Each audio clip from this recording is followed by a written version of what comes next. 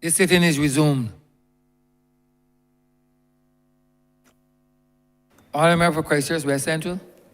Mr. Speaker, it gives me great pleasure, and I want to first of all thank those persons from really the fulcrum of Christchurch for coming and give me their support yesterday, as they're listening like so many others to 20,000 seconds almost of one of the best budgets ever presented in this honorable chamber.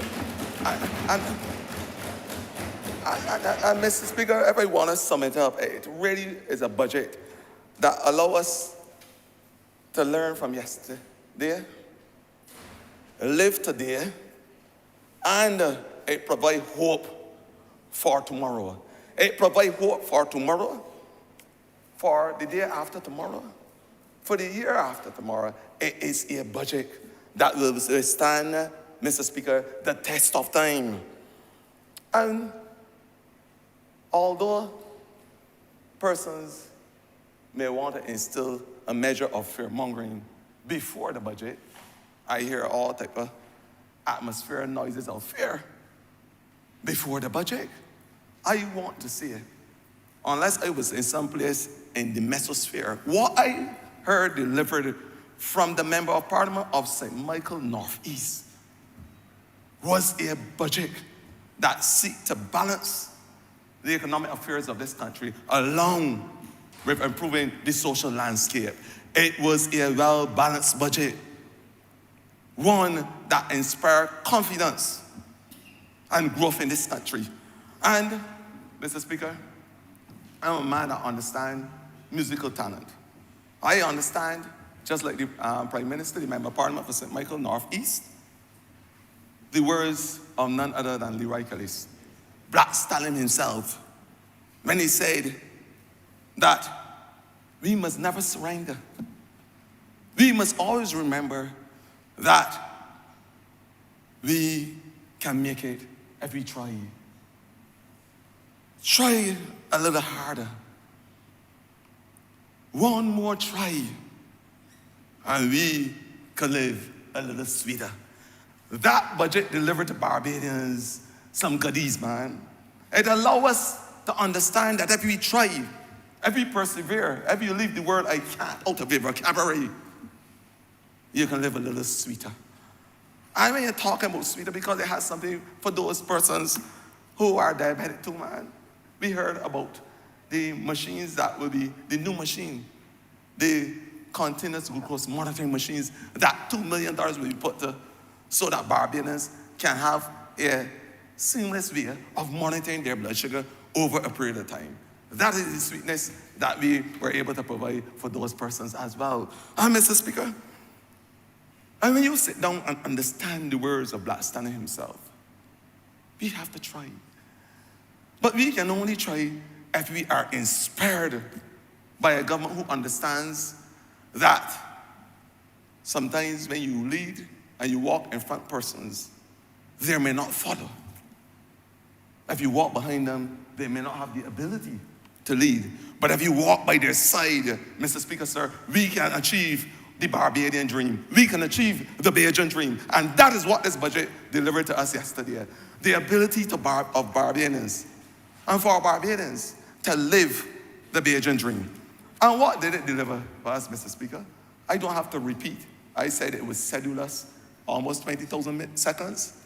It was almost 20,000 seconds of a sedulous presentation that allowed the Member of Parliament to give the confidence and allow us to continue on a trajectory of growth and sustainability. But what did it deliver? The moral test of any government is how we treat to the most vulnerable in this society. The moral test. So how did we treat to the children of this country? How did we treat them?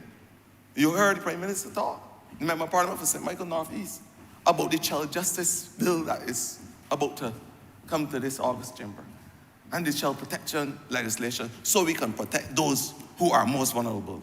You heard her expose it yesterday.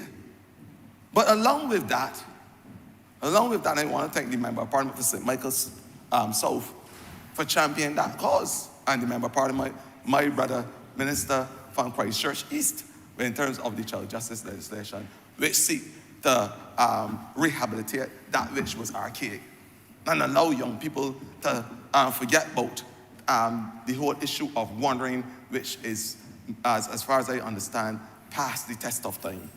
These are the new innovative things that were delivered yesterday.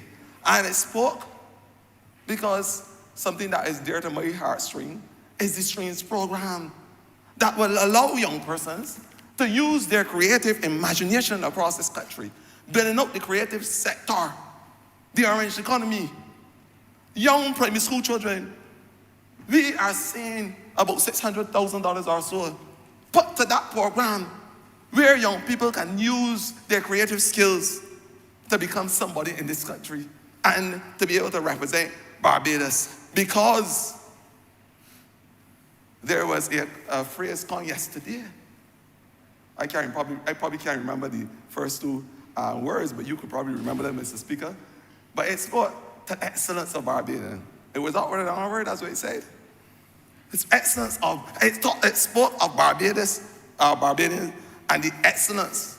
And we are trying to create star quality Barbadians. So when we start the primary school level with a Streams program that is able to titillate those young people to be the creators and the world leaders and the world champions, the musicians and artists and what's not, they can sell Barbados around the rest of the world. That is what we said. And the Streams program, Mr. Speaker, I think is the most innovative program in terms of creating those people.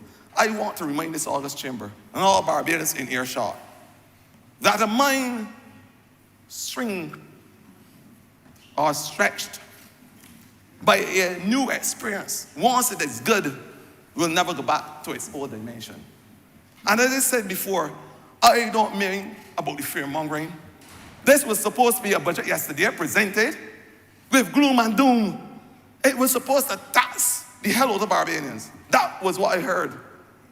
But the fear-mongering, I think people should worry about the fumbling fear.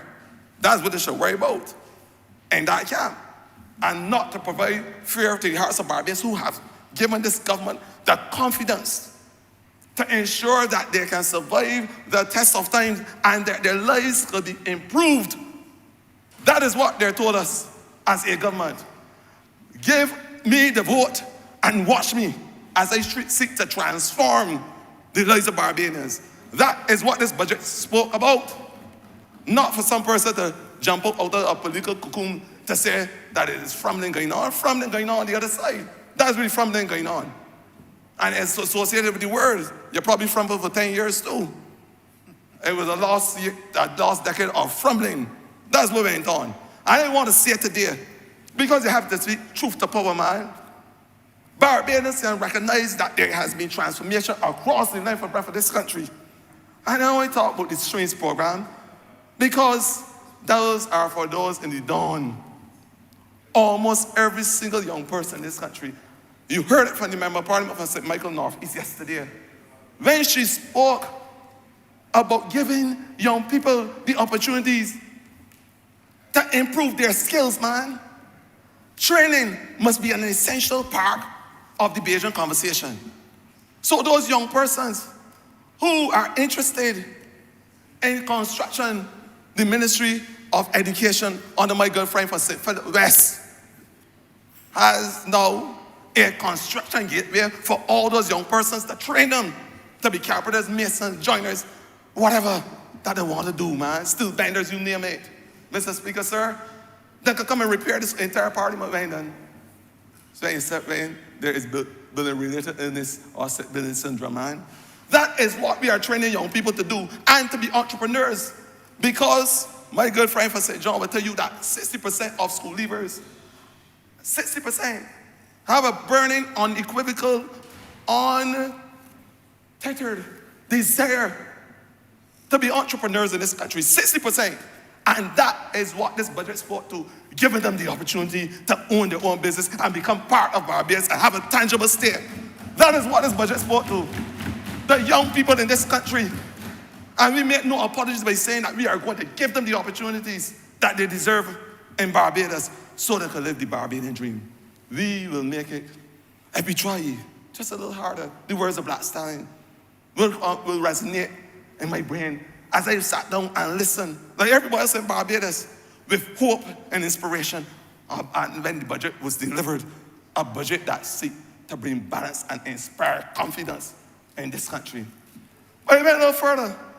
And it said to those young people who work, when you ever heard this happening, Mr. Speaker? I can't remember in another government. I may be a little young. Remember part of St. Thomas looking at me. I can't remember another government in this country who said to workers who work hard over a year period, a financial year, that they didn't get $1,500, man. I ain't never heard it yet.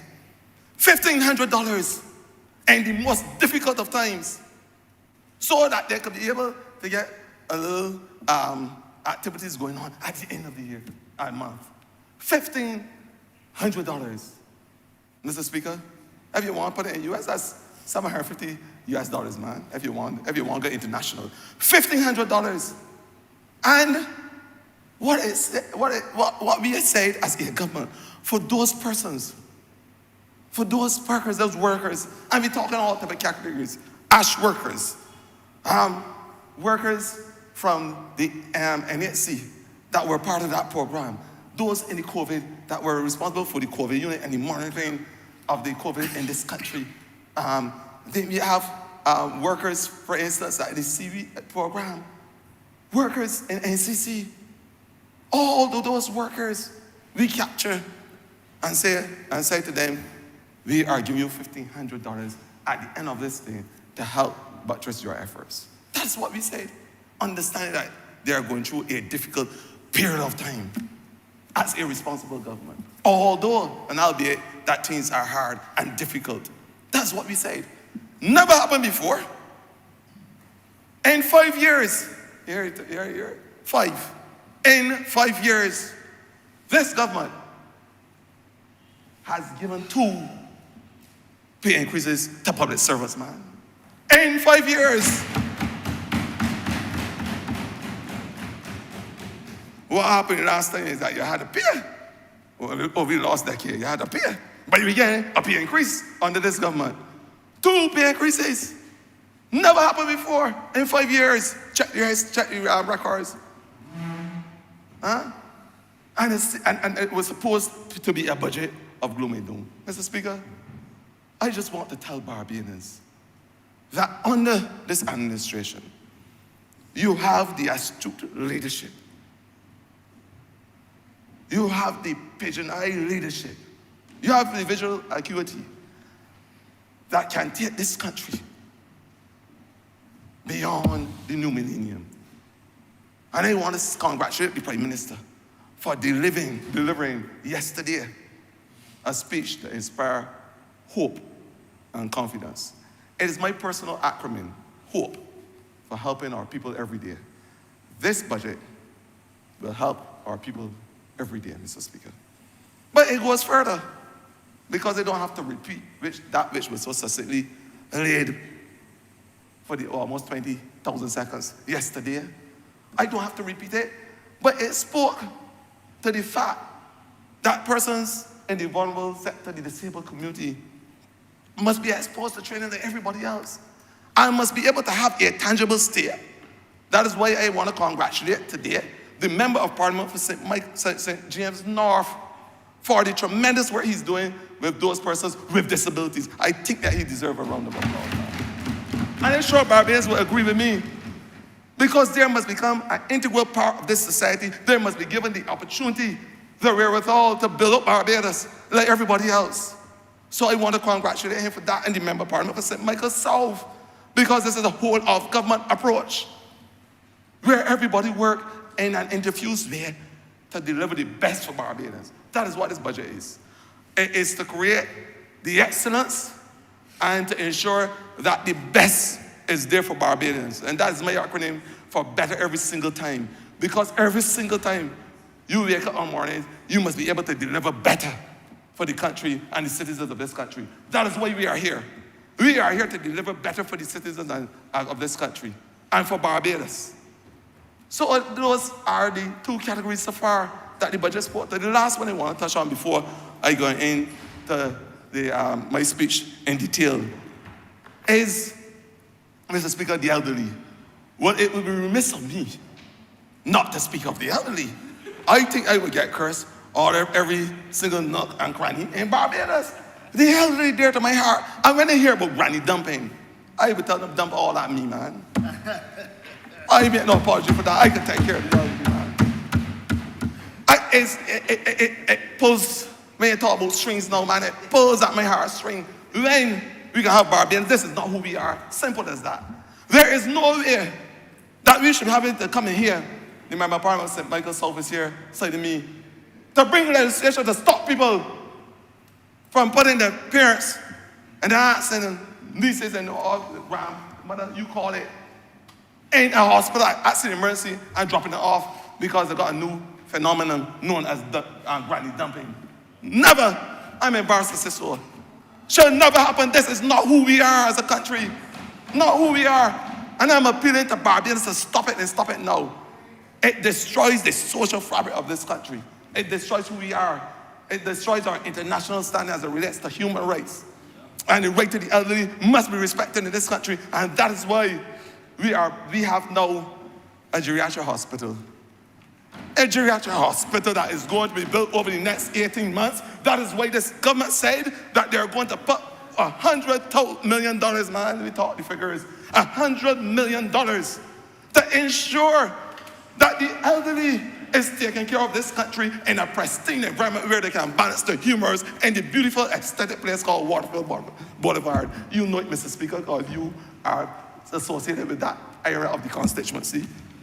And it will deliver, Mr. Speaker, over 400 days so that the elderly, those that are dear to my heart, can enjoy the twilight of their years. And I make no apology for saying to Barbadians, it is money well spent, man. We have to be serious as a people. We have to be serious as a people. And we have to respect those who are most vulnerable if we want to go all across the world and advertise to everybody. We are Barbadians. That's who we are as Bajans.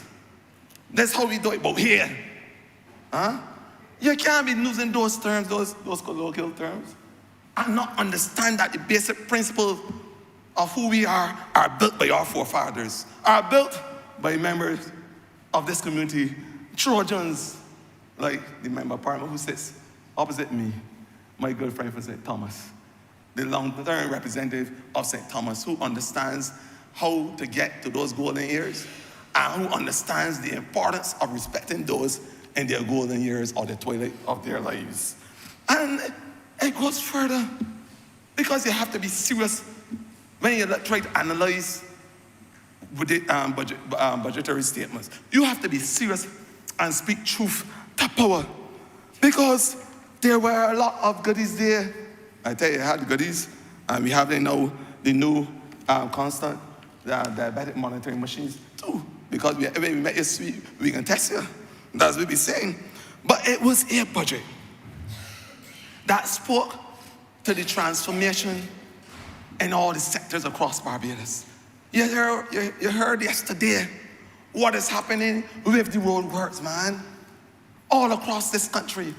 And how there will be a rehabilitation program for even not only the major roads, but the minor arteries as well. That's what you heard yesterday.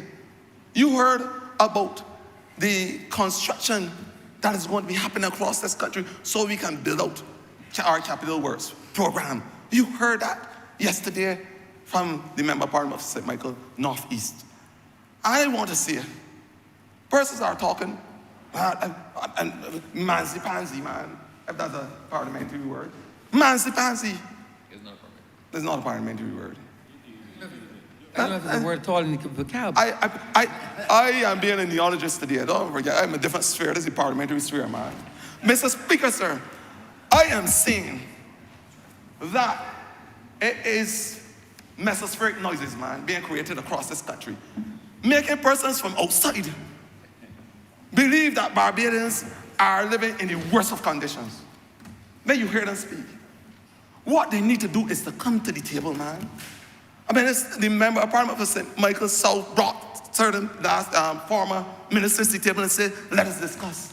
And let us have the discussion, because at the end of the day, all of us are Barbadians. And we need to have the discussions if we are serious about Barbados, if we are serious about protecting this country, if we are serious about protecting the generations and the generations to come, if we are serious about protecting the sperm and the egg, man. Ain't going down to that minutiae.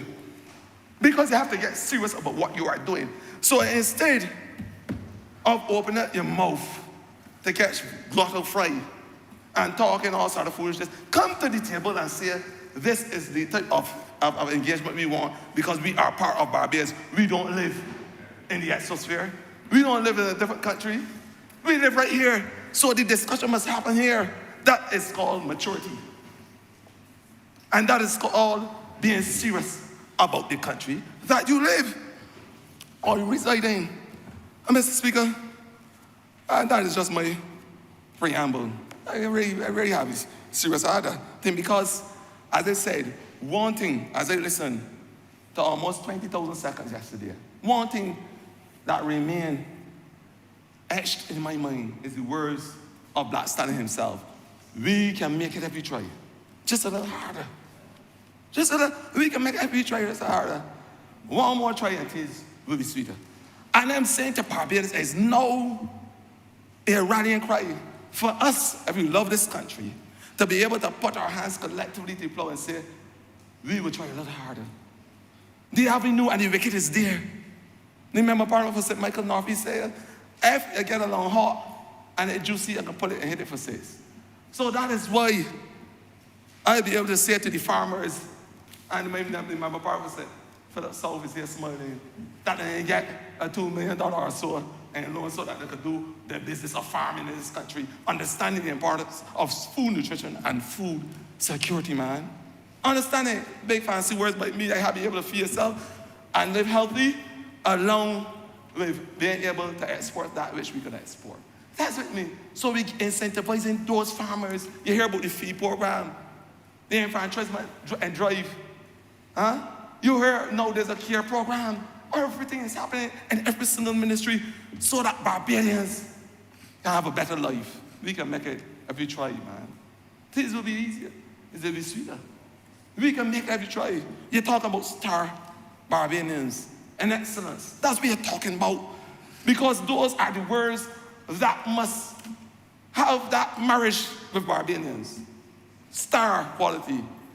We must be able to say as a global nation, because that's what we are, that we are the best at what we do when given the opportunity. And it's all about providing those opportunities for the average person. And it's all about allowing Barbadians to live the Barbadian dream.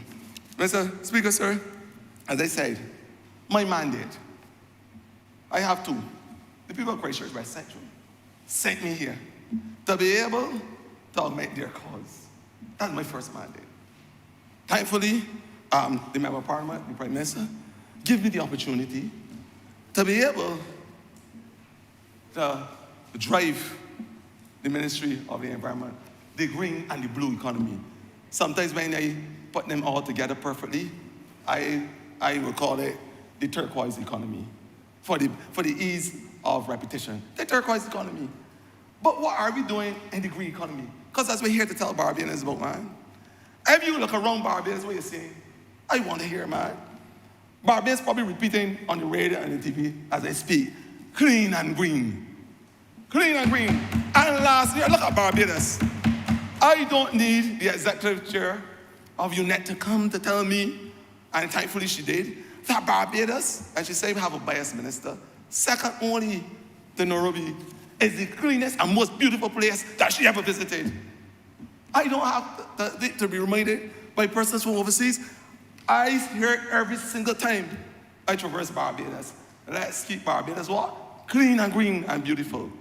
And so we started with, I told Barbadians last year when I spoke around the same time budgetary proposal, that I will deliver on this country.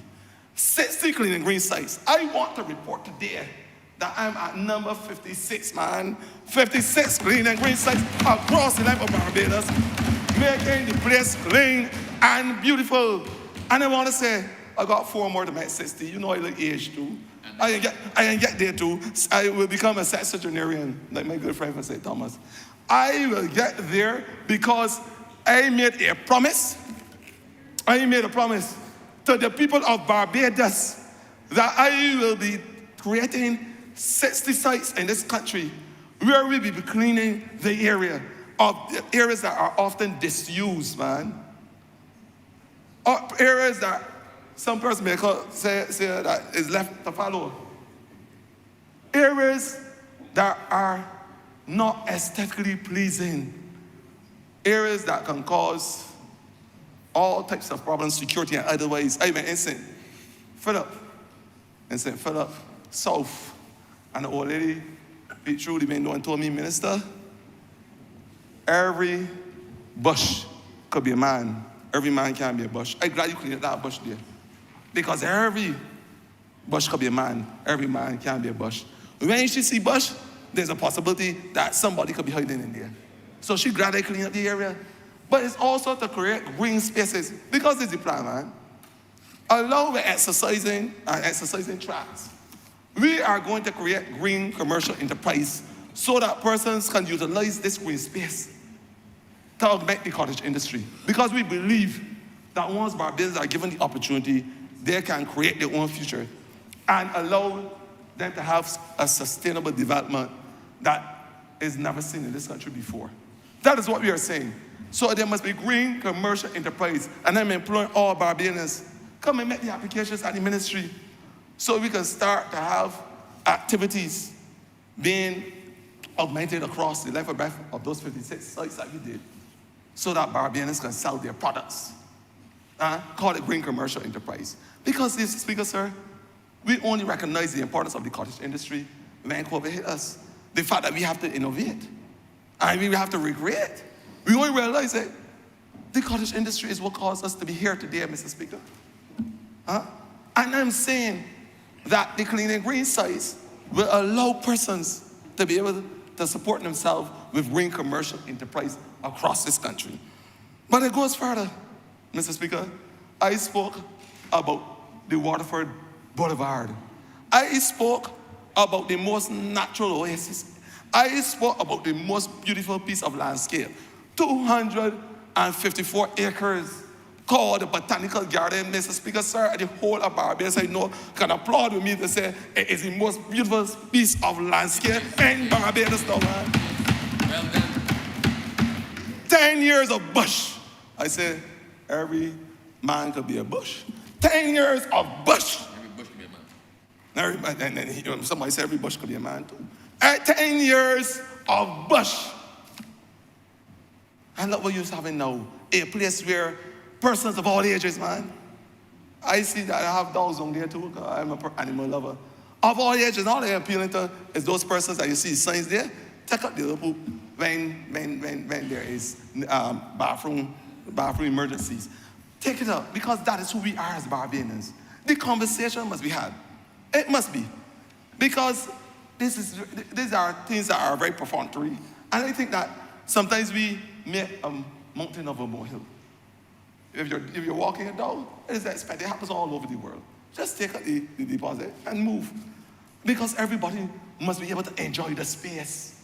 And everybody, you must be able to go down there. I see Member Parliament for St. Thomas down there balancing her humors, because it is the most natural place. And if you pass there now, you can see the senior gardens going in and the woodland gardens. Just to start. And over the next couple of weeks, we are going to do some work out there so that we can have the festival, the real festival of crop over. We are seeing a place that was neglected, unfortunately so, over 10 years.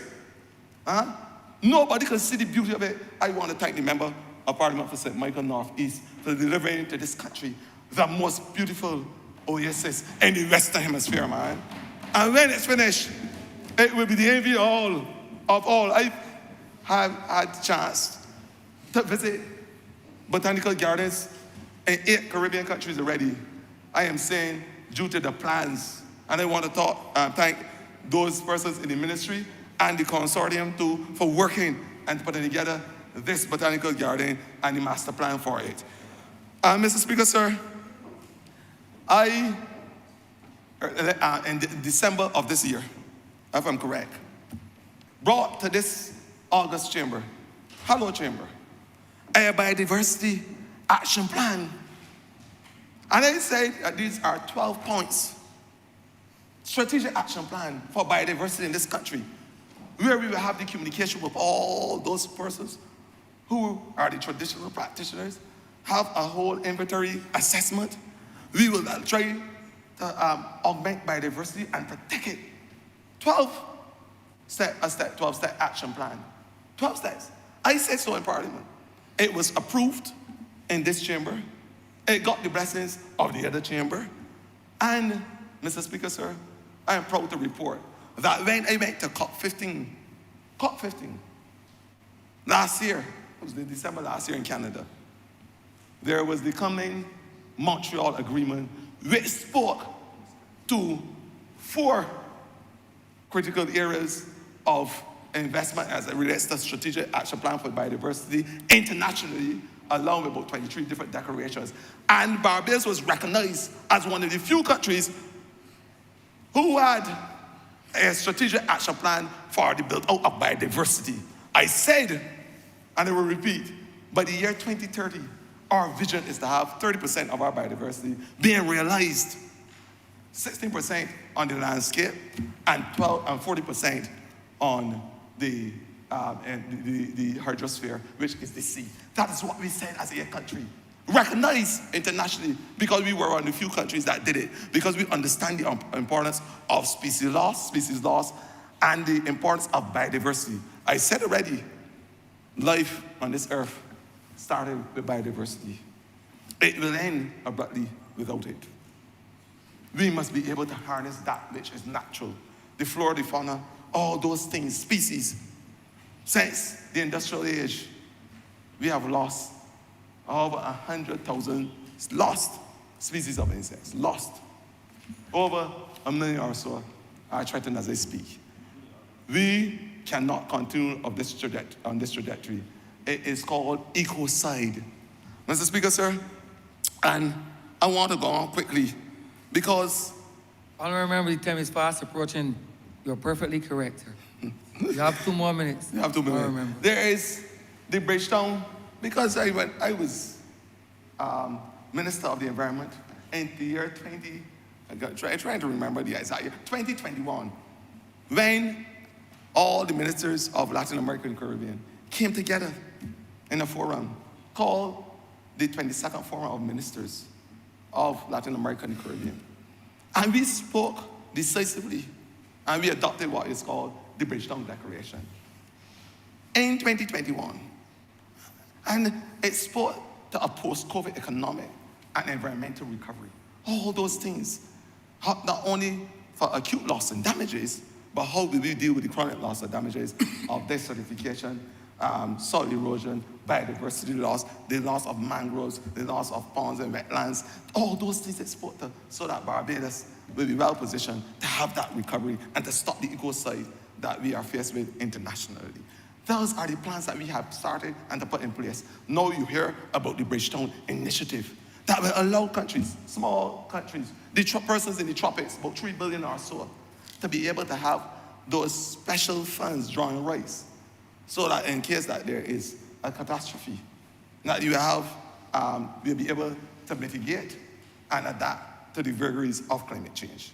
A very, very unique and noble initiative, the Bridgetown Initiative. And I think that every single Barbadian should go and read it, because it allows the global environmental fund and facility to be able, using a trust fund, of course, to be able to put money to projects rather than to government, which will interfere with the debt and what's not. This is who we are as a people.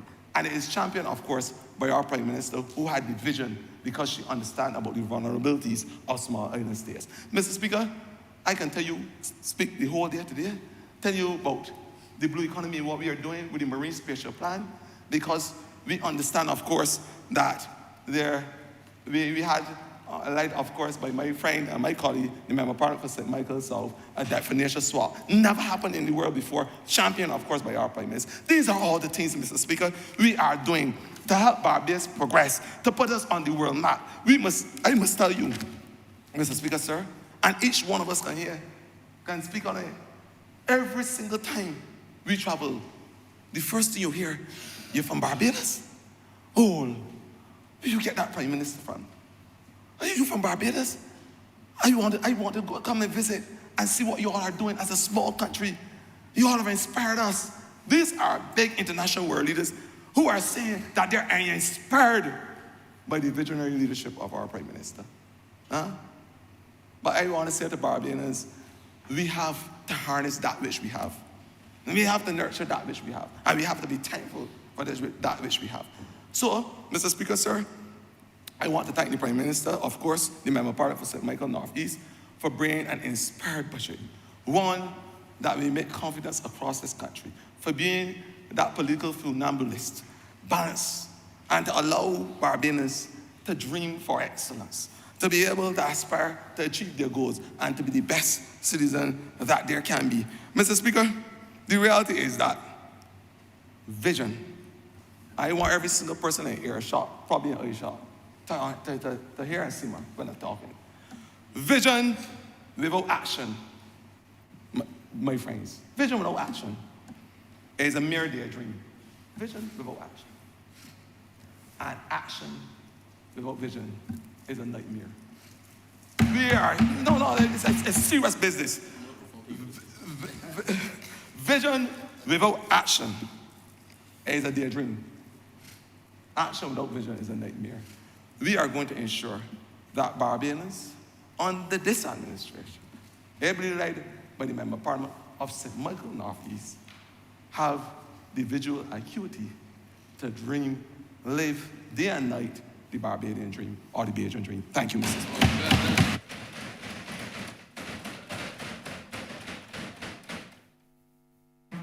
Honourable Member St. Michael West. Thank you, Mr. Speaker.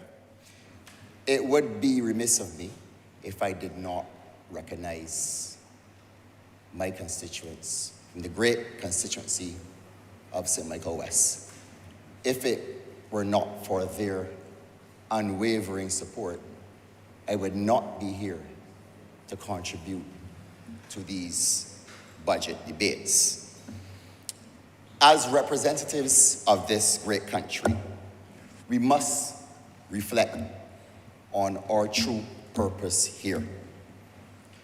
That is the empowerment of our citizens, to protect the most vulnerable in our society. And I'm looking at the member for St. Michael South here. To ensure the education of our youth.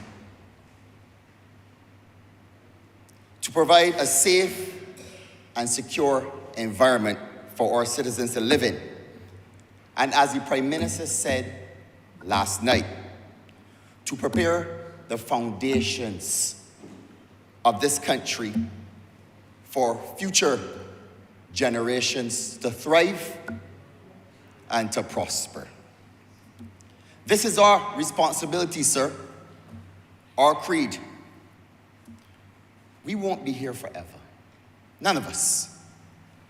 So what we must do is leave a solid foundation for others to lead in this place if our country is to survive this perilous world. That, sir, is what a good government does. We must also be cognizant of the challenges that we face at this time in our history as a small island developing state. The ravages of climate change, Mr. Speaker, are evident everywhere around us on this little rock. You go down the West Coast, you see the shrinking beaches. You see the piling sargassum seaweed, which I was surprised to see coming a bit early this year. I don't understand it. Never seen it before at this time. And Mr. Speaker, let's not talk about the fact that we just came out of COVID lockdowns. Then we were struck with the Russia-Ukraine war, to kick a dead horse, which caused superheated inflation, which affected us on these shores. But we're not crying over spilled milk. But quite the opposite. We are up to the task. I hate to be repetitive, sir, but we need to provide context here, as the Prime Minister likes to say. Despite these many challenges, and of course, it would be remiss of me if I didn't mention pre-2018, the man-made natural disasters that occurred, that we inherited. But I have to say, I don't want to be repetitive, Mr. Speaker, but what have we done? We have improved our bus service. We turned a negative into a positive. And now we can boast of the largest fleet of electric buses this side of the world. I must recognize the honorable member from St. Michael West Central for leading that effort. And sir, you heard the honorable Prime Minister last night. Expect 21 more. Let's not talk about the improved garbage collection as well. We also have positioned Barbados as one of the top renewable energy producers via PV in the world, along with what we already could boast about, which was having the highest penetration of solar water heaters on our citizens' roof. So we have been progressive right through in the faces of peril. Let's not talk about the improved credit rating that we've seen coming from down in the dungeon, climbing our way back up the ladder. We haven't even come to the surface yet, but we will get there, sir. Let's not talk about the fact that we have lowered our debt to GDP ratio from 176% to 120%, as you heard the Honorable Prime Minister say last night. All of this while in an IMF program, facing the challenges that we face as a small island developing states. It's just remarkable, and I'm proud to say that to stand here amongst my honorable colleagues, having achieved these feats. But, Mr. Speaker, sir, the deficit of revenue versus expenditure for the next fiscal year, which, as you heard the Honorable Prime Minister say, is upwards of about 700 million or so, will be financed by local and overseas means. But that was not the fundamental goal of this budget. This budget, as you heard the Honorable Prime Minister say, lays the foundation of national and economic development in this country.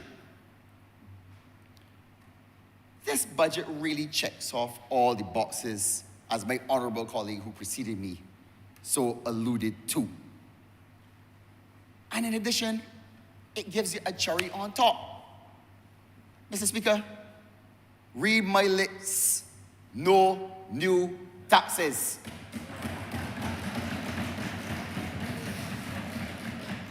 And as the Honorable Prime Minister said, you cannot tax your way into growth and development. You cannot do it. We are going to get out of the way. We are ready to take off. The plane is ready to take off. And government has to get out of the way and allow growth to happen. We cannot burden our citizens with more taxes. Cannot do it. We will not obstruct the ascent of this economy. and of our people's livelihood, sir. And I'm encouraged to hear the Honorable Prime Minister say that through Invest Barbados, we will seek to consult to remove the obstacles to growth in this economy that is forward-thinking and progressive, always staying ahead. This reminds me of the old Cayman Wireless motto, plan ahead to keep ahead. That's what you got to do. So this government will not stand in the way, sir. We will not be an impediment to the growth and the business facilitation in this country. So the key to success of this budget will be on the growth of our economy. We have to protect it from exogenous shocks as best we can. This small, open economy is most vulnerable, as illustrated by the Russia-Ukraine war, from the shocks of rising energy and oil prices, sir. I think in 2021, I stand corrected here, but we spent something like $600 million on oil imports. Fast forward to 2022. Because of the effect of that war and the post-COVID rising demand, we spent double that. For a small country like Barbados, it is hard to bear this, just so. So you heard the Honorable PM mention last night that we will place importance on the National Energy Plan, which will be amended to be the National Energy Investment Plan. So what do we have to do, Mr. Speaker? We have to secure our energy independence by ensuring that we can facilitate investment in emerging technologies like hydrogen fuel storage. The Honorable Member from Christchurch West will tell you he's leading the initiatives there. But also in old school traditional technologies like pump storage. Because we need to make sure that we can have those interconnections back on the grid. This is tantamount to our strategy in the whole project. How can we make sure that we can offer mortgages at reduced rates to our professionals like policemen and teachers without having that? So we need to get that started again. As I said before, we got to plan ahead to keep ahead. So we'll be looking at those measures, and the Honorable Member from Christchurch West will be leading that charge. But sir, in addition to that, as you heard the Honorable Prime Minister say last night, we have to look at productivity, efficiency, and service in this economy. So I'm encouraged about the program to train supervisory managers on efficiency, productivity, and service through the NTI and through the National Productivity Council. And yes, Mr. Speaker, increased productivity also has a positive impact on GDP. Work smarter, not harder, and you will get a greater output. Implementation of technology will also have that impact, sir. So you heard the Prime Minister talk about measuring the gross national product. What can we produce in this country? It can't always be about sun, sea, and sand. So the Prime Minister mentioned that we will be building a national film industry. And now this is something that we can get more young people to find jobs. This is something that we can earn foreign exchange through. That is production, sir. And in addition to that, I'm encouraged by the investment of $15 million in the Ministry of Agriculture to develop a tissue culture lab, which will be key to boosting our exports in produce and value-added produce to the markets at the UK and the US. So as she said, we'd be glad to get back to the days where we will put sweet potatoes, and you'll find sweet potatoes in UK supermarkets, sir. These measures are needed to again create resilience, sir, through being self-sufficient in earning more foreign exchange and achieving the goal of diversifying our economy. But Mr. Speaker, I'm honored to be able to play a role in facilitating growth in this country, because growth is vital for this budget to work. Growth in the economy through the many projects that the Barbados Tourism Investment Inc. is involved in. So when the Honorable Prime Minister appointed me the chairman of that statutory corporation in 2018, and I looked up its mandate, I immediately acquiesced, because in its mandate was the rejuvenation of Bridgetown. And my colleague to my right, the honorable member from the city of Bridgetown, we both hold that city in our hearts, sir. So she had me there. But little did I know that I would have the chance at nation building through honorable projects like the geriatric hospital, sir. And as the honorable member from Christchurch, West Central, just said, our elderly will be able to appreciate the natural beauty that you have built, sir. Congratulations. Like Golden Square Freedom Park, sir, an investment in our cultural heritage in a green space. You see it today, how it's being used by our citizens. And in the not too distant future, Archers Bay Park in St. Lucie,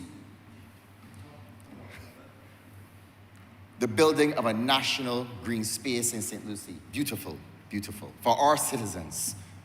The member to my right is smiling. He liked that talk. But sir, projects like Road, rediscovering our Atlantic destiny, brings us back to our roots, as the Prime Minister said last night. Transforming Queen's Park to be the cultural hub of Bridgetown, of the Caribbean. Now, when I think about that project, it really is beautiful, because we're looking at not only relocating the National Cultural Foundation's headquarters in Queen's Park, but we're looking at the building of an amphitheater on the site where Marcus Garvey gave his inspirational speeches about the pilgrimage to the motherland, sir.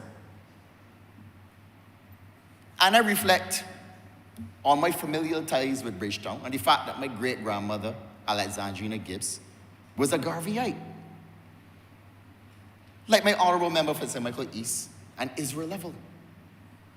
And they both embody the principles of Marcus Garvey by being part of the UNIA, United Negro Improvement Association, by teaching night school, teaching kids to read in Reed Street and Westbury Road, sir. And just like the Honorable Prime Minister, who has great ties to Queen's Park as well, through her grandfather, the Mayor of Bridgetown, who fed people in that place.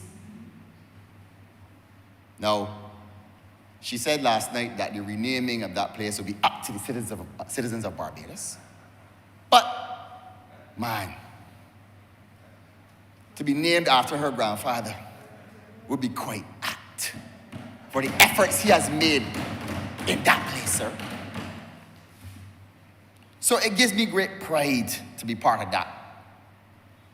And in that amphitheater, I can just envision the youth in our country asking questions of the elite and the common man alike, seeking to arrive at political and ethical truth, sir. This is the vision we have for our youth, emanating with self-confidence. Mr. Speaker, sir, construction, as the Honorable Prime Minister said last night, will have to play a leading role in this movie. With the many projects slated to start this upcoming year, this economy is poised to offer many opportunities for our citizens, but with the right skills. And as the Honorable Prime Minister said, I echo her in urging Barbadians to take advantage of the many free courses being offered by the NTI and the Construction Gateway Initiative. If 100 jobs are available, for argument's sake, I want to see 99.9 going to Barbadians, sir. Let our young people benefit from the construction of the Hyatt. Let our young people benefit from the opening of Sam Lords. Let our young people benefit from the construction of Indigo. Let our young people benefit from the Pierhead project. Finally, these projects alone are close to about $1 billion in investment, sir. Investment that will pave the way for us to grow from jobs, especially in the urban areas where deviancy and poverty are on the rise. But sir, nothing we have done is by accident or surprise. You would recall that we passed the National Vending Bill last year, decriminalizing vending, restoring dignity to our vendors in this country. So with all this construction in the Bridgetown area, where you think the construction workers going to eat? If I'm a construction worker from St. Lucie, I ain't going back to St. Lucie to eat, to get macaroni pie. I going to look for some food in Bridgetown from the same vendors that we empowered. So nothing happens in a vacuum here, sir. This is called planned development. This is how the money really trickles down. Not trickle down economics like our friends far and away and overseas, but empowering our citizens to craft their own destiny and be masters of their own universe, sir. Empowering generations. And as the Honorable Prime Minister said, creating generational wealth. That is the goal here of this budget, sir.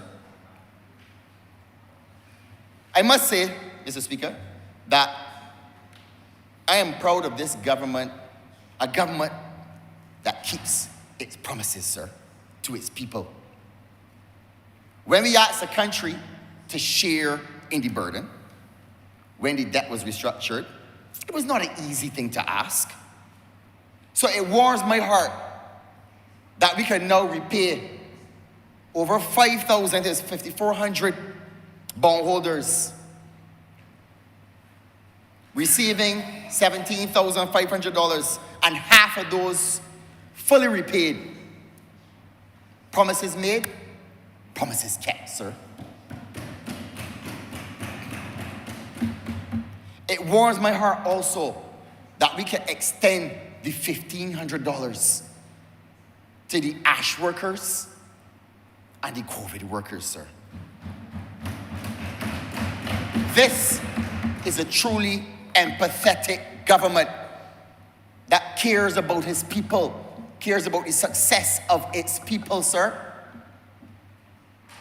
And then the inclusion of our nurses in the schedule of the public officers' loan and traveling allowances. and the creation of the 18 additional specialty nurses is on my mind. And this says to our frontline workers, thank you. Thank you for being there for us in our time of need through the dark days of COVID. Sir, we set the tone that this government is not only just about an economy, but we are about a society. We will be good stewards of the economy, for sure. However, this society means something more to us. And this government will continue to have that empathy, not just through words, but as you heard the Honorable Prime Minister say last night, through action. So in closing, sir, I am proud to be part of an administration that understands the needs of its people. This budget is highly aspirational, progressive, and transformational. We will invest in our youth with specialized skills like cybersecurity. We all know that we need that now with the increasing threats that we've been seeing.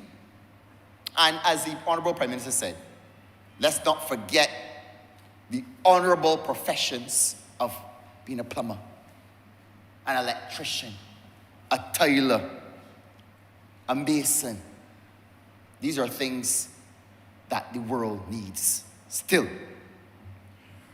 Reforming our education system will also be a key driver of our goal to becoming world class by 2030.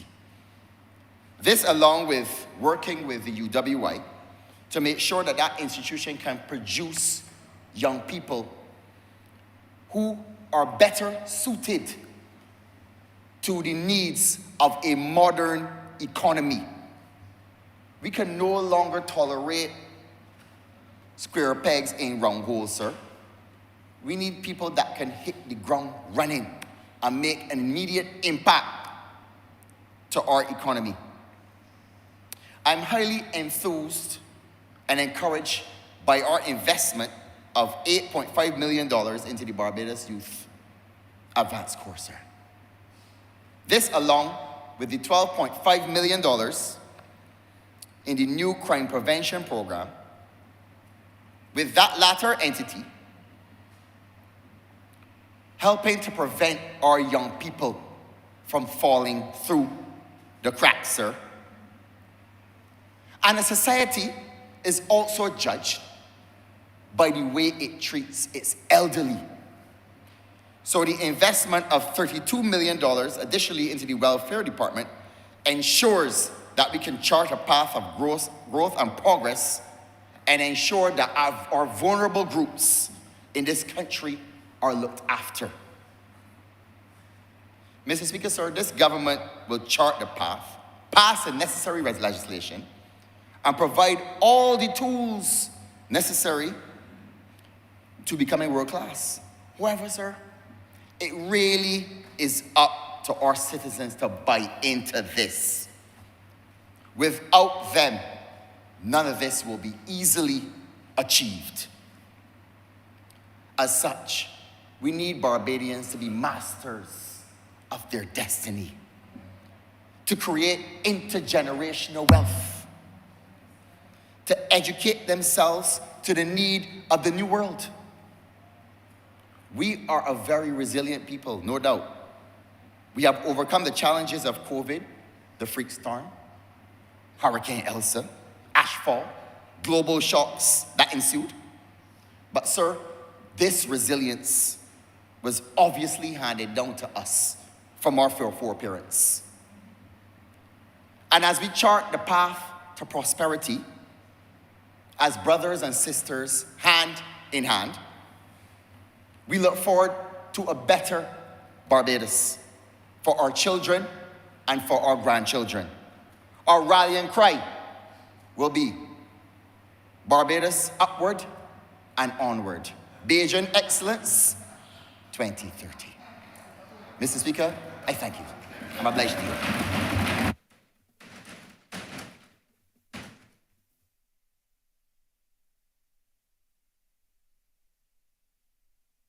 Honorary member for St. James South. Thank you very much, Mr. Speaker. It's a pleasure to join my colleagues today to speak about the budget that was delivered by the Honourable Member for St. Michael North East yesterday. Upward, onward, transformation that will take us to Barbadian excellence. That hits the right note for Barbados at this point in time. Sir, we are in very turbulent waters, and we are in an era where there are not many people looking out for us. We've got to look out for ourselves. And what I have to say about the budget that was presented to this Honourable Chamber yesterday, it was looking out for Barbadians, looking out for our economy, looking out for our future. It was excellent. It was broad in its scope, but it was also extremely innovative in the approach that it used to be able to achieve the objectives. Prior to this, sir, there were a number of people in the public space doing a fair amount of fear-mongering. So no doubt yesterday a number of Barbadians would have been listening to hear what would have come with this new budget. And the Honourable Member for St. Michael North East so cleverly said, let us put everything up front. You're looking to hear about taxes. Well, let me tell you about taxes. There will be no new taxes in this budget. And that fear-mongering, sir, went the length and breadth of the land, warning Barbadians that their taxes were going to increase, they were going to get layoffs. Sir, they even went so far as to go into Durance Village and disturb the night's sleep of the 300 residents out there to carry this message of doom, gloom, job losses, and more taxes to frighten the people in Durance Village. Sir, the surprise was, what really surprised me was how limited was the scope of their alternative message to Barbadians. What was surprising to me is that the advisors that gather around that distinguished person could only advise that the options open to any government of Barbados. Should I the correct adjective that you just used? You might have inappropriately used a word, but it's okay. Continue. I'm being Honourable member, diplomatic. continue. I'm being diplomatic. Continue, Honourable member. I'm being diplomatic. That the only options left to a government of Barbados faced with these circumstances would have been taxing or laying off people.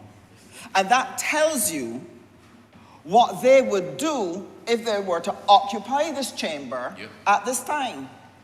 Because their thinking, their strategic planning does not go beyond the concept of taxing and laying off people.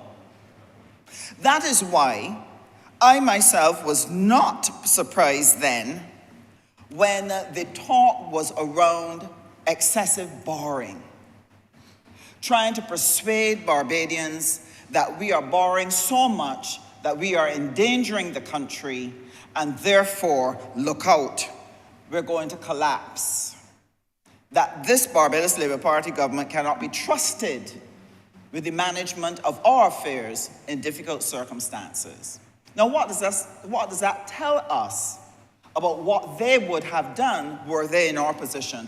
It meant that when you drop to the bottom of the well with 2 broken feet, no way to get out, if someone stood at the top of the well and let down a ladder and said they would allow us to use the ladder if we were prepared to pay a fee to be able to use it and come out, they would have said no. They would have left Barbadians at the bottom of that well, broken, bleeding, no jobs. Social services would have been under pressure because in their mind, the best way to have dealt with that situation was not to restructure the debt, not to borrow any money, but to allow Barbadians to suffer during that COVID pandemic. That is what they would have done.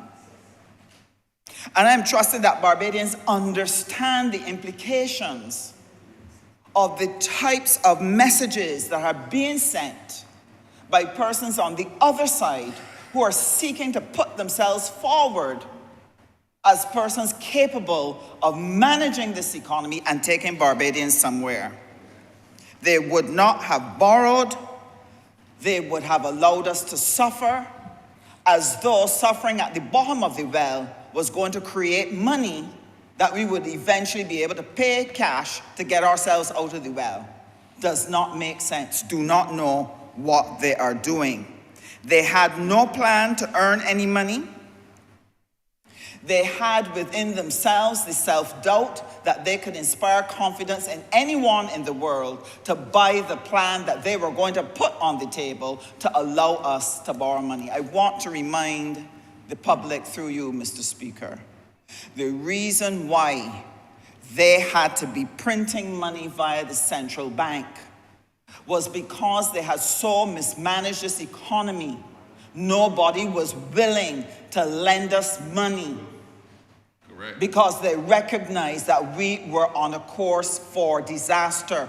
What we did when we came into office was to so manage the affairs, set out plans for restructuring of the debt, set out plans for the recovery of the economy, that it inspired confidence by people not only domestically, but people in international organizations, so that we were able from that position to command loans from the IMF, the World Bank, places all across the world who said we can give Barbados a chance because they have good government. That is what happened. And we have to thank the Honourable Member for St. Michael Northeast and the team here for the tremendous work that was done in developing those economic plans, but more importantly, executing them to the point where they were able to succeed and we were able to manage mission critical. But I want to say to Barbadians that repositioning the Barbadian economy is going to take time and it's going to take hard work. And that's the message I want to give to all Barbadians, and especially to the constituents of St. James South. They would have been listening eagerly yesterday, sir. One, they would have been concerned about if there were taxes. I've got pensioners, sir, that their pensions are very small. Some are not going to expand in any possible way. They don't have, some of them don't have the assets that they would like to have to be able to meet the ever-changing prices that are going on in our Barbadian economy. And sir, they would have been listening eagerly to hear what is really going to happen. They would have listened with some trepidation. I also have in St. James South, sir, a number of middle-income families and working-class families who right now are in urgent need of jobs. And therefore, they would have experienced some level of relief when they heard in that budget that there were a number of initiatives that were going to be of help to households and initiatives of help to the young people. So I start with the young people. I'm very happy that we're going to be able to put back those programs like the Youth Advanced Corps, where now we're going to be able to expand to take in close to 1,000 students so that we are able to make a dent within a group that right now is under pressure. They're under pressure and stress because some have come out from school and there are no jobs. There are difficulties in the home. There's conflict in the home. They're under pressure on the block that if you want to get ahead, if you want to meet your needs, you have to come over here and get involved in criminal activities. They needed to get some hope yesterday and they got just that. The Youth Advanced Corps is going to be there for them. They would have heard in the crime prevention program that there's going to be the Start Wise program that is going to allow them to have the opportunity, sir, to be able to engage in activities where they are learning skills and can then deploy those skills across the economy so that they can earn a living and hold their heads up. They would have heard about the First Jobs Initiative, sir, which would allow those who never had a first-time job, who have just come out of school to be able to find themselves apprenticed to a group or to a craftsman that would allow them to be able to get some work experience and to share with people that they are capable of working and that they can trust them to give them a job. That is what they would have heard yesterday. They would have heard, sir, that the Adopt a Family program is really, really going to happen, and that close to 1,000 families are going to get very special attention in this country. Those who haven't just fallen down, they've fallen down a deep well and don't know how to get up or to get out. The stress levels would have been high. This is what would have been happening in some of the families in my constituency, and they were relieved to hear that that Adopt a Family program of 1,000 families, that a number of them will be included in that program, and that they will find the help to be able to break the back of poverty that has been dogging them and their family for the last 15, 20 years, sir. They would be happy to hear that. Sir, it isn't only the young that would have been pleased with what they heard yesterday. I have a number of people, pensioners, who, sir, have worked all their lives. Some of them have had good jobs, but they've been retired 10, 15 years now. And the pension that was adequate when they first retired is no longer meeting that need. Some of them would have had money, sir, in bonds. Some of them would have found themselves in situations where they had a lump sum of money and may have invested it in some activity in the country, and then found that they were challenged to be able to recover that money. Sir, this is what I call a piece of good economic driving. You owe money. You have to pay down your debt. And there are a number of debtors that you could have found the time to pay. But, sir, a master stroke is when you decide that you are going to put that money to your Series B bonds so that you achieve two marvelous objectives all at the same time with one stroke. That you've reduced your debt because you've paid it back, but you are now giving to thousands of pensioners who would have had Series B bonds $17,000 of their money back. Sir, that is to be congratulated. It's a master move.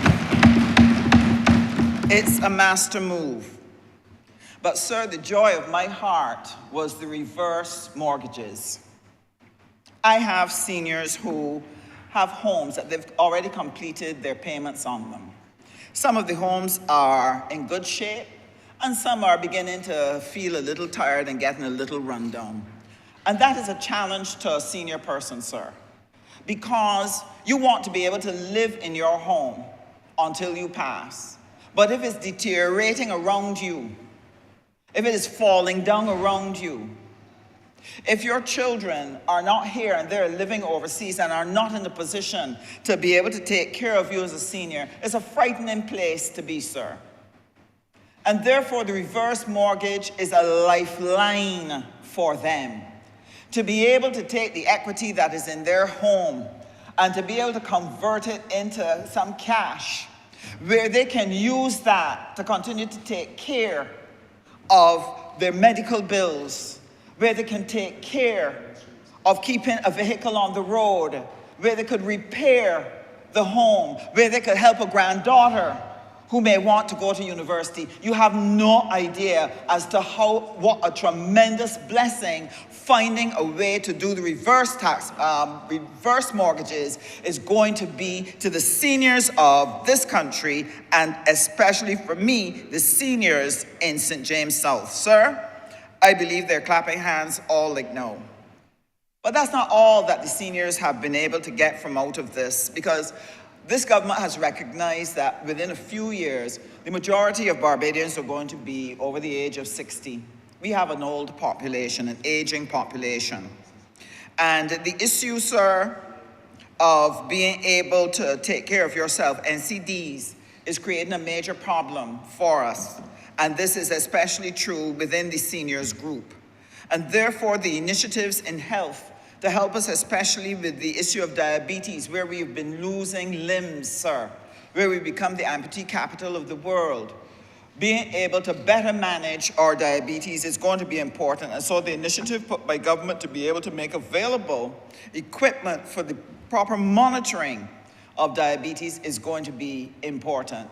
But in addition to that is also the work that's going to be done with Cuba. Cuba has created some medicines which they believe, and some treatments which they believe will reduce the need for the amputation of limbs so that there's better healing and recovery for the average person suffering with diabetes. And the government is engaged with the Cuban government discussing ways in which we can make something like that available to Barbadians. So there are things here to help everyone, including our seniors. But another sweet piece for the seniors would have been the income tax allowance, which was raised by $5,000. It's up now to $45,000. And sir, this is going to be good for them because a number of them have been very concerned about having worked all their lives, earned money, and now that they're in their retirement, their pensions and additional income that they'll be getting is being taxed. And therefore, getting that allowance, sir, would be very welcome to them. What's the result of that? That our seniors are going to live better within their community. Their old age is going to be much more comfortable. The community elder care program, sir, requires special commendation. Loneliness is a terrible thing. I've seen this among our seniors. Active people who are accustomed getting up and going to a job every day that engaged their expertise, gave them a sense of purpose, a sense of worth, being affirmed in those jobs. And then suddenly you're retired and you find yourself in a situation where, sir, you are unable to contribute in a meaningful way, to be able to share your knowledge.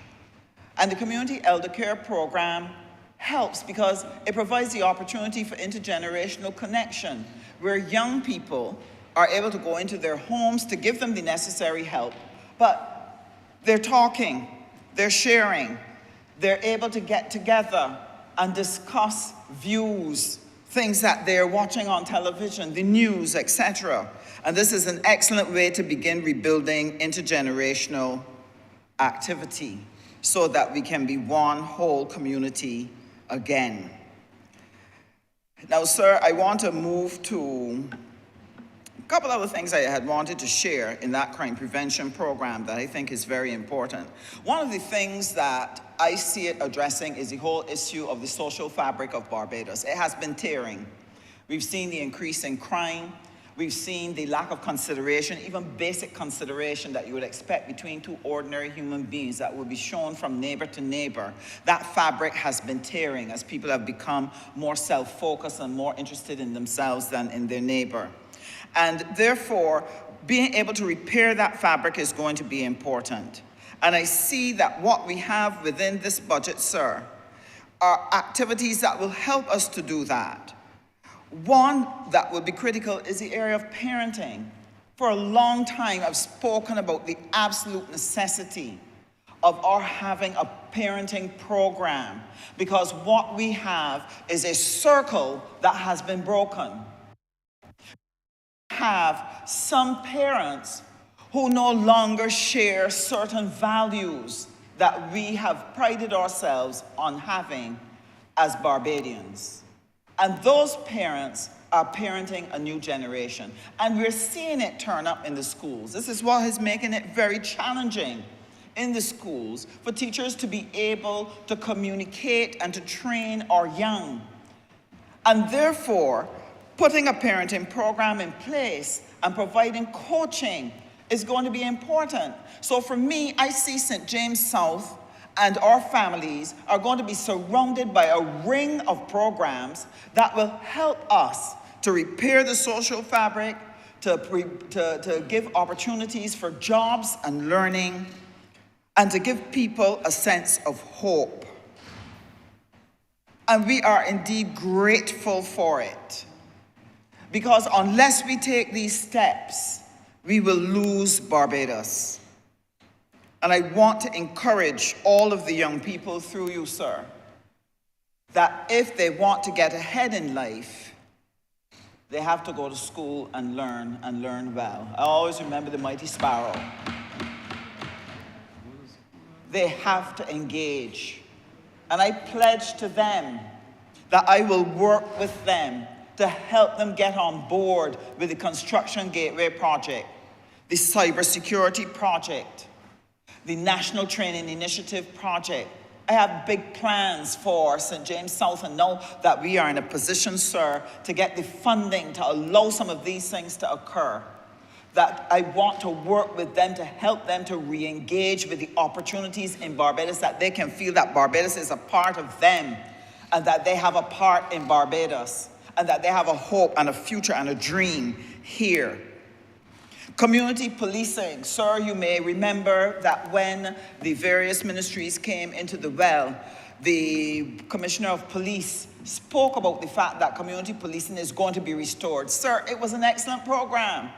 It produced results. And I'm very happy and pleased to hear that in this year's budget, it is part of the OAG's program to reinstitute it, and that Haynesville will be one of the areas that will be able to get the benefit of the presence of the police, building relationships, not there in a controversial capacity, not there in an adversarial capacity, but there as a part of the community, caring and looking after them and working with them and assisting them in building their community. Sir, I am very pleased with that. But along with St. James South, I am happy, sir, to note that in the budget, there was tremendous attention paid to the rebuilding of the Barbadian economy. And this is absolutely necessary because we hit such a hard rock during COVID, where it knocked out significant levels of our GDP. And we have been seeking to reclaim the space. And last year, we were able to climb up 10, 11% of what we've lost, but we have to go further in order to bring us to the pre-2019 levels and to go beyond. And so yesterday, sir, we would have heard about the efforts to boost tourism, what we're doing in terms of airlift, how we're going to stabilize the financial services. But more than that, it was opening new frontiers. We heard yesterday about the monies that would be spent on the tissue lab to help us regain and export in sweet potato production. Oh, this is important. This is important not only for creating jobs, getting exports, but sweet potatoes are a necessary part of our fight with NCDs, sir. We also heard that we are going to be looking at our oil and gas. Now, that one is of interest to me because I believe strongly that there is a role for Barbados to play in the oil and gas sector. I pray that we can find the natural gas, that we can take it and use it to create hydrogen, that we can create the bridging fuel that will allow us to transition from the fossil fuels and be able to transition to the clean energy fuels. I believe that these things will give Barbados the kind of funds in the future that will allow us to build a Barbados that works for everyone. But the question is, sir, how are we going to get there? And how will the Ministry of Foreign Affairs, Foreign Trade, and the Ministry of Energy and Business play a role in helping with building out a new Barbados, opening up of new economic sectors? First of all, we've organized ourselves, sir, to develop a program of commercial diplomacy, recognizing that we don't have all the funds to be able to hire as many people as we need to promote Barbadian goods and services abroad. We have sought to deepen and intensify the work within our missions wherever they are across the world, from Washington all the way down to Brazil, all the way, sir, to Kenya, to Ghana, and we're planning to open a few more, and you'll probably hear more of that later. But the idea is to be able to ensure that we equip our staff in these missions with strong commercial diplomacy skills so that they can be effective in promoting the products and services which Barbados is going to be offering to the world. Because a lot of work has been done by the Ministry of Industry in terms of Export Barbados and Invest Barbados to be able to identify the new products that we want to produce, to look at services that we want to trade in, and therefore it is important that we're able to do the marketing and promotion in such a way as to be able to gain the export trade that is required to build our gross domestic product and to be able to secure jobs for Barbadians. In addition to that, in the Foreign Trade Division, we are working with CARICOM on the Common External Tariff, and we're working on the SIMSU Pro. These are two essential projects that will help boost regional trade for our production. It's important that we establish a common external tariff, sir, that promotes access of regional goods to our regional markets, and we do that by protecting it from excessive external competition. And this is why the relationship with Guyana and Suriname are so important, what we're doing in terms of food and food security and agro-production. This is the start of that.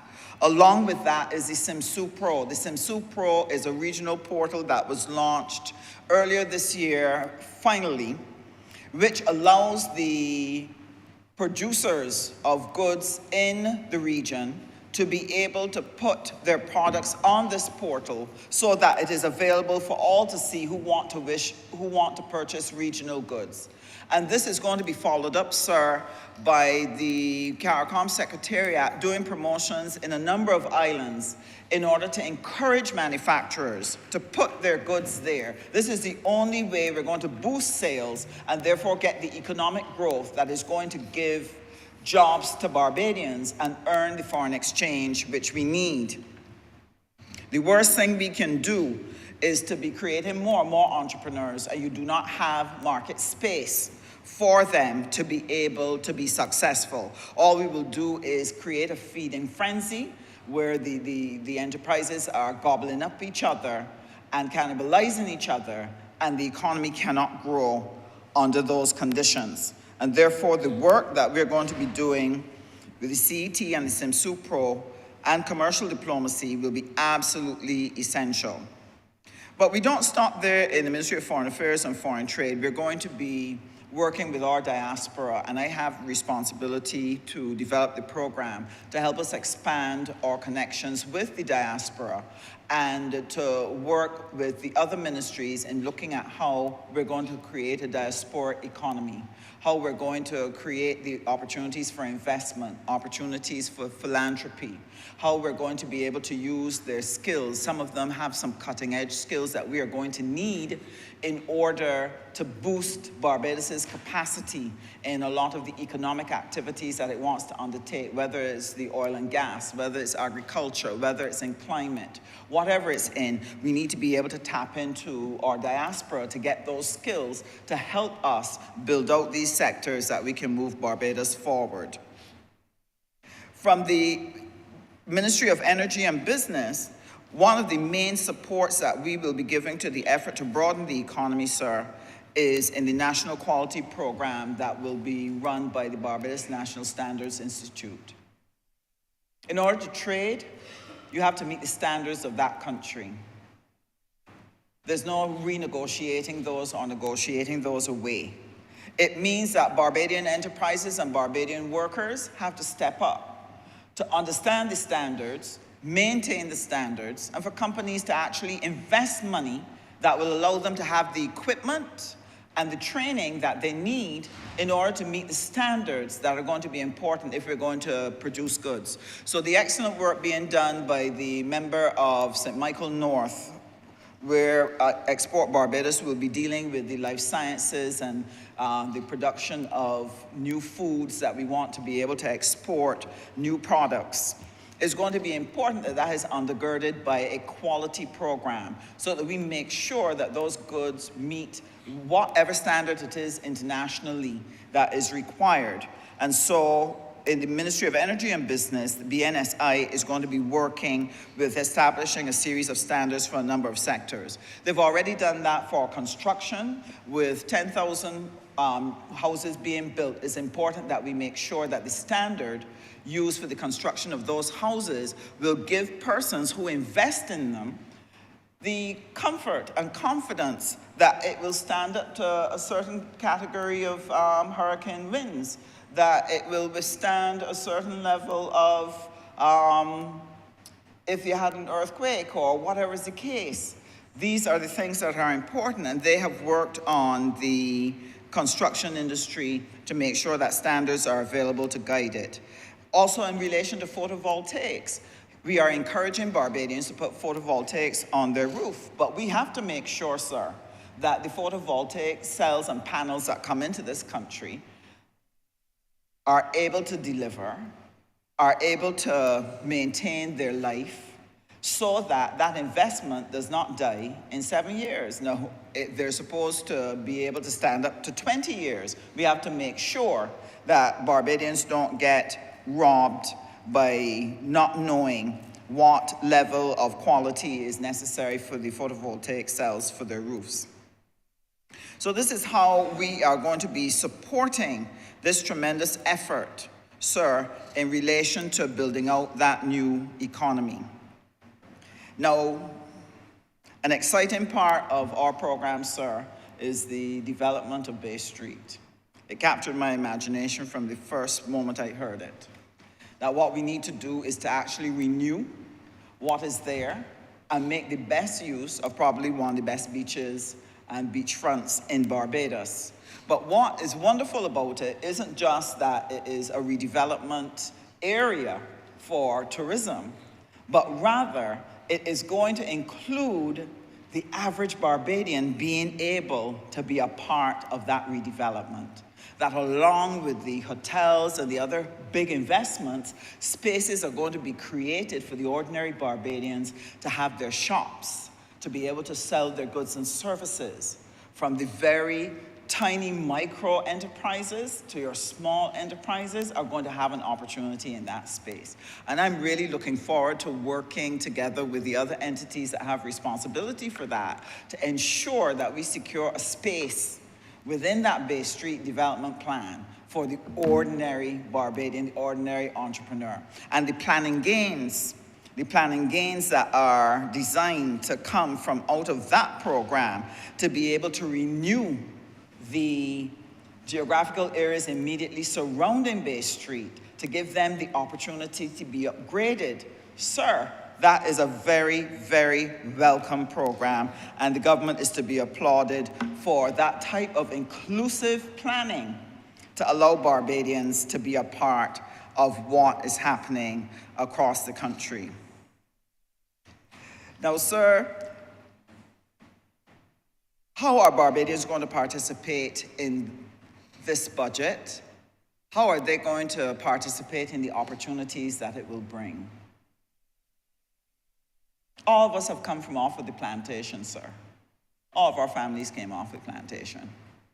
Very few of us were born into a plantation family where we had money.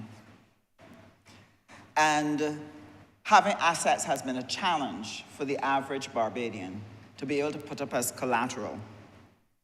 And so revamping and replenishing access to finance is going to be very important if we are genuinely going to help Barbadians to participate in the opportunities that we find in this budget.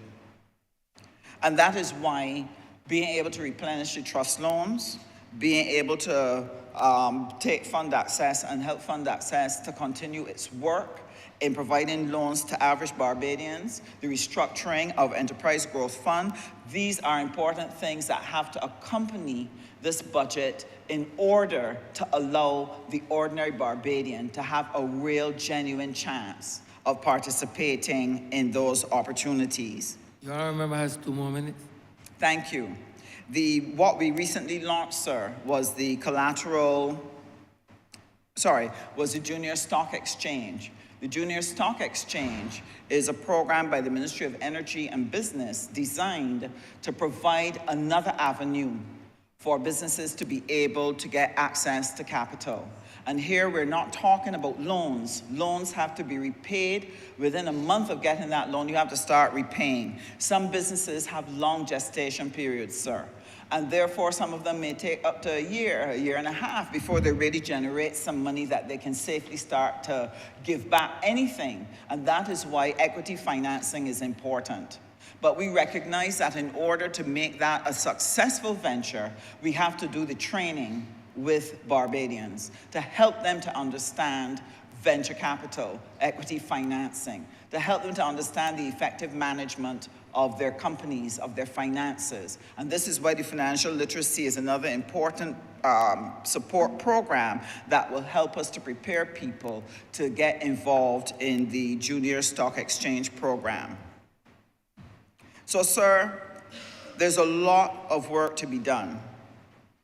As I said earlier, repositioning takes time and it takes hard work.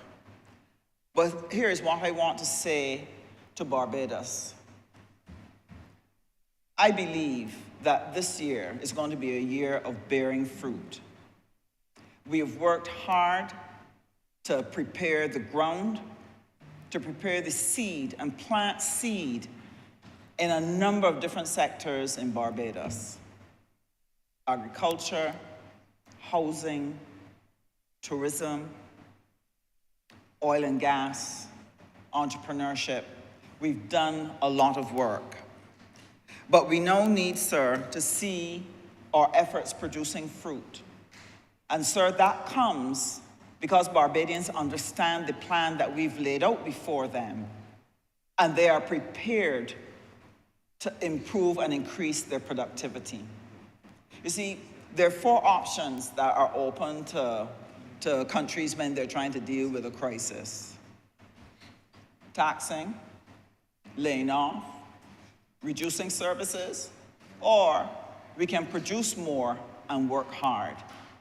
As Barbadians, if we want to preserve the life that we've become accustomed to, the services that we've become accustomed to, if we want to give our children even more than they have today, it is going to be important for every single Barbadian to make up his or her mind to find their place within the economy, to find a place within the society where they can work hard and help to build back Barbados so that Barbados can race ahead to a positive and profitable future.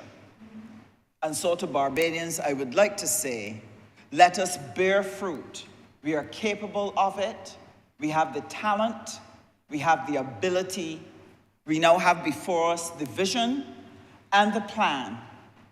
We have the resources. Let us now, with all of our might, put our hands to the plow. Let us work together and be able to take Barbados forward by playing our part in making this an efficient economy, an effective economy, and more importantly, a caring society. I'm obliged to you, sir.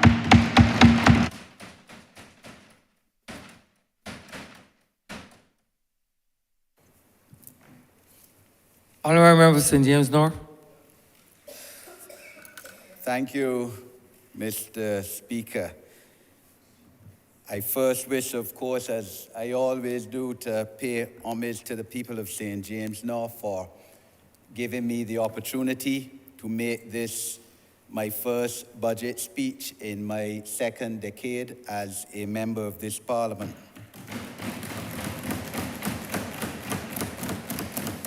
I wish to say that this is the best possible budget speech, sir, and I prefer to call it a second reading speech in the appropriation bill, because that is effectively what it is, sir. Speech arising from the estimates which we have voted for to continue the operations and administration of this country for the next fiscal year. So this is the best possible speech that a Minister of Finance could have delivered in this Parliament on behalf of the people of Barbados. No new taxes, sir. The main opposition party clearly has egg on its face when as soon as it was announced that we would have a budget speech, sir, first thing they said was how new taxes will come into effect. Well, I think all of us in here knew that that was not going to be the case, sir, because that is not how a caring government operates. That is how a government or an administration that was bereft of ideas, creative, visual, visionary, or otherwise operated, sir, but that's not how this Barbados Labour Party operated, sir, or operates. Therefore, no new taxes, sir. Within the context of an economy that has grown by 10%, over 10% last year, coming out of the wake of the most terrible crises that a small island, vulnerable developing state such as Barbados could have been enthralled in the three previous years. Sir, tourism is up to almost pre-pandemic levels, sir, and that, of course, is pleasing to me as a member of Parliament of a constituency in the heart of the tourist belt where people's jobs were seriously affected during the pandemic to the extent that 85% of the households in St. James North had at least one person who lost their jobs during that period. And therefore, it is pleasing to me to see the efforts of the Ministry of Tourism, sir, led by the Honourable Member of Christchurch of St. Michael West Central, who is right fitted in the job, and previous ministers of tourism, sir, in bringing back tourist numbers back to where they were. Of course, we now have to look at increased length of stay of tourists, and of course, the continuation of the welcome stamp will assist in doing that. But, sir, I want to speak in terms of the transformative elements of the budget within the context of our people, sir, because this is what really is of import and why we are here, sir, to represent people and to make lives better for our people, and the transformative effects of this budget in terms of our society. And the training programs, sir, the buttressing of training programs within the context of training for supervisory management staff, for instance, for improved management and productivity and accountability and transparency, and to equip both our public servants and those in the private sector, sir, with skills which are beneficial and transferable is of prime importance, sir. Because we need to increase our productivity in this country. We need to ease our capacity and ability to deliver and to do business in this country, and to make it easier for our citizens to facilitate business and in their daily lives, sir.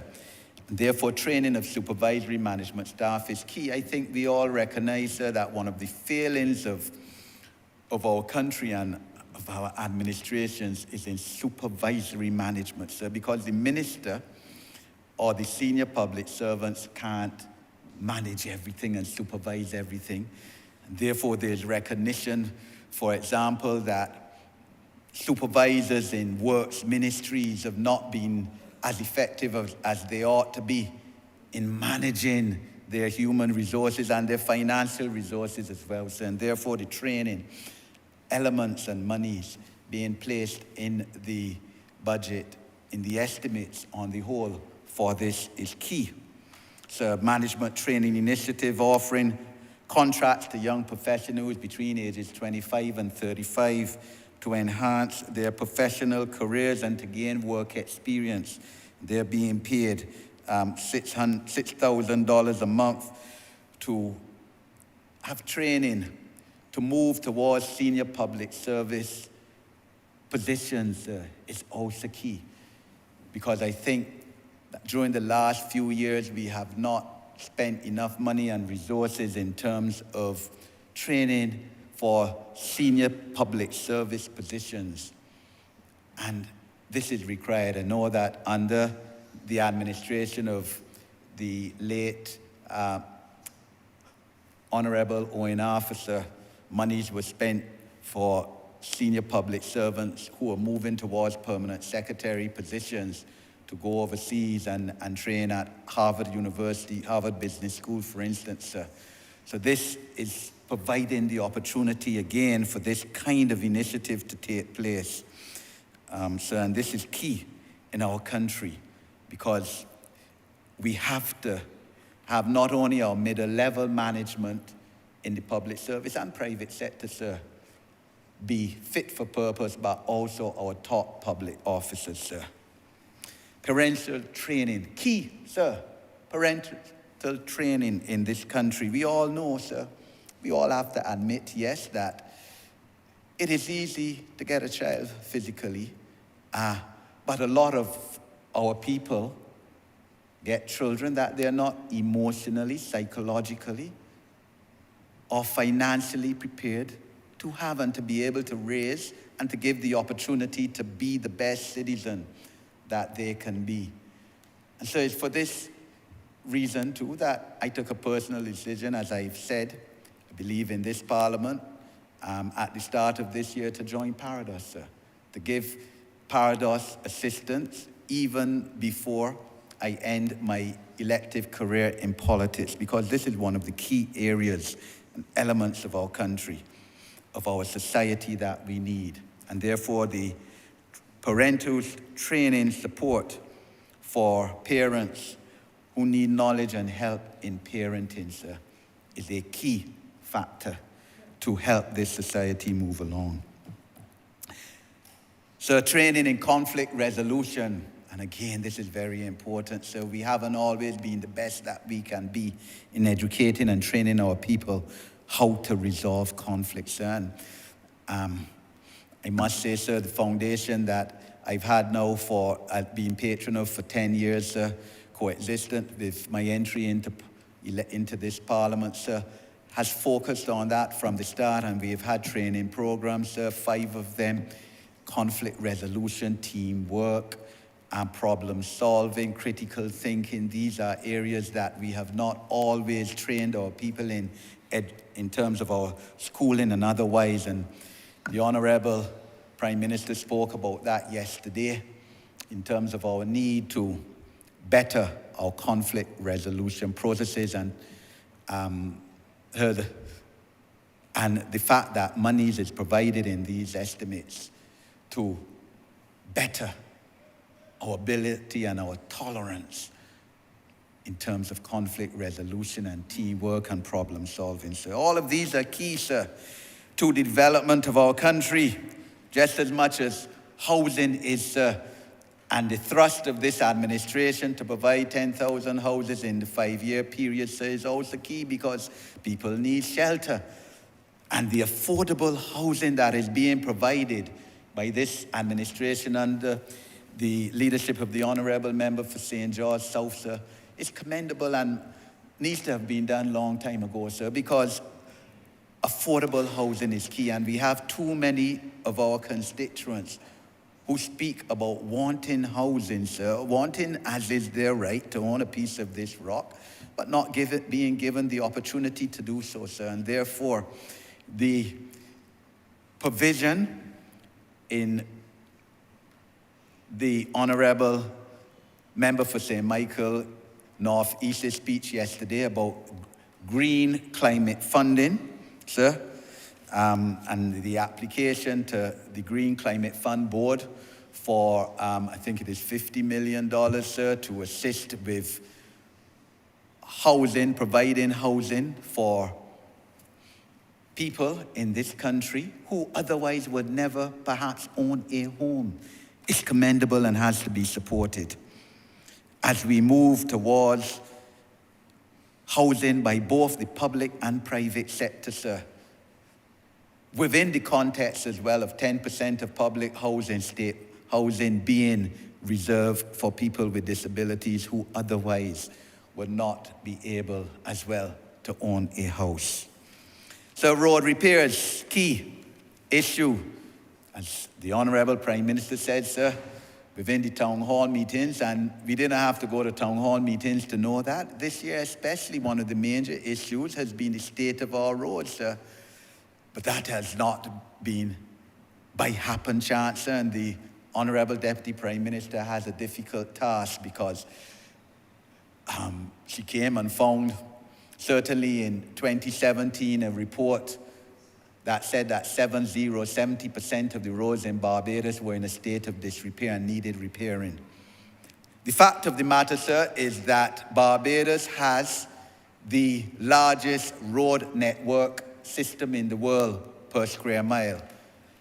Over 1,900 kilometers of road, 1,200 miles of road for 166 square mile country. That works out, sir, to over 7 miles of road for every square mile in this country. No country in the world has that amount of roads, sir. And there's reason for that.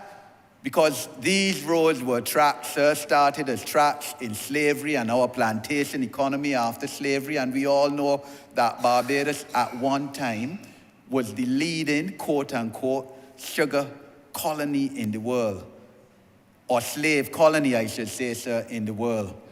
That slavery, the code laws and the slave codes began here in this Barbados in the 1660s, sir, and were then replicated throughout the British Commonwealth and Africa and the countries that the 8 colonial powers of Europe divided up among themselves. And that's the genesis of our large road networks that were built to take out the cane to the plantations, to take out the cane, in the plantations to the factories, sir. And that's it, sir. So, all our roads can't be repaired at one time, the 70% that need repairing, sir. It has to be a process. The ministry, as I said in the estimates last week, Wednesday, I think perhaps needs to make it clear to the people on the basis of how they prioritize which roads should be repaired, sir. I'm thankful, sir, that Rotterdam Road, which I've been clamoring for to be repaired for 11 years since I became a candidate, sir, has been started, sir. $4 million, a lot of money, sir, to be started, and that Sign Hill Tenantry Road has been repaired in 4 days, sir, very quickly.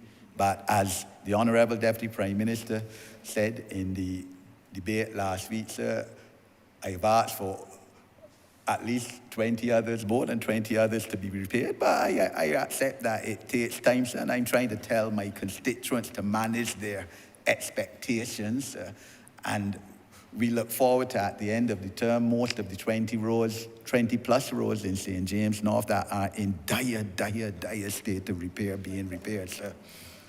After all, we have $27.6 million in CAF Road Rehabilitation Program to repair. We have 240 odd million from the Chinese for Scotland District. We have 27 million voted in this Parliament last week for road repairs, sir.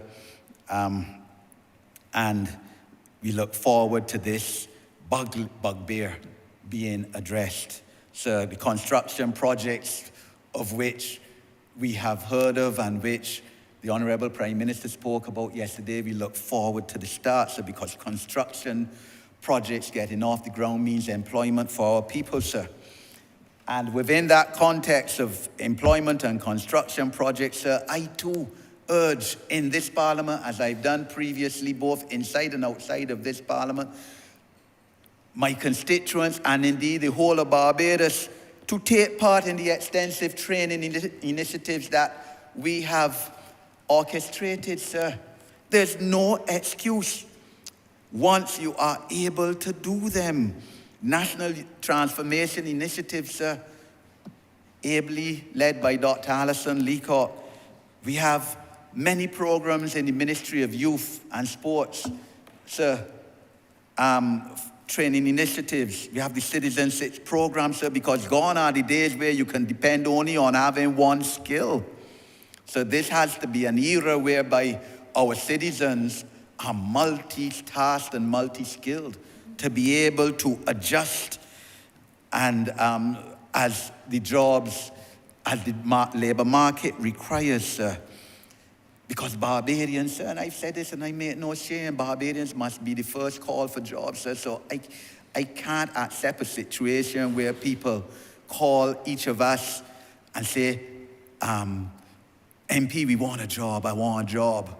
when we have the training opportunities and money, the construction gateway program, which actually paying you a stipend, which is giving you as well apprenticeship opportunities for training in different tasks and in trades to make you capable and able to hold down a sustainable job in this job market, sir. Within the context of all that has happened, sir, this administration has been able to find a second salary increase for public servants in less than 5 years, sir. Compared to the time, the last decade, sir, immediately before May 2018, when public servants had one salary increase in 10 years, in the last decade, sir, plus, of course, 4,000 layoffs in 2013, sir. And that is commendable, sir, to bring the public officers into this berry, sir, and a serious attempt being made to deal with the cost of living with a cap on the fuel tax, sir, and of course the increase in personal income tax allowance for pensioners from $40,000 to $45,000, sir, as the Honourable Member for St. James South spoke of just now. So continuing on the social reform, sir, we recognize that educational reform is key, sir, because Barbados has always had a lead in terms of our education, but the colonial education that we inherited, sir, on independence has long past served us, sir. And we have to, educational reform has to be a key. And the Honourable Member for St. Philip West, sir, no doubt has the ability and capacity to lead us, to lead this initiative, sir. I really urge her to have this on stream by the time we reach next year's estimates, sir. I know that $40 million is being borrowed from the IDB, sir, and that this month itself, this program was supposed to start in terms of reform of the educational sector over the next 5 years. And 4 components of that reform include curriculum reform, which is long since past, sir, because we have to reform what we teach our children to make them ready for the job market, sir, within the context that about 65% of our students are being educated now for jobs that don't exist. We have to create more jobs in this country, a wider job market in this country for our young people. And that means, of course, creating new industries and new businesses, sir, and of course, tied up in that is immigration reform as well, because we need more people in this country to generate more money circulating within this country, sir. And of course, in addition to curriculum reform, sir, and I'm sure the Honourable Minister of Education will speak more on this when she has her opportunity to in this budget debate, but in addition to curriculum reform is the thrust and reform in terms of inclusive education, sir, key. Because special needs children have to be accounted for and given the opportunity to fulfill their potential and their talents like everybody else has that right, sir. And I know the Ministry of Education is beneficiary of some studies, more recent studies, sir, on this, like a study by the Caribbean Development Bank, sir, speaking towards inclusive education for children with special needs, sir. And that is key in terms of our reform as well, sir. Law reform, sir, can't be left out because law reform has to deal with people and adjusting this society in terms of social advancement of our people, sir. And this government was correct and took an extremely wise and visionary decision in forming a law reform commission a few years back, sir. That commission, of course, has shown its worth, sir, as has been said, retaining a top legal brain to have a draft Rights of Persons with Disabilities Bill, sir, which we've heard about and spoken about, sir, and which should come, well, certainly is before the ministry, sir, and it is just that the National Advisory Committee, now that we've had the national policy document, sir, and we're finishing off stakeholders meetings very soon. Tomorrow we have one of our final meetings, sir, with the women's groups, the men's groups, BARP, the youth groups, sir.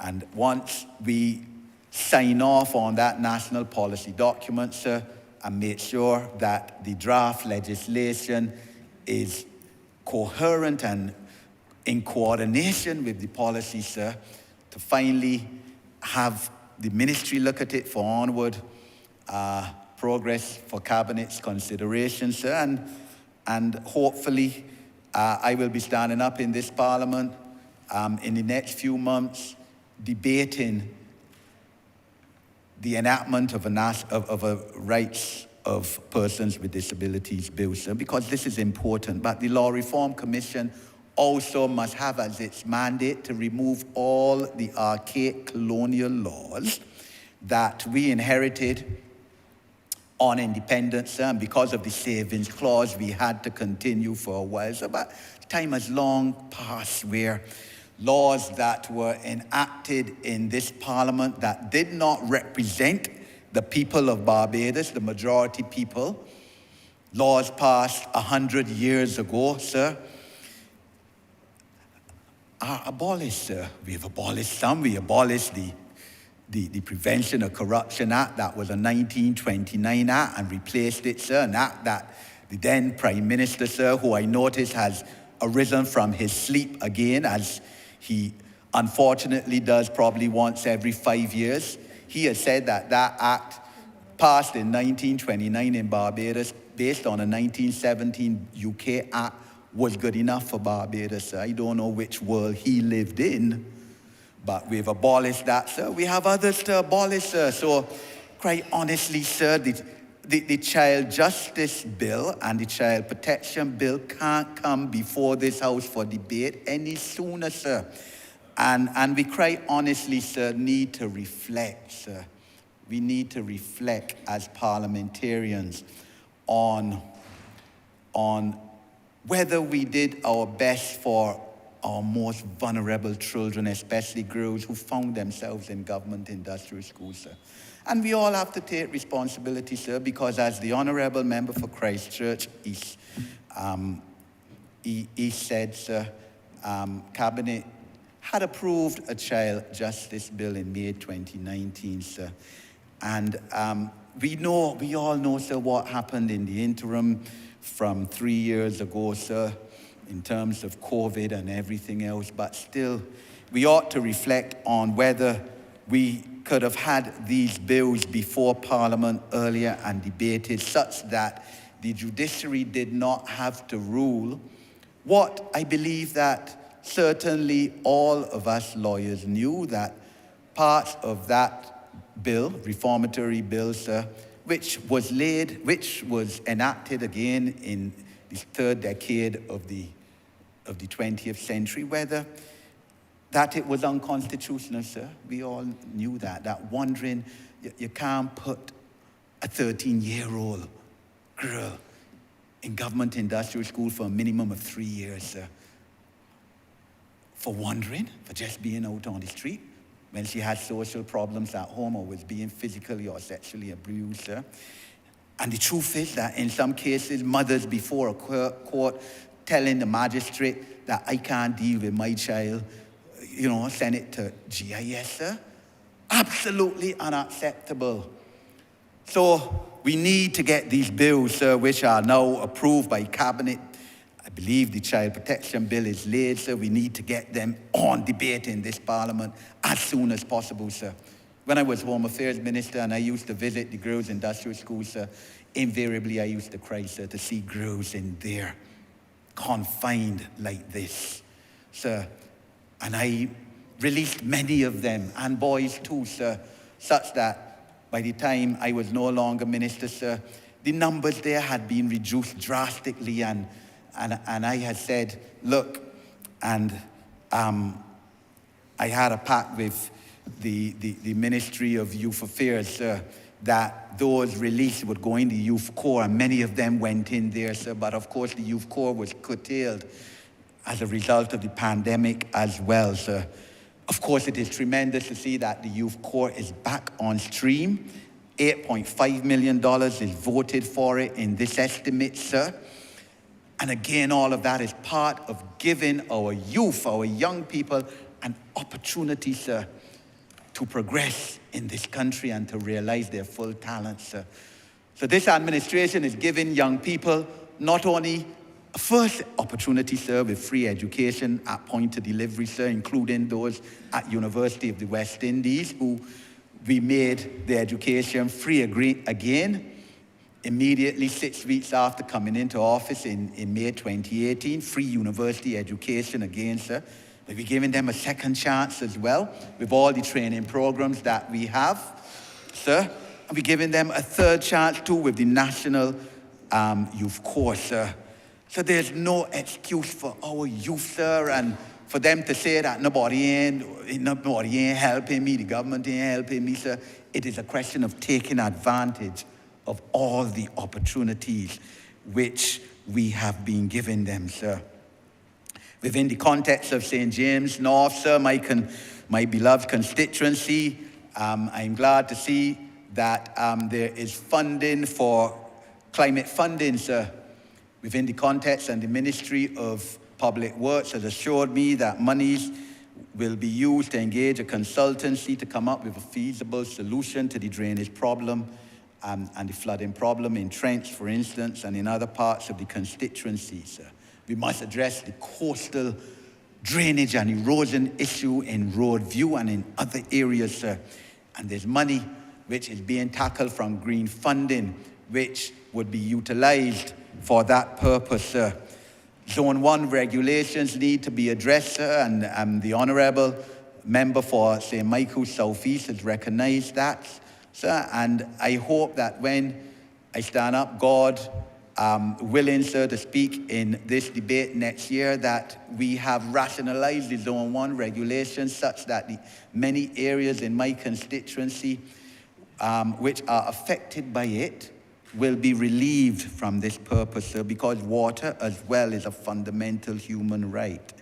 I'm happy, sir, that the Barbados Port Inc. under the Ministry of International Transport is funding, sir, the renovation to the Millie Eiffel Western Fish Market, sir. Key area, sir, that's about to start. The boats being moved, basically all moved, the vendors there being, and the fisher folk being accommodated across the road in newly built facilities during the renovations, while the renovations take place, sir. And the Western Fire Station, of course, now being utilized by the Coastal Zone units. Within the context of our youth, sir, we have to, as I said, create new areas of employment, sir, and use of technology has to be key in this. And this government is committed within the estimates to address that area, increase funding for computer literacy, financial literacy, sir, trust loan funding, sir, and this is key, sir. And money is voted in about 5 ministries, sir: Ministry of Labour, Ministry of State in the Attorney General's Office for Crime Prevention, the Ministry of Education, Ministry of Home Affairs, Ministry of Youth. Money is voted in each of those to assist and have programs to better the life of our most vulnerable children, those who are marginalized, those who are socially and economically deprived, sir, those who are subject to intergenerational poverty that we have to, as a government, lessen.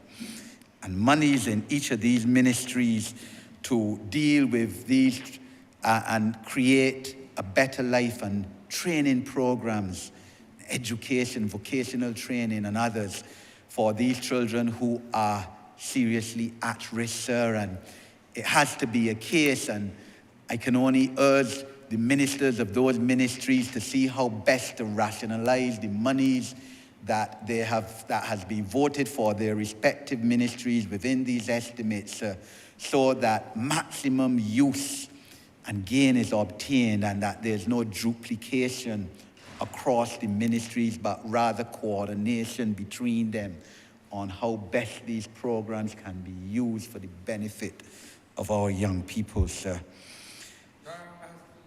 Thank you, sir. And of course, sir, I would end with those 2 minutes by speaking more about persons with disabilities, sir. And in all my 30 years now, sir, of public life, no task has been more pleasurable and enjoyable to me as public service than being chairman of the National Advisory Committee on Disabilities, sir. As I said, we now have a draft national policy document, sir, comprehensive as could be. We have draft rights of persons with disabilities legislation, sir. So we're on the crust to take off, sir. And this is a far cry from exactly 8 years ago, sir, when on the 13th of March 2015, I lay in this Parliament a private member's resolution calling for the enactment of disabilities legislation, sir, and was completely ignored by the last administration, sir. More has been done in terms of strategic thinking and planning with a view to implementation for people with disabilities in the last 9 months, sir, under the ministry of the Honourable Member for St. Michael South, sir, than has ever been done previously in this country, sir. Within the context of the speech yesterday, we heard about a First Jobs initiative being created under the Ministries of People Empowerment and the Ministries of Labour to also include persons with disabilities. A key factor, sir, continuation of the program whereby people with disabilities and people within communities must get piece of the cake in terms of government contracts and procurement in this country, sir. And you heard the Honourable Prime Minister speak as well in terms of the workshop to train people with disabilities and within the unit of the National Disabilities Unit in small engine repairs and lawn mowers, weed whackers, blowers, wheelchairs, and how it is estimated that 40 people with disabilities will be able to be trained and certified in this area, sir. But it has to go much further than that, sir. There has to be a much better platform and path set in this country for people with disabilities in terms of their full participation, as is their human and constitutional right within the context of this Barbadian country, sir, in terms of accessibility, in terms of educational opportunity, of which I said, sir, and in terms of employment, to reduce that 90% unemployment rate among people with disabilities, which we have at present, sir. And it's going to need a lot. It's going to need total transformation, sir, and reform of how the people of Barbados think towards people with disabilities and treat towards people with disabilities, sir. That they be included in every aspect, every single aspect of this country, sir. And I'm confident that we can do it, sir. So, sir, all hands are needed on this deck. All hands as we strive towards upward, onward, Barbadian excellence by 2030, sir. I have no doubt that this government, this administration, ably and honorably led by the Honourable Member for St. Michael North East, who is, quite honestly, an international star, sir. Everybody wanting a piece of the honor of our Honourable Prime Minister, sir. And the Bridgetown Initiative, sir, which is getting tremendous global support, sir. And we saw that last week. Of course, our Honourable Prime Minister would have met with the leader of one of the leading developed countries in the world, in fact, Veto Power, France, one of the big powers at the United Nations and globally, sir, on this initiative. And we give her full support as she and the Honourable Member and her government and this Parliament strive towards making Barbados the country that it ought to be by 2030. I'm obliged to you, sir.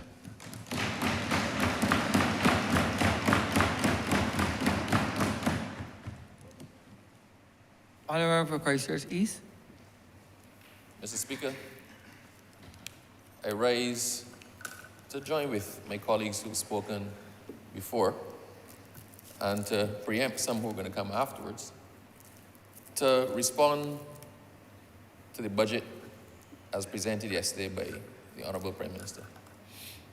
Sir, allow me to start by saying, sir, I'm tired. I'm tired. I'm tired of hearing that nothing has happened in Barbados over the last 5 years. I'm tired, sir, of people asking where the money went. I am tired of people asking why we're borrowing so much money. I am tired of people misrepresenting every single thing that the government says or does, or anticipating what the government is going to say or do and flying along with it with no consequences. Sir, and perhaps it is our fault. We found ourselves, when we came to government in 2018, with what for most would be a daunting and insurmountable task. And we didn't complain. We set about doing what needed to be done to rescue the economy, to dig us out of the hole that we were put in, and to get things back on track. And maybe, sir, it's because we did it and it appeared too easy. It's maybe, sir, because we do it and we don't blow our own trumpet enough. Maybe, sir, it's because, I guess, sir, when you achieve one thing in life, sir, William, when you achieve one thing in life, sir, quite often you have to trumpet that thing over and over and over. And for the person who achieves a lot, people tend to accept your achievements as normal and don't give them the same herald as they do to the one-trick pony. Take it for granted. And perhaps, sir, at some point in time, we have to actually start to list out the things that have happened. So when people say that nothing has changed in Barbados over the last 5 years, sir, I ask, did you drive down Waterford Bottom? Because you could not drive down Waterford Bottom and look left and right and say that nothing has changed when we have one of the best botanical and natural gardens in the Caribbean.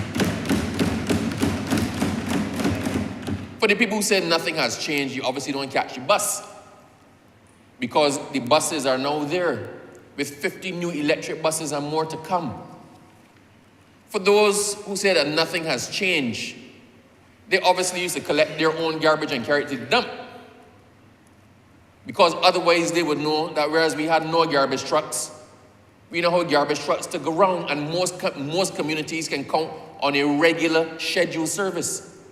For people who say that nothing has changed, sir, they have obviously not seen the Clean and Green initiative of the Honourable Member for Christchurch West Central, with 57 green spaces so far and more to come. I have been a beneficiary. Christchurch East, sir, has been a beneficiary of a number of those, and I thank him for it. On behalf of the people of Christchurch East, I thank him for it. For those who say that nothing has changed, they obviously don't use the road at night. Otherwise, sir, they would notice the 25,750 LED lights that are on our minor roads and lighting, illuminating our highways.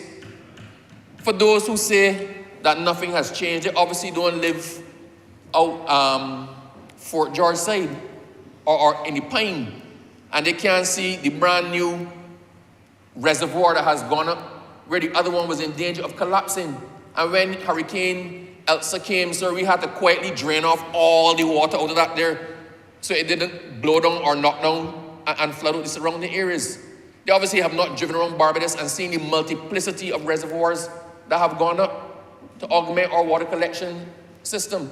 For those, sir, who say that nothing has changed, they obviously have not driven down Highway 1 and seeing the new road that is put there, and they obviously do not know that every single infrastructural facility has been run underground by Highway 1.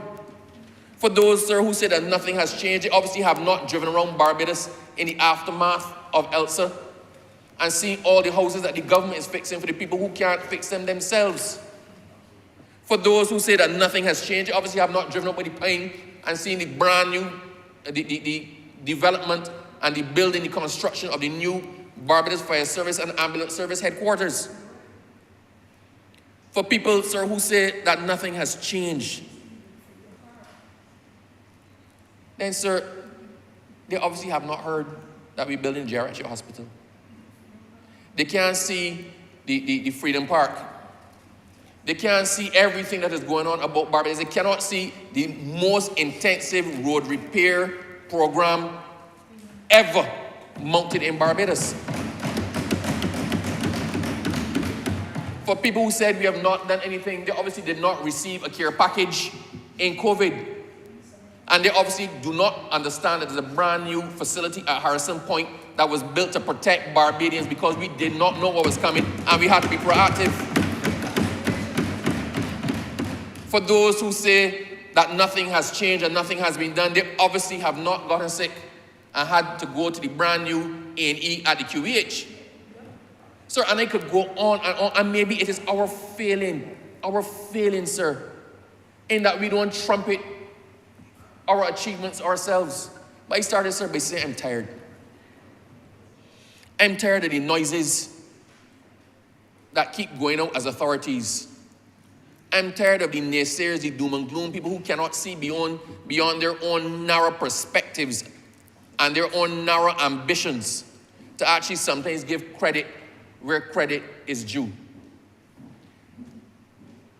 There was somebody who used to be with us, sir, and then obviously he wasn't happy. He couldn't get a pick. And he's now gone somewhere else and considers just by virtue of having gone that way and being accepted by them. And I don't interrupt members when they're speaking, sir, but I came real close today when, sir, the honorable member misused the word distinguished. Agreed. And I did not want to interrupt her because she's a good Christian lady. I figured at some point in time she would catch herself and apologize, but she did not.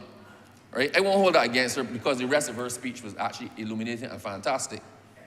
But if I attempt to validate what she said, then I would say that he is distinguished in that he has distinguished himself on a platform of nonsense. I am saying that he's distinguished himself by joining the rest of the white noise, sir, that seeks to discredit every single thing that this government has done solely because you have nothing else to gain. What does it say about you when you found yourself pronouncing on the budget that you have no, because you're not here with us anymore, you don't know what was coming. But because you could not see any further than the end of your nose, and the only way you could see that we could do anything else is to increase taxes and drop hardship and fire people and make life unbearable for Barbadians, you went out and you proclaimed this is what is coming. Agenda is known. This is what is coming. The gospel according to Yearwood. Lies beyond upon lies. But sir, I hope that he will distinguish himself by coming with a public apology. Because it shows your limited scope that you could not contemplate a budget of hope, a budget of stabilization, a budget of growth. You could only contemplate what you yourself would have done. Well, I am glad that the honorable member, the honorable Prime Minister, sir, is not him. And he is not the honorable Prime Minister. She started by saying no more taxes. For the time she said no more taxes, sir, quite frankly, I was done. I was satisfied. I was ready to say, okay, stop speaking, let me go along. Because that is what Barbadians were afraid of. Barbadians were most concerned about taxes. That is what they used to fearmonger. And early o'clock, the Honorable Prime Minister said, look, I want y'all to listen to the rest of what I'm saying. I don't want y'all to be tuning out, waiting for the bad news at the end. So let me tell you up front, there ain't no more taxes. At which point, he should have been as quick as he normally is, penning out an apology to put out on Instagram. It didn't come. He went in the paper, sir, and said the budget did nothing for Bajans. Try telling that to the people who getting the $1,500 come the end of the month.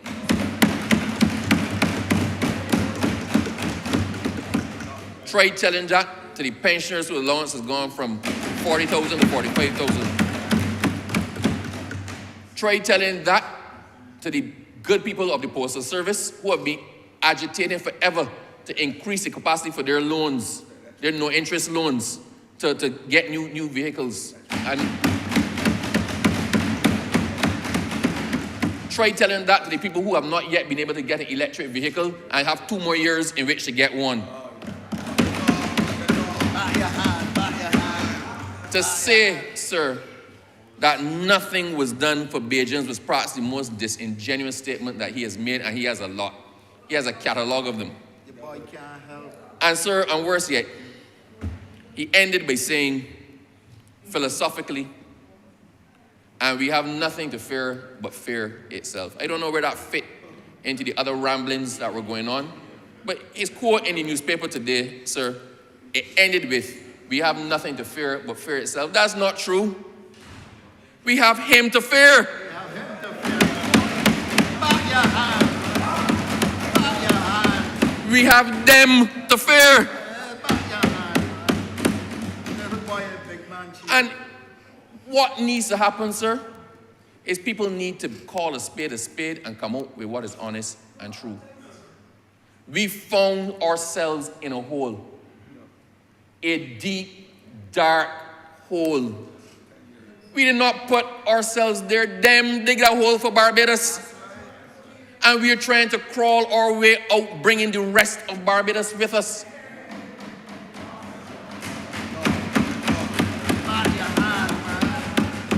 For 10 years, they stripped this country of everything. They stripped us of our money. They stripped us of our pride. They stripped us of our dignity. They stripped us of education. Anything, sir, that you could carry away or strip, they stripped us of it. Not a road, not a bus, not a garbage truck. They stripped us of our credit rating about 20-something times. International presence. UE education. Oh, how could I even forget? How could I even forget that? How could I forget that, sir? I backtrack. For those who say nothing ain't changed, they obviously don't drive on the South Coast because there's now no sewage on the street. But sir, them dig that hole that we now trying to crawl out of. It's like, sir, to put this in a context that everybody could understand. Imagine you had a house. It wasn't a perfect house, but it was livable. And you felt good to invite your neighbors and your friends over to come by your house because it was a house. You had a nice garden. It looked a certain way. The furniture was okay. And then, sir, you had to go away for a little bit. So you let that cousin that you got come and stay in your house. That cousin, sir, sell off all the furniture. That cousin get the electricity and water turned off.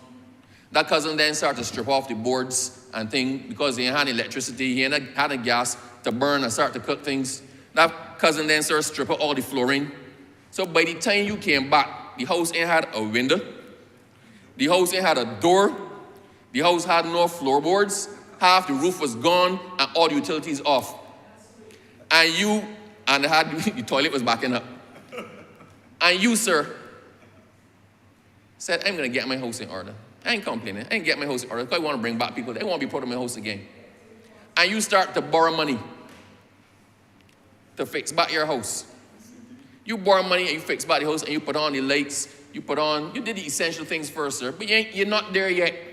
A hurricane came. The ash fell. COVID came and you lost your job. But you're still trying to fix the house. And then that cousin, when you halfway fix, come and park outside your house and laugh at you and point fingers and say, look, he living in our old house. But it's you that made the house old. It's you that pop it down. At some point in time, sir, people need to call it for what it is. Having said that, sir, let me get to the crux of my speech. It is imperative, sir, that Barbados indeed transforms and that we have to be able to be competitive and continue to have a voice globally. That transformation of Barbados must necessarily involve all areas: social, economic, financial, environmental, leading to sustainable economic, financial, and most importantly, people development and human capital. Sir, from our ministry, from the Ministry of Home Affairs and Information, and also in conjunction with the Ministry of People Empowerment and Elder Affairs, we have a suite of legislation that is coming, sir. Part has been laid already, part has been approved by Cabinet and is soon to be laid. I don't want to go into details of it because the Child Justice Bill has not yet come, but it has been approved and it will come. As soon as we are able to lay bills again, sir, having finished the budget, it will come. Sir, this has paved the way for a number of reform initiatives. One of the ones that everybody is talking about is the fact that we can harmonize the legislation. Wondering is going to go. We all accept. I heard the honorable member for St. James North, right? And his concern, it should have come before. It should have come before, but we're here now. And quite frankly, sir, it went through a number of iterations since 2019 that you had to keep ensuring that when you pass that, it was the most current. I am satisfied, sir, that when these are debated, we are going to have the most current, comprehensive, and progressive child protection and child justice legislation in the world. In the world.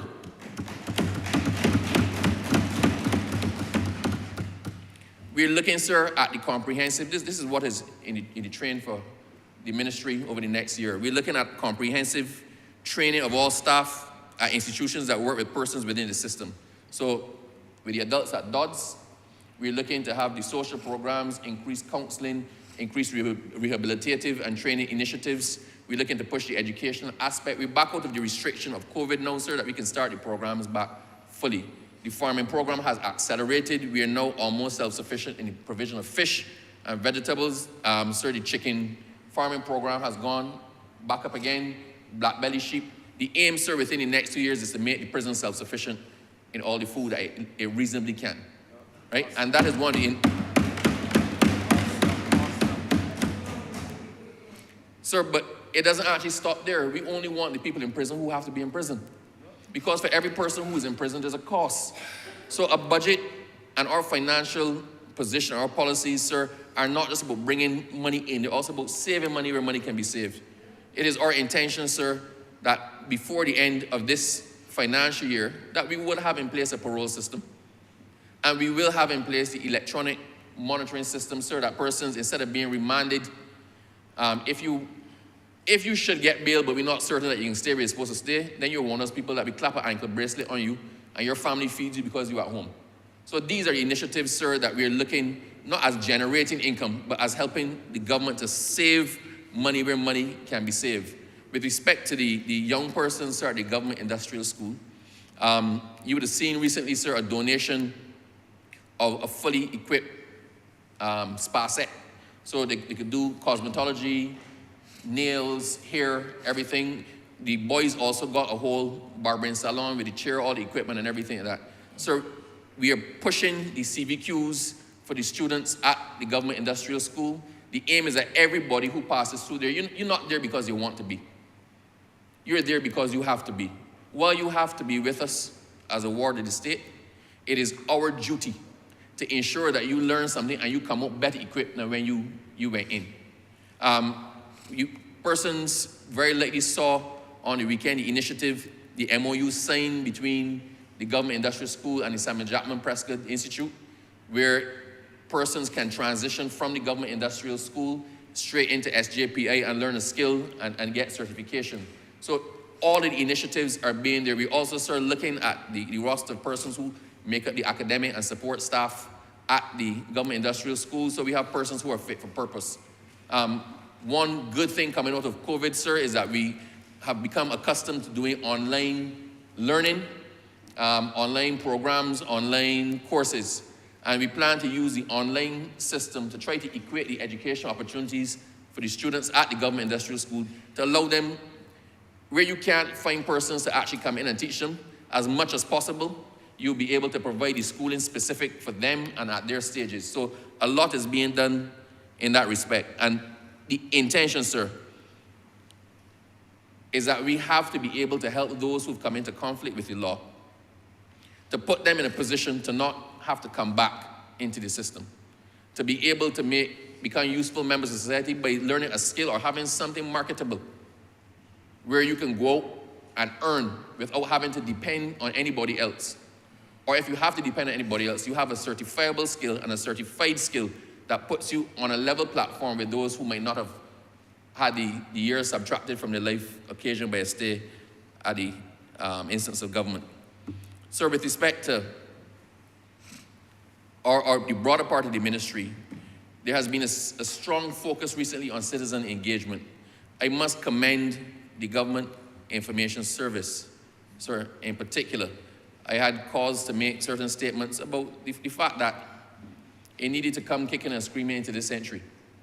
But I will say, sir, for those who follow GIS online, on Instagram, Facebook, or even watch CBC, you will see that there has been a plethora of information coming out of the Government Information Service.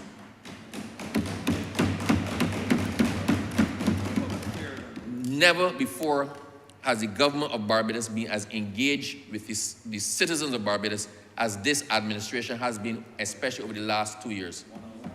Sir, you have the one-on-one programs, you have the public affairs programs, you have the information extras, you have constant information coming out of the Government Information Service, sir. And all these keep our citizens informed.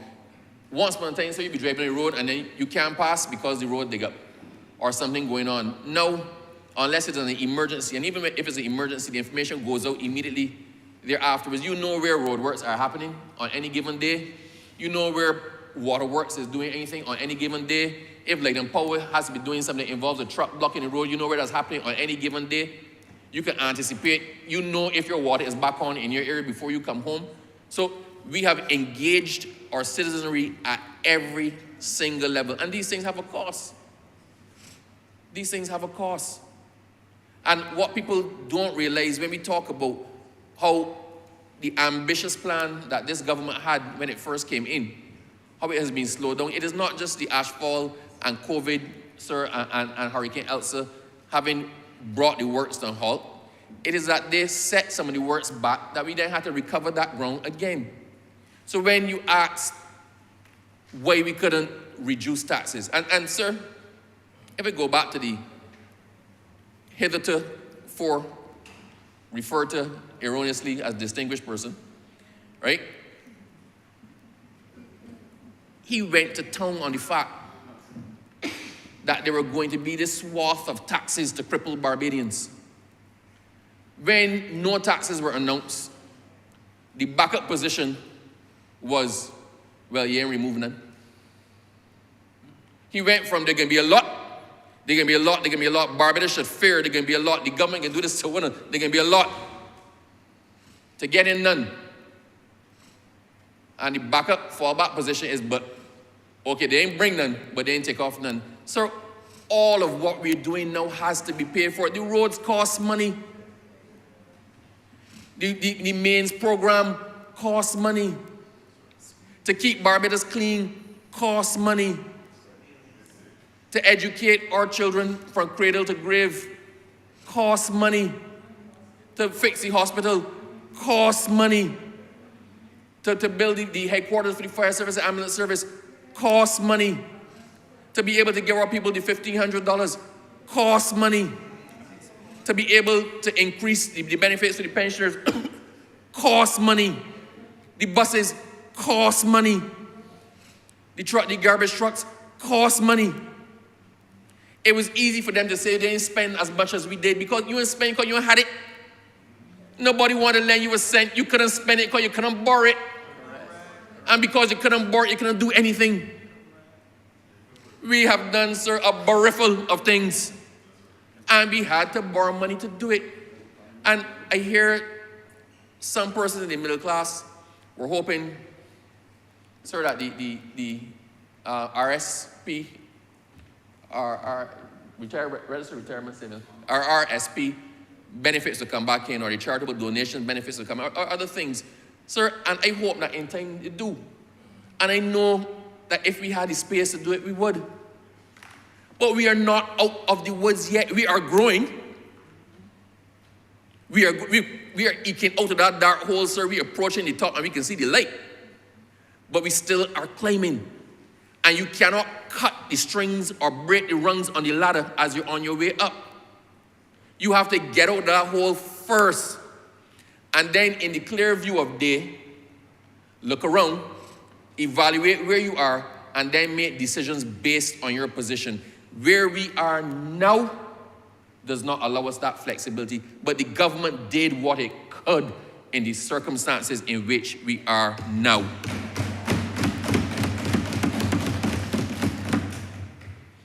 Sir, I have been to most of the Parish Speaks. And one thing people have to say, if they're honest with themselves, is that the government is listening. This government is listening, sir. We put ourselves in a position to take the abuse. We put ourselves in a position where we don't have to distill the information. You come and tell us what your problem is, and invariably, once we can address it, it is addressed relatively quickly as the next priority. Never before has a government put itself in front of the people and say, come to us straight and tell us what you need. This is citizen engagement. Sir, new legislation is also coming, sir, in immigration. We accept that Barbados is having population issues and that nature will not correct that imbalance alone. Our immigration policy, sir, the new Immigration Act should come this year. It has been drafted. It is very close, sir, to coming. I know what is in it. And it is revolutionary. The factors of time spent being the only determination for whether you get any status or not, it goes. We look at the skill sets that you bring. We look at the investment that you bring. We look at what Barbados needs and if you're the sort of person that Barbados wants to have. And you get points based on that. So you're going to see, sir, in short order, in this year, you're going to see a new Immigration Act that recognizes the deficiencies we have in the country with respect to human capital and seeks to correct those by a managed immigration policy. It's not just whoever wants to come. It is whoever wants to come and satisfies the requirements, and also those that we entice to come who can contribute to the development of Barbados. So that is where we are going. That is how we are attempting to fill that gap that nature has caused us to be in. Sir, I just want to say one thing now. I told you I was tired, sir, and the thing that is tiring me the most is citizen responsibility. I'll tell you what I mean by that.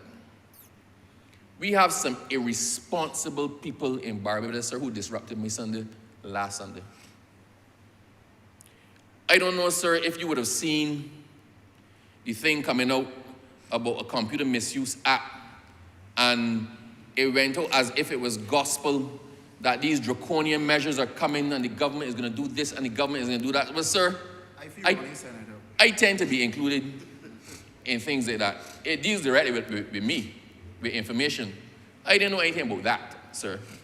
If even you, sir, are a lawyer, if even you know anything about legislative drafting, you look at that, you don't include the penalty in every single section. You state what constitutes the offense, and you put down anybody who breaches X, Y, and Z is given an offense. And so even the way it was drafted to look official, but it was malicious intent by someone.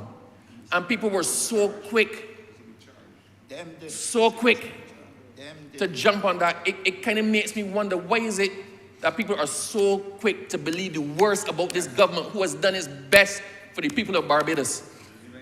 If the public of Barbados judged the last government on the same yardstick is attempting to judge us on, they would never have gotten a second turn. Never.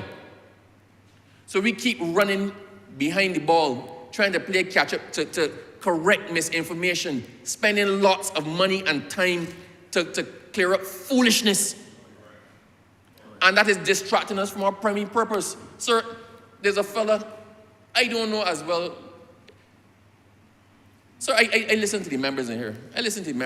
When the honorable members in here speak or they represent their ministries, I listen to them and I see genuine people trying to push an agenda. Why is it that we as the Caribbean people are so quick to believe anybody who does, I choose my words carefully, who does not look like us, and who might speak with a different accent than we do. Sir, when the governor of the central bank was being contemplated, somebody went on the airways, on social media, on the internet, and they started with central bank alert, and proceeded to talk a lot of nonsense about us bringing a Nigerian to be the president of the central bank, that we're going to do away with the Barbados dollar, a whole set of things, sir. And that went around. People calling all over the diaspora and the world, asking what we Bajans are doing. So I happen to sit in the cabinet. That was never a contemplation. That was never an option. But we found ourselves chasing behind that, trying to correct people from this misapprehension they have, and Barbadians were drifting into a panic. Sir, all I'm going to ask, that the people who are doing, and some of you are the usual suspects. We know who you are. You know who you are. Stop it. We know them. Stop it. We know them. And I don't wish to include the distinguished person in there, but stop it. Sir, as we embark on mission transformation, it is important, sir, that every Barbadian, every resident, all who love Barbados, that we play our part in creating a Barbados, sir, that is safe not only for ourselves, but for those who come afterwards. A place that, if we borrow a slogan from Cricket World Cup 2007, that we can all live, play, and grow in. It's important, sir, that we put aside our differences, whether real or perceived, and that we work together, not in silos. We work together to compete if we're to achieve greatness and punching above our weight once again. I think, sir, that this budget, this 2023 budget, is a good start in that direction. I thank you.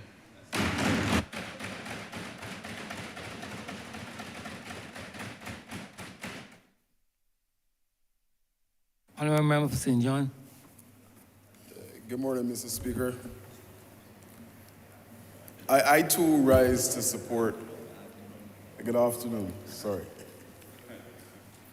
To support this budget, Mr. Speaker, but first I want to pay eternal gratitude to the people of St. John who is responsible for me being here today.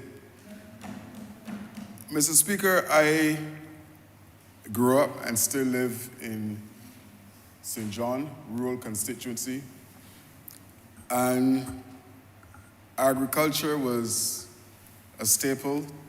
I would like to thank the Minister of Agriculture because he's bringing that back. And one of the things, Mr. Speaker, that was noticeable then was the fact that we had a number of Bedford trucks that were carrying canes. And for more than 10 years in this country, we were carried across this country by a driver in a Bedford truck. And at 30 locations in 2018, the people of this good country decided it was enough of being driven around in a Bedford truck. And they turned to a Formula One driver who was driving a Rolls Royce. And we heard the Rolls Royce in cruise control yesterday evening for 4 hours.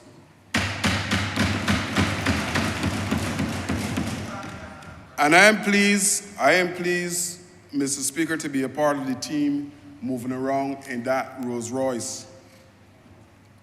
And as always, one of the things I would want to do is to share with the good people of St. John how this budget will benefit them. Because at the end of the day, I had questions about how this is going to benefit me in the constituency of St. John. And there's some areas of the budget, Mr. Speaker, that immediately jump out at me that I would want to reinforce for those good people in the constituency. The fact that 25% will be taken off of the principal owed at 2 institutions, the BWA and the Queen Elizabeth Hospital. And I am cognizant of the fact that there are several persons within the constituency of St. John that are struggling at some points in time with paying their water bills, Mr. Speaker. And this is an attempt to alleviate the problem for those persons who will be impacted with those fees that were outstanding, maybe from COVID, but nevertheless, they're outstanding. The fact that gasoline and diesel, the VAT on those two commodities, Mr. Speaker, will be capped for a period of 6 months. And this will benefit my constituents in St. John.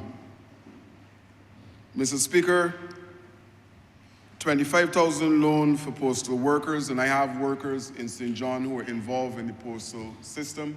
But one of the things that I would want to say here, Mr. Speaker, there are roads in St. John that will still impact on those motorcycles that I believe the good people in St. John at some point in time should see some kind of relief coming to those roads. And I speak particularly of Ashford, of Stuart Hill, of Lovell Road, Martins Bay. Well, that will be taken care of by the Scotland District project. But there are roads in the constituency, Mr. Speaker, that are bad. And I know the honourable member for St. Thomas believe that she still have the worst, but the ones in St. John, there's some that are still relatively bad. Mr. Speaker, the fact that nurses will be able to benefit from traveling allowances. Again, I have nurses that reside in St. John, so this is something that I know will benefit them, and I know that they will support the budget because of this that is being offered. Personal income tax allowances for pensioners being increased from 40,000 to 45,000. We have an aging population, Mr. Speaker, and there's several individuals within the constituency of St. John that I know are celebrating this particular initiative that is coming from the Rolls-Royce. $2 million to support the fashion industry. Mr. Speaker, as Minister of Youth in particular, I know that there's several young females and males who are looking to get involved in this particular industry, and I'm sure that this can benefit them in a significant way going forward, and I will look to see how I can use the resources with my team at the ministry to impact as far as this is concerned. $32 million added to welfare, Mr. Speaker. I mean, how can we not celebrate something like this when we are aware of what is happening across the country? And I know the honourable member is very, very pleased to have this in his kitty to roll out. Every week, every day, I get requests, and I know that this amount of money will impact. So, Mr. Speaker, these are some of the areas that I know immediately will benefit persons from within the constituency of St. John. So how can I not support a budget that is going to bring relief to those persons within the constituency? Mr. Speaker, I want to juxtapose the Ministry of Youth, Sports, and whatever it was called for 10 years in relation now to the Ministry of Youth, Sports, and Community Empowerment. Because I walked the walk all of those years, and I'm aware and fully cognizant of what transpired in that ministry. Mr. Speaker, I want to share some information from this document that was produced by my ministry, issue number 1, called Bridges. And this speaks to what would have happened in the last 4 years, but particularly so during the last financial year. And all of the members can have copies if so desire. The House, I can make it a document of the House, sir. Gladly so. I was looking for a fiction book to bring this morning. Unfortunately, it seemed to have been out of print. A book called the Manifesto, the Youth Manifesto from the Democratic Labour Party. A fiction book, sir. Fiction. Mr. Speaker, this book speaks to an SAT program, Scholastic Aptitude Test, that was started in the ministry, providing an opportunity in the first instance for 22 young persons to be prepped for that particular exam if they want to get involved in scholarships in the state. Mr. Speaker, I've had some feedback from parents who indicated that without this program, it may have been a situation where their youngsters would have had to given up on dreams of accessing scholarships in the state. Unfortunately, my colleague to the left is not here, but Mr. Speaker, we embarked on an elderly swim program. He's over there. An elderly swim program that saw an excess of 500 seniors being involved in a swim program at Bronx Beach.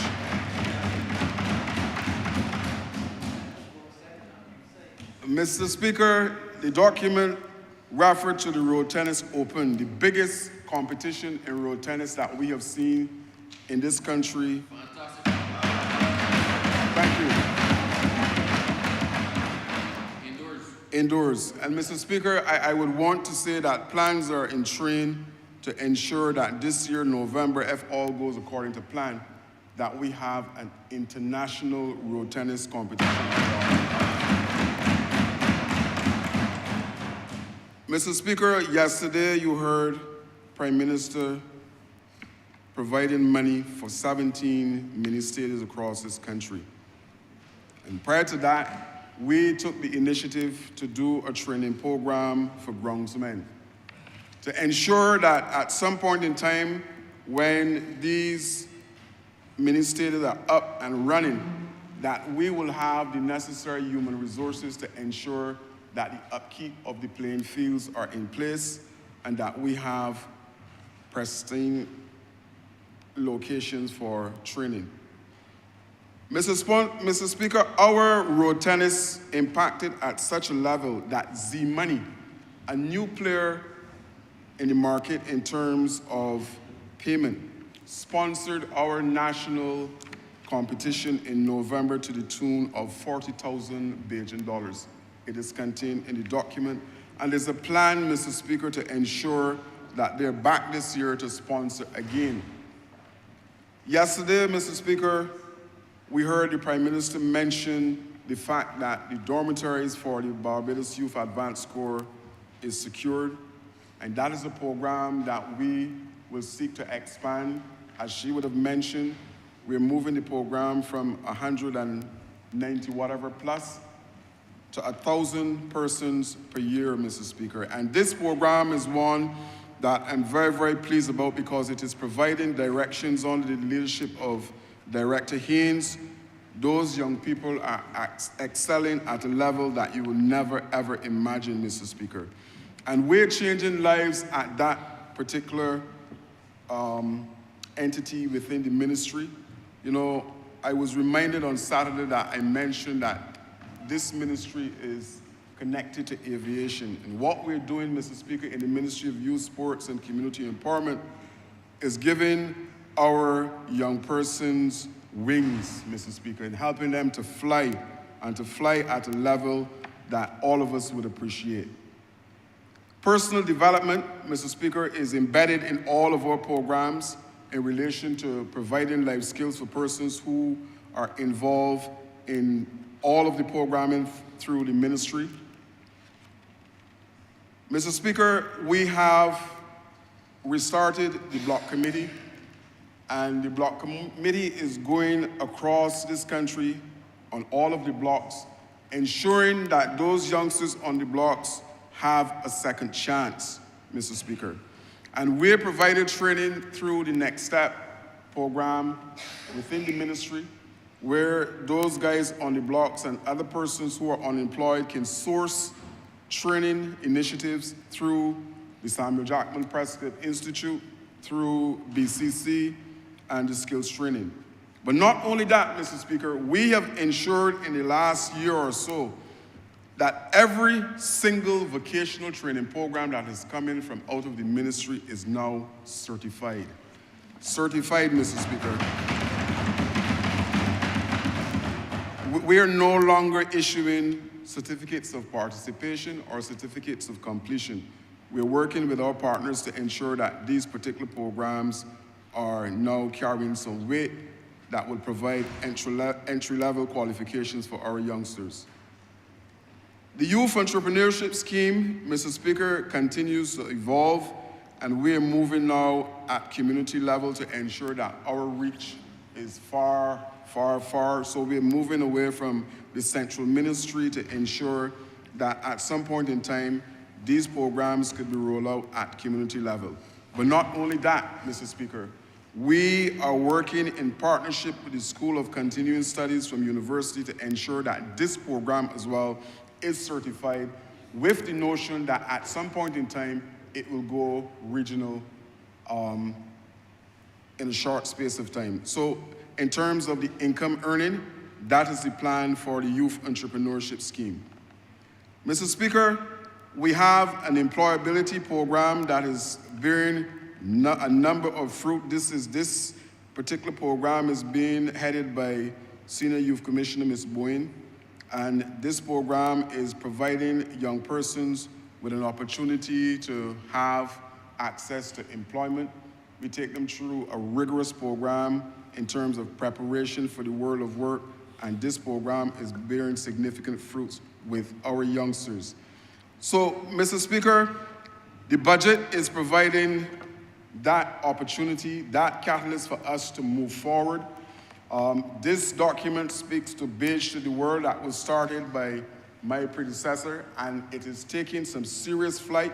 We are now in season 3, and the interest and those youngsters who are involved in the program, Mr. Speaker, are doing some tremendous work in relation to singing. I was at the program last Saturday night in the constituency of St. Lucie, and the talent that we are unearthing, Mr. Speaker, is absolutely amazing. Community development. Not so long ago, Mr. Speaker, a paper went to Cabinet seeking permission to start what we call the center management committees. And recently, those center management committees were launched at 4 different locations, and in quick time, we are expecting that these committees will impact. What exactly is the Center Management Committee? It is an opportunity to allow 9 individuals drawn from the area where the community centers are located to manage the community centers after what we would normally say is closing time. So from 4:30, 5 o'clock in the evening until 11 o'clock at night, these centers will be managed by the Center Management Committees, and their role and purpose is to ensure that we have full activities within these particular locations. We are working as well to ensure that every single community center is up, fit for purpose, and occupied across this country. And I am pleased, very, very pleased at the work that is happening within the ministry in relation to not only the community centers, but the pavilions, because some of them are twinned together, Mr. Speaker, and we're utilizing every single one to ensure that we get maximum production. Mr. Speaker, I turn a little bit now to sports and what is happening within that particular section of my ministry. And we have started a community sports program because the National Sports Council is developmental, and the coaches attached there cannot do everything at community level. So we believe there's a need to top up what is happening in relation to the coaches. So we have started a community coaches program that will see us train up coaches in different disciplines to go back to the community to ensure that those playing fields are occupied almost 7 days a week, Mr. Speaker. Because too often you pass by a playing field on weekends, on evenings, and there's no activity. Now, to assist with that, we have also started an aggressive lighting program to the extent where we had to change lights that were not, the poles were not replaced for more than 20 years. So we took down all of those poles that were problematic because security is also a factor in relation to that. and we are replacing all of them. We have a shipment of the lights that are now on sea. They're expected here probably by the end of the month or early next month, Mr. Speaker. And you will see lights at all of those playing fields across this country. So those coaches, football, basketball, netball, we're looking to ensure that we can have them at community level, functioning in a gratis way, because we cannot necessarily pay all of them. But these are persons who have volunteered, who have said, yes, we want to give back, and yes, we want to be a part of the process of instilling some discipline via sports to our youngsters at community level. We have started the process with road tennis coaches. We have started the process with football coaches.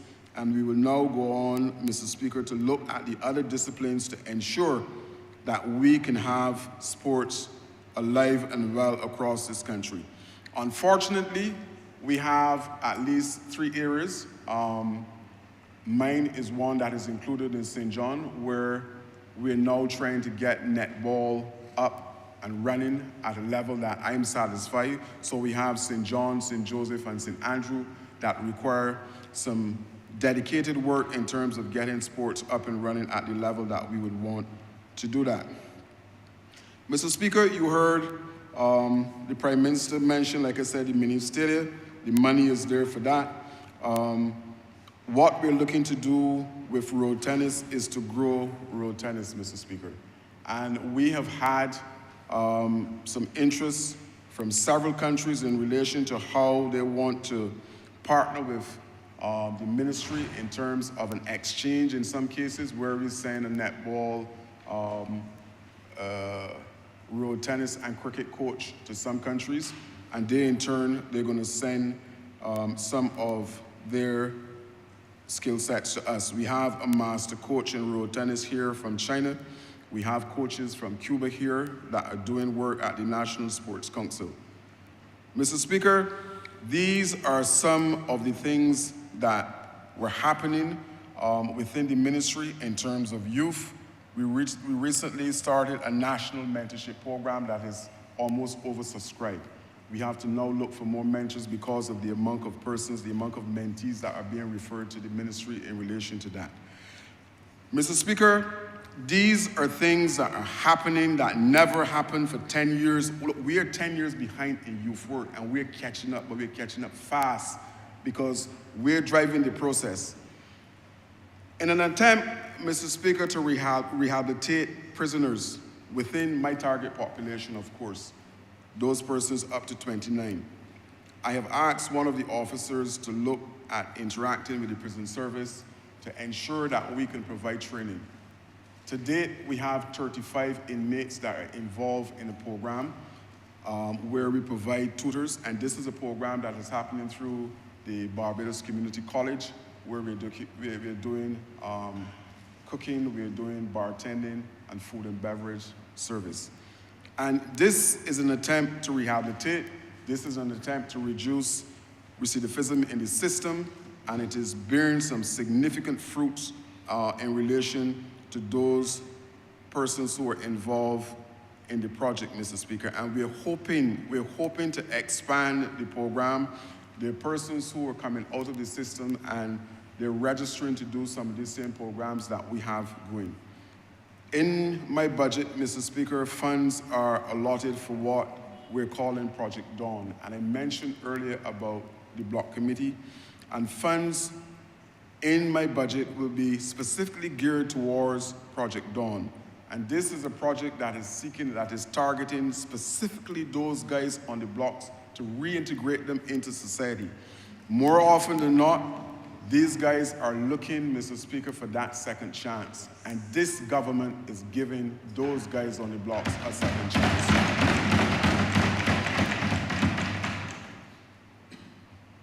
Mr. Speaker, the National Sports Policy was approved and soon will be here. The Green Paper will be here. And this is providing a roadmap for all of us in the ministry in terms of how we treat the sports going forward, because I recognize, Mr. Speaker, that we need to be the drivers in terms of how we treat the sport. I have a situation now where, and I'm really, really upset, because I have a national team that is traveling, Mr. Speaker, a national team, not a club, and parents are asked to pay for tickets, to pay for accommodation. The team is traveling in a fragmented way, and I cannot imagine that a national federation will be functioning in this kind of way with our young people. But that is something that will be addressed at some point in time. I'm hoping that we can solve that particular problem. And note, Mr. Speaker, that funds are available at the National Sports Council to assist national teams that are training, national teams that are traveling to represent this country. And I cannot imagine why there would be a situation that we have a national federation that is functioning the way that this particular one is functioning. But we will deal with it, Mr. Speaker. Cultural training, Mr. Speaker, is one of the areas that we're looking to resuscitate. I know when I was at the ministry, cultural training was something that was happening all across the country. One of the things we're looking to focus on is dance and drama to ensure that we can have theater again coming to the island. And the officers within the ministry are working towards ensuring that we can register persons for that. I heard Prime Minister mention about the proposal for string instruments to come into play, the violins. I am very pleased about that because we are working in concert with the National Cultural Foundation to ensure that we can maximize every single dollar to roll out this particular cultural training program. Sports training, Mr. Speaker, is another area that we're looking to ensure that we can maximize. All 30 constituencies at some point in time will have a sports program through the registration by the youth officers within the ministry. And we're hoping that we can use this as a kind of feeder ground for those sports that we are looking to target going forward. Mr. Speaker, allow me now to speak a little bit about some of the plans that we have going forward. Again, I would have mentioned some just now. But moving on. Moving on is a project that came together with 3 members of my team. The Special Projects Committee would have put this particular project in motion, and we had discussions with the Minister of Education in relation to the rollout of Moving On.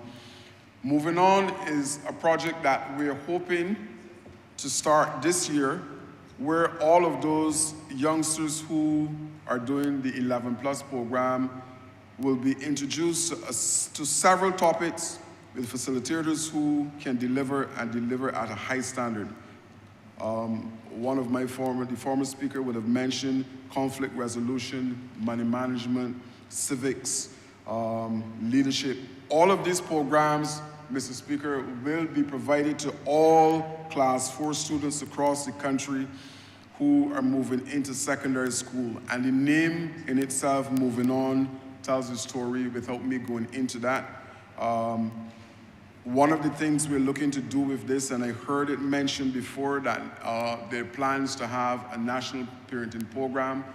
We are hoping to do a program as well because it makes no sense to do the training with these youngsters, to give them the skill sets, and then to go home and all that was provided is eroded by parents who are not in tune to what is happening.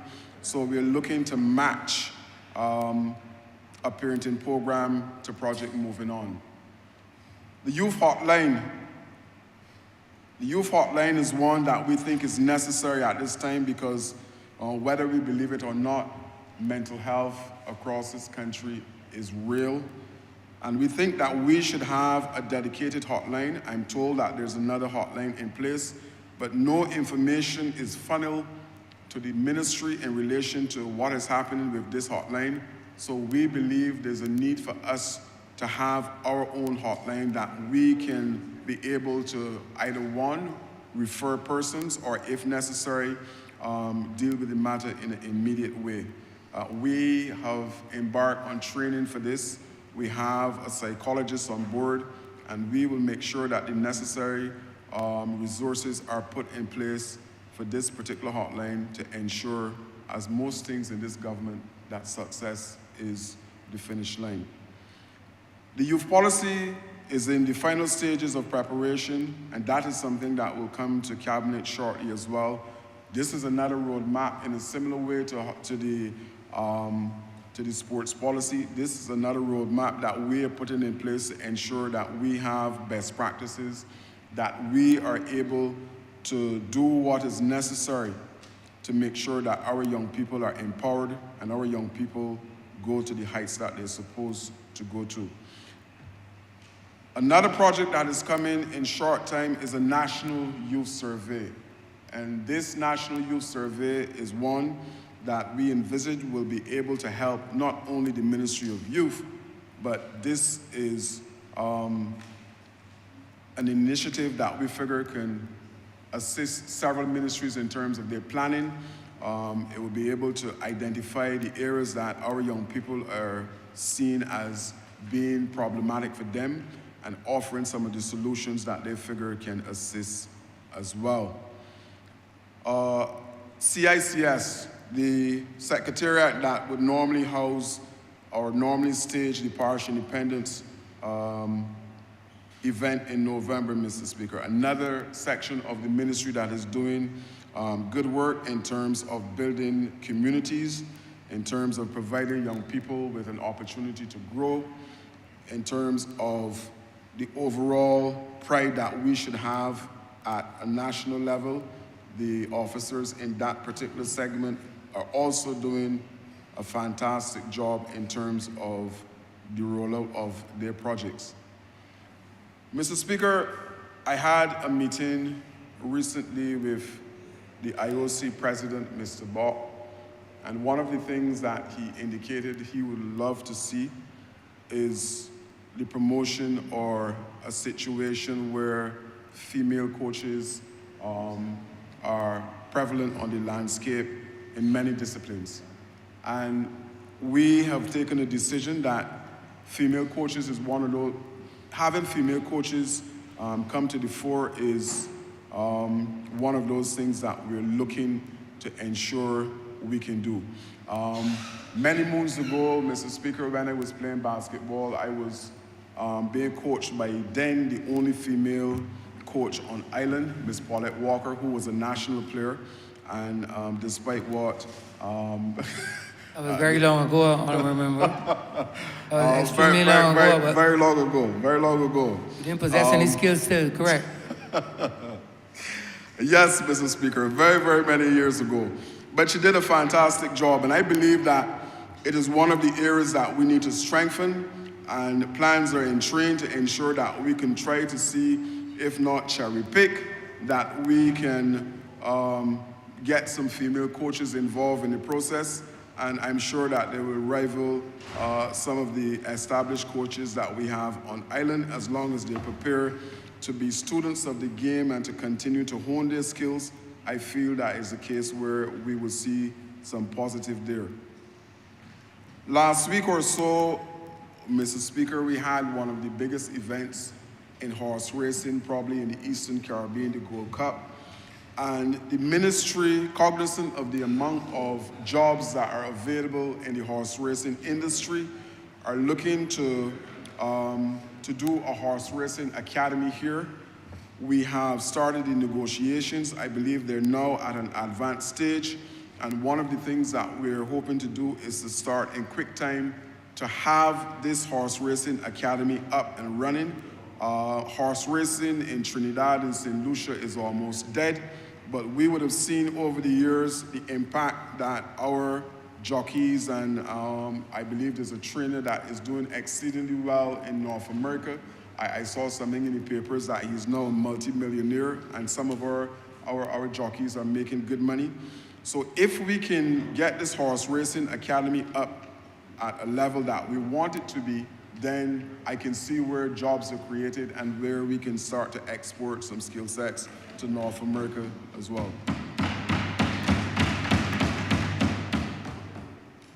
The Wilde complex is one that we need to build out. in terms of the infrastructure, in terms of buildings, and the team at the National Sports Council are actively looking to see where we can either one, if it is not too costly, do it by ourselves, but seeking partnership with the private sector to ensure that we can have at that location a whole range of disciplines utilizing all of the land space that is there at the Wilde Complex. Plans are in place to see if we can have 6 cricket practice practice pitches at the location, and this will also be used to generate some foreign exchange, because we can have teams coming to Barbados, Mr. Speaker, to practice at the particular location. One of the things that I would have mentioned to the National Sports Council is that we're going to have different tracks at the location. So you don't have only fast tracks. You have one for the piercers, you have one for the spinners. That would be twofold, to benefit the batsmen and to benefit those bowlers who will be practicing at the location. And if we can get that, then it means that we can have, like I said, we could encourage teams to come to the island to practice at that time. I will wrap up shortly, Mr. Speaker. The community gyms, we have 4 community gyms that are currently going, and I know that Sports Council have plans to order more, and we will see gradually that all 30 locations across this country have community gyms, because NCDs are something that is also very real, so we intend to do that.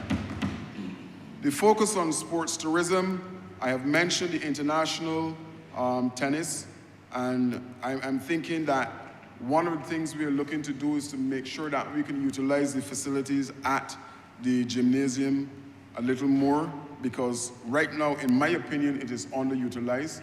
So if we can have teams come into the country to use it for training or to have competitions, then I believe that we will be doing something good. In closing, Mr. Speaker, one of the things I want to do is to say thank you to the team at the Ministry of Youth, Sports and Community Empowerment. I have been there for just over a year now, and I think I'm very, very pleased in terms of what we would have produced over that period of time. We continue, and they continue to be proactive in terms of how we treat to sports, how we treat to our young people. Plans are in place that if sports and our young people do what they're supposed to do, then it will redound to the empowerment of communities, which is the next part of my ministry. So, I fully support this budget. I thank the Prime Minister for the input of funds to do what we're supposed to do at community level. And Mr. Speaker, I would like to say to you that as long as I'm sitting in the chair, that you'll continue to see a ministry that is proactive. You continue to see a ministry that put young people first, because incidentally, this is supposed to be the year of the youth, and we have done some things that are youth-oriented, more so than before. For example, the Beach to the World is cut off at 29 for a specific reason, because that is our target age. One of the things that you will see going forward is that 90% of any of the programs coming out of the ministry this year, that the MCs will be young persons going forward. We have secured a block of 30 minutes at the CBC to have programs that will focus on not only the youth, sports, and community empowerment, and that is something that will come on stream very, very soon. So, Mr. Speaker, I have said before on several occasions, and I will say it here again in Parliament, that it is a good time to be a young person in this country at this time under the Barbados Labour Party. I am obliged. Honourable Member for Christchurch West. Mr. Speaker, I beg the suspension of the chamber until 2:30 for lunch. 2:30. Question that this honourable chamber be suspended until 2:30 p.m. All those honourable members in favour, please say aye. Aye. Those against, please say no. We think the ayes have it. This honorable chamber stands suspended until 2:30 p.m.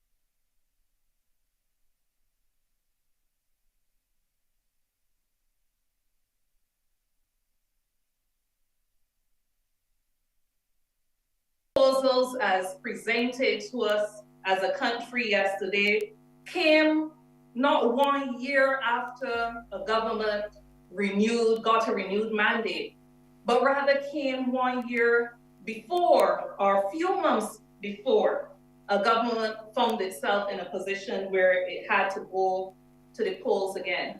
But this government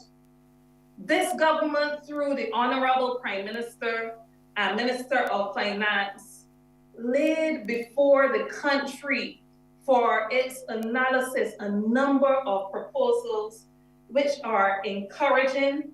The proposals encourage us as regards the confidence that there is in the financial position of Barbados.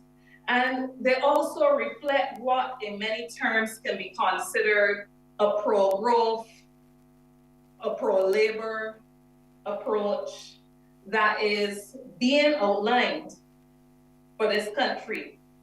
Mr. Speaker, I had to recall during the presentation, the very long presentation, I had to recall when I made the decision to come into elected politics two and a half years ago.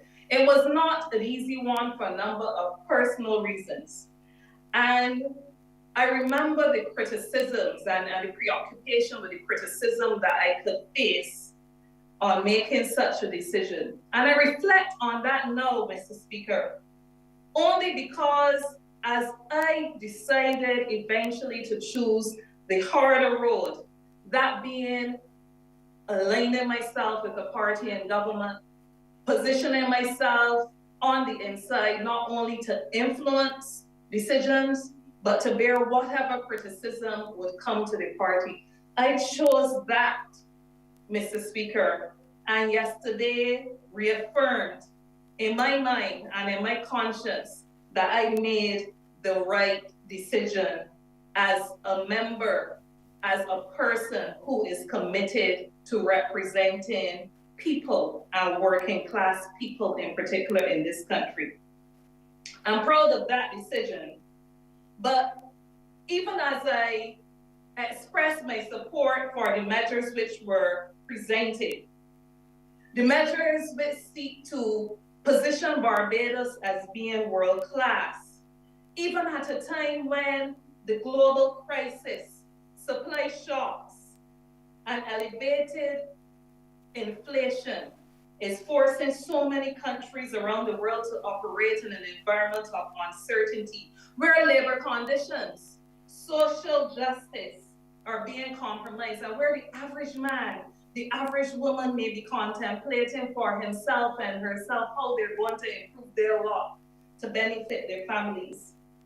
Mr. Speaker, as I reflect on these measures that were represented before this Honorable House, I had to consider that Barbados indeed must be a special place. I thank you, I should have said at the onset, for granting me leave at this time to be here in Geneva to carry out the work of labor at the international level, and for facilitating this response from me here this afternoon as well.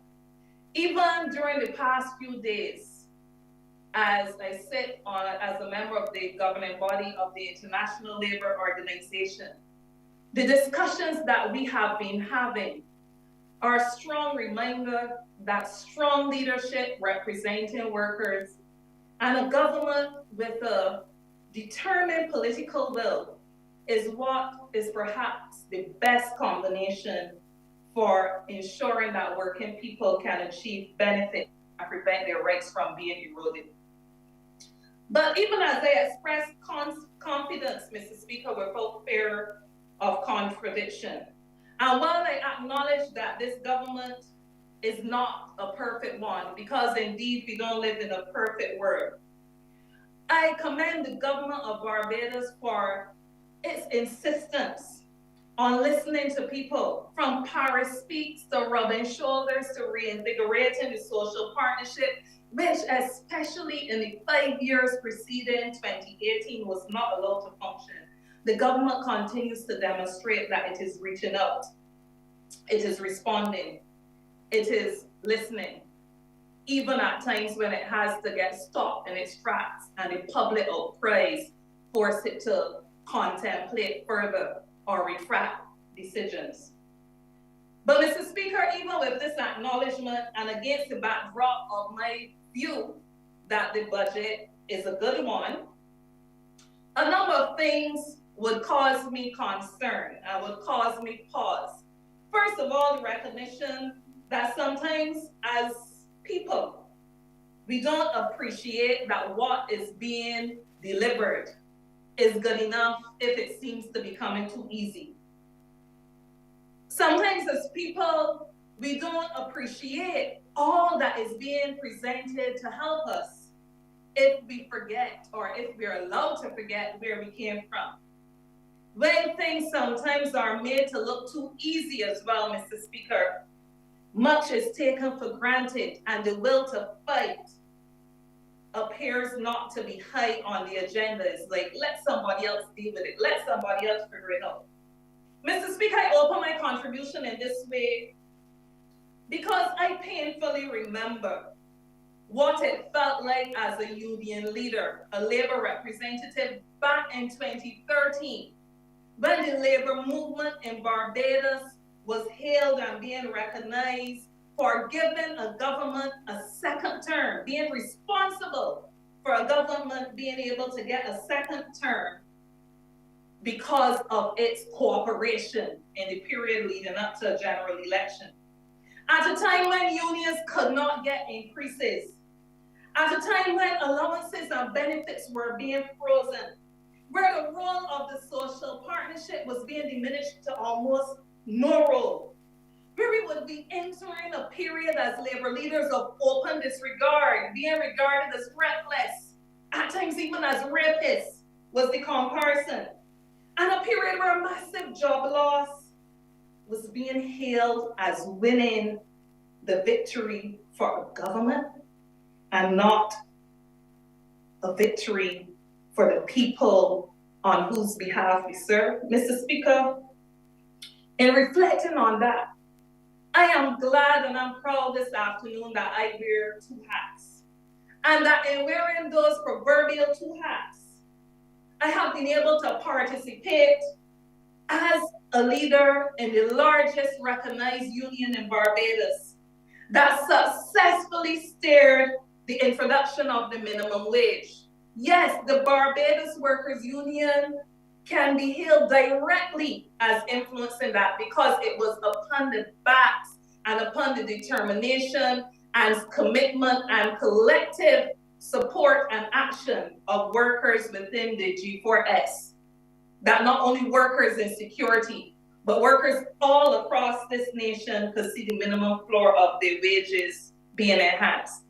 I'm glad that in wearing two hats, it has allowed my organization, the largest representative of workers in Barbados, to use the dispute in C.O. Williams, very similar to that of G4S that is being used to level the playing field, to see us come to a moment where legislation that is over 70 years old, almost 70 years old, has been brushed off.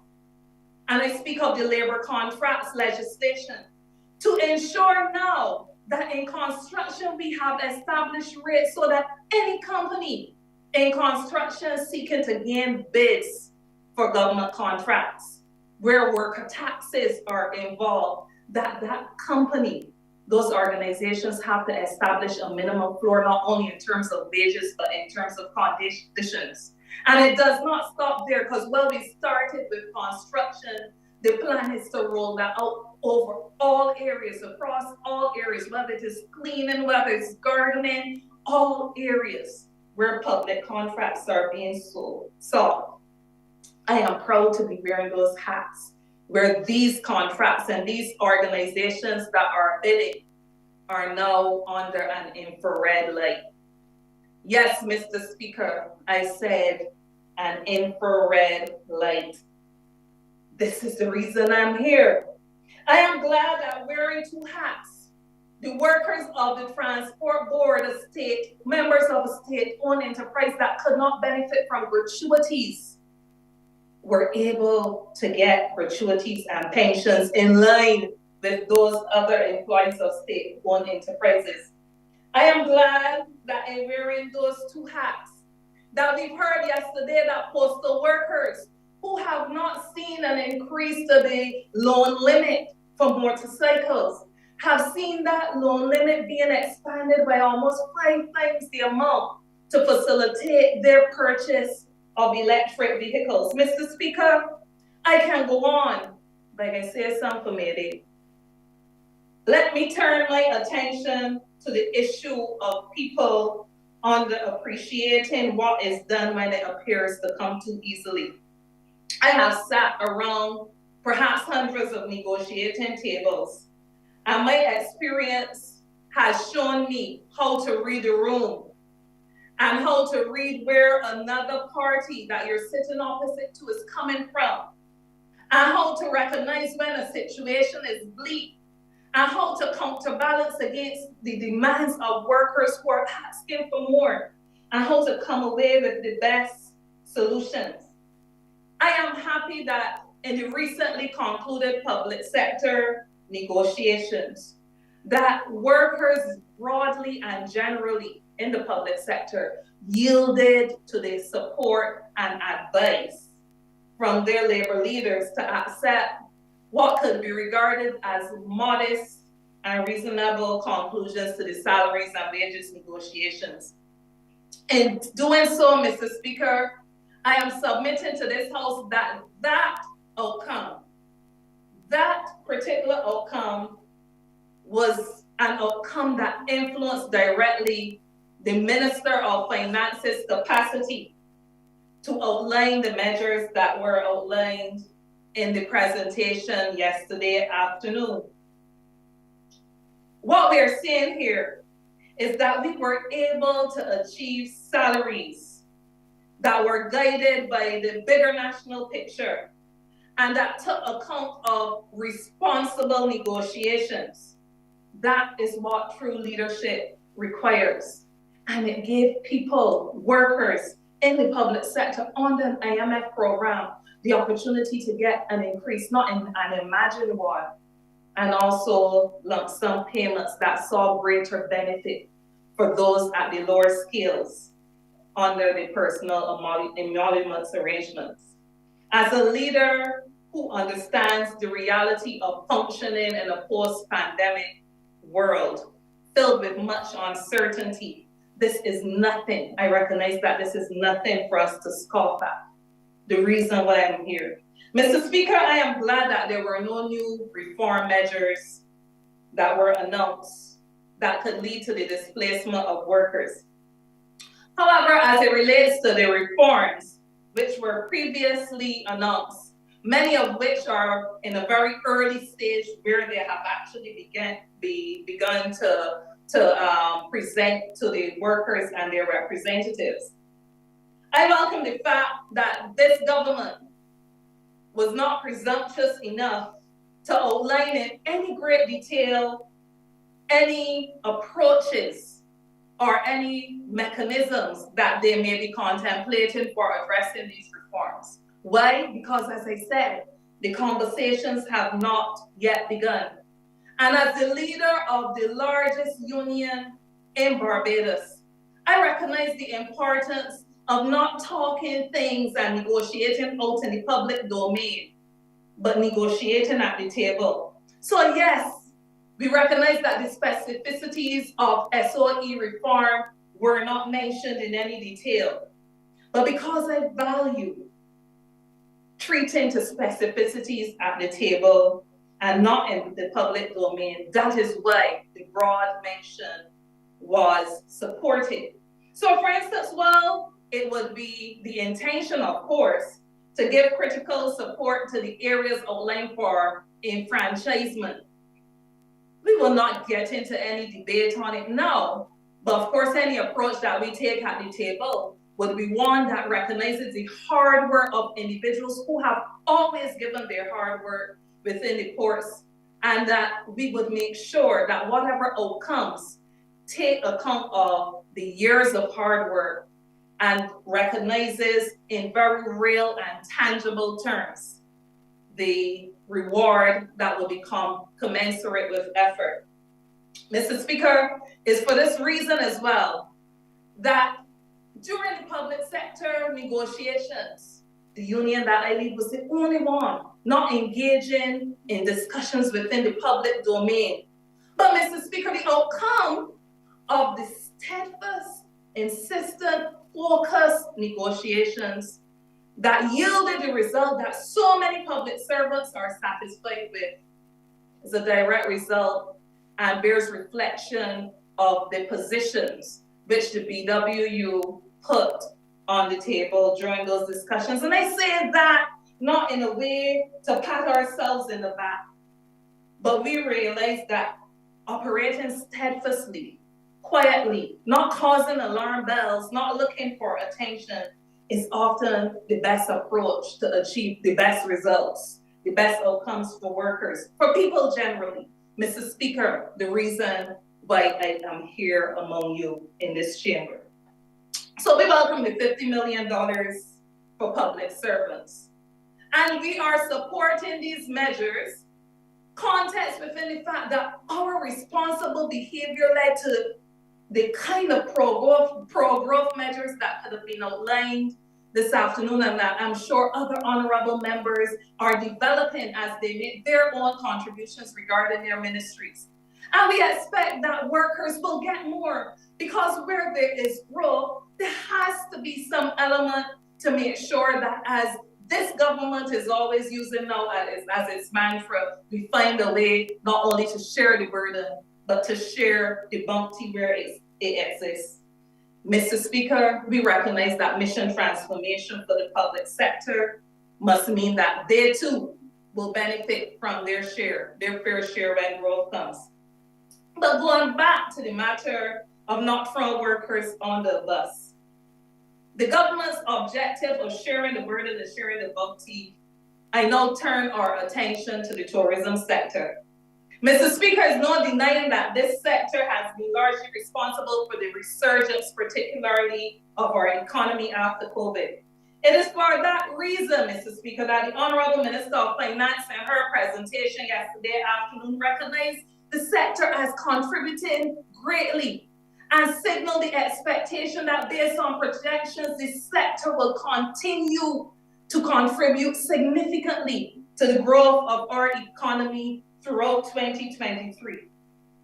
Mr. Speaker, while we may be using economic benchmarks, therefore, to say that that sector has taken us back to pre-COVID-19 times, I hasten to add that that is just a quantitative and economic measure, because in real terms, workers across the tourism sector, particularly in the hotels, have been seeing a repealing of the conditions of work that they enjoy, being put into contracts, 3 and 6 month contracts, probation periods being expanded up to 6 months, workers not being afforded their staunch day, fewer rights and fewer job securities. If you barely object to anything in a hotel, in some establishments nowadays, you don't know that when your contract ends, it is not being renewed. Conditions are being made to put people further back.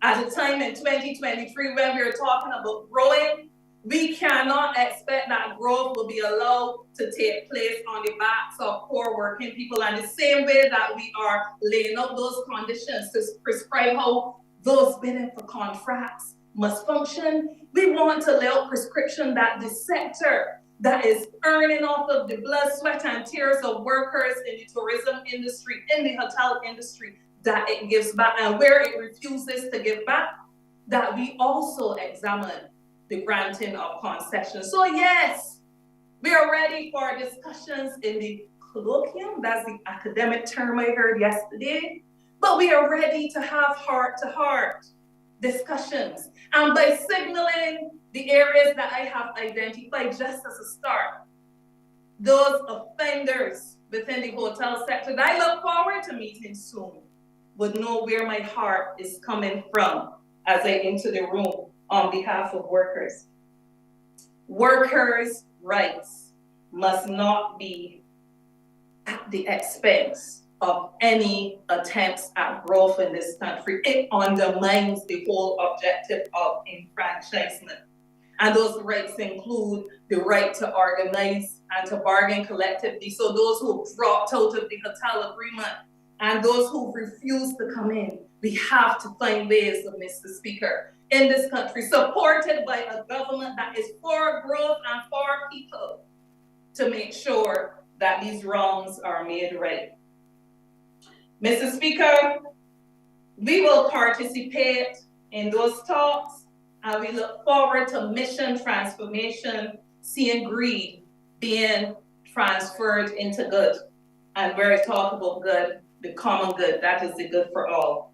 While I'm not promoting workers using the tool of last resort in defense of their rights and interests, I take this opportunity, Mr. Speaker, to hail and commend the workers of UCAL, the workers of Duty Free Caribbean, and the workers of the Transport Board who earlier this year demonstrated that wherever negotiations or talks reach a stalemate, workers can, and workers eventually will have to use that tool of last resort to promote their rights. I hope sincerely that we won't have to demonstrate it in too many areas. But by the same token, I encourage workers that where we are working for growth in the economy, to make sure that that growth is commensurate with improvements in your lot, improvements in your well-being, you must be willing not to renege on the fight. You must recognize that the fight is not over until it is over.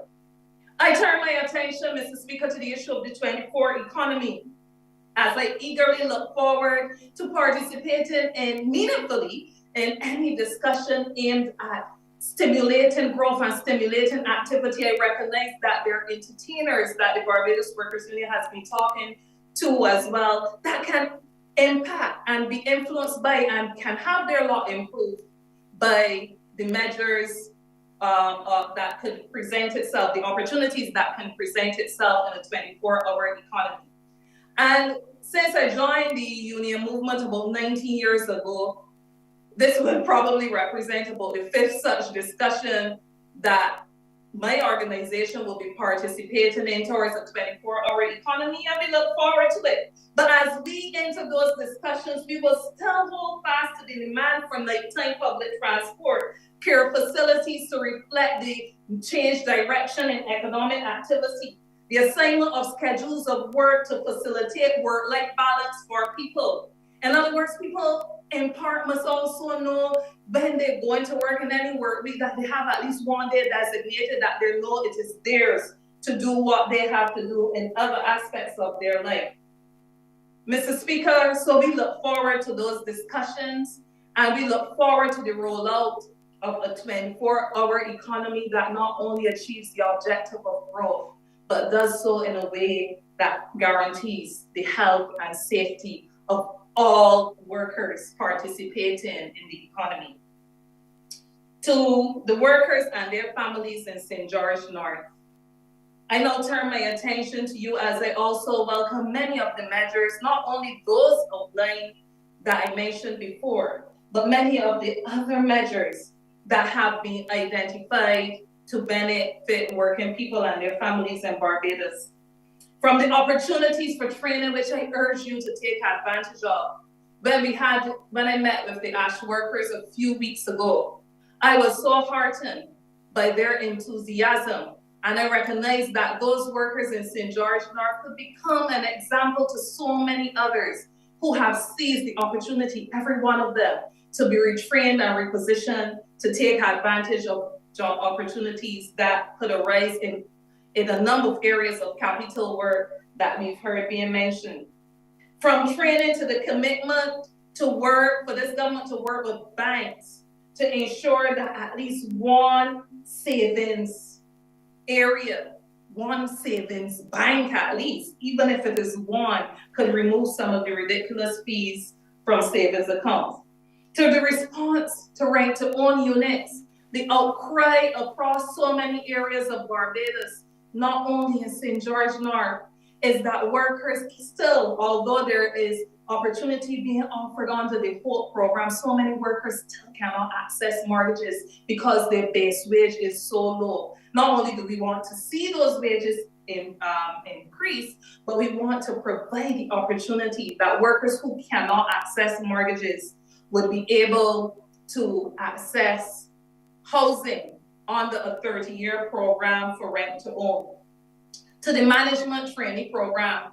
And that is one that has to be fully fleshed out, and we look forward eagerly to discussing it. Because while we appreciate and welcome the opportunity for young talent in Barbados to see the public service as a place that they can develop and to wear the badge as a badge of honor being a public servant, we also have to make sure that those others who have spent and invested time in the public service coming through the ranks do not feel demotivated, and that they too see that as young people within the service and as middle-aged people within the service, that these opportunities are not being created to deny them potential for succession and success, but that it is only to carve out a space for others who can contribute with fresh ideas to be given the chance to have those ideas flourish within a public sector that is mission-driven. So we look forward to those discussions as yet, and for those workers who might be thinking, $6,000, what about us? We are going to discuss this fully when the moment comes for presentation to us. We welcome also on behalf of St. George North and other working families the $600,000 investment in the Streams project for primary schools across the island. So many of our children are talented, but so few of them see opportunities because the families can only afford and sometimes cannot even afford the very base in terms of education to offer them. What this Streams project does is it starts to engender and tease out the talent that there might be from those who otherwise may not be able to afford it. And finally, although there are other areas, I want to touch on the First Jobs initiative that is being extended to persons with disabilities to allow their entry into the job force. I think that this is a wonderful opportunity that must not be ignored by the general public of Barbados for the value and the difference that it will make in so many lives.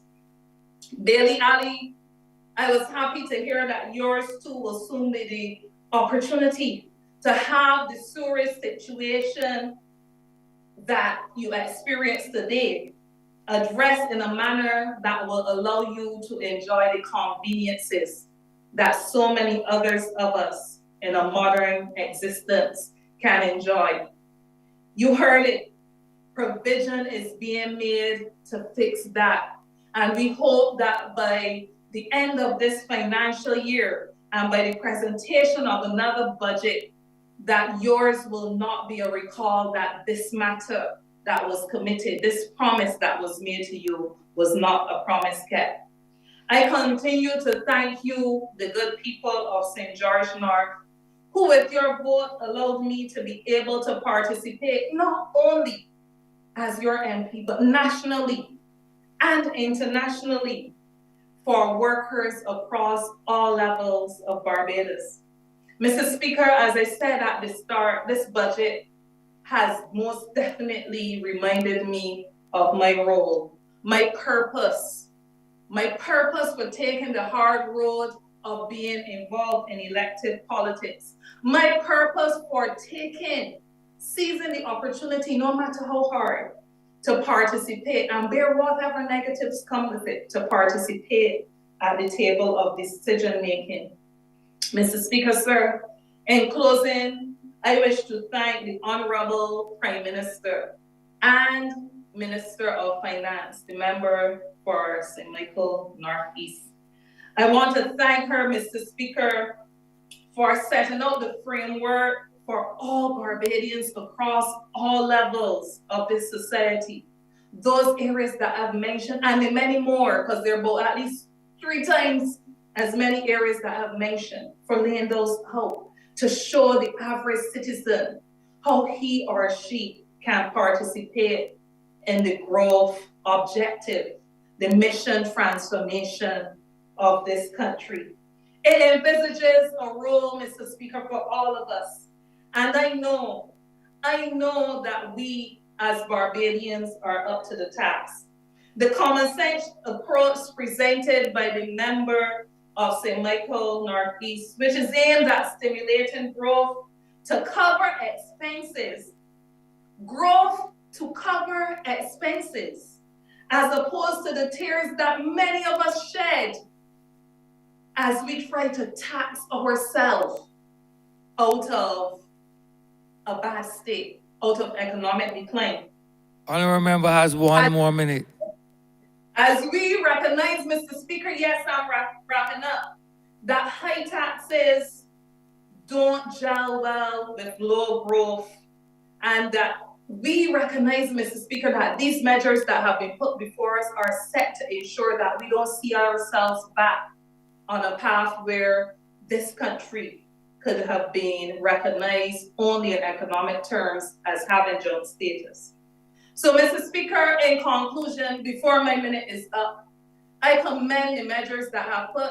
I recognize that outlined within these measures are gaps that need to be closed constructively in those places where the issues will be properly developed and properly outlined for the betterment and improvement of citizens of this country. So as I thank you and as I wish you and all my colleagues a successful conclusion to the debates in this honorable chamber, I end by saying upward, onward, let us work to make Barbados world class for our generation, for our children, and for their generation. Mr. Speaker, I submit and I thank you for this opportunity.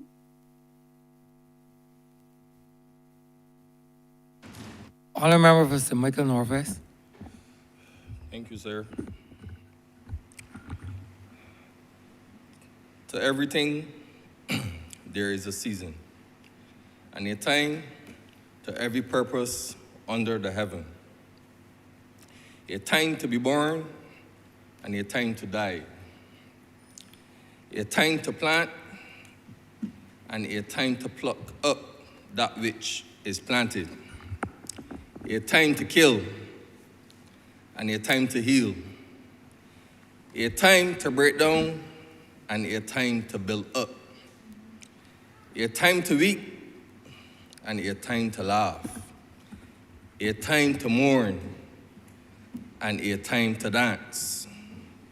A time to cast away stones, and a time to gather stones together. A time to embrace, and a time to refrain from embracing. A time to get, and a time to lose. A time to keep, and a time to cast away. A time to rend, and a time to sow. A time to be silenced, and a time to speak. Sir, I rise through the good grace of God and the good people of St. Michael Northwest, who I represent and who I am happy to say will not be able or will not have to be burdened with any more taxes during the next financial year.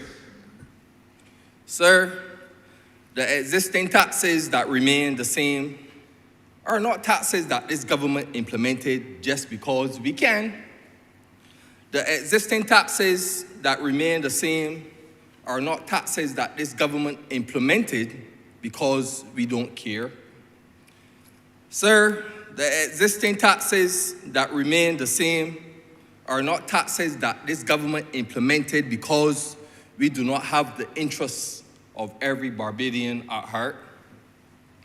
The existing taxes that remain the same are taxes that this government had to implement in order to make up for all of the corruption and financial mismanagement that took place under the former Democratic Labour Party, at the hands of the former Minister of Finance between 2008 and 2019, we did not put Barbados in a critical state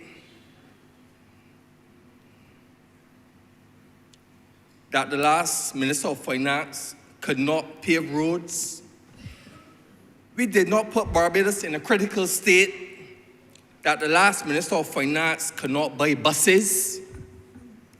We did not put Barbados in a critical state that the last Minister of Finance had to print money. We did not put Barbados in a critical state that the last Minister of Finance could not give the public servants a salary increase. Sir, we did not put Barbados in a critical state that after 5 years being in office, the good Barbados Labour Party, that the good people of this country are still paying the existing taxes that this government had to implement in order to run and manage the affairs of this country, sir. And Mr. Speaker, sir, I support the $32.5 million that were allocated to the Welfare Social Services Department because I know we have a lot of families who are in need in this country.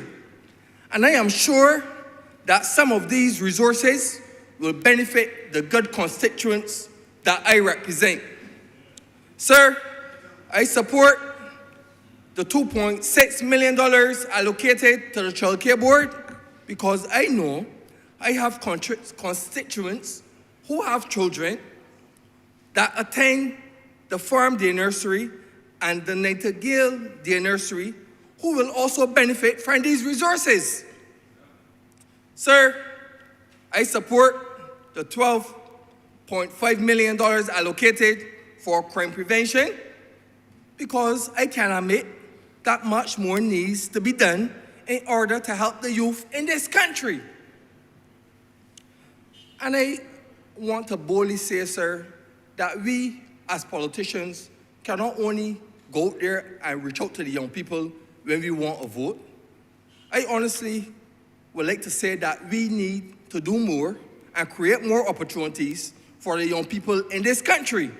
And I, as the representative for the constituency of St. Michael Northwest, I can assure you that I will continue to fight for the youth and the betterment for the people in my constituency.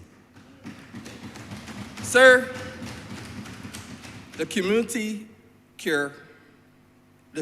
elderly care program, sir, I beg your pardon, is an excellent program, and I fully support the $9.7 million that is allocated to this program, because I can honestly attest, sir, that this program presently benefits a lot of the elderly people who resides within my constituency.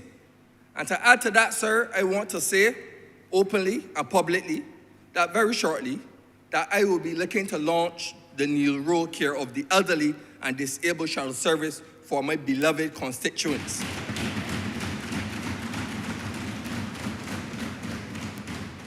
Sir, I am looking forward to see areas such as Paul Bay, Free Hill, Barker's Gap, Deacons Road, Gills Gap, Bridge Gap, Brighton Terrace, St. Stephen's Hill, benefiting from the $27.6 million allocated for the road rehabilitation program.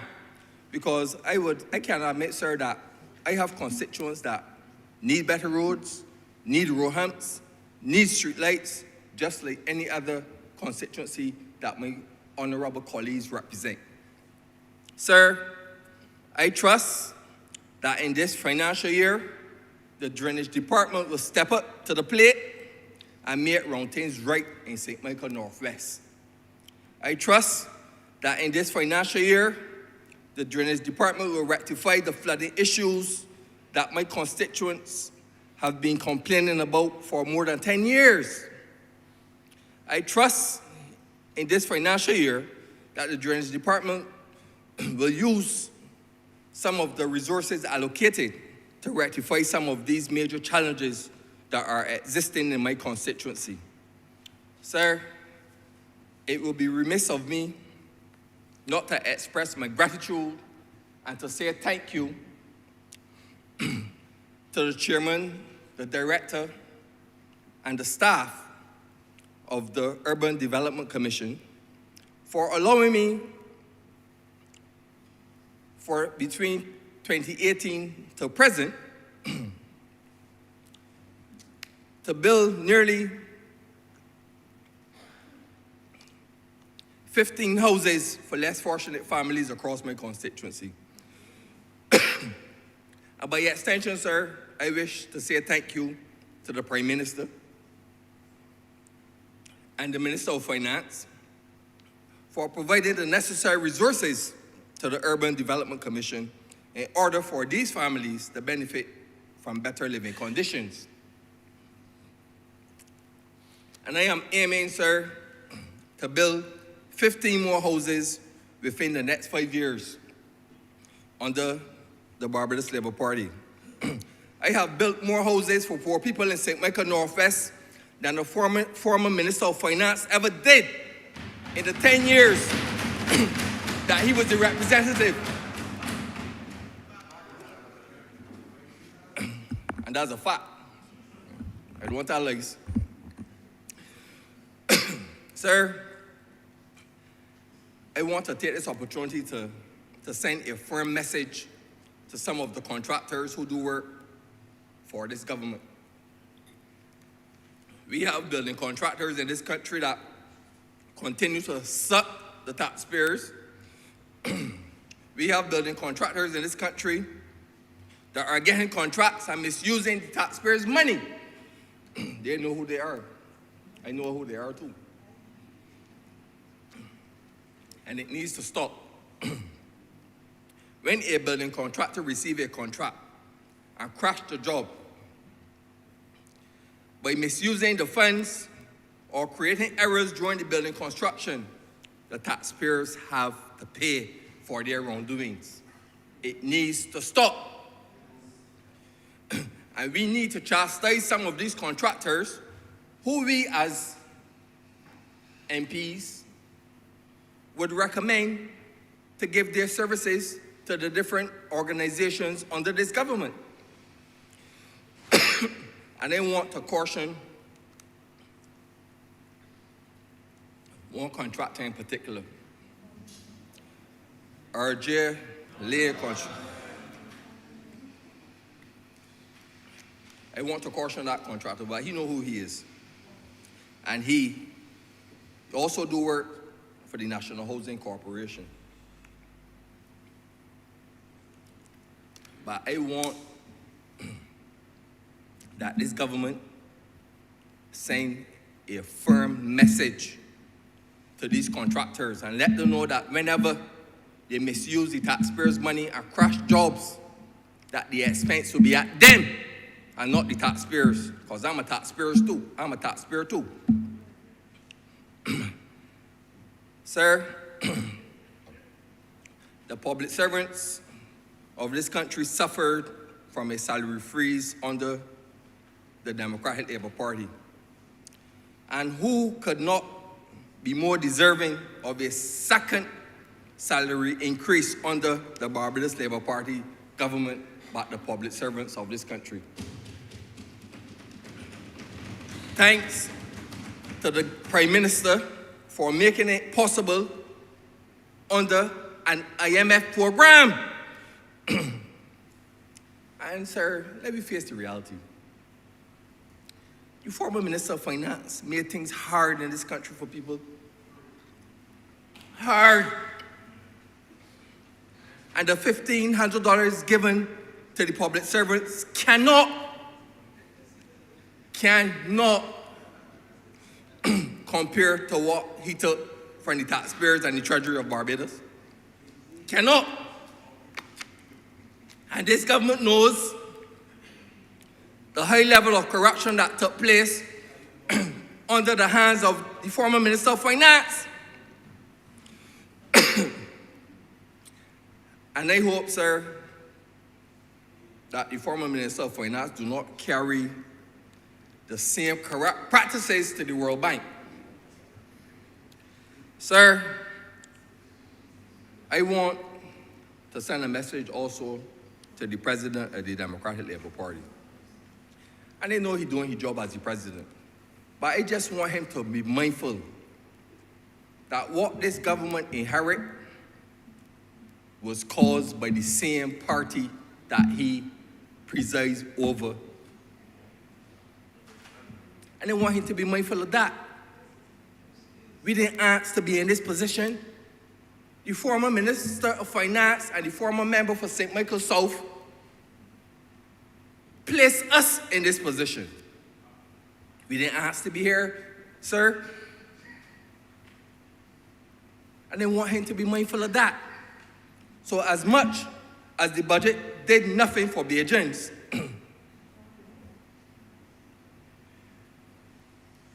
I want him to be mindful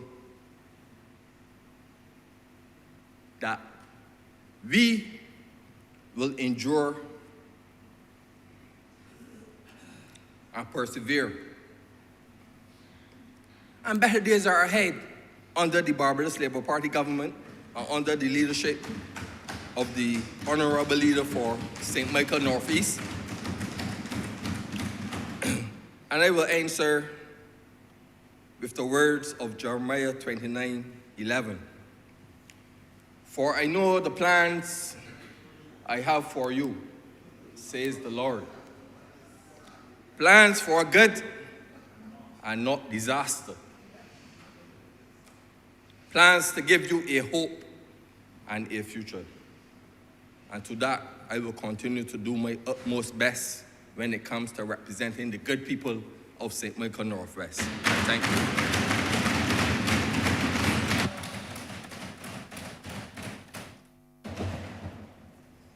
Honorable Member for St. Philip North. Thank you, Mr. Speaker. It's on. It's my pleasure to be here to give my remarks and my opinions on yesterday's budget speech. Sir, have you ever had the opportunity to anticipate a good movie? Thriller, let's say a thriller. Sat down in front of the television, popcorn in hand, waiting for the part of the movie that gives away the whole story, and then a relative comes and says, oh, he's not really dead, he'll come back at the end of the show, and spoil the whole thing for you. That's how I felt yesterday, but in a good way. Before I could sit at the end of my seat, like I usually do every budget day, and at the 4th hour, you get the licks, the Prime Minister saw it fit to announce there will be no taxes. It almost felt like throwing down the popcorn, but for good reason. And I must admit, and I think members in here know that I am a critical being and thinker, I could find nothing in the budget really to fret about. And I congratulate the Cabinet and the Prime Minister for the effort that she's making to make a better Barbados for our people. So I spent the last year in this new role as Minister of State in the Ministry of Health and Wellness, basically catching my feet, catching my footing, trying to understand what my role was in that ministry, still trying to understand to some extent in the ministry. I was faced at the outset, probably from the first day on the job, by what we call call-in programs, by the disgruntled opposition, but I dare say that is their job. Without the disgruntled, we cannot improve. And I encourage the Honourable Member for Christchurch East to fret not himself with respect to the gentleman he spoke about earlier. Perhaps that's his way for interviewing for a job. I suspect that's it. Maybe that's his way to get a job. So, and it could only prove to make us better in the conversation. That's what oppositions do. I want to bring out some of the best of QEH, and we have been working really hard over the last year. You would have heard the complaints with the waiting period in the accident and emergency and probably the outpatient department. We've heard the complaints with the large cataract lists that was on our shoulders, breaking us down. We've heard the complaints of the exodus of the nurses and the complaints of us bringing in nurses from Ghana and Cuba, which we had no choice really because the numbers here were few. We've heard the calls from disgruntled patients, and I will be the first to admit that some of them had cause to complain, but not all of them.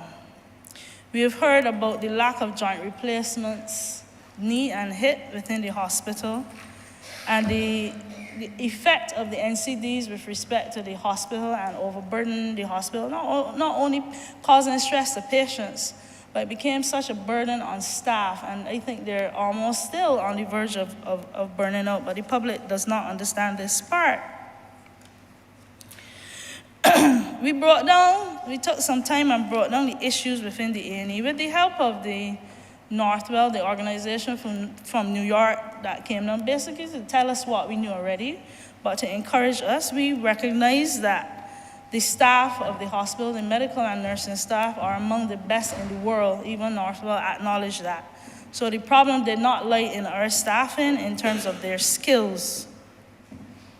But the Honorable Prime Minister made it clear in her budget speech that we will now be moving in, thanks to the contribution of some $5.5 million to complete the phase 3, which brings to culmination the A&E department in terms of how it's fit, so that will be completed. And this lends us, sir, to decrease the congestion in the A&E and the wait times, hopefully. That will go a long way. It has opened up several beds in the A&E department, so the stay should be shorter. We've also increased the complement, as you have heard when we were in the well, of the ambulance service, and that can also aid in getting the A&E back on track. With the eye clinic, I'm pleased to say last year we had a number of 470 backlog in cataract surgeries. We've completed that backlog and now are working on the existing cataracts and any that were lost to follow up. So that's a plus. We had restarted the joint replacement surgeries in November and December with a pilot, and I'm happy to say now, please don't make it noise. I am pleased to say that it will be restarted in April with knees, and then on alternate months we will do knees and joints and knees and hips, until the backlog hopefully is completed. Bearing in mind that we have a large list of emergency surgeries, especially within the Department of Orthopedics, that are crucial and immediate, but we're working on that. So, equipment, $130 million going towards equipment. The public well knows that oftentimes we have end-of-life equipment, which require repairs oftentimes. So, example, the CT scan, we have to order a CT scan. It came to the end of life and will be reordered, so we will see a plus there in terms of patient care. And a lot is happening within the QEH. We can now boast of a transition program where patients that have been discharged for whatever reason will be followed up on the outside to decrease the number of readmissions that we are seeing. We also are extending the cardiac care program, cardiac care suite to a 24-hour suite. So patients that have their valve issues or circulation issues within the heart will be addressed at any time of day, all day. But I want to move now to the NCDs, because I have some other stuff to talk about closer to home. And the NCDs that was placed on me, and it was my pleasure to take up the mantle for that. We have been working extremely hard, both with QEH, Ministry of Health and Wellness, and I include the QEH there because it is a ministry. We have formed collaborations with PAHO and WHO to get the message across of the importance of the NCDs. And the NCDs reared their ugly head basically as the COVID pandemic started. So we managed to see many people. I have a patient right now that I don't know how well she's doing, that suffered the effects of the COVID pandemic for not seeking help. So she's now stage 4 cancers. We're trying to get that arrested right now in terms of other people coming in with the same issues. You have all have heard, and the rest of the public, because we're getting some lashes for that. For whatever reason, I'm not clear. The additional 10% on the sugar sweetened beverage tax. The last 10% we have proved that is decreased the purchase of sugar sweetened beverages, stand corrected at 7%, and increased the purchase of bottled water and the use of water on the whole. So I am not so certain what the outcry from some of the members of the public with this tax. We can only encourage you to do what is right. We have not banned you from using sugar sweetened beverages, but we only caution you on the results when you take up a bed in the A&E or in the hospital, on the wards of the hospital. We can only caution you. You can lead a horse to water, but you can't make him drink. But with that, I am proud to say that we have, I don't want to say partnered, but assisted the Ministry of Education with the rolling out of the Barbados School Nutrition Policy, which not only addresses the diet within the schools, but also to increase the physical activity of these students, educating the teachers and other staff members and so on. And I am particularly proud of the Ministry of Education for spearheading that initiative. That is also causing a bit of a backlash.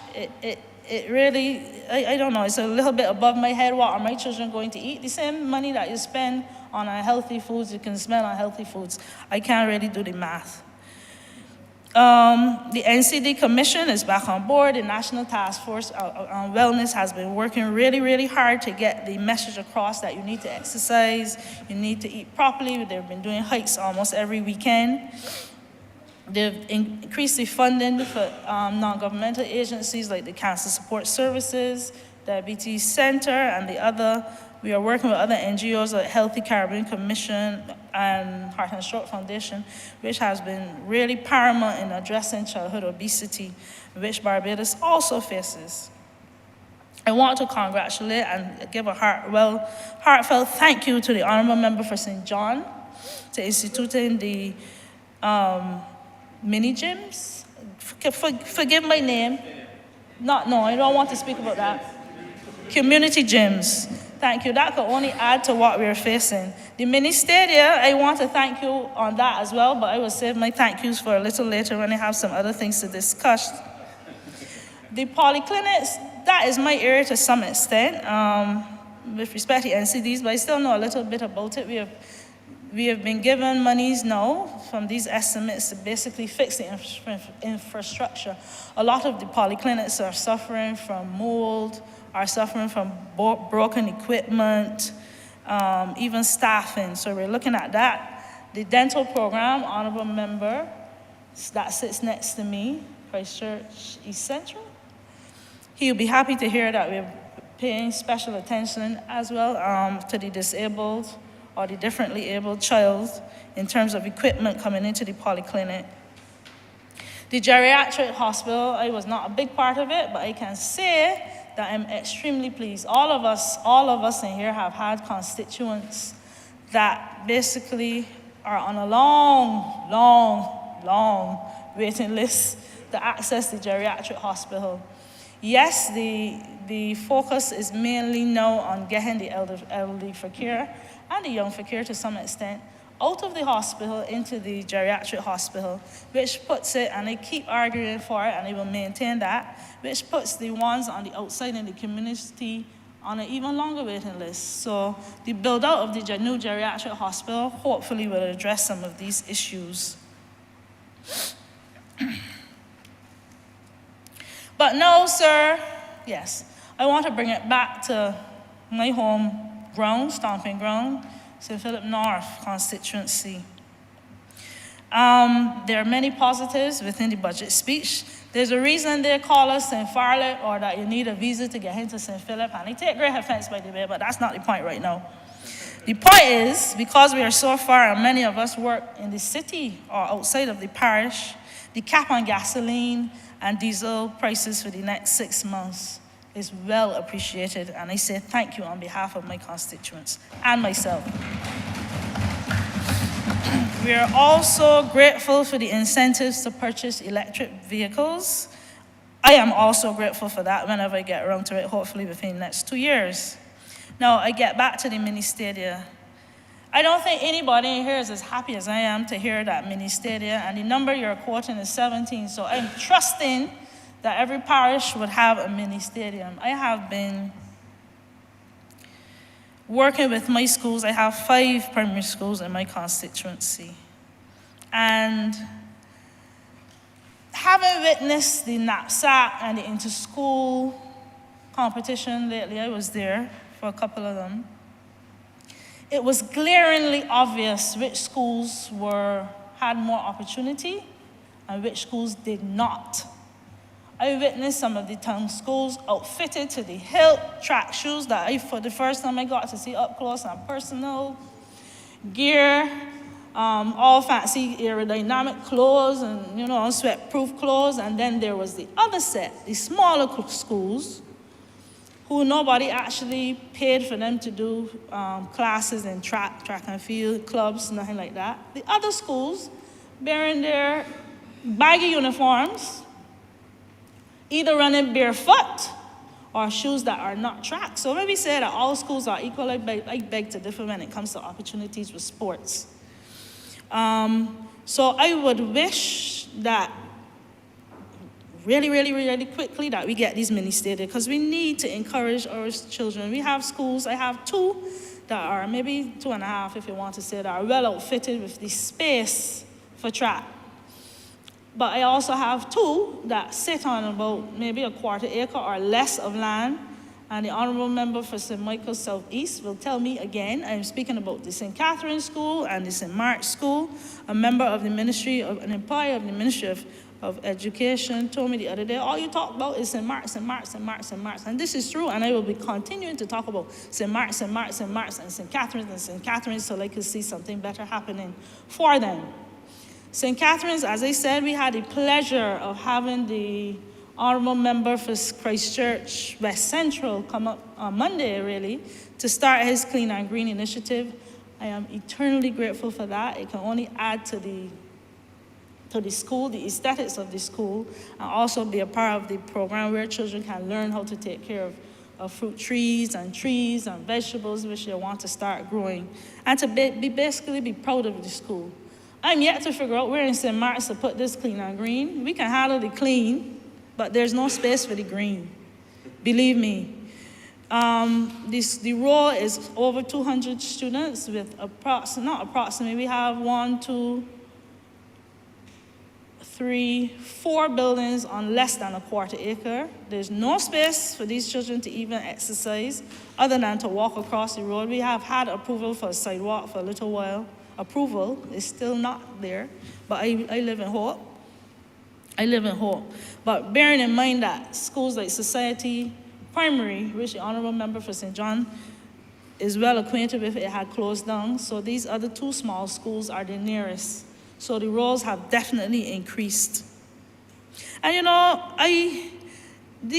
some of these schools have not been given the opportunity to be involved in things like swimming. We made it clear on the platform that every child in Barbados needs to learn how to swim. The argument is that we have beaches in the country. My argument is, if any of you have visited the beaches that I grew up using, they're now eroded thanks to climate change, and I'm happy that the Prime Minister is fighting on that end. They're now eroded and rocky. Nobody can learn to swim there. The only other area is the gymnasium, and if you travel from St. Philip to the gymnasium, the day is over and you miss the classes, and it's a waste of time to learn to swim. I hope these mini stadia will consider the inclusion of a pool, not only to benefit St. Philip North, but the rural constituencies that are begging for a little help in this area. We too have Leo Martindales in our constituencies, Leo Martindales exist in St. John and St. George and St. Philip, Christchurch to some extent. Leo Martindales exists, and we need to bring them out. And I hope, and I congratulate also the Prime Minister for bringing in the National String Program. And the number of schools here has to include some of mine. I just hope that there is a follow-through with that. And by the next budget, I can tell you how our students are performing. I hope and pray for that. I'm becoming a child of the Lord all of a sudden. So that's one of the issues that we have up there. I remember, was it before the last election, I think before COVID, we had announced, we being Ministry of Education had announced that we have reached agreement in acquiring a 2+ acre piece of land to help facilitate the spacing of one or two of these schools, because I see an amalgamation there. It was announced publicly, but up to this day, I have not heard anything about it. I was gypsy enough, as the business said, to call the person who I had engaged to donate, and he has heard nothing about it, and I want to encourage the present Minister of Education to please follow up on it for me. If I can help wherever I can, please let me do it. Michael Lashley, that last minister that represented St. Philip North before me, had promised the same. I don't do empty promises, Mr. Speaker. And I'm full of expectations. And I am hoping that before I leave that constituency, whenever that is as representative, that I would be proud to say that we have acquired that piece of land that not can only accommodate maybe an integrated schools between the two, but sporting areas, 2 acres is a lot. Sporting areas, perhaps a library. None of these schools that I mentioned earlier have libraries. I mean, everything online now, but they don't have a lab for the computers either. They don't have it, and that disturbs me to no end. But I live in hope. I really, really, really live in hope. So I was listening to the Honorable Member for St. James North with respect to equality with the disabled, and I agree with him fully. But it's not only the disabled. We have to be equal in schools in terms of safety. I hope the principal is not listening for St. Mark's. I was able to walk through the gate at lunchtime to take lunch from my own daughter, walk through the gate, walk up to the classroom, hand her the lunch, walk around the school, and walk up the gate. If I could do it, somebody else could. We need increased security in these schools, regardless of what we think that their schools more prone to violence and stuff. Barbados is too small to relegate it to a couple of schools in town. It can also extend to the country, and I would like to not wait for it to happen, for some child to get hurt, or parent when they're on the grounds. I don't want for it to wait to happen. So we need to seek equality with respect to security and opportunity. I am one, me personally, when there are things like AgriFest or a show somewhere. Let me look at the time. Or show, thank you. Or show somewhere that is of educational benefit. Yes, I take my daughter, but my car is also filled with her friends. Because I know, sir, that they don't have the opportunities that she does. And you know what? I've been asked so many times that it's becoming embarrassing, why don't I move my daughter and put her in a private school? One, I don't have the money that it takes, but that's beside the point.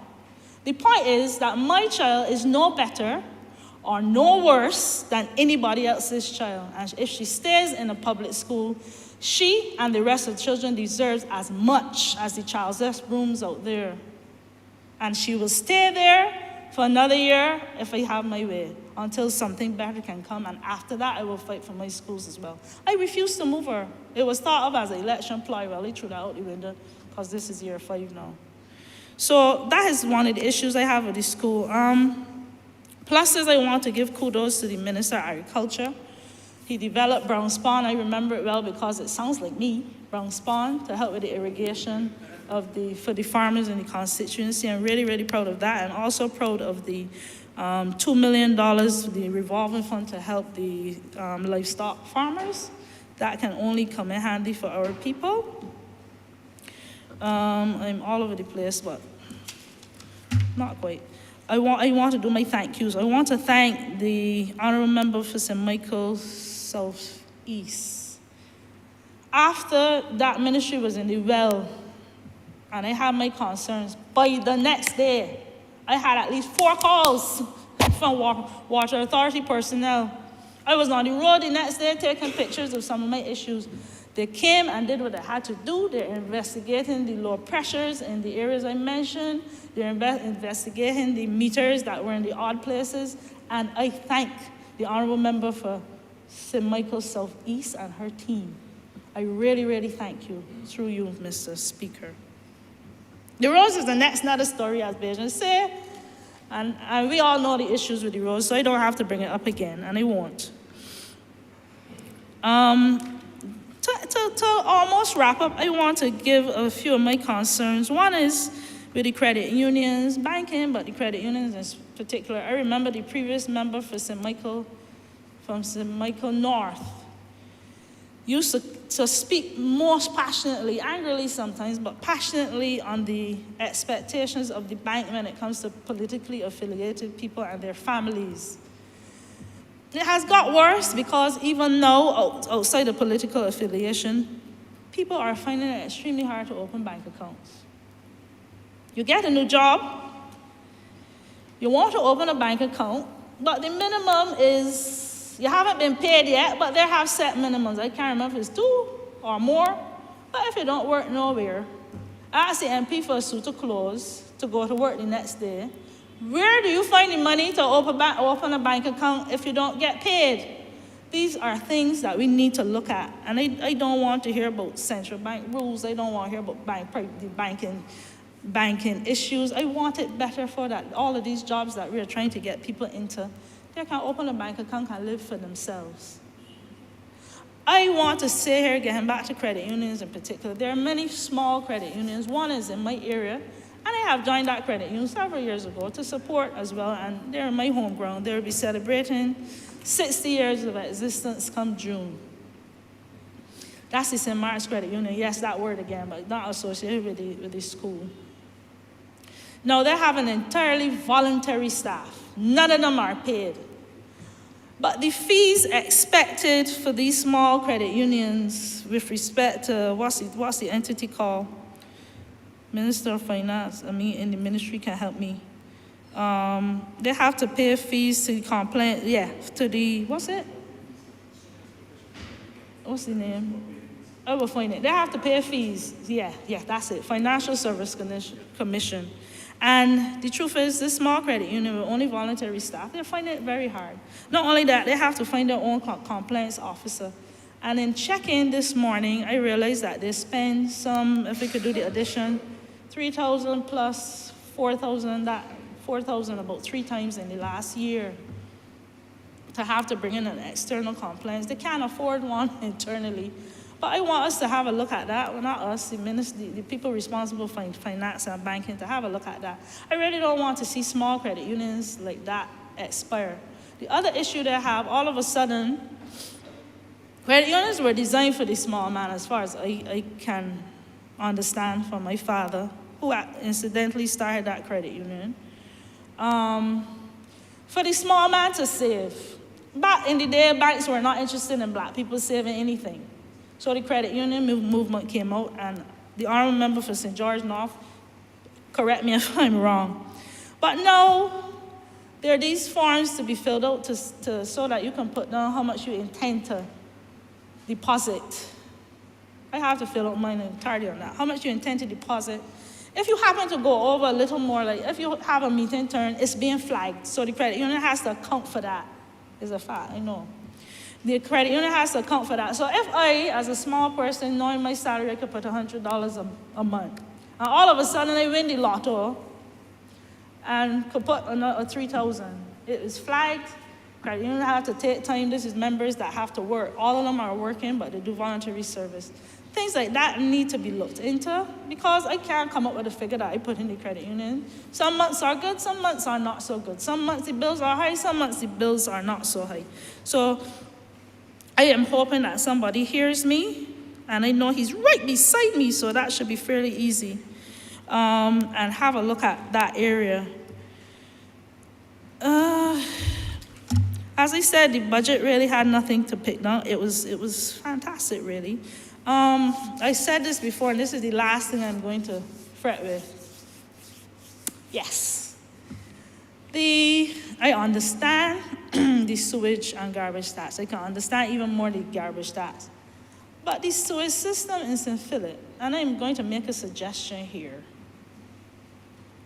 We are expected to pay a sewage tax, which oftentimes take up half of the bill. So people that are in arrears, and I'm happy what the Prime Minister said yesterday, that if you could pay them all, the principal, you get the 25% discount. Wonderful. But people are in arrears when they're trying to get the thing paid off. The garbage and sewage taxes always come out first. We are not connected to a sewage system in that part of the world. We built our own wells.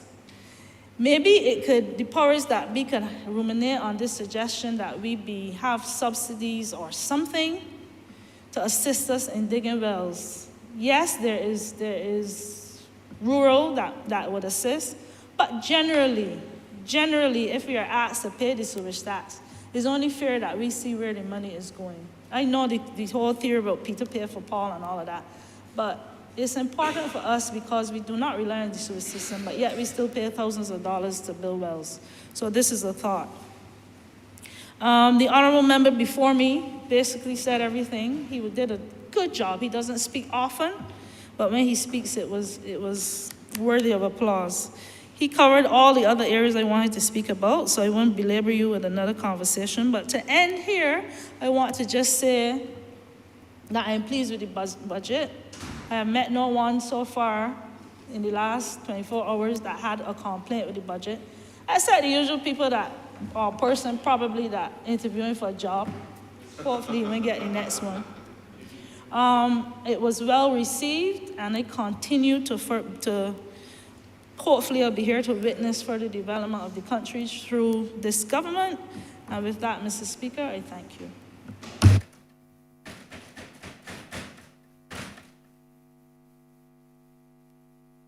Honorable member for St. Michael South.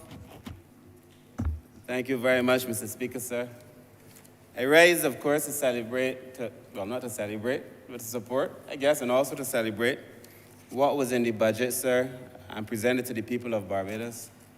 I think it is one of the most transformative, visionary, examples of leadership that one could possibly begin to imagine, especially in a post-COVID environment, but one of the best budgets that I have heard in a long, long, long time. And sir, I do not just say so. These are not just mere words. We were made to believe, sir, that the worst was about to come. Barbadians started panicking for no reason, so I will deal with that, though, at the end of my speech, because I do not feel people should be allowed to walk about the place and talk loose and scaring innocent boys and girls like they're the Grim Reaper. And, sir, I will deal with that at the end, sir. But I want to begin by thanking all of my colleagues for the contributions that they have made. All very solid contributions so far. I particularly want to thank the member for St. George North. I know in her position as leader of a union, it must not be easy. And I thank her for her contribution, sir, but also for her leadership of this country, sir, and for staying the course, sir, and for recognizing that there is great work to be done, but that it requires us to work in tandem to be able to achieve this great work, sir. I also like that she focused her contribution, sir, essentially as a matter of leadership. Because to me, the difference between those of us who occupy this space and this place and those who would want to get in here, sir, is a matter of leadership. And when I was a boy in my mother's house, she used to always say this poem by Henry Longfellow, I think it is, the American poet. The heights of great men reached and kept were not attained by sudden flight. But they, while their companions slept, were toiling upward in the night. My house, all of my brothers and sisters, all 8 of us know it. The heights of great men reached and kept, sir. That you do not achieve results overnight. And that you have to work for it, sir. You have to put in the effort. You have to be ready, sir, to stay up at night. You have to work for it. But the problem with this Labour Party, perhaps, is that we came into office, sir, and in quick time, we saved the dollar. We cleaned the sewage off the street. We sent our young people back to school. We gave public servants a pay raise, and the country still had time to go home for dinner. We did all these things, sir, in such a short space of time that perhaps people did not get to appreciate that these were difficult things to achieve. We did all this work, sir, because we were planning, sir, preparing for when we came into office, sir, to be able to offer leadership. And that this budget that came before the country, sir, is one of the truest examples of leadership that I have seen in a long, long time. Sir, you do not get results overnight, sir. And the public servants, sir, who are now getting their second pay raise in 5 years, compared to 1 pay raise in 10 years under the last administration. 2 in 5 must be better than 1 in 10, unless you're practicing Kalmanomics. 2 in 5 has to be better than 1 in 10, unless you're the former member for St. Lucie, whose math and economics were clearly challenged. Sir, in this country, sir, let us be clear, because there's so many things that we did. There's so many things that we did, sir. We gave the public servants the pay raise, sir. We are now working to provide legislation for the elderly. I may not get into all these things today. We are doing work, sir, for persons with disabilities. I see in this budget, you're going to increase the amount of money that they can claim in income tax, the elderly, sir, from $40,000 to $45,000. Doing things, sir, for children, persons with disabilities, thanks to the Honorable Member for St. Peter, would also be benefiting primarily from the First Job Initiative. Sir, in this country, we are talking about training, allowing people to learn to play strings and fashion. I mean, really shaping and changing this country, sir, so that people at the end of the day could benefit, sir. And that is what this is about. You know, when I was a university lecturer, sir, I used to teach social policy, social theory. The Honorable Member for St. John don't like me to tell this story, but you know, he's a former student. He used to call me sir. He used to learn? He was an outstanding student. He was an outstanding student. He used to call me sir. But when I was a lecturer at the university, sir, I used to teach social policy. You're a social scientist, but I used to teach social policies, research methods, sociology, and one other class. But sir, whenever I would say poor people, there would always be some person in my class who would be very uncomfortable with poor people. The phrase, you shouldn't call them that. You should say, that's what you call them. I said, well, if I call Carl Williams rich, does that bother you? No. Busy. Rich. Bother you? No. None of the rich people don't bother. Don't bother when you say certain people are rich. But it bothers them when you say certain people are poor. There are some people, sir, who are poor. I was born, sir, in my Lord Sill, a poor area. Raised in the Pine, a housing scheme, poor area. For the most part, sir, I represent a constituency, sir, that is a lower socioeconomic community. There is no shame in being poor. And that the shame resides, sir, where you think that there is a shame because you feel that somehow being born poor, sir, comes with all these other things. And in your own mind, thinking that people are less than you because of where they were born. That is a nonsense, sir. And that I feel that this budget, sir, has a lot of good things for poor people. A lot of good things for poor people, sir. Sir, this Barbados Labour Party, sir, and I want to just go through a few things, sir, today because it feels as if people have forgotten. This Barbados Labour Party, sir, when we came into office, sir, and you look at what was being done at the welfare department, sir, the amount of money that is now going to the social services is by far the most money that has ever been spent on social services, by far. The former government loves to say that Barbados is not just an economy, it is a society. They say it all the time. And they separated it only because it made people think that they were doing something for the poor. But when you analyze what was actually being done, sir, definitely not enough. And that this Labour Party stands head and shoulders above any administration of that Democratic Labour Party when it comes to treating the poor people. And sir, I want to show, when we came in, sir, we raised the welfare rate, sir, by 40%, sir. And I won't get into all of it, sir, but let me tell you what that means, sir. It meant that children under 16 moved from getting $45 to $63, sir, a week. It meant, sir, that severely disabled persons went from getting $116 to $162 a week. This is real dollars. This is money that you could buy food with, sir, feed yourself, feed your family, sir. It meant, sir, that children under 16, which will be a special case, sir, went from $45 to $63, sir. It meant that almost in every area, people got more dollars in their pockets. The poorest of the poor in this country, sir, to be able to deal with their own issues, sir. This government will be the first government, sir, when we bring, and we've already laid the Child Protection Bill, and we're about to lay the Child Justice Bill, the most progressive pieces of legislation in the entire Caribbean, sir, when it comes to looking after children. Now, we're not going to get everything right. Of course, legislation doesn't change everything, but we will have the most progressive legislation, sir, when it comes to looking after the needs of Barbadian children, sir, in terms of protection and in terms of justice. And you know what amuses me, sir? You know, a lot of this bickering by the Democratic Labour Party would be comic if it were not so tragic. Because this is the same government that held office for 10 years. And the things that they're complaining about, sir, they did nothing to change. Our legislation, sir, some of it has been on the books, sir, for a century. For a century. We're coming into office, sir, and in 5 years, oh, you haven't done this and you haven't done this. They had 10, didn't do it.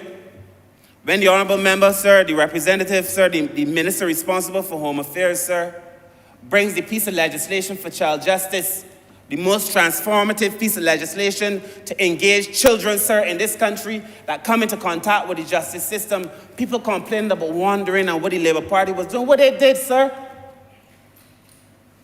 What did they do?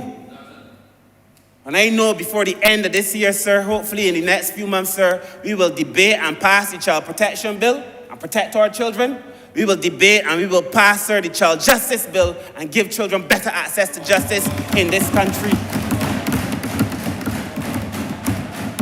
These, sir, are facts. We have a man running around, sir, with platitudes. He likes to come with little statements, you know, fear nothing but fear, and teething from the Americans.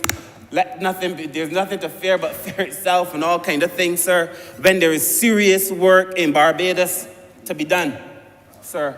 When I get up to go to work, sir, I go to work, not just to talk, sir. And there are a number of things, sir, that we will go through today, sir, that you will see that the Ministry of People Empowerment, sir, is busy at work, sir.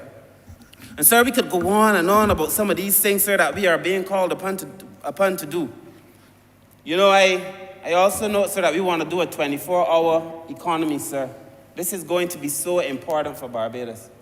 But I remember when I was at the port, even when the port would open late hours sometimes, sir, to encourage people to do business at night, many times a lot of the private sector people weren't ready for it. And that the people are asking the government to do a lot of changes, but that the private sector too must also lift the game. All of us, sir, in Barbados must lift our game.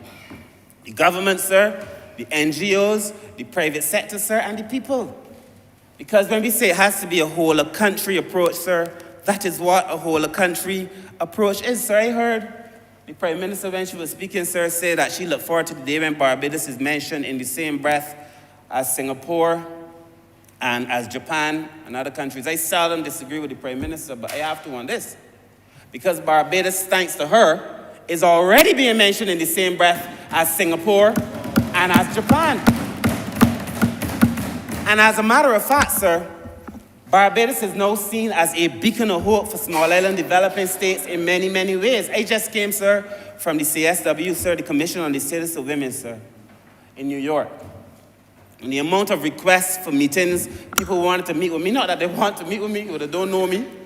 They never see me, they know me from a can of paint. I don't let that kind of thing go to my head. They don't know me, but they know her. They know the Honorable Prime Minister, sir, the Honorable Mia Mottley, sir. And they want to meet with Barbados, sir, because of what the Prime Minister is doing. I mean, requests for meeting, after meeting, after meeting. And then, please tell your Prime Minister that I send my regards, sir. People are seeing what Barbados is doing, mentioning Barbados in the same context. as these countries, sir, that we were just describing, Singapore and Japan. Sir, so we have a lot to be thankful for, sir. A lot to be thankful for. You know, while I was there, sir, the World Economic Forum reports started circulating. That is to look at the disparity in gender achievement, sir. Barbados is number one in terms of parity between males and females, sir, in the Caribbean. Number one. Number one. It means a lot of what countries are grappling with, struggling to achieve. Barbados, sir, has already achieved, sir. This little country, sir, is performing well. It is difficult for me to sit back and accept and to listen when people who have access to the public space, sir, access to the radio, access to the newspaper, sir, use that opportunity to spread only doom and gloom. Barbados is performing too well. And you have to give credit where credit is due. I remember when we came into office, I saw somebody had posted on social media that they were stuck in traffic. This was in 2018. They were stuck in traffic on a social media post. We were now the government. But that they were so happy to be stuck in traffic because the reason that they were stuck in traffic is because they were doing the road and that they could not remember when last a road in Barbados was done, sir. That was in 2018. And many people have forgotten, sir. We didn't do no roads for years. And now all of a sudden, the honorable member for St. Michael Southeast is to be able to do every single road in a few months. And they did not do roads for years in this country, sir. For years. And, you know, I continue, sir, to think about it, sir. But the challenge is for me is that we are now asking Barbadians, but they are asking Barbadians, sir, to not follow the Barbados Labour Party, to go out and to go on the streets and to do all kinds of things, sir. I am from the Pine. Where I come from, sir, when things get tough, even if you and a man had a quarrel, sir, you don't fall out. Real soldiers know when it is time you fall in. And I am asking the country, sir, to fall in.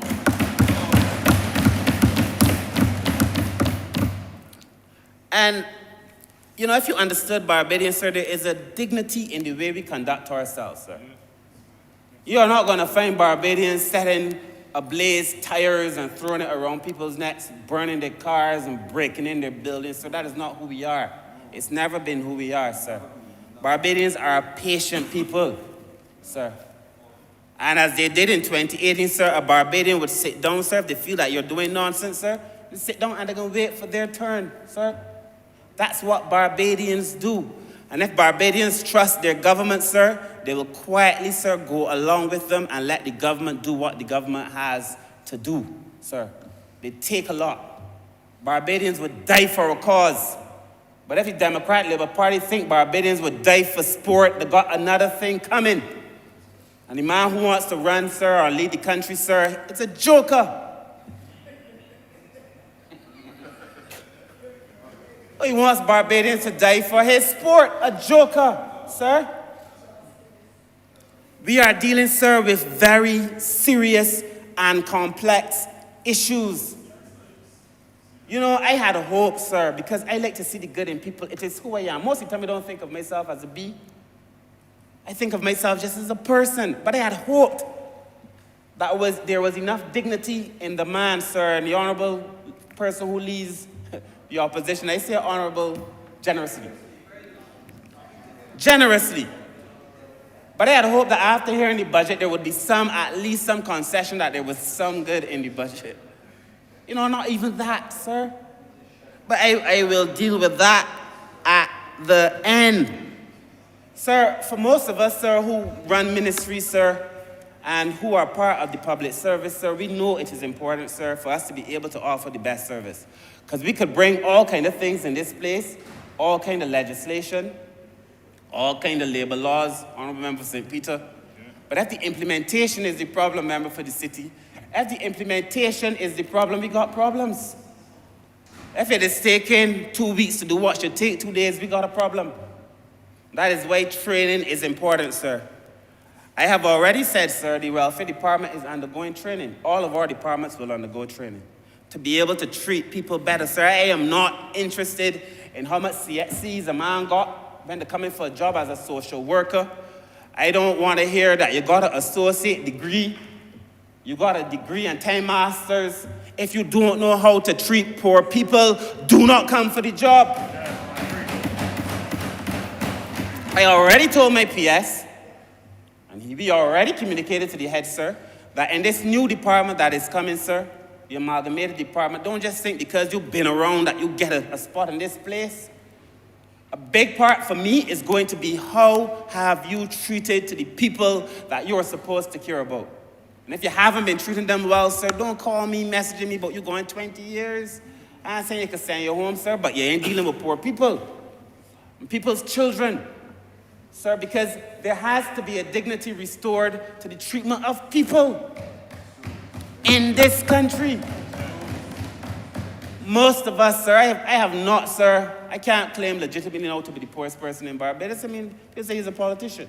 A man told me the other day that I was a politician, so my mother can't suffer. Although my mother had to go to QEH and it took a little while, sir, as any other Barbadian. But I also know, sir, that I haven't been out of it long enough to forget that it is rough when you're trying to feed children, sir, on a day-to-day basis. When I come to the welfare department, can't feed my children, and you want me to come in smiling? Well, people have a permanent screw because life has been hard. And so what? If somebody comes to your department, they ain't dressed good enough, they ain't got on a three-piece suit, they're smiling, so what? You have, sir, to be able to treat people good, sir. I am very happy, sir, that during the course of this presentation, sir, that we were able, sir, to announce the One Family Project. The honorable member for the city and myself, when he was the junior minister, sir, when we were working together on this particular project, sir, I know it means a lot to all of us, sir. I heard the honorable member for St. James South speak to it earlier. The One Family Project, sir, is so important to Barbados. And to me, sir, I feel it will make a big difference, sir, in the lives of people.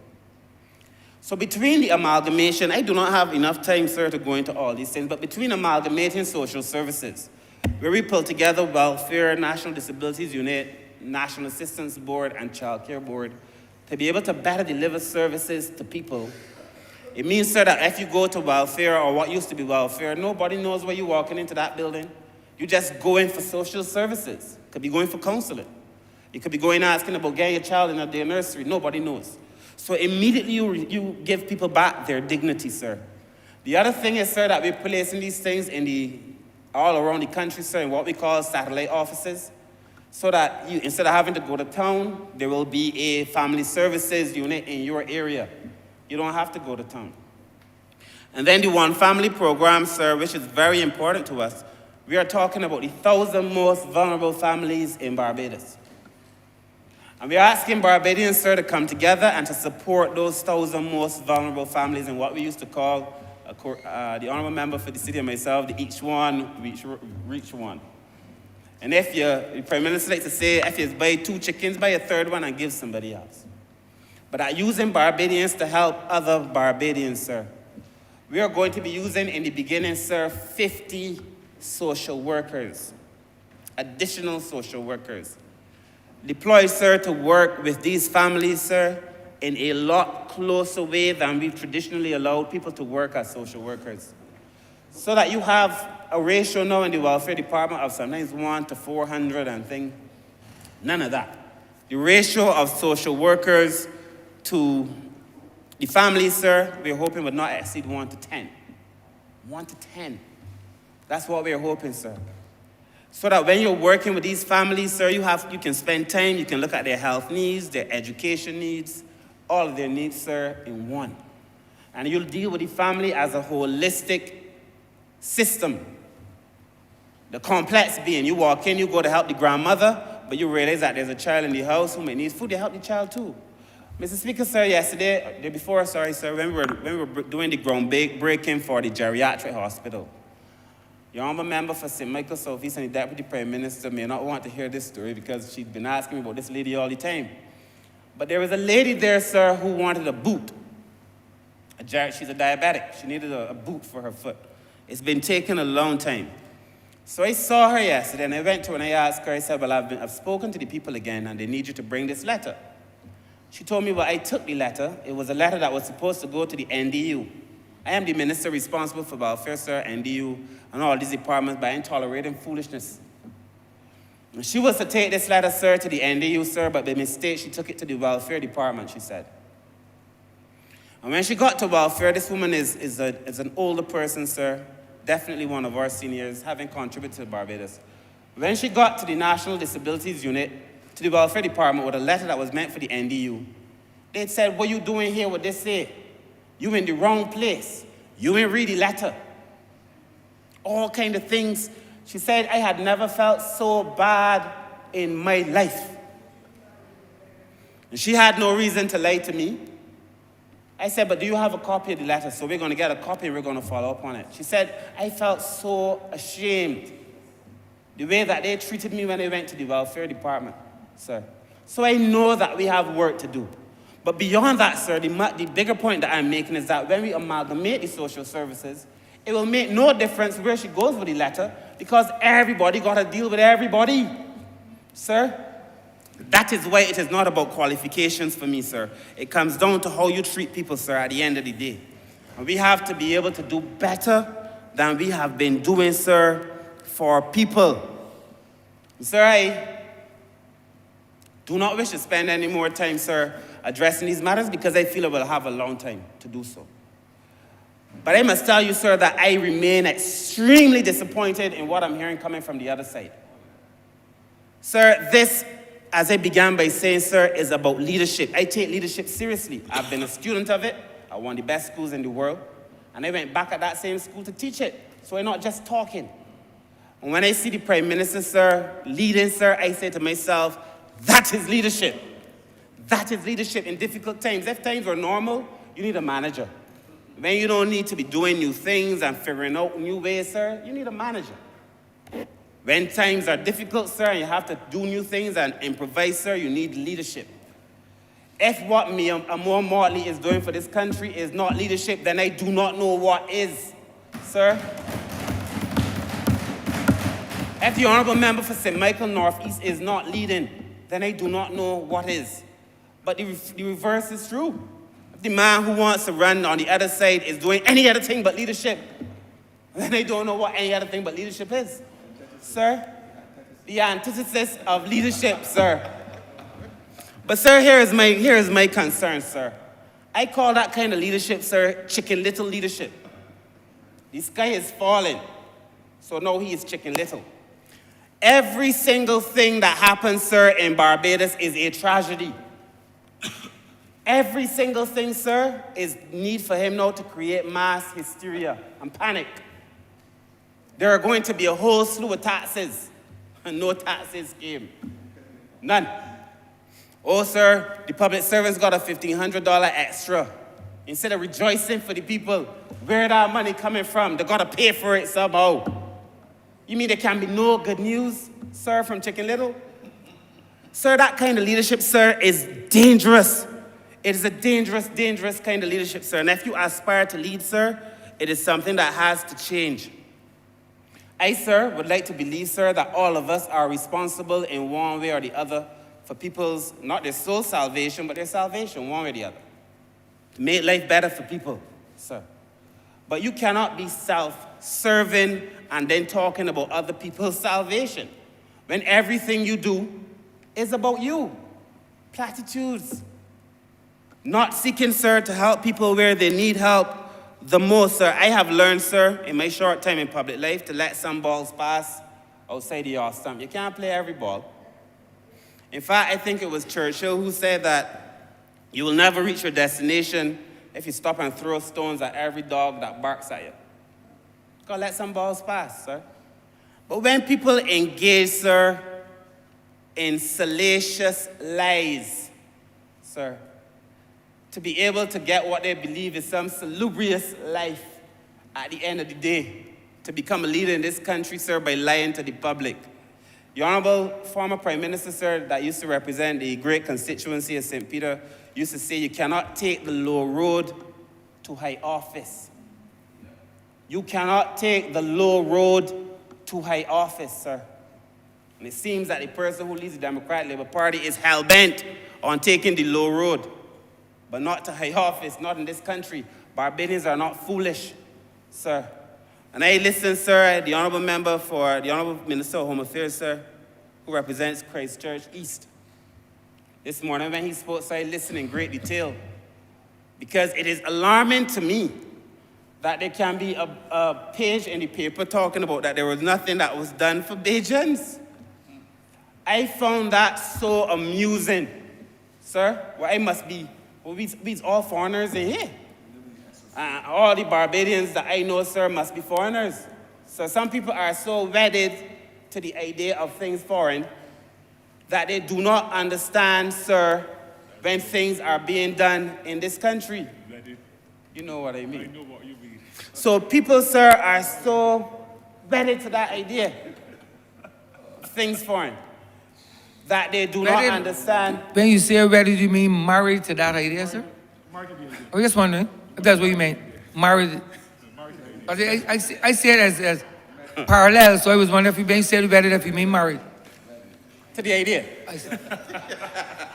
Continue, I remember. Things foreign that they cannot appreciate when things are being done for local people, sir, in this country. Because, sir, if you look at what was said yesterday, sir, I find it very difficult to appreciate it. That is the truth. We have done so much, sir, in that budget, sir, to help poor people, to help ordinary people, to help Barbadians, sir. First and foremost, no new taxes. When all that was being said was this whole barrage of taxes that coming down on poor people, sir. No new taxes. And I saw the article in the paper, sir, you know, when I was young, again, I used to watch when there was something happening in my community. Let me say there's a fire. People run into the fire. If there's a fight, people run into the fight. Sir, but you put on a training program or educational program, people ain't really running to go to it. You talking sense at the corner, nobody ain't running to talk to it. I see people gathered around him today, sir, and it occurred to me, sir, as it did as a boy, that people gather around ignorant things. Ignorant things, ignorant ideas, ignorant thoughts, sir. All my life, people like to gather around ignorant things. And it is clear, sir, that because of the ignorance that was being spewed this morning, sir, and yesterday, sir, that people were gathering over it. And if you think about it, sir, tell me what is not here for locals. When you're going to reduce the principal to the Water Authority and QEH by 25%, if people try and pay a little something, who is that for? Is that not for Barbadians, sir? If you, sir, are working with the banks to make sure, sir, that the little savings that people now put down on the bank, sir, don't have to attract these massive fees, sir, who is that for? If not for Barbadians, sir? I am so concerned. Sir, you ask the Minister of Housing now, sir. The Minister of Housing is already committed to doing 10% of houses for persons with disabilities, sir. But they now have to do houses, sir, for persons who cannot afford a mortgage. Oh, you heard that yesterday? Oh, who's that for? If not for Barbadians, sir. Sir, you see, sir, that there's going to be a $2 million revolving fund in the Barbados Agricultural Society, sir, to help small farmers. I'm a member of St. Philip West. Your small farmers are from Mars or St. Philip South, sir. Your small farmers from Mars? It's Barbadians, sir. And you go through the budget over and over and over, sir. Nurses now, sir, getting on the travel schedule. All these things for ordinary people, sir. So I ask myself, what would we have to come to this parliament and say? What would we have to come to this parliament and say for certain people who aspire to leadership to say it made sense? I have not, like the Honourable Member for St. Philip North, I have not heard a Barbadian complain yet. Everybody know that they can't get what they want. That's life, sir. Barbadians know, sir, that they cannot get every single thing that they want. That is how we've been raised. Most of us know, sir, that you have to put in effort, sir, to get what you want. When my daughter was a child, I tell her, I will give you this now as she's asking for something, but if you wait, I promise to give you something 2 or 3 times more. Because delayed gratification makes sense. You ain't gonna get everything now. The height of great men reached and kept were not attained by sudden flight, sir. But they, while their companions slept, were toiling upward in the night, sir. We know that we have to work for the things that we want. Barbadians know it very well, sir. And that is why I am thankful, sir. I look across this parliament, sir, at the floor.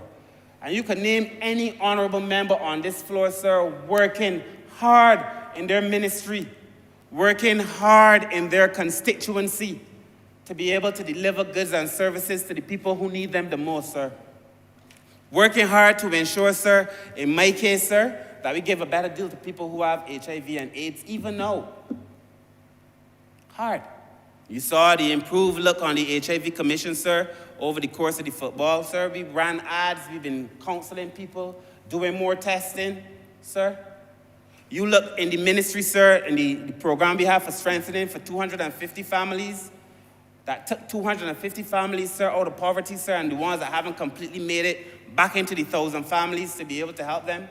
And when we've done serving these thousand families, sir, we will then serve another 1,000 and another 1,000, sir. And all of this driven by data and analysis, sir, in a way that made sense. Sir, I close by saying to you, sir, that I am so proud of this budget. I mean, I am not a man lacking faith. But when I saw the amount of things that were being said on the other side, I even began to question my own self. To say, I wonder now what's ain't gonna happen now.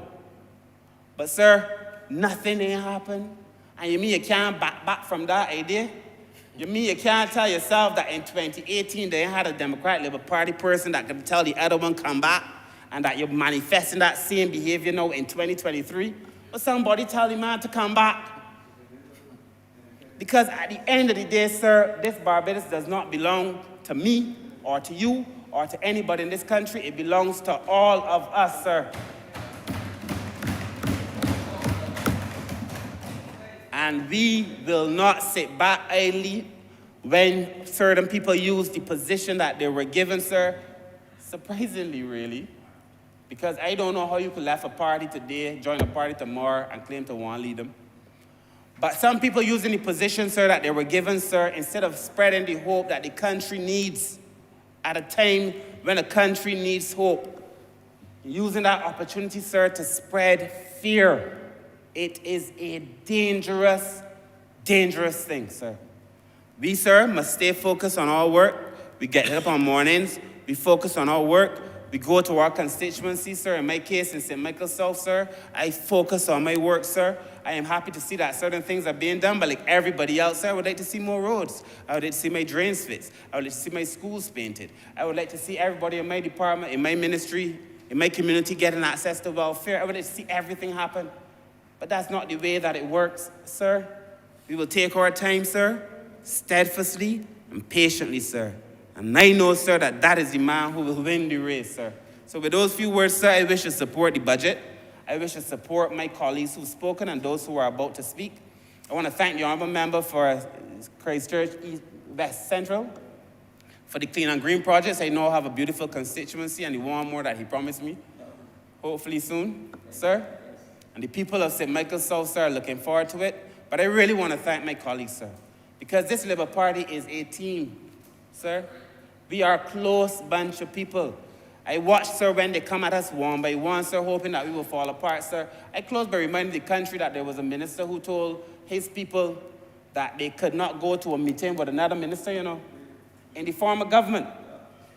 When the memo was sent, my staff cannot attend any meetings with that other minister. That would never happen here, sir. Because we know that teamwork makes the dream work, sir. So at the end of the day, sir, I wish to support this budget, sir. I thank my colleagues. I thank my team members, sir. I look forward to having my mini stadia in St. Michael South and across the other areas, sir. And I wish to support this budget with all of my soul. Thank you, sir.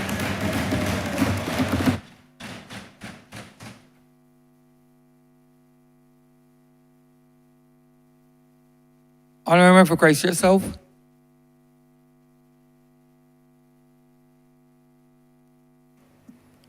Thank you very much, Mr. Speaker. If you notice my mode of dress, I borrow a few minutes from you, sir, to note the passing of a member of this party just yesterday. I believe you know him personally, sir. And I do not think this place is too lofty to make mention of Anthony Griffith, a member of this party for many years. He is a bank hall man and therefore an empire man. I know, sir, you are a Spartan man. I join you as a Spartan man. But I want to note the passing of Anthony Griffith, a stalwart of this party. He forged a very close relationship with Sir Harold Bernard St. John while he was in Barbados. Just about 2 or 3 years ago, this party gave him an award at the National Conference in Queen's Park, and his sister accepted that award on his behalf. I've known Anthony for 45 years, as long as I've known you, Your Honor.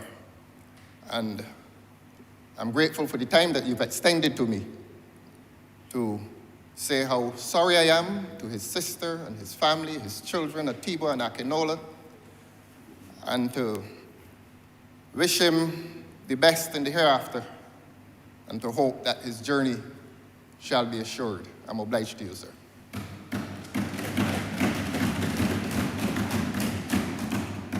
When you issued your summons to me a few minutes ago to speak, you did not call my name. That is an indication to me that names are of no significance in here. You referred to me, Mr. Speaker, as the honorable member for Christchurch South. You referred to me in my representative capacity, and that is what is important in here. You call me honorable. And when you say that a man is honorable, or when you call on a man and describe him as a man of honor, you expect that his speech shall be truthful, and you expect that his parliamentary life will be characterized by probity. Whenever I come to this place, Your Honor, I come intending to speak truth, since truth is allied to honor, and truth is also allied to all the forms of justice, political, social, and economic. And you call me member, and I come to you as the member representing Christchurch South. Whenever I come to this place and I speak, it is my duty to be the voice of that collective of citizens called Christchurch South. And their interests must be reflected in here. Their collective interests must be reflected in this place.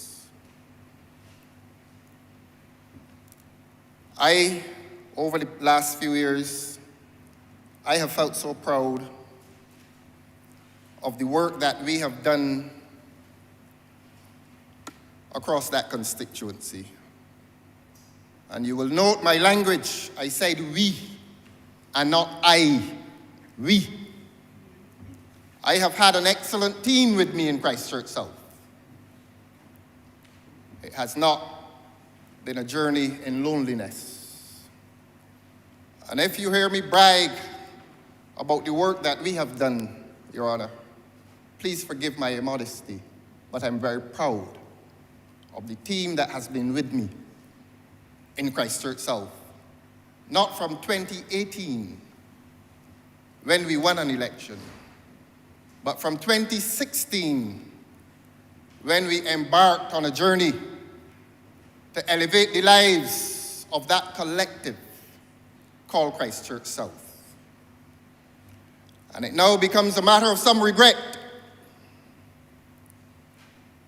And I say this with diffident reluctance, but I must say it. And I ask the residents of Christchurch South not to have that work disrupted by what I describe slithering across the constituency of Christchurch South and slithering into the councils of this party, a two-headed serpent.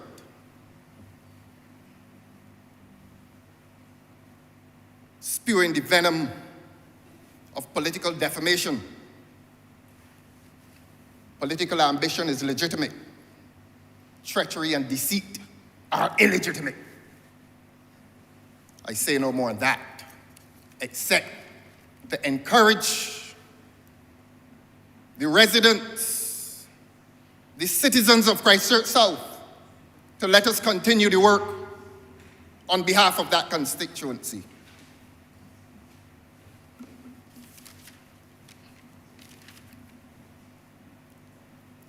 The work in that constituency has been conducted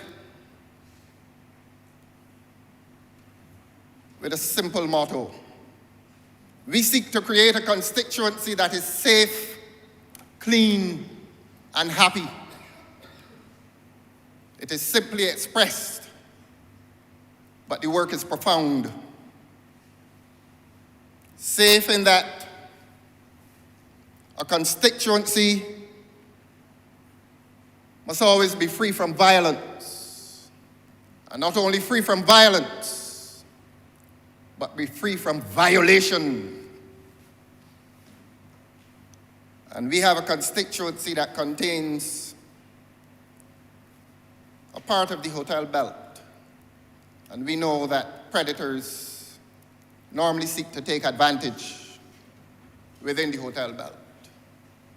And within the homes of persons who are of advanced years, they seek to prey on them as well. And let me pause and thank the police officers of the Oistins Police Station in small numbers, depleting numbers, Your Honor, who continue to do excellent work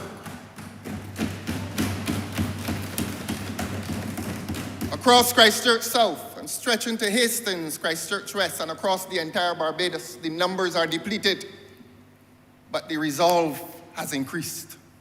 Congratulations to those brave men and women. And if a constituency is to be clean, how can I be heard in here not to express deepest gratitude to my residential neighbor and my geopolitical neighbor and my friend. We don't call names in here, and I'm tempted to call his name, but the honorable member for Christchurch West Central is a beautiful human being. He has something called a clean and green program. And not only is he cleaning and greening, but he has added to that beautification.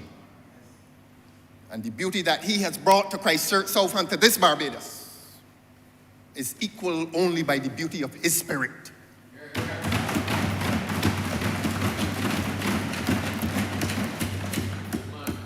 And the third portion of our motto is that the constituency should be happy. And how do you create happiness within a constituency? As you know, sir, I represent a constituency that is demographically unlike several others. We have the well-to-do, we have those who are not so well-to-do, and no politician should ever be allowed to ignore the presence of the poor. We have all in Christchurch South. And because the wealthy predominates, there's no reason for me to ignore the interests of the poor and those in the middle. And I want to say to you, Your Honor, that quite often in a constituency, when we focus on the downtrodden, we are often at risk of neglecting those who are lonely. Not only the poor are lonely, but there are several well-to-do people in this country. If they had home help, and it is highly unlikely, Your Honor, that you will ever find a person who is well-to-do asking for the presence of a companion just to talk for an hour or two. They are condemned to a television. There are well-to-do people in this country and in my constituency who are condemned to an impersonal television screen. And that is why the call-in program at midday is so popular. That is the only thing that offers them human contact. There's a lot of loneliness in this country. And I believe there's loneliness in my constituency, but sometimes pride. And the stigma associated with social welfare programs often prevents them from reaching out to the agencies of government. And then happiness among the poor is guaranteed only when they can find employment. And I will have something to say shortly to the economic planners in this government. And I will certainly have something to say through you, sir, to the honorable member for Christchurch East Central. Your mandate is pressing at a time like this, most pressing. My colleagues have addressed you on the virtues of the appropriation bill, and I do not propose to repeat those virtues. By now, they're fairly obvious, having listened to several of my colleagues. And I know that those virtues in this bill will be repeated by speakers to come. But, Your Honor, if the appropriation bill associates itself with the discipline of economics, I want to say to you, sir, that one of the most dangerous words in the lexicon of economics is the word macro. Macro. Beg your pardon, sir. Deriving itself from the Greek word, the bigger picture. And we normally contrast against macro the word micro. But let us go to the word macro. And it is always and often within the lexicon of economists to celebrate macro achievements, a healthy balance of payments, healthy foreign reserves. And we often, and with some justification, because sometimes we want to succeed in a debate. I myself would like to encourage my colleagues to use this unique opportunity. We have been a 30-love parliament now for 5 years. And I think that we should use this unique opportunity to let ideas genuinely contend. That quite often a partisan debate is sterile. The 30 of us talking here to each other. Come, let us reason with the people of Barbados. Come, let us tell the people of Barbados how we propose to develop this country. Come, let us tell the people of Barbados how we intend to elevate the poor. And the word macro can be a very dangerous word within the lexicon of economists. As I've said, we often celebrate macro achievements and neglect to consider, beg your pardon, sir, micro realities. I was elsewhere and I heard the honorable member for St. Michael Northwest begin an excellent presentation. I think it was Ecclesiastes 3:1. 3:1? Yes. 1 to 7. And we all must have felt so well pleased. You permitted him Ecclesiastes 3:1. Please permit me 2 Samuel 12.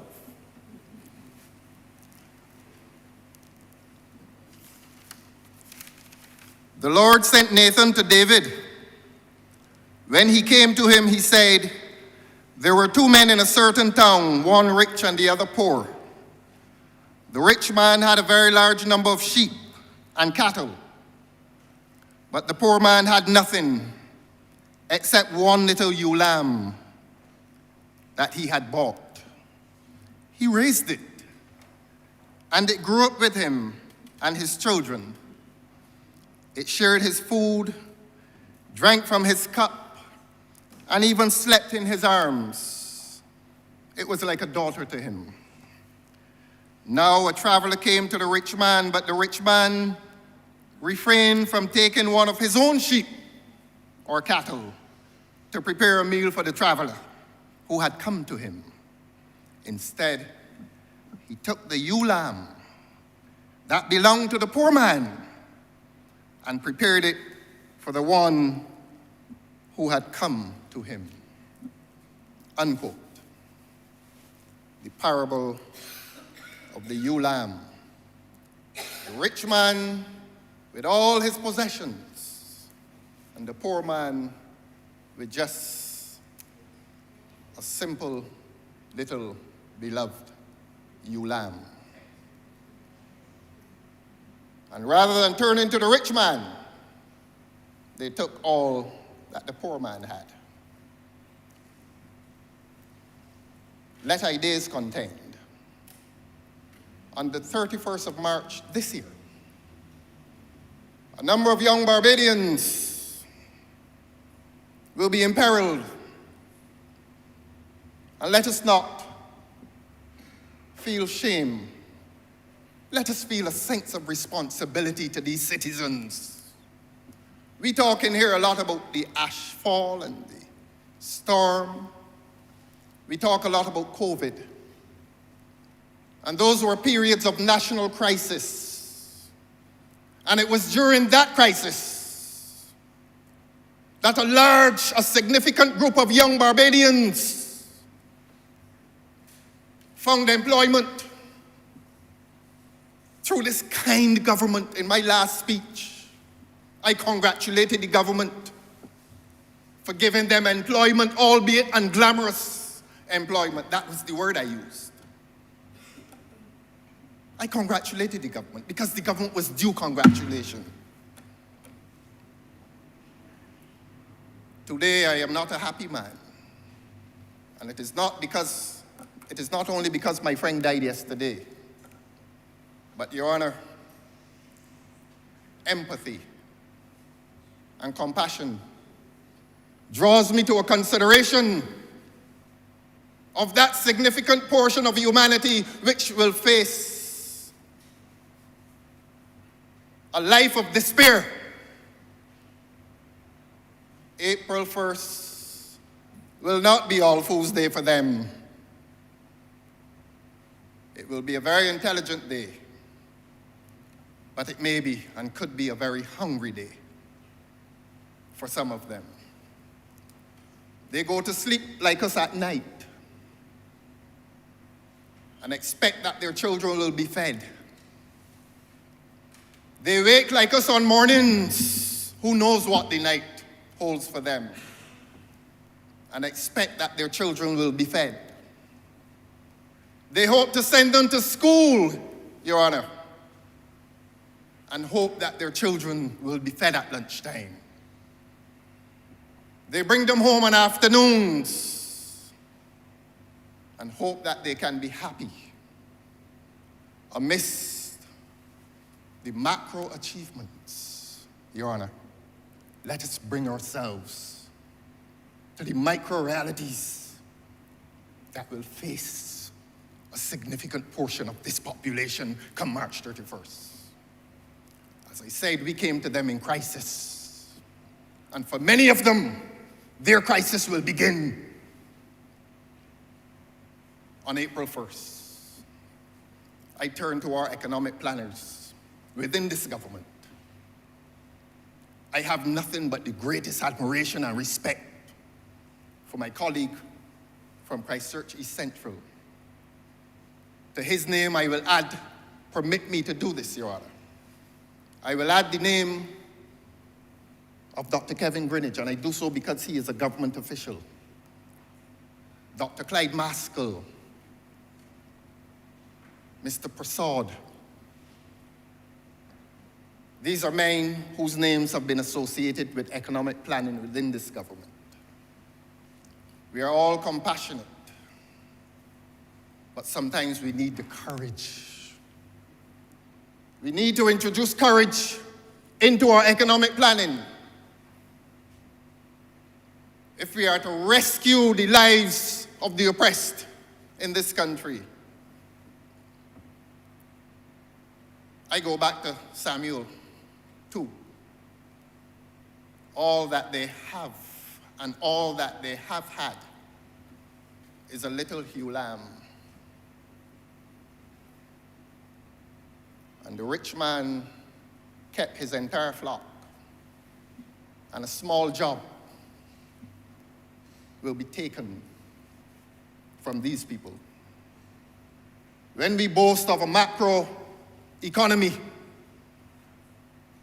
and the inevitable prosperity that will come to this macro economy, how do we relate to the micro reality of struggle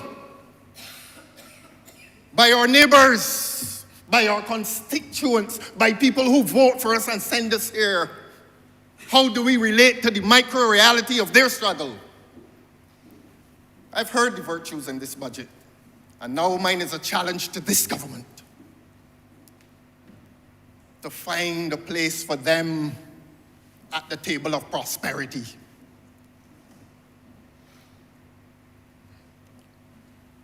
A government spends a lot of the money that is spent on capital works programs. A government awards large contracts to private entrepreneurs in this country. You don't have to read the most abstract portions of a central bank report to know that. Let us be less concerned about glamorous lives, and let us be more concerned about the poor in this country. Let us be concerned about their condemnation to hardship. And I want to say to my colleague from Christchurch East Central, he is here, and to recommend and to ask whether a government, in awarding contracts for capital works to large private entrepreneurs in this country, if it can be made a condition of the award of that contract, that these people who lost their jobs can find employment on those capital projects. If these people who lost their ewe lamb, which was all that they had, can we embrace them? I represent them, sir. I am not doing this as part of any exclusively moral enterprise. Some of them I represent, and some of them you represent, Your Honor. And many of them, all of us in here represent. Shall we have taken their ewe lamb, and shall we now condemn them to lives of misery with the argument that they were told it was temporary? A job may be temporary, but suffering can be permanent. Let us cut the permanence of hardship. Let us, by creative means, arrive at a position in this country where we seek to protect those who find themselves unable to protect themselves. That is our duty. That is our duty. And Your Honor, amidst macro achievements, I beseech my colleagues to bring themselves to micro realities, the realities of hardship. A few days ago, I was driving down the road by the old Queen's College, Constitution Road, on my way to the office. And I was turning in to the road that leads to the Central Bank. And I stopped at the zebra crossing, and I saw a lady, a young lady, with a child on her arm. Very small child. I have children, so I'm good at guessing the ages of children. Child would have been months old, less than a year. And there was another child whose hand she was holding. I'm good at guessing the ages of children. That child could have been about 2. In the middle of Bridgetown, at a zebra crossing, but the story does not hang there. And she was walking so quickly. No doubt she had just come off of the ZR van and she was going wherever she was going. And Your Honor, one child on the arm and the other child, she was dragging that child. And I say dragging because the child's feet were not moving in a walking motion. The child was being dragged. And it hurt me. It really did hurt me. She just wanted to move quickly, and there was no one there to help her. And I felt deepest compassion. And I wanted to stop my car and to make inquiry and to offer help. But the world being what it is, sometimes you don't have the courage to involve yourself in the lives of strangers. That is the kind of society we are now. And I confess to my frailty. I had compassion, but I lacked the courage. I asked this government, no doubt filled with compassion in relation to the poor in this country, to join with that compassion, the courage to intervene into the lives of people who cannot help themselves. We know what are the consequences of a neglected portion of the population. We know what are the consequences of an alienated portion of the population. We know. I've spoken on crime in here quite a lot with condemnation. And I've often said poverty is not an excuse for criminal wrongdoing. But you and I know, we worked in those courts for many years, and still do, that there's an association between criminality and poverty. You and I know that, sir. And so I know I speak to the converted. I ask the economic planners within this government to embrace those who've lost their ewe lamb, to join with compassion that we express, the courage to attempt to change their lives. And to join with that courage and that compassion, creativity of intellect. It is not beyond us, and it is not beyond our economic planners to find ways to embrace the unemployed in this country, can we find it possible to do it? Will we stop our cars and have the courage to inquire as to the plight of people? Can we have that courage? I want to say to you, Your Honor, that I proudly represent a constituency which, during that crisis of COVID, not only did significant members in that constituency have the compassion, but they also had the courage to attempt to alleviate the lives of people from despair and hopelessness. And we don't call names in here. And I wish I could call the names of those well-to-do and not so well-to-do, and even the poor. The widow who came with her mite, M-I-T-E, to contribute to persons who were enduring the ravages of a health crisis, and all the other crises that have visited us over the last few years. I wish I could call their names: Hallam, Gordon, Tammy, Marcia, Mrs. C, that is all I will call her, Sam. These are people who had the means, but they also had the compassion, and they also had the courage. And that is why I'm so proud to be able to say, or to be able to rise to my feet when you issue your summons to me and say, "Speak forth, honorable member for Christchurch South. Speak forth and speak on for the poor, the middle, and the rich." Because the interests of the poor and the rich and the middle are inextricably tied one to the other. We live in this small country.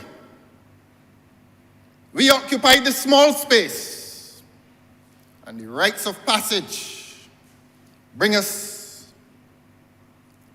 into daily contact, physically and sometimes otherwise. Can we find the compassion we have? Will we find the courage? And will we engage creative intellects to save this country? I heard one of my colleagues in here today, I was listening, and he said something to the effect that the true test of a society, the true test of a civilization, relates to how it treats those of greatest disadvantage. How are we going to treat them? Mine is a voice, and I know it is not a voice that will cry in the wilderness, but I want to come back to April 1st. And I want to tell you, Your Honor, that I do not look forward to April 1st. And I want to tell you, sir, that it is within the hands of this government. I normally come here and talk about the vast resources available to a government. I rejoiced in here yesterday. It was a personal moment of rejoicing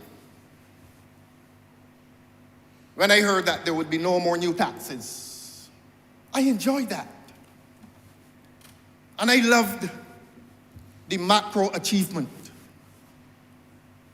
But it has not obscured my view of the micro reality of suffering. The honorable member has 2 more minutes. I'm obliged to you, sir. And I will use those 2 minutes, and less than those 2 minutes, to say to you, sir, that I support the presentation. As I've said, I don't think, well, I didn't say it before, but I'll say it now. There has been outstanding macro achievement. And I sat here and I heard of all the projects including today from some of my colleagues. There has been much reporting of the Capital Works program that will proceed at the Botanical Gardens.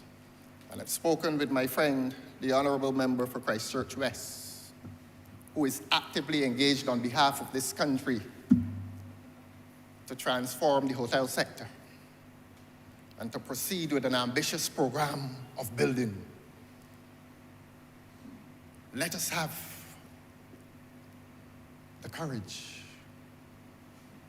I heard the word yesterday, transformation. In macro transformation, I beseech you, Your Honor, and this government, to transform the lives of those who endure the micro-reality of suffering. I'm obliged to you, sir.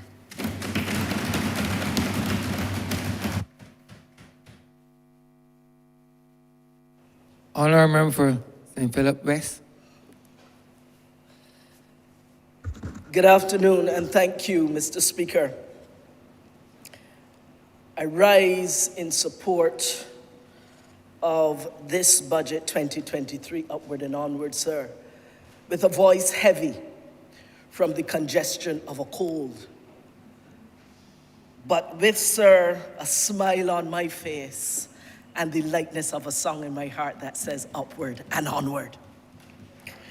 Sir, I smile, and that song is there for me, sir, because I am happy for the people of St. Philip West and the people of this country. I am happy for the families whose price protection will continue under this Barbados Labour Party government. I am happy, sir, and I smile for the elders in my community who will continue to benefit from the elder care program that will be continued. I smile, sir, for the public servants who will get a pay raise, including many from my constituency, and especially for the teachers who are a part of the school system, teachers who are doing an exceptional job, teachers who have turned on a dime when this country went into pandemic mode, teachers who continue today to go above and beyond to serve the students and the learners of this country. I am happy and I smile, sir, for all of those pensioners who will be able to get a better allowance in the tax break. I smiled, Mr. Speaker, because of all of those aspiring students who want to be filmmakers and will find a place in the burgeoning film industry in this country, as per the budget. I smile for some of the constituents who came to see me about their water authority bill and their QEH bill, who will be able to get a 25% reduction on the principal if they are able to pay in a reasonable period of time. I have so many reasons to smile, Mr. Speaker, because this budget 2023, upward and onward, it focuses on transformation. And the underlying message of transformation, sir, is that if you're transforming from something to something, you have to make a shift. You have to make a shift. And this shift that we need to make, sir, is a shift in our mindset as a people. You heard our Prime Minister in the delivery of, and the Minister of Finance in her delivery yesterday, speak about where that mindset shift has to be to that of world-class excellence. We have to make a shift, sir, in the choices that we make. Being more intentional about being people-centered and aligned with our priorities for growth. We have to make that shift not only in mindset and choices, but we have to make that shift in our skills and capacity, where we are not only preparing a country with skills that are fit for purpose now, but rather that is fit for progress in the 21st century. Sir, as I speak to this mindset shift, about how we need to think of things in a different way and how we must see ourselves as a country, ourselves as individuals in a world, and see our place in it in a different way.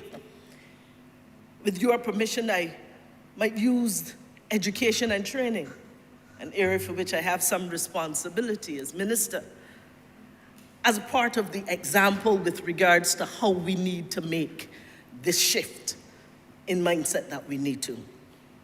Sir, the World Economic Forum, which is a premier global forum where business leaders and political leaders and cultural and other types of leaders of the world come together to set global agenda for business and industry and politics and economics. That World Economic Forum, sir, tells us that 6 out of every 10, count them, 1, 2, 3, 4, 5, 6, 7, 8, 9, 10. 6 out of every 10 students who entered education system in 2016, they will be working in jobs that do not currently exist. If it is that they are going to be in jobs that do not currently exist, the way in which we need to shift our minds is to understand how then do we prepare our young learners for such an environment, for things we ourselves have not yet experienced, for jobs we cannot even begin to anticipate what they might be in every instance. How do we then prepare them in a way that is different? And if I were to ask every single colleague here, the time in which you went to school, be it nursery, primary, or secondary, or tertiary, if that time is characterized by the same opportunities, the same threats that we now see in March of 2023, if I asked you if the environment into which you had to be prepared to operate is the same as now, you would say to me, no, sir.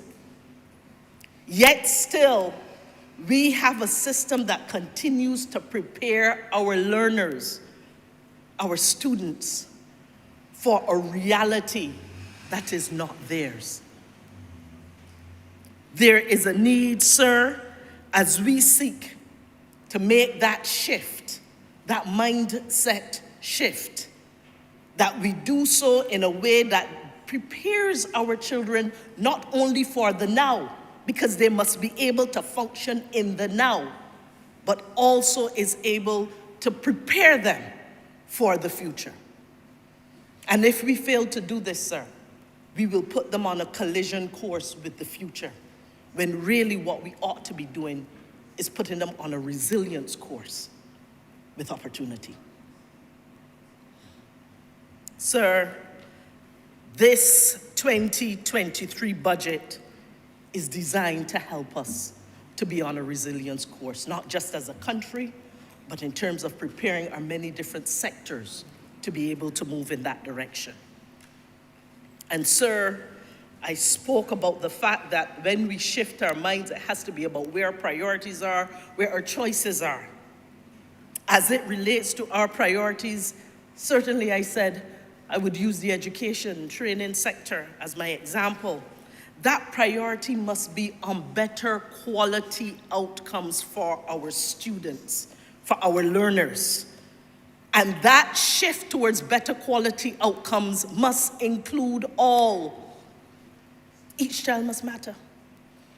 When I say that our priorities must be for all and not just some, sir, I mean that our priority cannot only remain as it is now, picking the cream of the crop off the top of our academic excellence list and structuring a system that has an inherent bias of pushing and rewarding primarily those perceived to be the academic elite. Yes, we must continue to do that, but it cannot be that that is our only and our prime objective. It has to be that we must also be structuring a system that will leave the 30 to 40% of those students 11 years old who have consistently over the last 10 to 15 years not made the mark to be able to transition from primary to secondary schools, 30 to 40%. It cannot be a system that underserves them. It must be a system that serves all. And in seeking, sir, to better the outcomes for all, our priority focus must also be on teaching the child and not just teaching the subject. The better outcome that we must look for our children right now is how are they mastering what they are being taught, that curriculum. And when I talk about how they're mastering, I mean not just what they know, but what is it they can do with it. It is that child that learns fractions. How did they learn to convert that fraction and use it in an applied way in home economics in saying half a cup or quarter cup?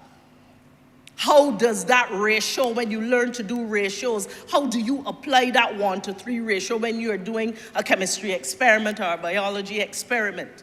It is being able to take what they are learning and not only be able for them to regurgitate what they know, but for them to be able to demonstrate what they can do in a way that sees competency-based learning raising its head in a more significant way in this country.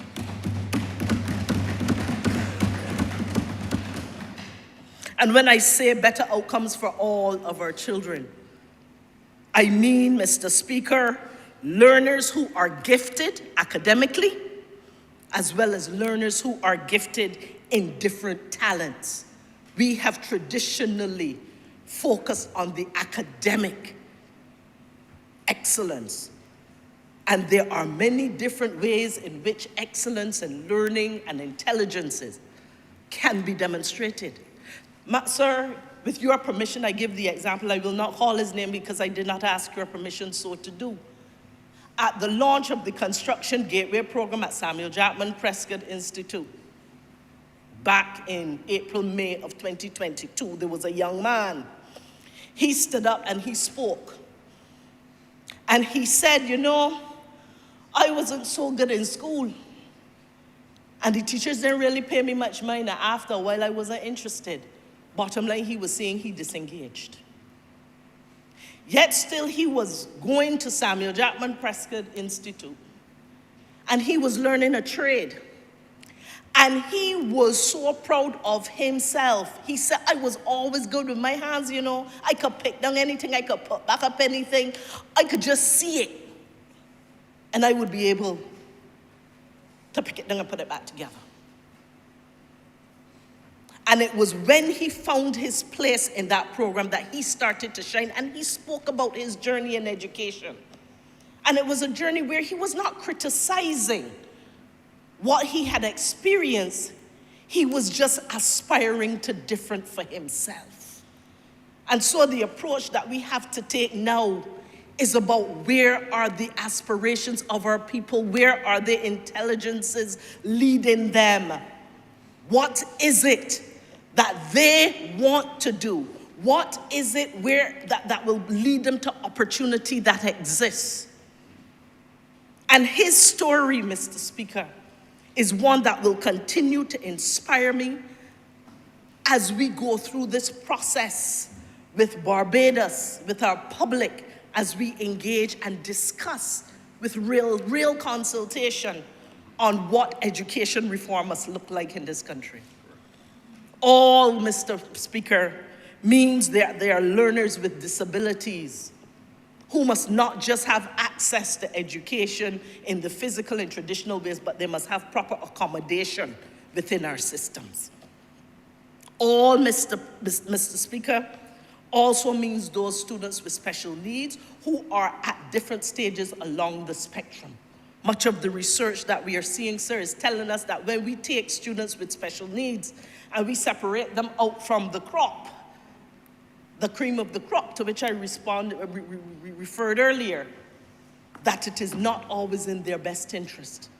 and that we need to find a way to integrate them within the existing regular school system, perhaps with special classes, with special units, but not ostracizing and separating in a way that we have traditionally done. Those are part of the conversations we need to continue to have as a country. And Mr. Speaker, our priority interests, when we're talking about priorities, shifting priorities, our priority interest must be that of developing our educators. Because if we are to tell ourselves the truth, if you do not have teachers that are properly trained and developed to be able to continue to facilitate learning in a changing environment, the children will not learn without quality instruction. And therefore, we need to continue to focus on our educators because they deserve our training, they deserve our resources, they deserve our investment in them. And it is not just about quality teaching and instruction and facilitation, sir. It is also about giving them the right support for their mental health, because they, like the rest of the country, are impacted by all that is going on, including all that is going on in the school, wholesome and otherwise. We must also give them support for ongoing professional. Many of the teachers in our systems trained and then they stop. Some of them have taken responsibility for their own learning and gone on to professional development, but that now has to be a systematic part of that profession, ongoing professional development. And we must give them the kind of support through communities of practice, others like them, whether they're local, regional, or international.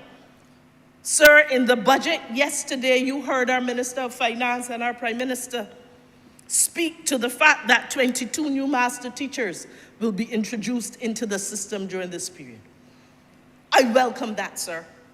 And I welcome that because for far too long, we have had teachers who are excellent teachers, world-class teachers. However, when it came to their promotion and moving up in the system, the only option for them was to become principals or deputy principals. And not all of them are necessarily suited. Not all of them have that interest.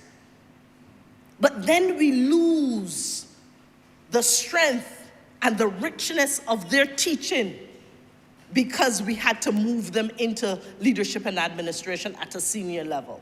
The master teacher path now gives them another pathway to get promoted, to be able to continue to earn higher, and for upward mobility generally, without necessarily having to go the path of that of principal. Sir, I said that some of the shifts that have to be made is in priorities, and some that have to be made in choices. Now, as we move towards the professional development of our teachers and others, we need to be able to give them choices. Erdeston Teachers Training College and University of the West Indies has, for the most part, locally been the choices that they have had for their own training and professional development. We have now, in collaboration with the Inter-American Development Bank and the National Transformation Initiative, NTI, been able to put an educators hub in place where they have curated a number of courses that are relevant to teaching and instruction and education administration and other aspects related to the work that has to be done in that sector. They have curated those courses, and those courses are free of charge to teachers, leaders, and educators. We have made that possible for them through the National Transformation Initiative and with the support of the Inter-American Development Bank. And teachers have started to access that. I was trying to get the statistics for it just before, earlier today, but I have not been able to get those statistics. But increasingly, you are getting teachers who are now logging into that hub for their continuing professional development. You have also partnerships that Erdeston Teachers College have determined that Erdeston alone cannot have its own capacity to do this. It must have partnerships regionally, internationally, to be able to bring the courses to and the training to the teachers and the leaders, school leaders, that's required. And so they are now exploring partnership with some universities regionally and internationally. that will be able to bring that additional and give the choice of additional training for our teachers and leaders. The CARICOM regional portal is being developed. Work with our unions to establish a teaching commission. As you know, some legislation was passed years ago, which was not enacted on that. And we have some, after discussions a couple of weeks ago, we are going to start moving in the direction of seeing how best we might be able to operationalize this. And of course, there are all kinds of other opportunities that we will be seeking to curate to make sure that we give priority to the interests of our teachers and our educators, our leaders in general. And it's not just about the teachers and the leaders. The Ministry of Education itself, education officers need to have their training upgraded so that they themselves have the capacity to do the work that they're required to do for oversight and administration. That is where we need to ensure that we have shifted some of our priorities. The choices, sir, that we have to make, again, I said I will use education as the example for the shift that has to be made. It is recognizing, as I said, not only that children learn differently and are gifted in different ways, but we now have to create choices of different pathways that those students can take throughout their learning journey from nursery all the way to tertiary. More will come on this as we start to talk about education reform and what must be put out there. The bottom line is that those pathways must align with their interests, with their talents, with the future of work, with our national, regional development priorities, and of course, with global opportunities. Mr. Speaker, another shift that has to be made. We've talked about our shifting priorities and our shifting choices, and the shifting skills too must be part of the shift that we make towards transformation, particularly as it relates to the education sector, but not exclusively. It is certainly for us to move towards skills that are 21st century, that are transferable. When you are entering a world where the future of work is unpredictable, or let's say imprecise in all of the opportunities that will present themselves. In fact, you need to have a student that is prepared with the life skills, the critical thinking, the problem-solving ability, and all of those other life skills that will enable them to be able to withstand what's coming at them, to adapt to the changes that will come, to be able to bounce back when they have setbacks, and to be able to aspire with confidence to opportunities that are new and innovative. And that means that the way in which we include social and emotional learning targets in our curriculum is significant. Because it's not just now about being able to memorize and regurgitate by rote, because that serves when you already know what you're dealing with. But when you are entering an uncertain environment, memorization will get you nowhere. You have to have the capacity to think in a different way, to be creative, and to be able to apply what you know in a way that is transferable from one opportunity to the other.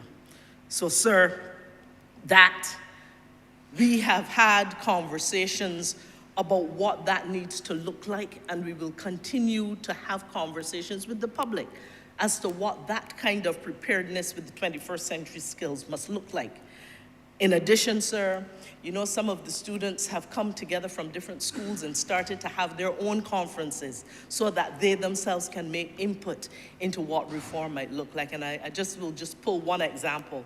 One of the recommendations that came from one of those student conferences was that they were leaving school with no idea about how to manage money, how to pay taxes, how to save, how to invest, and they wanted financial literacy to be an integral part of the curriculum. We have said that we will consider that through the committee that will deal with curriculum during the curriculum reform experience and be able to come up with a program that is suitable at different levels with different standards as you go through the system, so that by the time the student reaches a certain age and a certain stage in their journey, they will have picked up the skills that are necessary at those very different levels. Sir, I know that my time is short. In this budget, sir, our Minister of Finance and our Prime Minister made the point that training will be a priority for this country. And I have shared some of the efforts we have made with training. I'll probably share a few more. And they have said that infrastructure will also be critical. I'm going to start, sir, with infrastructure. Now, as you know, sir, and I believe many of my colleagues in Barbados knows, infrastructure in the school system, across the school system, from nursery to primary to secondary, we did not inherit a perfect infrastructure across the schools when we came in 2018. There were many years of neglect before this Barbados Labour Party government took over. And sir, I would not say that idly. Let's take 2015, 2016.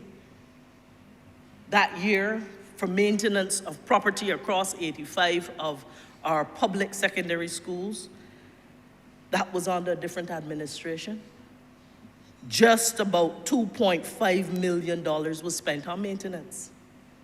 Just 5 years later, under this Barbados Labour Party's government, 2021, 2022, it was $8.6 million that was spent on the maintenance of schools.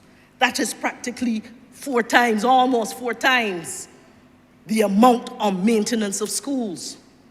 We have been told that we're not putting money into infrastructure. Yes, Mr. Speaker, I wish we could do more. But when we look at the infrastructure, the spending that we have also had in the summer program now is where you do major works to schools. Let's take 2015, 2016 again. But 1.8 plus million was spent on the summer program. Let's look just 5 years later under this Barbados Labour Party, 2020, 2021, 3.7 plus million was spent on major works within the school system. We recognize, sir, that we have a far way to go. Neglect has left us in a very vulnerable position in many of the schools. We have mold problems in old buildings. We have ceilings that are leaking. We have steel that is rusted in places, and therefore the structural integrity of the place is at risk. We have plumbing that is out of date. We had electrical systems that when we tried to connect for distance learning or for online learning, we could not, simply because the electrical systems were not up to standard. Sir, the magnitude of the infrastructural concerns that we have had have been large. But I commit to you, and I shared with you some of the figures, that we will continue this year to invest heavily in both maintenance, which is the smaller repairs, ongoing repairs, as well as the major repairs. We will continue to invest significantly in the millions through this budget and others in trying to make that happen. It is our intention to make every school environment an environment where people want to go, but it will not happen all at once. And we are asking our education partners within our school campuses, our teachers, our auxiliary staff, our principals, all who are a part of that environment, to work with us. To work with us. Because this is a Ministry of Education that is willing to work with our partners to do better for our children, by our children, for our partners, and by our partners. I shared with you, sir, that another one of the commitments from this budget was that of additional training. I already shared with you some of the work that we're doing with regards to training of our very key and important educators at the different levels. Sir, you heard the Prime Minister yesterday speak to you about the level of training that is going on for civil servants in how we manage, how we govern, how we look at performance, how we measure performance, how we manage, how we supervise. You would have heard, sir, that our Ministry of Education has not just allowed training to be at that level of permanent secretaries and others. We have been working with the Ministry of Health, with the Coalition for Obesity in Children, for the prevention of obesity in children, with the Heart and Stroke Foundation and others to work with canteen concessionaires and with vendors on the implementation of our new schools nutrition policy. We have taken training, sir, as far as our janitors and maids, and we intend to expand that to others. Why? Because when you have buildings that are old, that have mold, and we have now cleaned them in some locations, including some of the work has already been done at the Ministry of Education and other locations, then we need to be able to maintain the environment. And it is the janitors and the cleaners who have to do that. So training has to go at all different levels.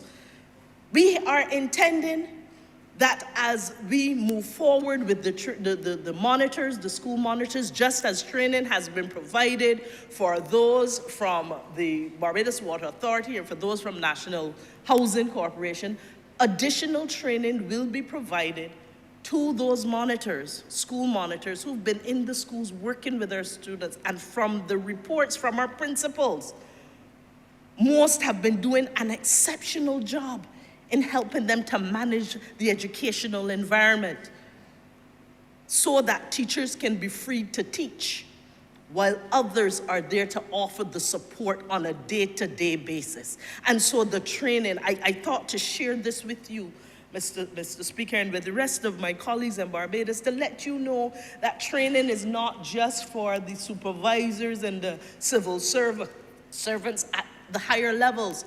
We, as a Ministry of Education, we are taking training throughout, and we are not only training those partners outside of the ministry, we are ensuring that those inside the ministry are also able to benefit from the development of their capacity. Sir, there is much that needs to be shifted, including curriculum. I see you blinking at me, sir, so I know that my time is drawing near. Your blinks are very telling, sir. Excuse me. Our work as it relates to shifting minds and mindsets and even shifting how our education system works for everyone will include curriculum. And sir, while I can go on and on, I will let this be my last, with your permission, sir. We need to have a curriculum that produces more well-rounded students. Not only those who are literate and numerate, know how to count, know how to write and to read, but those who are digitally literate, who know how to use the various types of technologies in a responsible way and with adequate proficiency to allow them not only to know but to do. We need, sir, to make sure that the curriculum we are putting in place is relevant and that it is meaningful. And what do I mean by that? Some of the students from the conference I mentioned earlier, the student conference, they said that a lot of what they learn is not really relevant.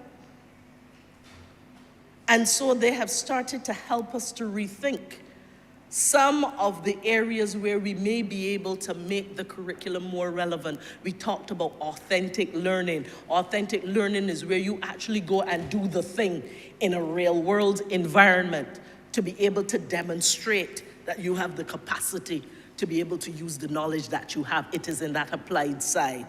And it is more of that kind of knowledge, that kind of learning, and that way of us being able to prepare students that have to be a part of that relevant and meaningful curriculum. I spoke about our curriculum being competency-based.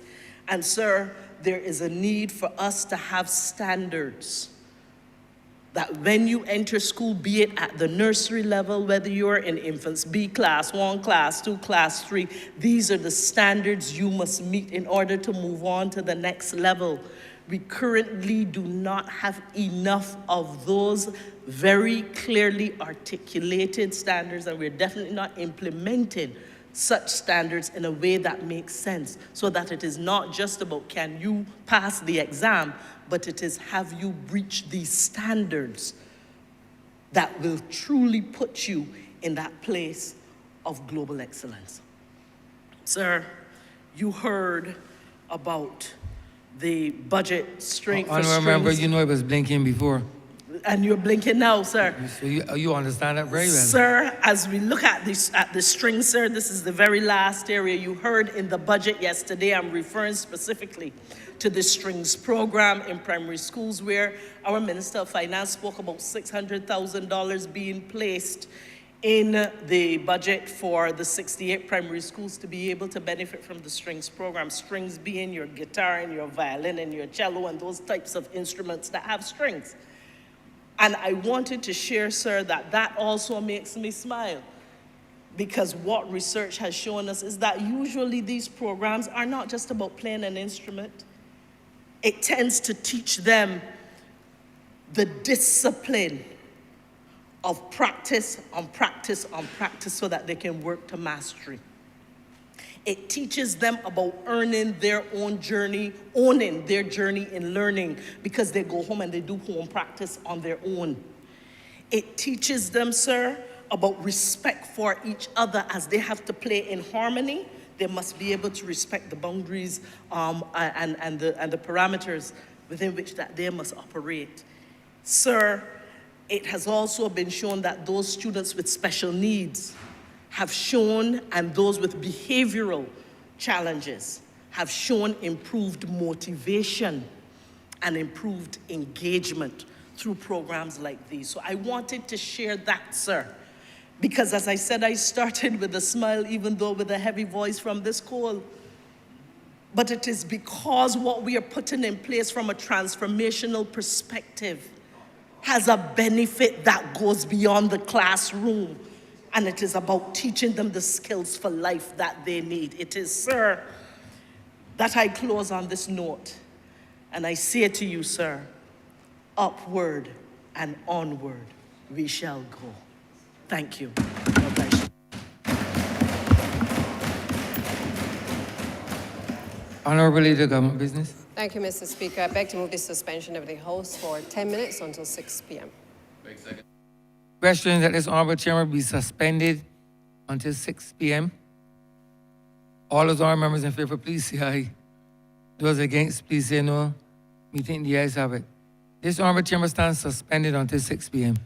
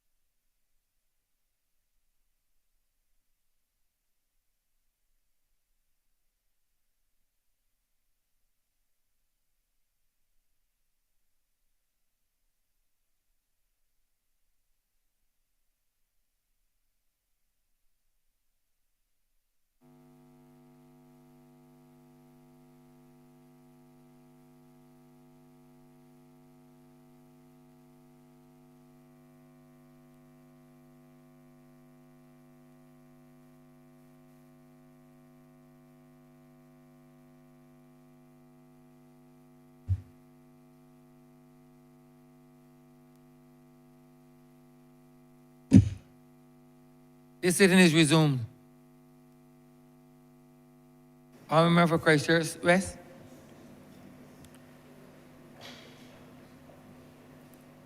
Mr. Speaker, sir, if you would permit me, as you did for the honorable members for St. Michael Northwest, as well as the member for Christchurch South, to first start off with a passage from the good book. I too would like to start off with a passage from the good book. My first passage was going to be Ecclesiastes, chapter 3. But the honorable member for St. Michael Northwest used that one. So then I looked at Samuel, but the honorable member for Christchurch South used that one. So I had to put on my theological hat and search through to come up with one that I thought most applicable. And the reason I thought it was most applicable as well was because I reflected on what the honorable member for Christchurch South said when he started and talked about Mr. Griffith, who was gone to the great beyond. And I come to this presentation, Mr. Speaker, with a very, very heavy heart. I come to this presentation with a heavy heart because there was a lady who was gone to the great beyond, who was with me from the beginning. Her name was Rosie Grant Mosley, known to many of us in here. And she always used to tell me, along with another lady who was also gone to the great beyond, Miss Dorothy Small Leslie. And both of them, when I first started in this job, told me, always put God first. So I'm going to put God first with Matthew 7:24-27. Therefore, whosoever heareth these sayings of mine and doeth them, I will liken him unto a wise man, which built his house upon a rock.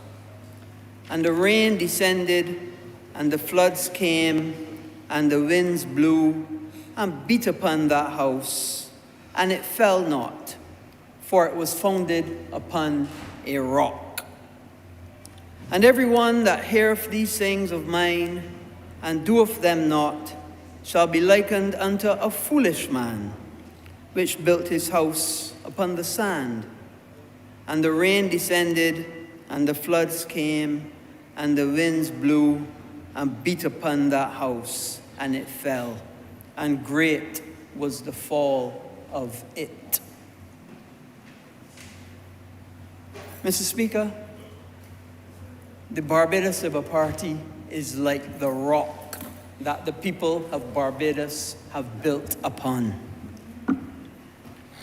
The leadership of the Barbados Labour Party in the Prime Minister is like that rock that we have built upon. You know, as I sat here, Mr. Speaker, you know, I had prepared a speech to speak right after the Prime Minister last night. And when you prepare a speech to speak after the Prime Minister, there's certain tone and certain tenure that you would expect. But after sitting here and listening to other members speak, I've changed my speech at least 5 or 6 different times. And I changed the speech at least 5 or 6 different times because I was in awe and amazed at how strong this team Barbados Labour Party is. And I heard the member for St. Michael South speak to the team, and I have to agree and concur. We started out the batting with the member for Christchurch West Central. And with his capability and ability and understanding all the wherewithal of the various types of biodiversity and the tremendous work that he's done in botanical gardens, I salute the member for Christchurch West Central. Then we went into the member for St. Michael West and the good work that he's doing with the Barbados Tourism Investment Inc. and how he was able to encapsulate the benefits of the budget and how things were going and all of the things that he was to be able to pull in. Took half of my speech of the things that I wanted to talk about, but great because it showed me that the people in the Barbados Labour Party are strong and diverse. And even although we may have different perspectives, even although we may have different points of view, together we make a strong team, a team for the times, a team that is ready, willing, and able to continue the good work of this country and for this country, because at the end of the day, we are here to represent the people of Barbados. All of us, the member for St. James North, the member for St. James South. I look forward to the member for St. James Central.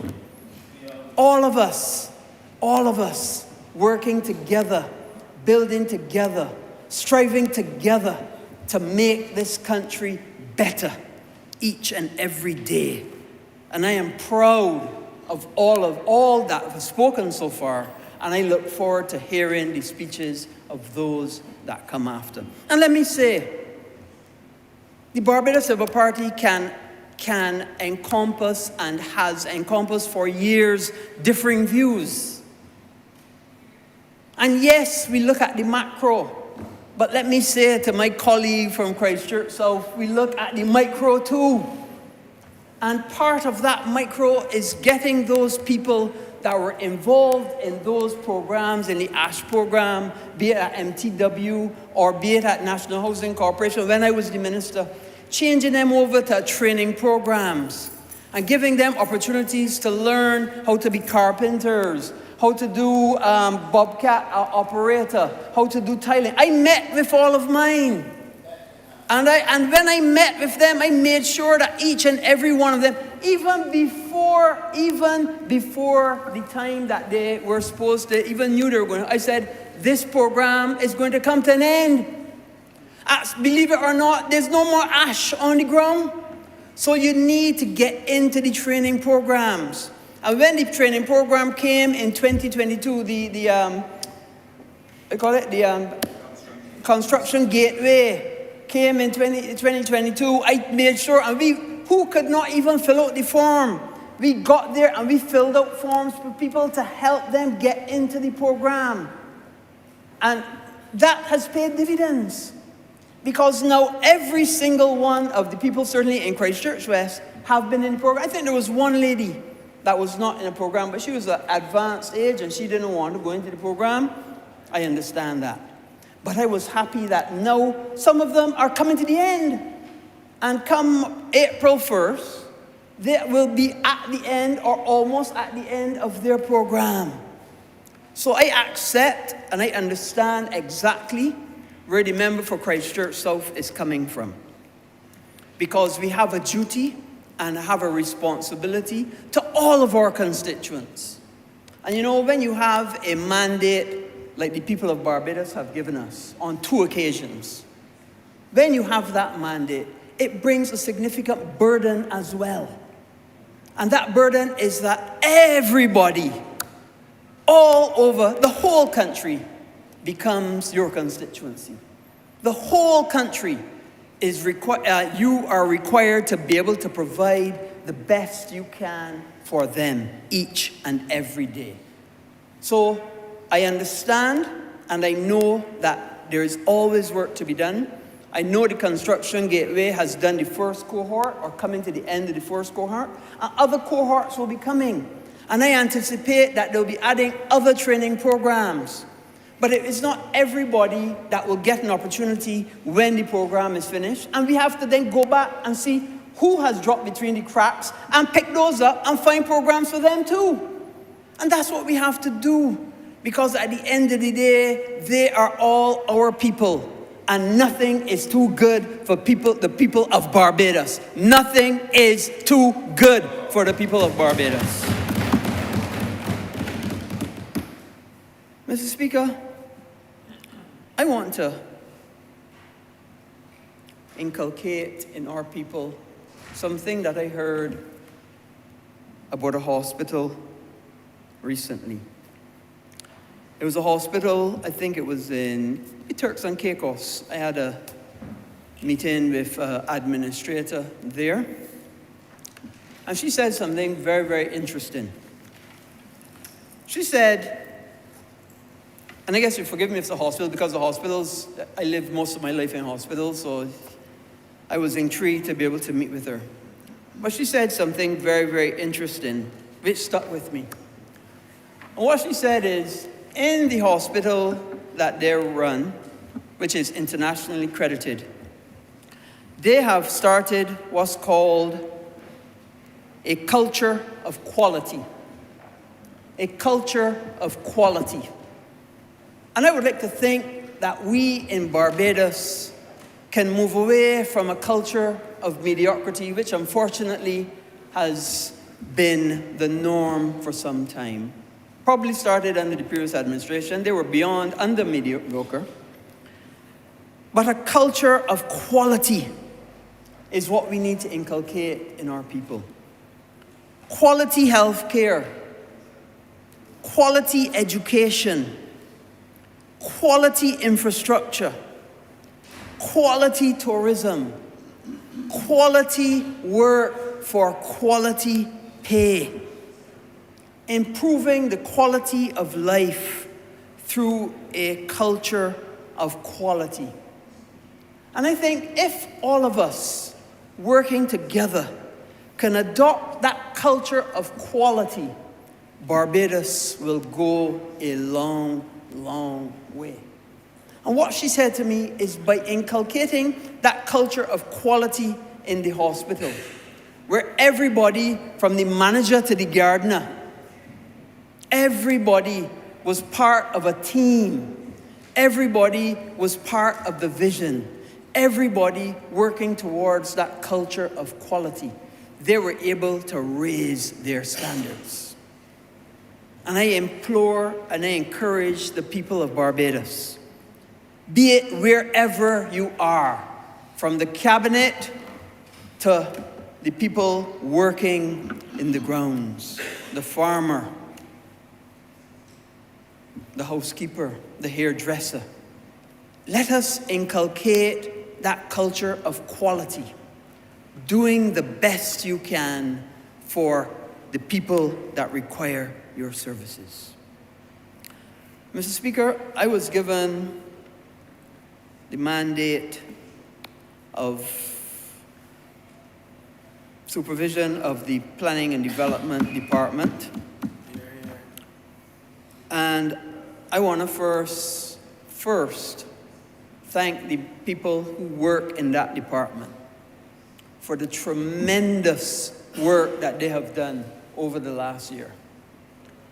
Over the last year, Mr. Speaker, they have done over 2,300 permissions in, I think, 13 months. 2,300. Never before done in that department. But it's not only permissions that they do. In addition to permissions, they have to do building starts, they have to do certificates of compliance, and they have to do enforcement where people have gone outside the crease.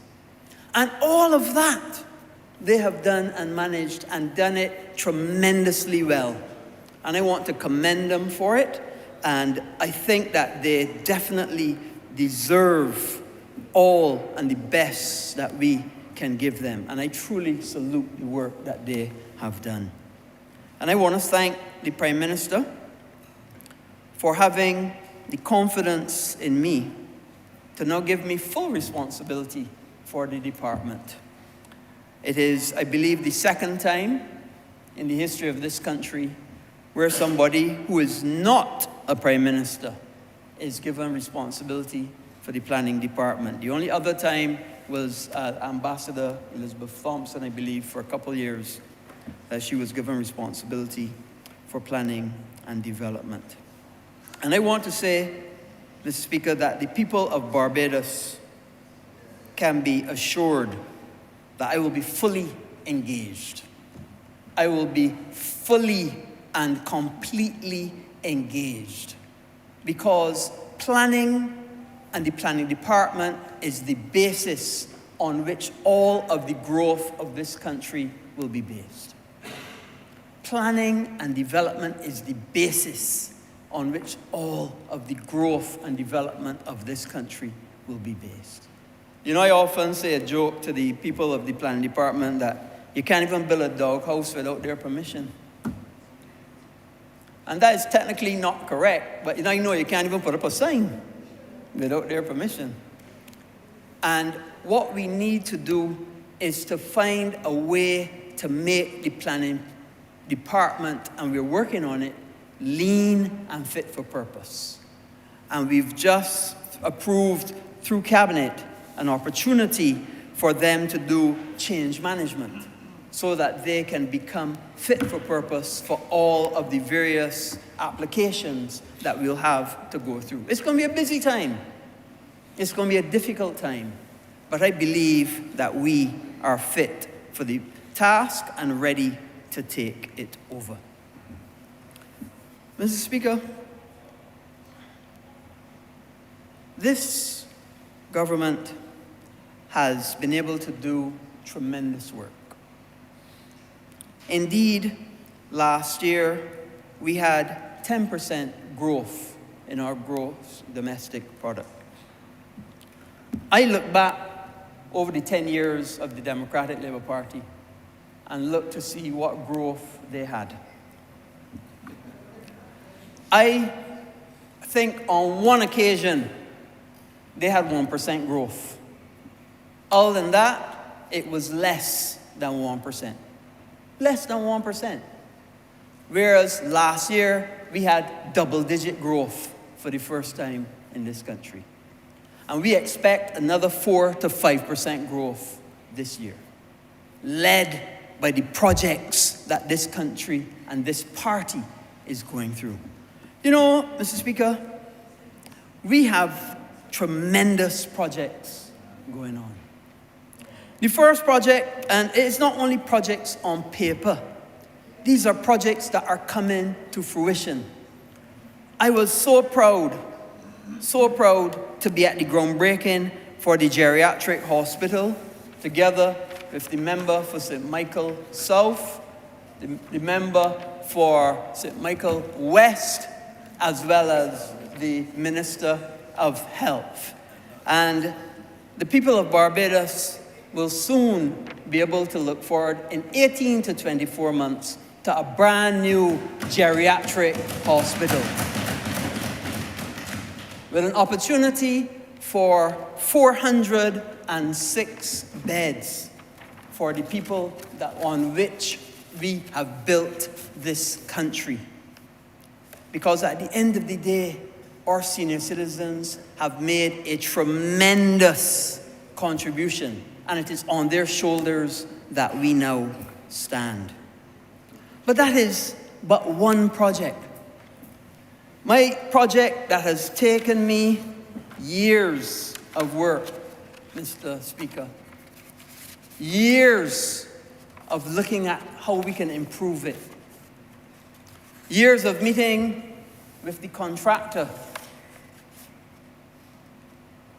discussing how we can save, looking at the access to it, and now seeing it come almost to fruition, holding the contractor's feet to the fire, none other than in St. Philip, Sam Lord's Castle. And this is it with the lights on, Mr. Speaker. It is, and it will be, a tremendous addition to the room stock in Barbados. And it is not only when this is completed, and I must tell you, you remember when you and I worked to get this honorable chamber done? And how we literally had to move in while the workers were still here to work to move him out. I probably gonna have to do that at Sam Lord's Castle as well.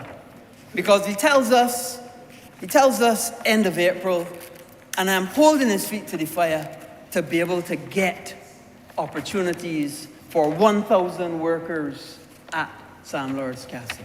I remember, I hope you make these things your document. Of course. There will obviously be a document of the House, Mr. Speaker. I guess there will be a cherished document of the House. But it isn't only the hotel. Because in order to make a good hotel, you have to make a good access road. And we've been working diligently to make the access road to the hotel, the Long Bay Road, that the honourable member for St. Philip South has been behind us to get done for years. And I am sure that he is very, very happy that that road is being done. But it isn't only the road. The natural gas services to the hotel and along that road being done as well. And the spin-off just from that road, 109 new connections to the natural gas grid by virtue of putting that access to the hotel. You got to clap for that.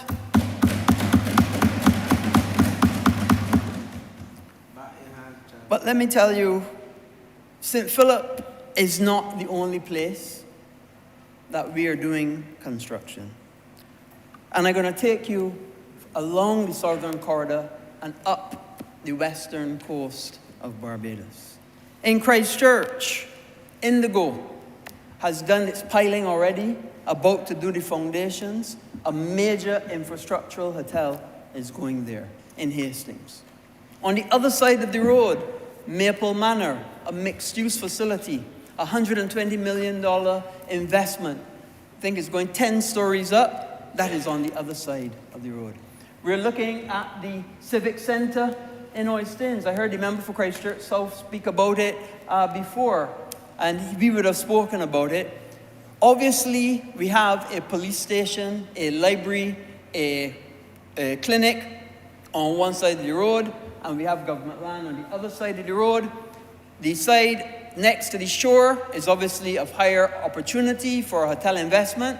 So we're going to do the same thing that we're doing in Old Town, move the Civic Centre to the land side, and then make an opportunity for a hotel on the seaside. And we're doing that in Oistins. We're about to go to a PPP for that. Blue Horizon and Savannah. Two owned by government, and again looking to make arrangements with private investors to be able to develop both of those hotels as well. Then we come into St. Michael, Hyatt Ziva. This one is a difficult one. It will be an iconic development for Bridgetown. It will change the landscape of Bridgetown, not only in its design, not only in its potential, but it has now opened opportunities all across Bay Street, going all the way down to the Pierhead and beyond. And that whole corridor from Hyatt Ziva, which I will always say is the old Harbour Police. So some people don't even know what the Harbour Police was. When I talk to younger members, they don't even know about the Harbour Police. But from the Harbour Police Gate all the way down to the Pierhead, and even Carlisle House is opportunities for tourism. And people have been knocking on the door to be able to get these investments going as quickly as we can. And then we move to St. James. Royalton, and again, as I said, the Civic Centre. The Prime Minister said that Royalton is about to start. I've been in discussions with them. They have permission. I understand that they've got their funding, and they've reported to me that in the third quarter of this year, they too intend to start. For those who don't know, Royalton is on the old Discovery Bay site, and they will be starting very shortly. St. Peter, Nikki Beach. I had the opportunity not only to bring to this honorable chamber, together with the member for St. George South, getting the acquisition for BTI. BTI has done all the promotions, looking at designing the road. On Sunday, I met with the member for St. Peter. We went and spoke to the residents of all of the various works that we've going on there at Nikki Beach. And I look forward to when that construction will be done as well. But not to be left out is my good friend in St. Lucie. Because not only are we doing work in St. Philip, not only are we doing work in Christchurch, not only are we doing work in St. James, not only are we doing work in St. Peter, but Mr. Speaker, we have a developer who's already bought the hotel at North Point and has a development for St. Lucie as well. And you know, the honorable member for St. Lucie, the honorable member for St. Lucie was with me at the Ministry of Transport and Works.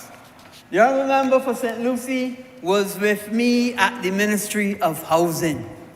I will be with the honorable member for St. Lucie at this hotel.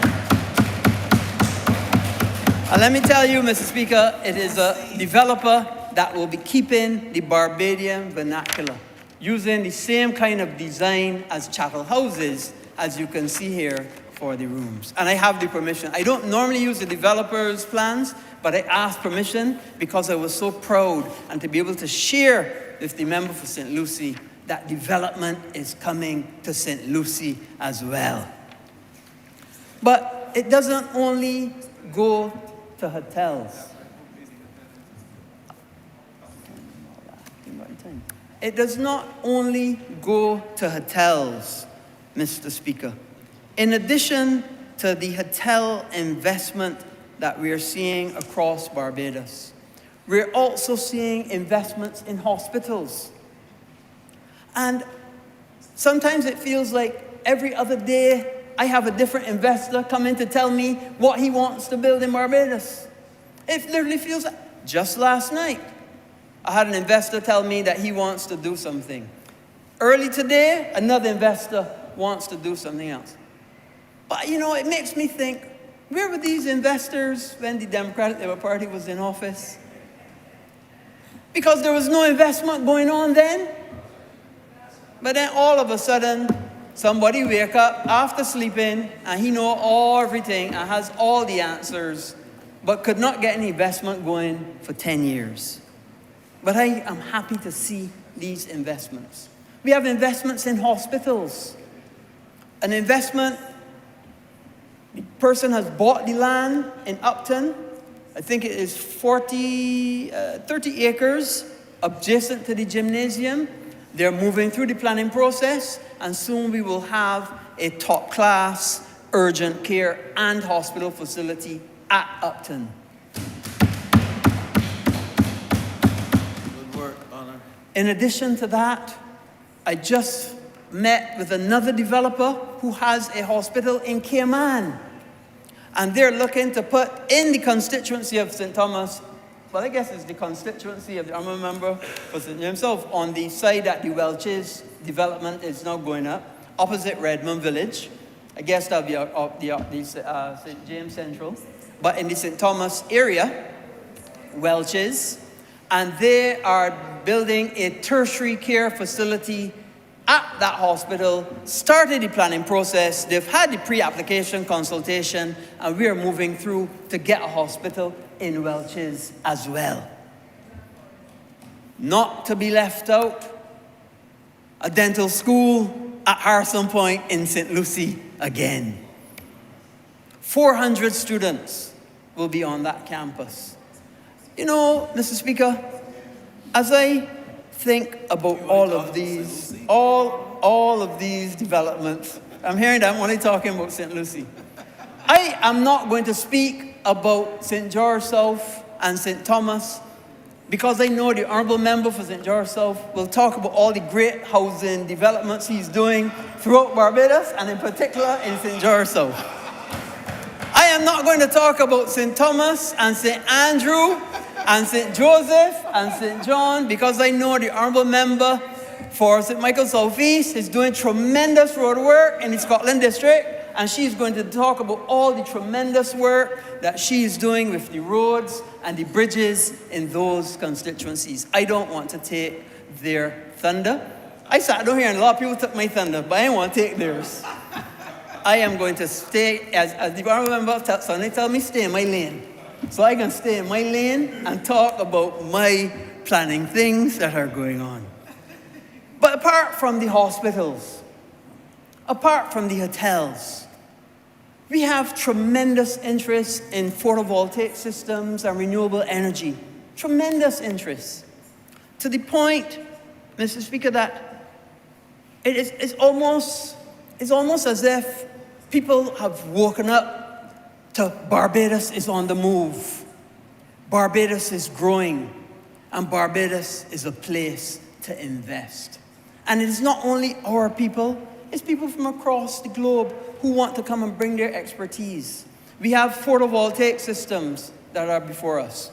We have wind opportunities that are before us. But the one that has caught my attention is a system, a planning application that is before us, that they use photovoltaic energy to split the atoms of water.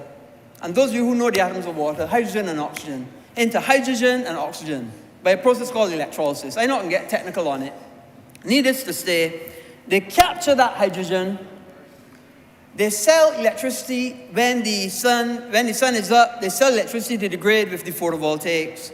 The excess photovoltaics they use to split water into hydrogen and oxygen, capture that hydrogen, and when the sun goes down, use that hydrogen in a fuel cell to produce more electricity and not having to use the batteries because they're storing the energy with the hydrogen. And then using those fuel cells to produce more electricity also to sell to the grid. I don't think that it is being done anywhere else in this region, and it is before us, and we're looking to get that project going as a first right here in Barbados. A tremendous opportunity. And for any hydrogen that they don't use, they have the opportunity to make ammonia as well and export that ammonia. You know, we have to be cutting edge. We have to look to technology. We have to look to improve not only how we do things, why we do things, where we do things, when we do things, and look to see how we can best improve and bring efficiencies to what we do and when we do them. And that's exactly what this project does, and it has really captured my imagination. And I look forward to seeing when this project is going at full speed. In addition to the private sector developments, government has its own public sector developments. The Prime Minister talked about Queen's Park. She talked about the Treasury Building, Archer's Bay, things that Barbados Tourism Investment Inc. are doing. But I didn't forget, you know, I brought the resolution about the prison. And they have to look to be able to improve the prison and make it an opportunity for tourism investment as well. So the future is bright from the investment point of view. But you know, I could not get the opportunity to speak of these things without the good people of Christchurch West. And Mr. Speaker, I would never ever come and speak in a debate here and not talk about Christchurch West, because it is the people of Christchurch West that have sent me here. And I was particularly encouraged when I heard the Prime Minister talk about mini stadia, because the people in St. Matthias don't have a playing facility, and they only use the place next to the school. And I want the member for St. John to hear me and hear me well, because the people of Christchurch West have a shovel-ready facility. And the reason that there's a big, big piece of paper is because there's a big, big project to my heart and to the people of Christchurch West. This is a shovel-ready opportunity for mini stadia to be built in the constituency of Christchurch West. And I want the member for St. John to hear very, very carefully, because I know that he can have planning applications that he wants done. And if he wants planning applications done, and I want a mini stadia, I am sure that we could do a good deal. And I look forward to the day when the member for St. John and me are there breaking ground at the mini stadia for Christchurch West. But not to be outdone, the member for St. George South here heckling me. But I ain't finished with him yet, because I got another piece of paper. Another big piece of paper. This is for a housing project in Sergeant's Village. Also, for the people of Christchurch West. I try and let the camera pick it up. Sergeant's Village. Also, shovel ready. 10 duplexes and 4 single houses. So in the same way and in the same vein that I am asking the member for St. John to help me out in the mini stadia, I also have to implore the member for St. George South to help me build these houses for the people of Christchurch West. Because at the end of the day, it is people that we represent. And it is people who have sent us here. And it is those people that are looking for us to be able to do the best we can do. And to be able to not only do the macro things, like the PV systems and the hotels and the hospital, but do the micro things. Do the micro things, like the house and the stadia, the basketball court, the road tennis court, and to be their champions. Because at the end of the day, that's what the people want. The people want of us. The people know that it's not easy. The people know of the constraints that we have from a finance point of view. The people know that we're in an IMF program, but they still expect us to do 2 things: to represent their interests and to respond to them when they reach out to us. And that's what we do. Respect them, respond to them, and recognize their interests and represent them. Mr. Speaker, it is clear, it is pellucidly clear to me that the previous administration was a tax on spend. And every single budget, when I was a member, went there with the government, every single time, the people of Barbados bore the burden. So it was no surprise to me when the guy, that the young member said that he's making an interview, applying for a job. It was no surprise to me that he thought that we would follow the same vein that his administration followed when they were in office. But this Barbados Labour Party administration is different. We're not a tax on spend. We understand that government can facilitate, regulate, innovate, and legislate. And we use all of the tools in our armamentarium, to be able to facilitate what the government can do to assist the people of this country. I will not go through all of the measures. Our member has 2 more minutes. Exactly. So I can't go through all of the measures. But needless to say, I absolutely support all of the measures that have been laid in this budget. It is visionary, it is forward-thinking, and it puts people first and reforming this economy and this society. But you know what? More than anything else, it gives to the people of Barbados confidence. Confidence in ourselves. The reason that we have all these investors, Mr. Speaker, is because the people of the world have confidence in Barbados. Confidence that they did not have in the previous administration. confidence in the leadership of Mia Amor Motley, the Prime Minister of this country. Sorry for calling her name. Confidence in the Barbados Labour Party and this government. They have confidence. And at the end of the day, that is what it's all about. Confidence in them, confidence in us. And we too must have confidence in ourselves. Confidence that we can do it. Confidence that we have the know-how. Confidence that we have the ability. Confidence that we have the ability, we have the brain, we have the brawn, we have everything that it takes to make Barbados a leader amongst others in this region. It's already a leader, and we can take it even further.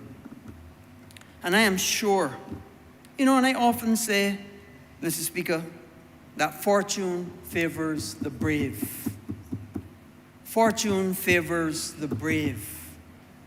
And once we can take that on, embolden that confidence, be brave and be bold and face this era, I am sure that we can do it, because I know and you know we all can. Mr. Speaker, I'm obliged.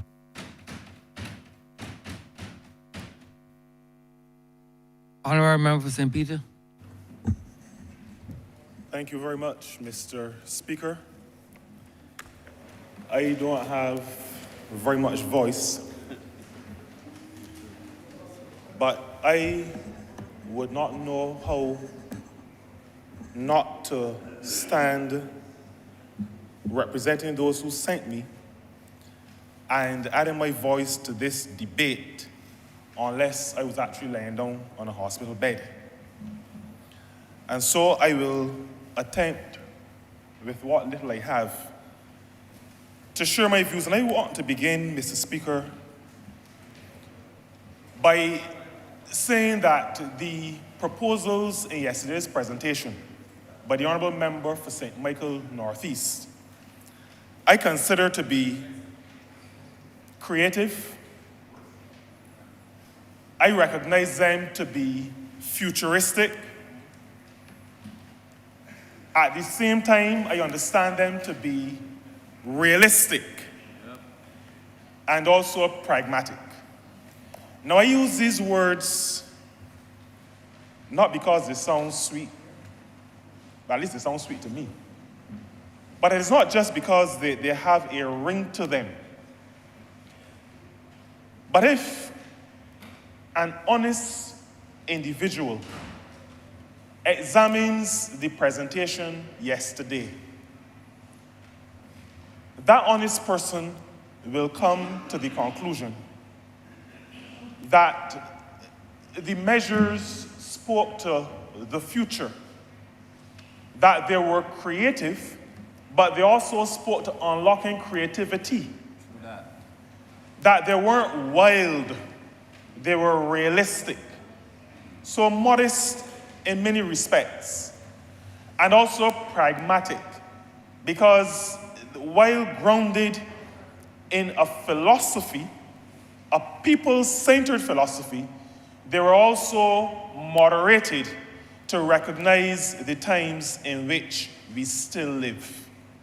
And that, for me, Mr. Speaker, is the hallmark of honest leadership. It is good to talk all kinds of stuff, but having a vision, being realistic, being pragmatic while standing on principle is important to me. It is important to the people that I represent, the people of the constituency of St. Peter. There is something that we often say, Prime Minister says it all the time, the Honourable Member for St. Michael Northeast, that we are not perfect. My predecessor as Member of Parliament for St. Peter was probably the first who alerted me to the fact, and it seems to be a fact based on everything that I've seen, that there is a perfection that is expected from the Barbados Labour Party in government that is not expected of the Democratic Labour Party in government. That is not necessarily a good thing, but it is a real thing. And that is why I joined the Honourable Member for St. Michael Northeast in saying that we are not perfect. This party is not perfect. This government is not perfect. And I did not join this party, and I'm not a part of this government because I expected it to be perfect. I joined because I detected an element of honesty. And what I see demonstrated in leadership in this government through this party is a recognition that from time to time there will be mistakes made, missteps. But I am happy, Mr. Speaker, I am happy, particularly as a person of faith, to be part of an organization that when it missteps, steps back and says, let's stop, let's make the correction. I think that is the hallmark of good leadership. The ability to recognize where you're going, recognize if you're making missteps, and make changes. I want to start with that. My colleagues know that I don't like to spend a lot of time on foolishness or on foolish people. And a lot of people have quoted a lot of texts this evening, today. I am not going to do a lot of biblical quoting. One short verse in Psalm 37, right at the beginning of the chapter. I live by it, and I'm going to say it here this evening. Do not get upset because of evildoers. The King James Version says, fret not thyself because of evildoers. You know, there are people walking about Barbados who are, at best, misleading people in order to get into office. Or at worst, being dishonest and nasty with the people of this country. And I say nasty, I don't use words like these, but Mr. Speaker, I've had occasion in the recent past to have to confront persons who saw something going about on WhatsApp that says they can't take a picture of themselves or they're going to get locked up or some kind of nonsense. There are intelligent people in this country who are being terrorized by nastiness. And it is not right. It is not right. All of us have fought political campaigns. In political campaigns, you attack the other side. But you don't terrorize people to gain office. This chamber is not a place for terrorists. And while Barbadians have thought that they got rid of a sect in 2018, we have a new breed who are practicing the same nasty politics. But it is not good. It is not good. I don't say that. Listen, Mr. Speaker, we are 3-4 years maybe away from an election. So I'm not in here fighting an election campaign. I am saying that the people of St. Peter, I told the Honourable Member for St. James Central that he speaks on behalf of the people of Barbados. I speak on behalf of the people of St. Peter.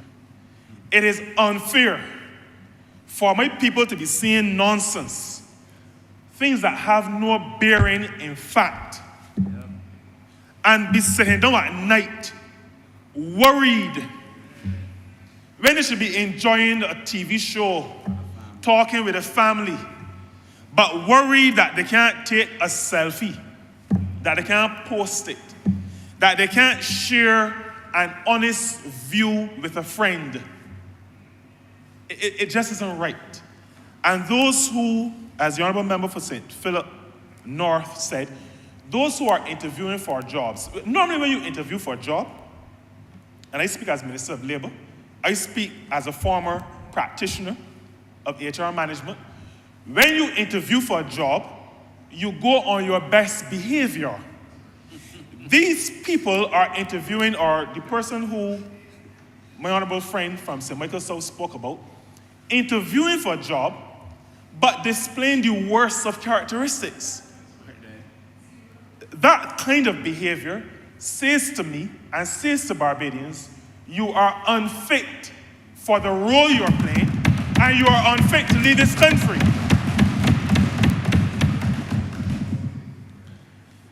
You know, on September 11th, 2001, I was in Holland. And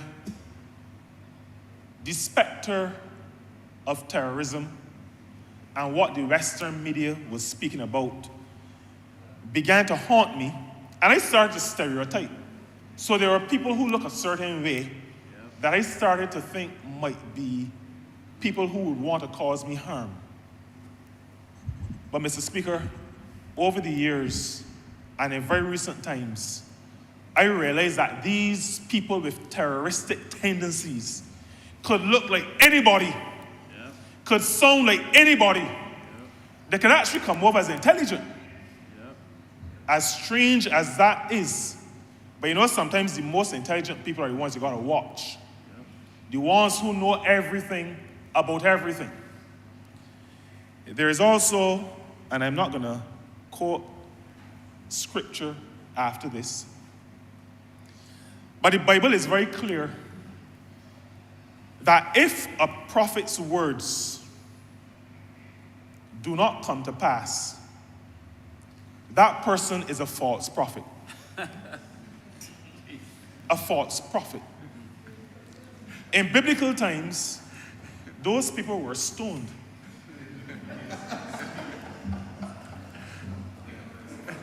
I am not a believer really in capital punishment. But you know, sometimes you wonder if there's not a place for it.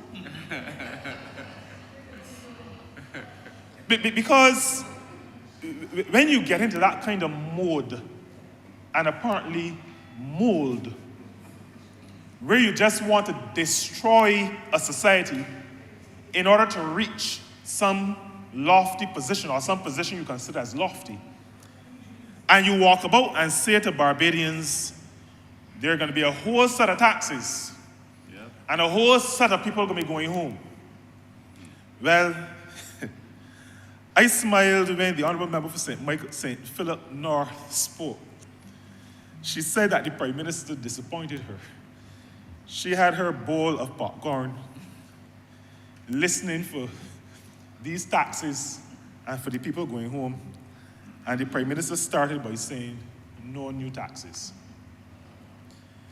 That it made a lie, and I think lie, as in telling an untruth, is parliamentary language.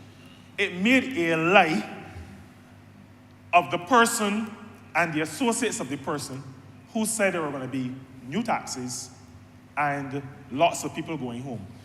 But Mr. Speaker, I want Barbadians to be very, very clear of something. It is the modus operandi of the Democratic Labour Party when faced with any challenge, when faced with economic challenges, their mindset is taxation or sending home people. And so when in 2023, they examine Barbados and they see what is happening in the country,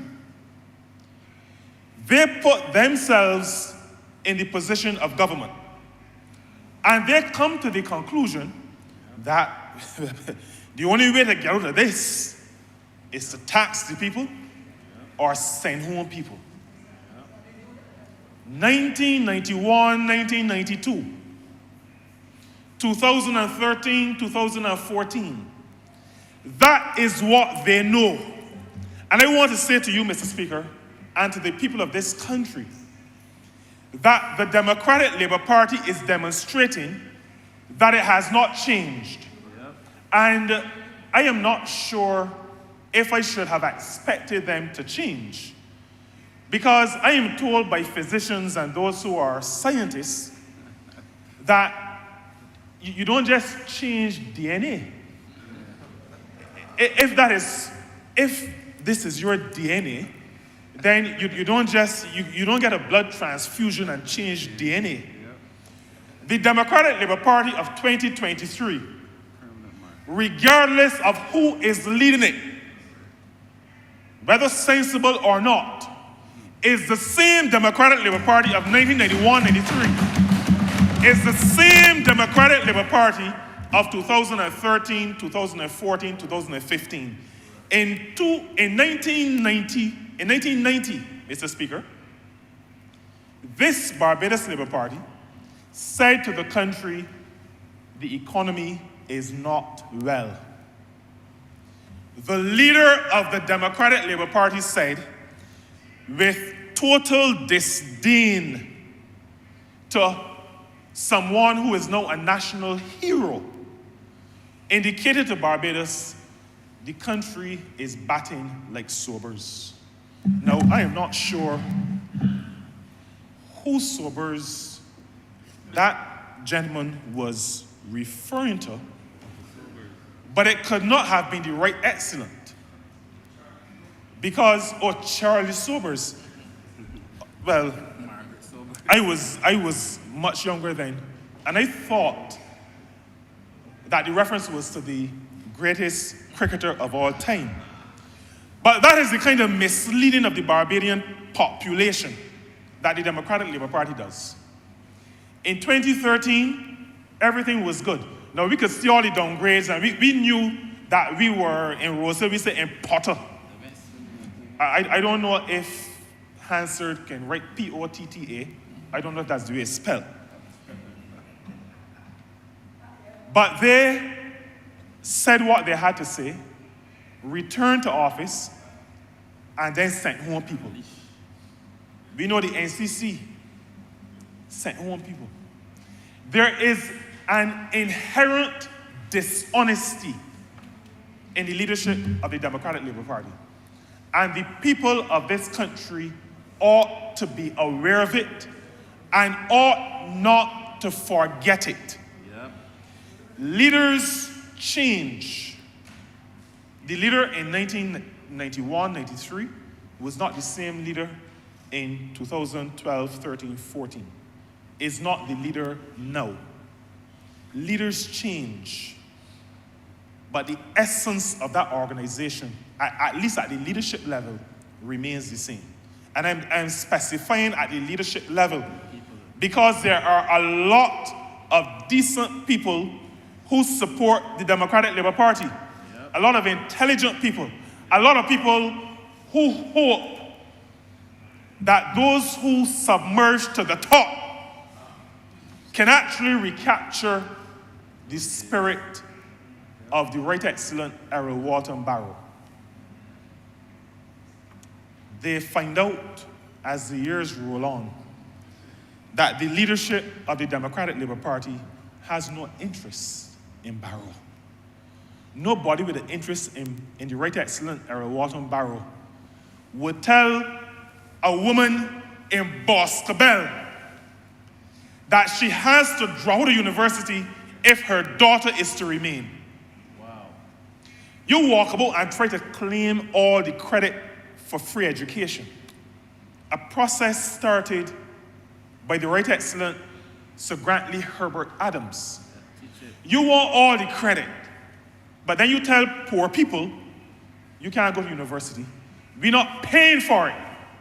If you want to go, you got to find the money somewhere. We are not paying for it. So we have an organization in the Democratic Labour Party that is not, tainted is not the word. At its leadership, it is dysfunctional and it is dishonest.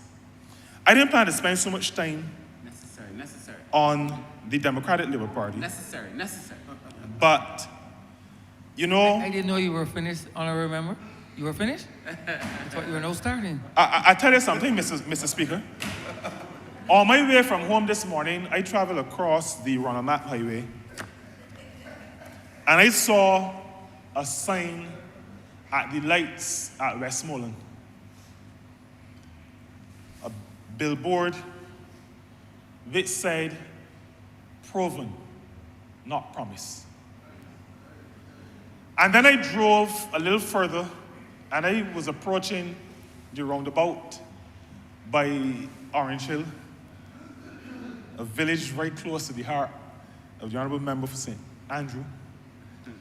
And as I approached the roundabout, there's a plantation house on the right, if you're heading north to south. And there's another sign that says proven, not promised. And it set me thinking. I started to do something that I ought not to have done. To try in my head to put the Honorable Member for St. Michael North East in the same section of my brain as the current leader of the Democratic Labour Party is something that I ought to ask forgiveness for. It is not right. It is almost as bad as what the Dems leadership is doing. It is not right. But, and you know, and that is why I say that I appreciate when people make errors and are able to fess up to errors. I just fessed up to one. But for one period of maybe insanity, I thought we have a leader who presented for 4 hours yesterday, like I said, creative, futuristic, realistic, and pragmatic. And we had somebody responding who said, the only thing we have to fear is fear itself. Mr. Speaker, I don't think that my creator who really wants me to spend any more time on stupidity.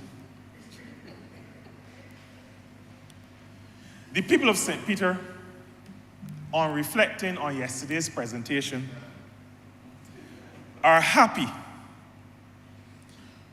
They're happy, and I'm going to say something the Prime Minister, the Honorable Member for St. Michael North East said pretty early on in her presentation. She spoke to the fact that we welcome investment, but it must be respectful of our people, our national spaces, and our traditions. She also said,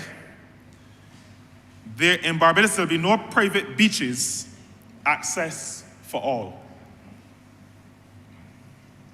The people of St. Peter and the people of St. Mains, we had a very good meeting. The Honorable Member for Christchurch West spoke to that.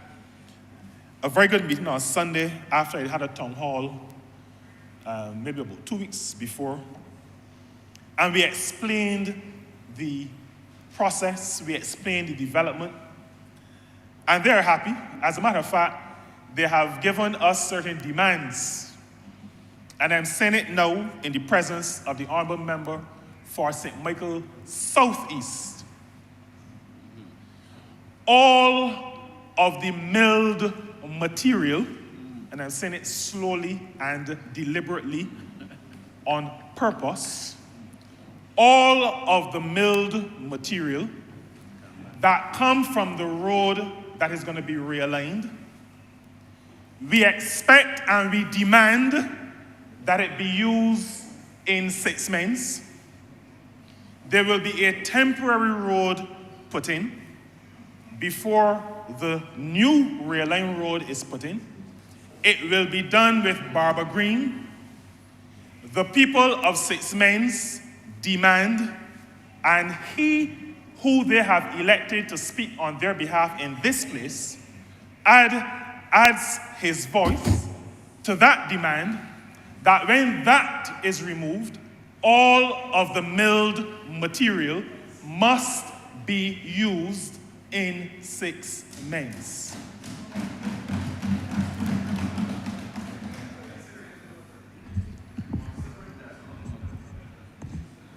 I, like the Prime Minister, don't count chickens before they hatch.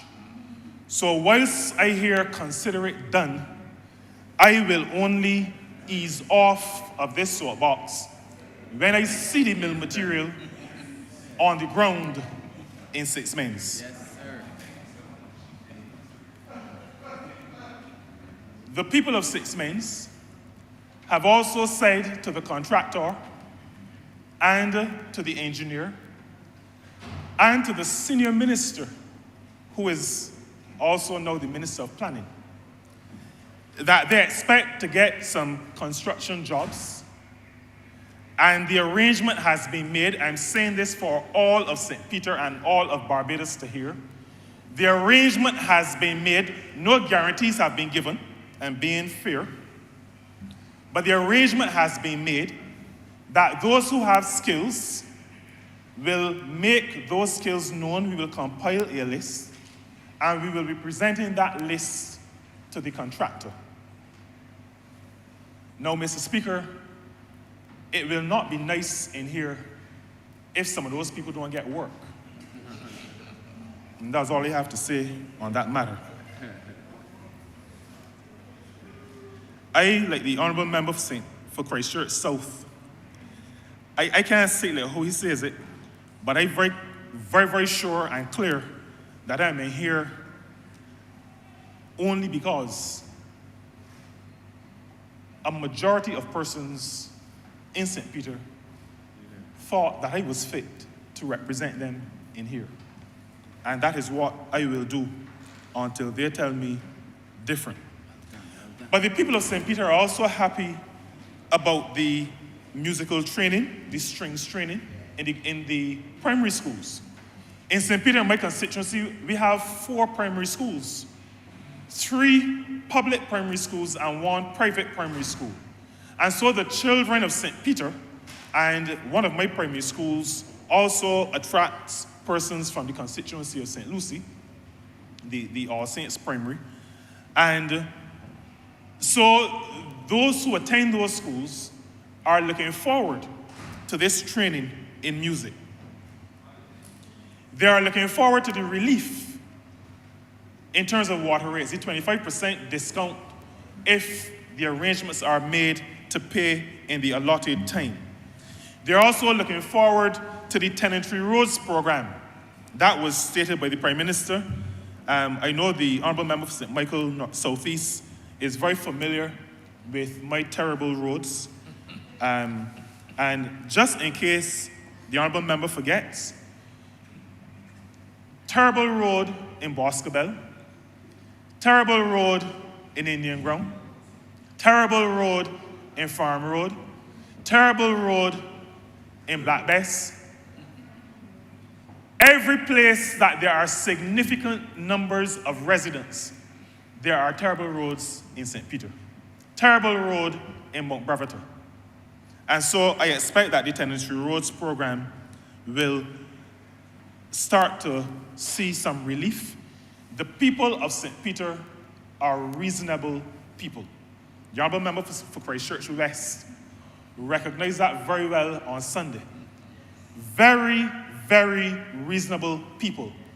They will, however, not be put in a position where they're seeing roads happening in other places and they're not seeing at least one being done in St. Peter.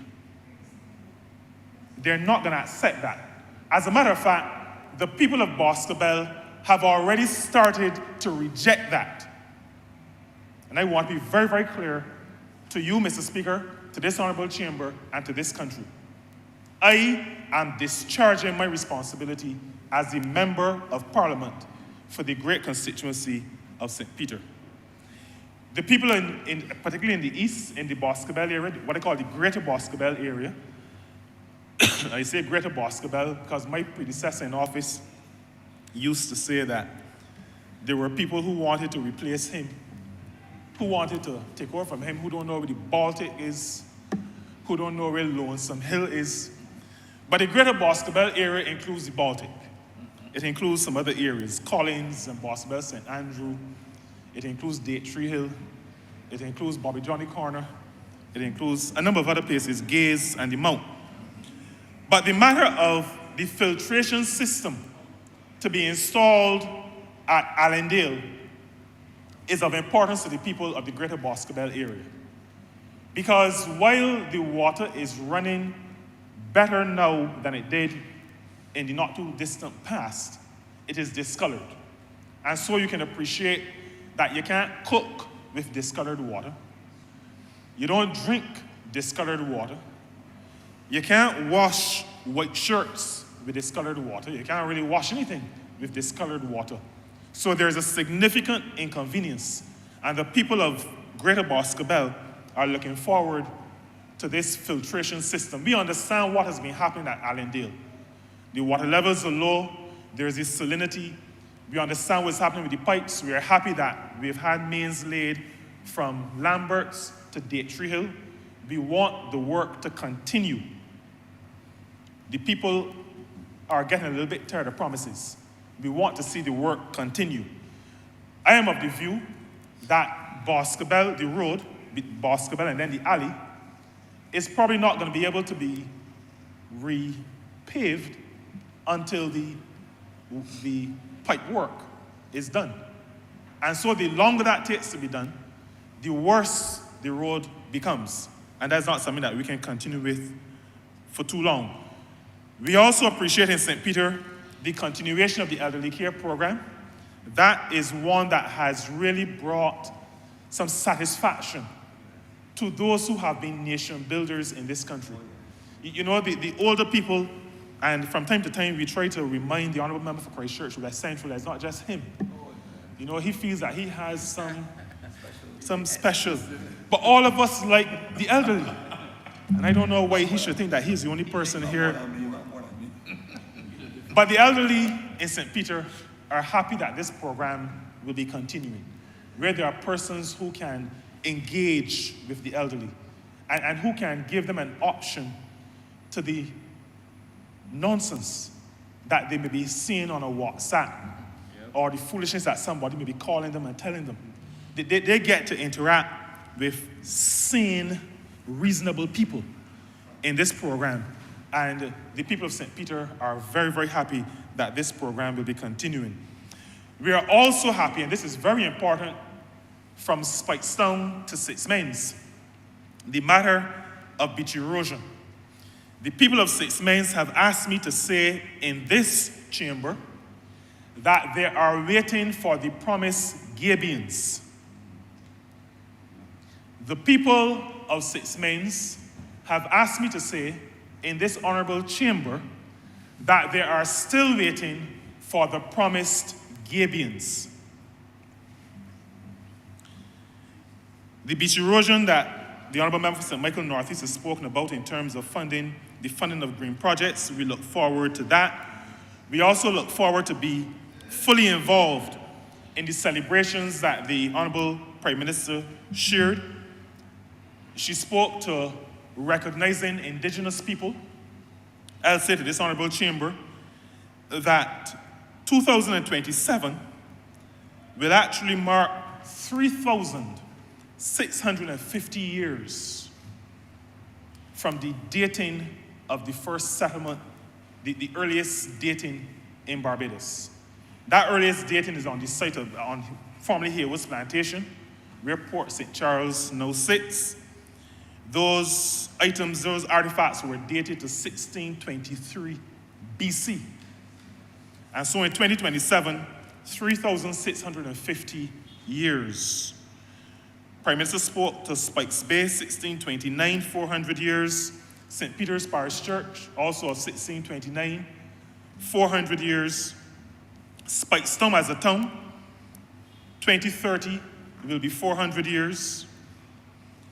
King Coffee, 1675. In 2025, 350 years.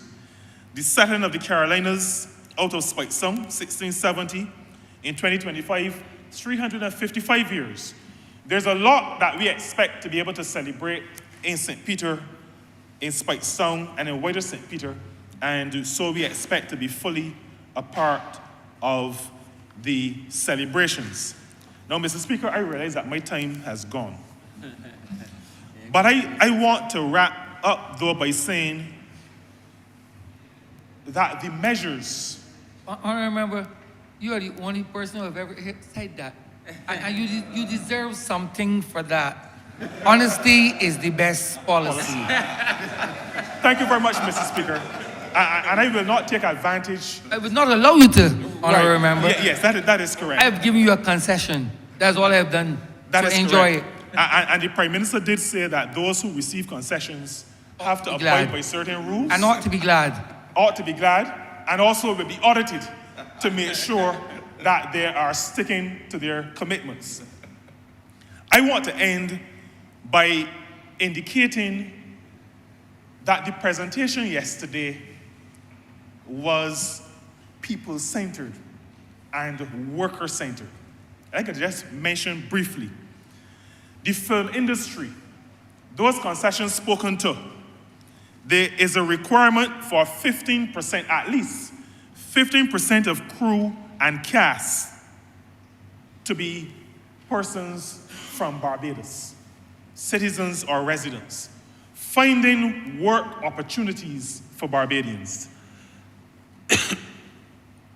The matter of aggressively attacking this issue with regional travel, reducing the tax on regional travel, that is not just a tourism issue. That is a worker issue. Because this allowance is for what we call the lower season. I think it's July, the summer period. And what this will do, if we can stimulate travel from our Caribbean neighbors, this will mean that the person who would ordinarily be laid off will find work. The person who will ordinarily be put on a 4-day or 3-day may get an extra day.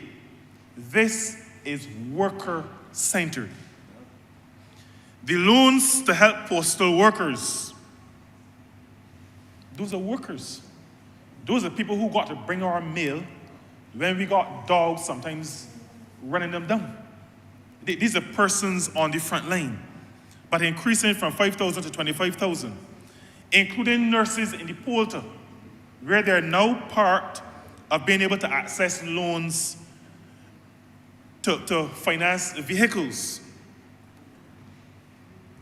My ministry, along with the ministry led ably by the Honorable Member for St. Michael's South, working to find employment opportunities for persons, young persons with disabilities through Job Start Plus, worker-centered, former workers, because, Mr. Speaker, every pensioner is a former worker. And when you raise the allowance from 40,000 to 45,000, you are benefiting former workers. St. Michael East used to be a helicopter. It's in the Concord. No, I got to tell you about landing the helicopter. Yes. Right. I'm going to land by saying to you, Mr. Speaker, that the training initiatives are great, fantastic. To say that church groups and social groups, while working with the Honorable Member for the city, they are on board and they've wanted to assist. There's an outreach that they've made for some time now to the Ministry of Education. It is taking too long to materialize, and it needs to materialize. But I want to end, Mr. Speaker, by saying the Honorable Prime Minister continues to demonstrate leadership of a high caliber. The Honorable Prime Minister continues to take advice on economic matters from a team that has been creative, a team that has not focused on taxation and spending, but a team that focuses on how to develop a country. I, Mr. Speaker, am happy to be a part of the cabinet and this honorable chamber at a time when there is such visionary leadership. At a time when we are existing under a leader who is proven, not promised. At a time when, even though the world is still very uncertain, geopolitically, from a health perspective, still a lot of uncertainties. But I'm happy to be part of a government that in the midst of all the uncertainty can come to the people of Barbados in spite of the noises of those who are dishonest to bring policies that are creative, futuristic, realistic, and pragmatic. And with that, Mr. Speaker, I totally and fully support the measures. I see them as fit for our situation, and the people of St. Peter are honored to be led by a Prime Minister who is able to bring this to the country. I'm obliged to you, Mr. Speaker. Honorable Leader, Government Business. Thank you, Mr. Speaker. I beg to move the suspension of the House until 8:15. Questions that this honorable chamber be suspended until 8:15 p.m. All those honorable members in favor, please say aye. Those against it, please say no. Maintain the ayes have it. This honorable chamber stands suspended until 8:15 p.m.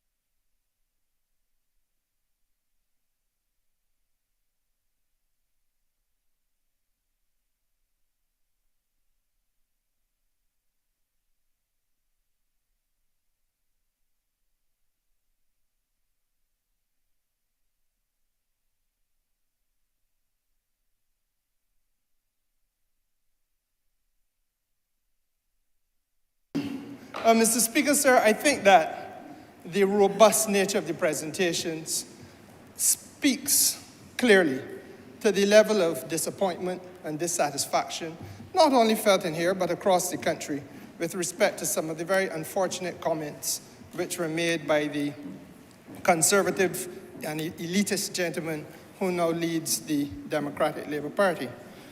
I want to share a perspective on the budget, sir, if I can. And it simply, sir, would be to say that the presentation stands out in my mind for its transformative value, and mission transformation is a very eloquent way of capturing it by the Prime Minister.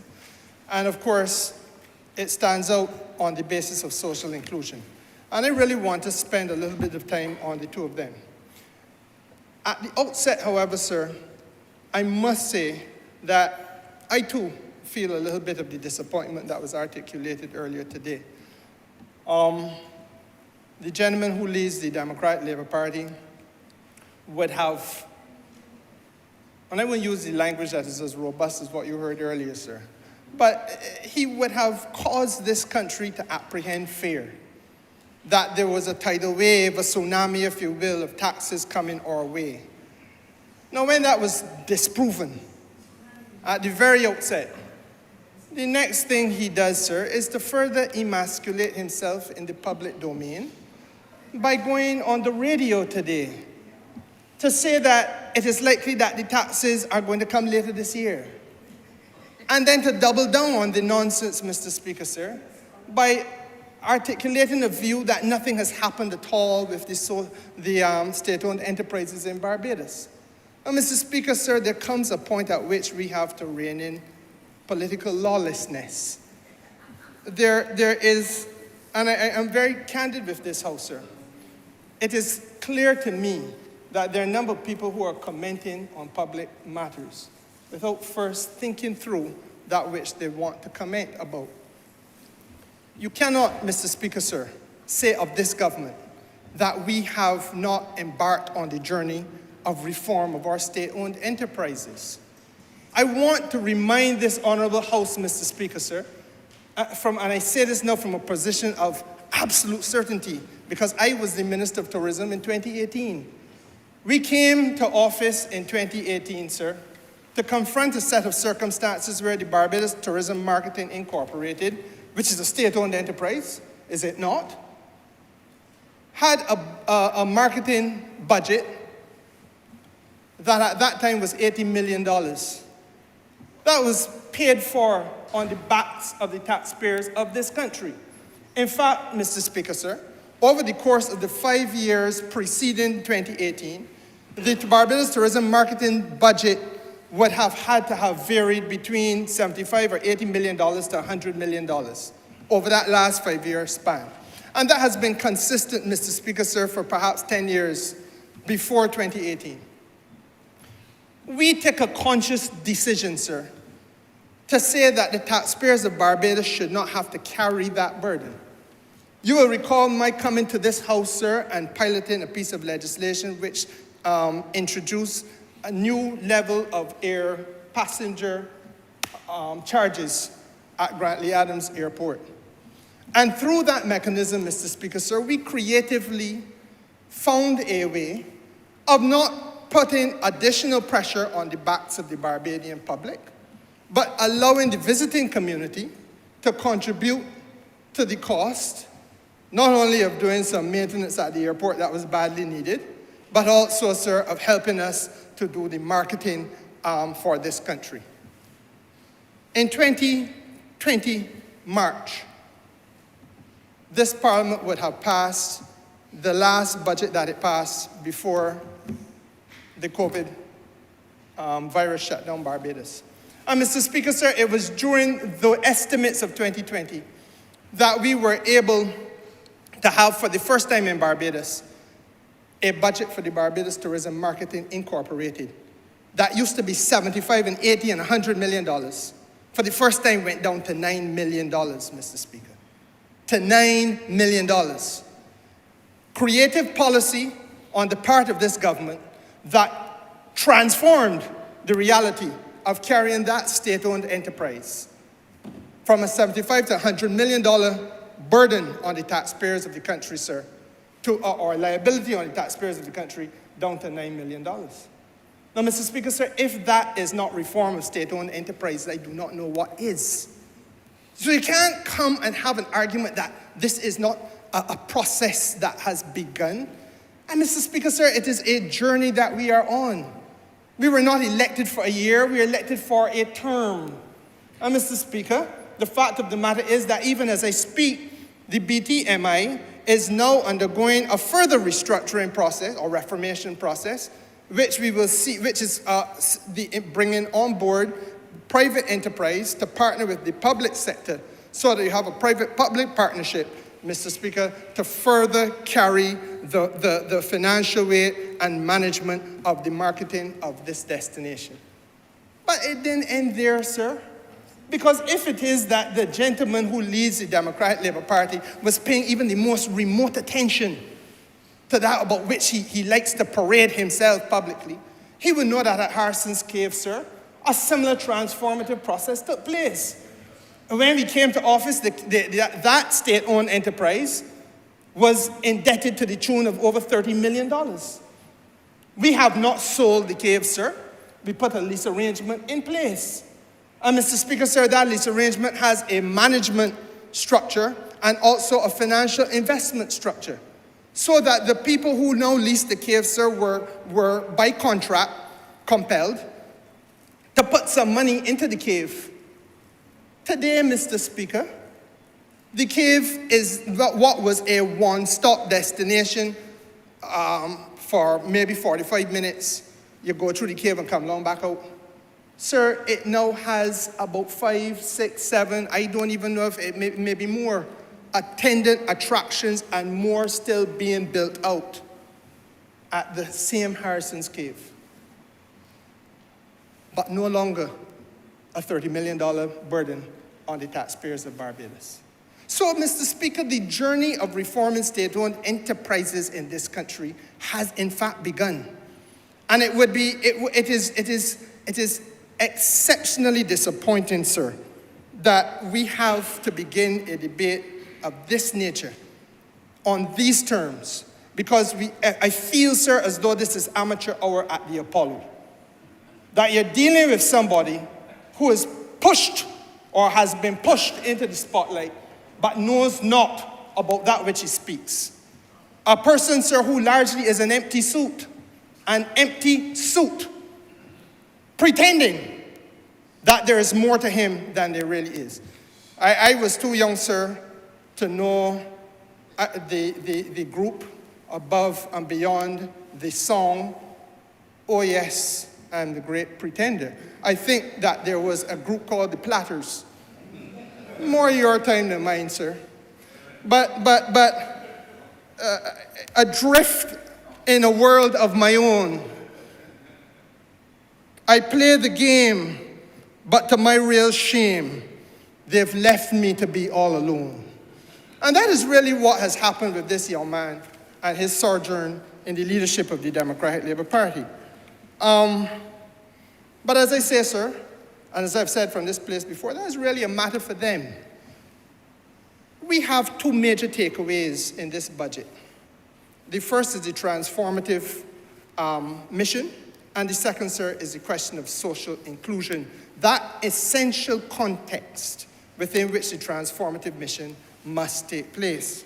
Now, Mr. Speaker, sir, because I have to carry an oversight responsibility for the productive sector, I want to speak very clearly and unambiguously on this question, sir, of growth, and on the question, sir, of the relationship between this transformative effort that we're talking about and labor. Because it can't happen without labor, Mr. Speaker. I want to start by positing the view that economic growth, sir, cannot be an end in and of itself. I want to suggest to you, sir, that economic growth has to be a tool for the creation of a just society. It is through economic activity, Mr. Speaker, sir, that we are going to be able to develop and generate employment opportunity. and obviously in the process reduce the unemployment scourge that has been accelerated since COVID. Now, economic activity, Mr. Speaker, sir, and the generation of employment has to be strategically planned. And I'll tell you why. If you plan economic activity strategically, Mr. Speaker, sir, you're going to be able to get the benefit of the most meaningful level of participation across this society. If you can get a wide cross-section of people, we heard the member for Christchurch South speak this evening about the micro-reality of those who are on the ground, those who feel the pain and the suffering. If we are able to have broadest participation in the economy by making sure that those stakeholders are able to hold on to jobs, Mr. Speaker, sir, then you get stakeholder satisfaction, and it is through that mechanism and that mechanism alone that we get to have what we call the just society. But I want also to say to you, Mr. Speaker, sir, that while I, without hesitation and without apology, will put Labour at the forefront of this debate, the reality is that there are those, there is that great pretender out there who seeks to confuse these issues.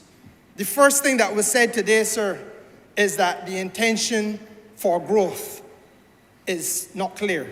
Now, I do not know how you can demystify government's position on growth anymore. I really do not know, sir, how you can make it any more crystal clear.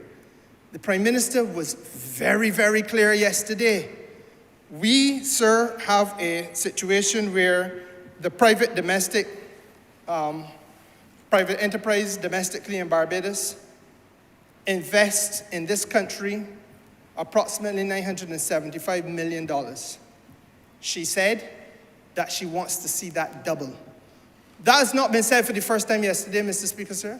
I sat at the last Chamber of Commerce meeting when she said the same thing, that you want to see the doubling of the investment made in this country by our domestic private sector, and to carry that $975 million to effectively $2 billion, which would be approximately 20% of the gross domestic product of the country.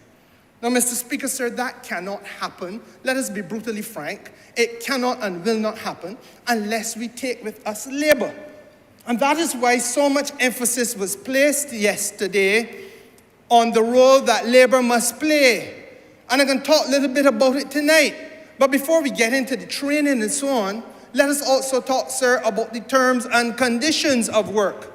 Because that is where the stakeholder satisfaction must take place, and that is where we have the justice in this society. And unless we get real, we are not going to understand why there will be a pushback in some quarters of Barbados. I feel that the people of Barbados would happily go to work and embrace opportunities, Mr. Speaker, if they have an environment within which they feel welcomed, they feel appreciated, they're not exploited, they're not victimized, Mr. Speaker, sir. But is that the environment which we now have? Let us speak truth. Let us speak truthfully. We have a set of circumstances, Mr. Speaker, sir, where in the construction sector, for example, it is now a creeping indignity, if not a galloping indignity, that those retention sums that would ordinarily be withheld from a contractor until when there is certified closure of the contract, that retention money is now deducted from the laborers, the people working on the contract, by the contractor. That I come and take 10% from the honourable member for St. Michael Northwest, and the honourable member for the city, and 10% from the honourable member St. Andrew, Mr. Speaker, sir. I come and take a little bit out of their wages, because I must not be put in a position where I can't get all I want now. I'm going to humbug the workers. Never before being seen in Barbados, sir. Never before being done. But this is the new type of indignity. And your parliament, Mr. Speaker, cannot be the place that turns a blind eye to that practice and says, well, boy, that is the capitalist rat race. Because, Mr. Speaker, sir, my constituents that sent me here are not rats. Your constituents that sent you here are not rats. Our parliament, your parliament, Mr. Speaker, that you preside over, must be the place, it must be the place, sir, where we revisit Cap 349, which is the 1953 Labor Clauses Public Contracts Act that the Prime Minister spoke about last night. And there's a reason why we got to go through these things point by point in simple terms so that the gentleman, the chief critic in George Street, understands the nature of the society that we're trying to build, Mr. Speaker, sir. Because it cannot be that this parliament fails to answer and ask the biblical question, what does it profit a man that he gain the world if in the process he loses his soul? So somebody got to stand in the breach in defense of the poor people, Mr. Speaker. Let's put it bluntly. That is why I start by putting labor up front and center in this discussion about growth. We can't achieve the growth we want, sir, unless we treat labor right. And we must also recognize, Mr. Speaker, sir, we want to talk about the 24-hour economy. We can't have a functioning 24-hour economy nowhere, no how in this country unless we are prepared to speak truth about the relationships we have with labor. And it is an inconvenient truth for many people in this country that they don't want us to talk about. But you know, Mr. Speaker, sir, it has to happen at some point. And I feel, sir, that we must rise in this process above the politics and let us look at the realities. Now, I want to say to you, Mr. Speaker, I represent a coastal constituency. A large swath of the hotel belt on the West Coast is populated, when I say populated in workers' terms, by people coming from my constituency.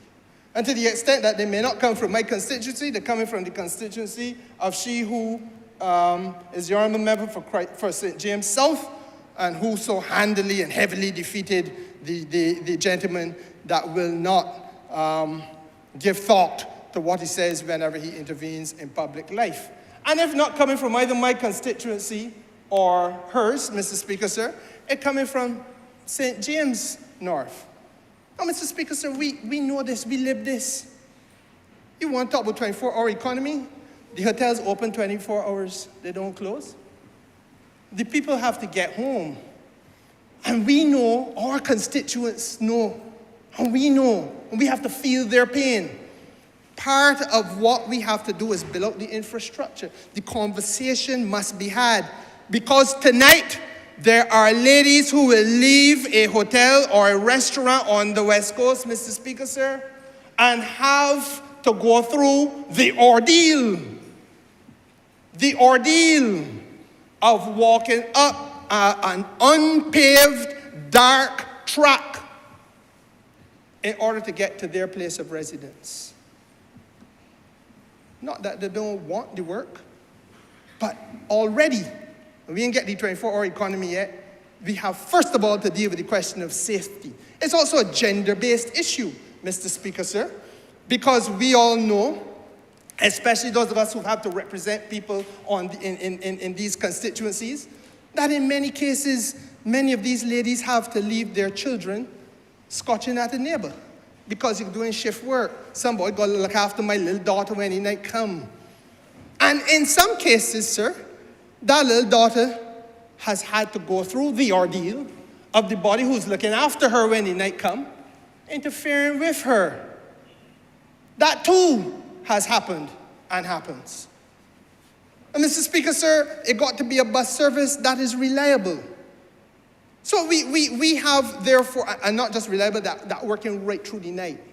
So we have, sir, to have a conversation with this nation. And I welcome it, because in the 24-hour economy and out of the 24-hour economy can only come one greater good. And that greater good, sir, is the empowerment and the further enfranchisement of the workers of this country. This government, lest they forget, Mr. Speaker, sir, was the government that intervened a couple of years ago to move a minimum wage from $6.25 to $8.50 when they told us it could not and should not happen. And we went further than the manifesto commitment of 2018, because the manifesto commitment of 2018 said we would carry it to $8. We went to $8.50. Lest they forget, Mr. Speaker, sir, it is this government that put an end to the woeful set of circumstances where, up to March 31st, 2021, domestic workers could legally be paid $1.50 per hour. In this Barbados, yours and mine, Mr. Speaker, sir. So, we get in here, and we go through these processes legislatively, but we forget that there are sometimes gaping holes in the arrangements that we have with the contract of labor. I say the productive sector of this country cannot flourish and grow unless we get it right with labor.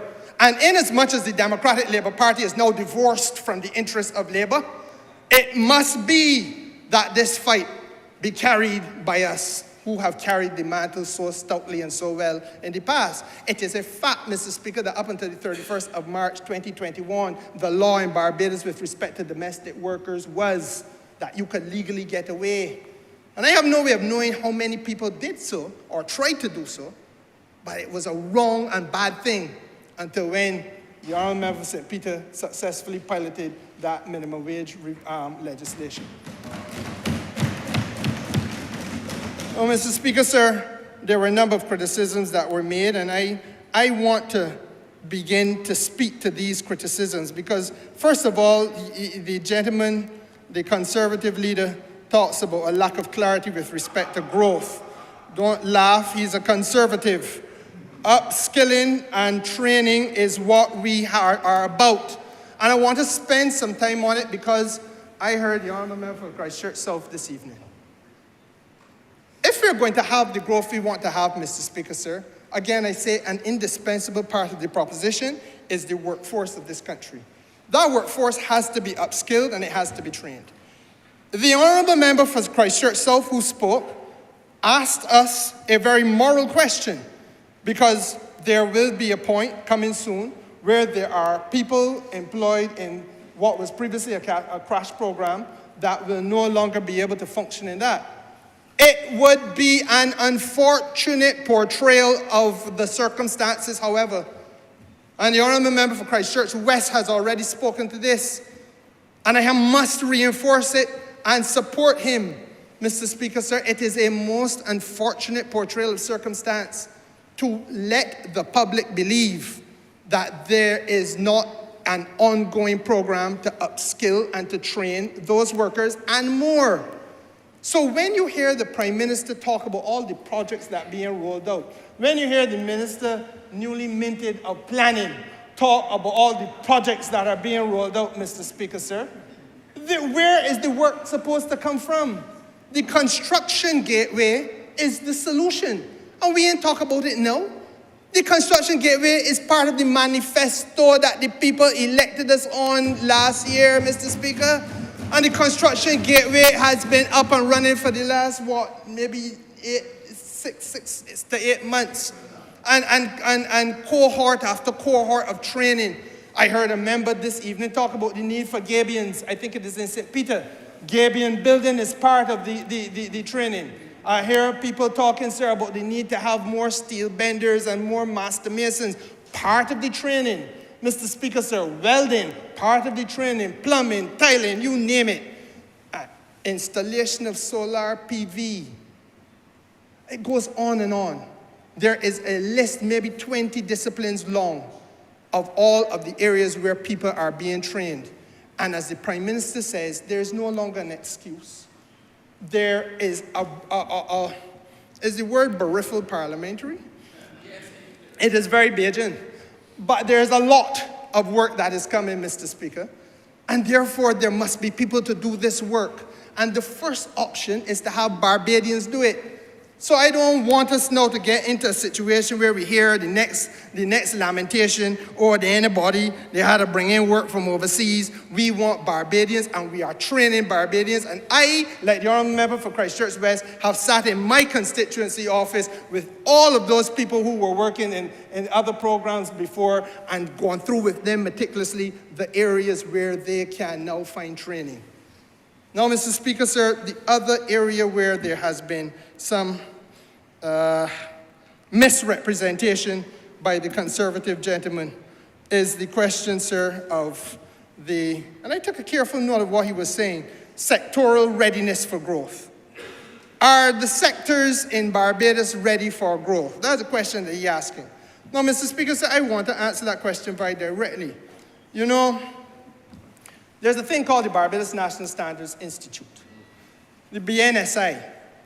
And Mr. Speaker, if we are going to speak seriously to growth, we have to recognize that we got to start exporting more product. It means that you have to start from those very infant stage micro businesses, grow them up to small level, medium level, and get them to an export level platform. In some cases, sir, as is now happening in the wines and spirits clusters, you have businesses that are still very micro, but are still finding the wines and the spirits in the supermarkets and on shelves across the Eastern Caribbean and even in Latin America. A lady in the constituency of the Honorable Member for St. Andrew suffered a terrible misfortune when her house burnt down a few months ago, Mr. Speaker, sir, and she was a person who was in that cluster, and she was a person who was also exporting. Small, micro business. So don't tell me it don't happen. I know it happens, Mr. Speaker. The reality, however, is that goods and services alike have to be moved to international standards. And that's not a hard thing to understand. If we want to make sure that our products get to international markets, we have to make sure that we hold the hands of those people who are doing the production, we train them, and we help them get to understand what is market access. What are the requirements for you to access the US market, the Canadian market, any market of your choice? What are the impediments that might be in your way? And when we help them navigate those things, Mr. Speaker, sir, that is when they come to the point of being able to secure market access. And why are there those international standards? Those international standards exist, sir, for two reasons. First of all, over there, like here, customers have expectation. The customer has an expectation that there's going to be a certain quality of good or service.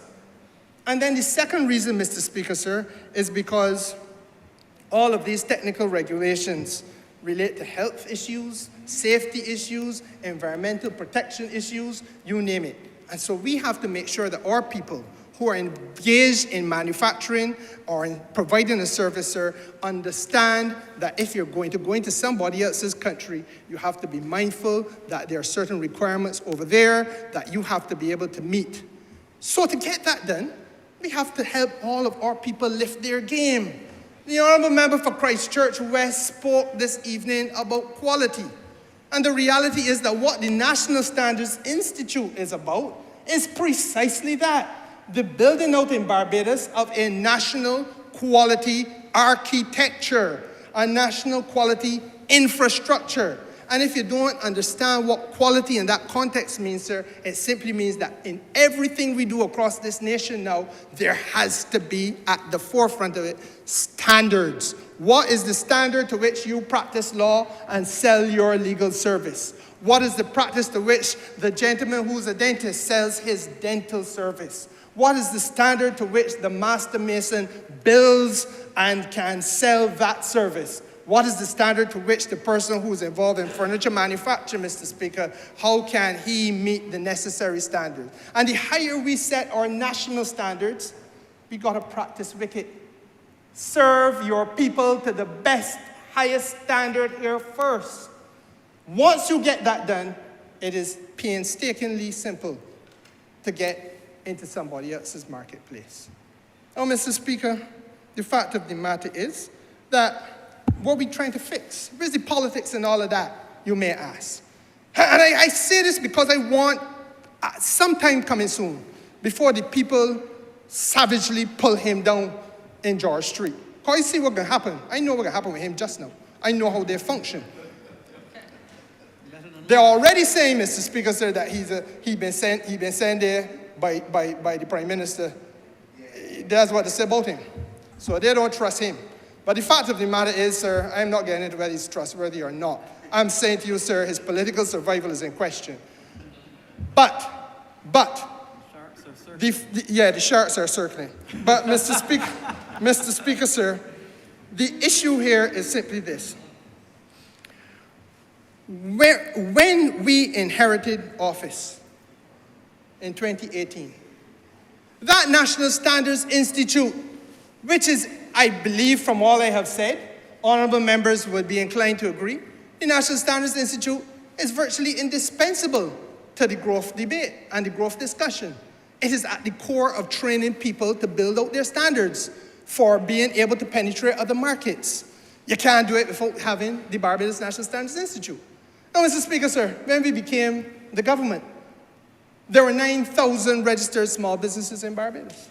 I invite you, sir, to break with tradition in this chair and tell me how many you feel of those 9,000 businesses in Barbados, small businesses in Barbados, how many you feel were part of the Barbados National Standards Institute's clientele? How many of them, in other words, had a working relationship with the Barbados National Standards Institute in 2018? You feel it was like 500, Mr. Speaker? Too high, perhaps? I ain't gonna make you engage in the guessing game, sir. The painful reality is that when we became government in 2018, less than 40 businesses in this country had a relationship with the Barbados National Standards Institute. Now, pray tell, I do not know what could be in the minds of the critics over in George Street. But I believe that I am talking to rational and logical and sane human beings here and out there in the wider Barbados, sir. Pray tell, how is it going to be possible if you have 40-odd businesses in this country being exposed to training with respect to how you get into other people's markets? How is it possible that you can grow an economy, earn foreign exchange, and build out the kind of growth sector, that growth in the country that we want to have? How is it possible, sir? And so therefore, one of the first things we had to do was to begin an extensive program through the BNSI of bringing in, harnessing all of those business out there, service providers, people engaged in manufacturing, etc., so that they can go through different levels, different degrees of training, hundreds and hundreds of them over the course of the last 5 years, Mr. Speaker. That's what we had to do. And I link that, sir, to the question of building out now physical capacity in this marketplace. This budget that I shouldn't say they, because the public don't have no problem with the budget. This gentleman has a problem with the budget. This budget, sir, makes provision for the first time in about 20, 30 years for a new industrial park, committing $30 million towards the building of a new industrial park. I do not know when last you heard, Mr. Speaker, sir, of a new industrial park being built in Barbados. The ones that I know of existed when I was a little boy. The ones that I know of existed when I was a little boy, sir. But this government is putting money where its mouth is. You have to have the physical capacity.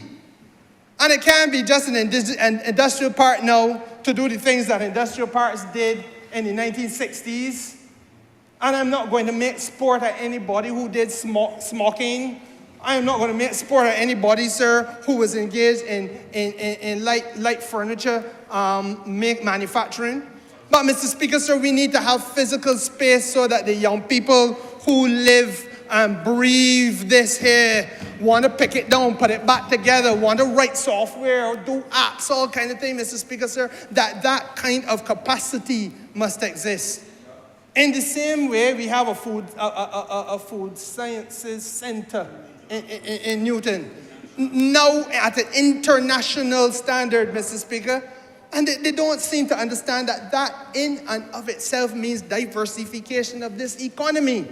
Because once that center is HACCP compliant, and I'm made to understand, sir, that they're well on their way towards achieving that, then, Mr. Speaker, sir, everybody who is into their making of jams, they're into doing their food products of whatever type, beverages of whatever type, they are now able to have a space in there, taking turns to use the space in there, and that means, sir, an opportunity to get it on shelves here, and an opportunity to get it on shelves across the Caribbean, and an opportunity to get it on shelves outside of the Caribbean region, Mr. Speaker, sir. That is how we earn foreign exchange. That is where the growth comes from, Mr. Speaker.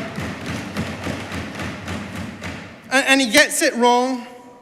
He gets it wrong, sir, even on the question of financing. Now, for me, one of the most revolutionary parts of this budget was the question of financing. And why? Because I think everybody who stopped for a minute to look at the circumstances that confront business in this country will agree that access to financing and investment opportunities, not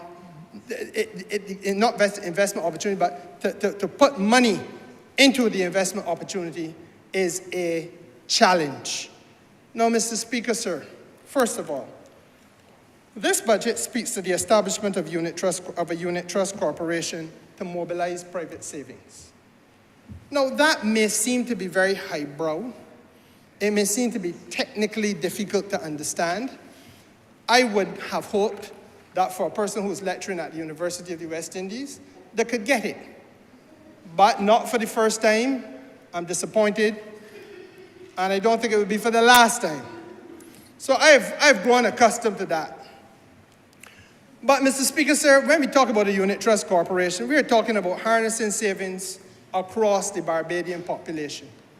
You want your savings, Mr. Speaker, the little tuppence that I have, the heavy savings of the member for Christchurch West, Mr. Speaker, and so on. And we harness those savings and we bring them together into wealth creation opportunities. Now, Mr. Speaker, sir, it means that we are building out a Barbados in which people of limited financial means, another fancy way of simply saying poor people, that might got a little something put down under the mattress, can now put money alongside the middle class and alongside the more well-to-do, Mr. Speaker, so as to accommodate the building of wealth in this country and the investment of that wealth into specified targeted areas. Now, Mr. Speaker, I do not know when in the Barbados that I grew up in that was an opportunity that was created by the government. I do not know of any precedent for it in this Barbados, sir, but yet still I hear a big, long disappointment of a human being telling the public that there's nothing in the budget for Barbadians. But that's what he said, that there's nothing in this budget for Barbadians, when there's an unprecedented financial development, wealth creation vehicle being created in this budget, sir, for the people of Barbados. And why would it be necessary for us to do that, you might ask? It becomes necessary, Mr. Speaker, sir, because among the opportunities we have are substantial potential revenue-raising, revenue-earning opportunities. I give you the example of the renewable energy sector and offshore wind. Offshore wind is a sector that we are now about to develop. We have done the studies, Mr. Speaker, sir. We know where in fact, we have concrete recommendations as to where the best wind sites would be. Some of them are said to be among the top 10 or 11 to be found anywhere in the world. I remember, I noticed that when you came in, I noticed you checked. I did. I think you did. I did. I noticed you checked it not too long ago. I checked it out, but sir, it's one of those things where you got to tap it as well. I think It was a little bit too fast when you came in, right? I think, I understand. You will guide me, sir, I as to think what... you understand. You will guide me, sir. Your You will guide me. time, I remember, you know, a lot of people quoted from the Bible earlier tonight. Your time draweth nigh, I remember.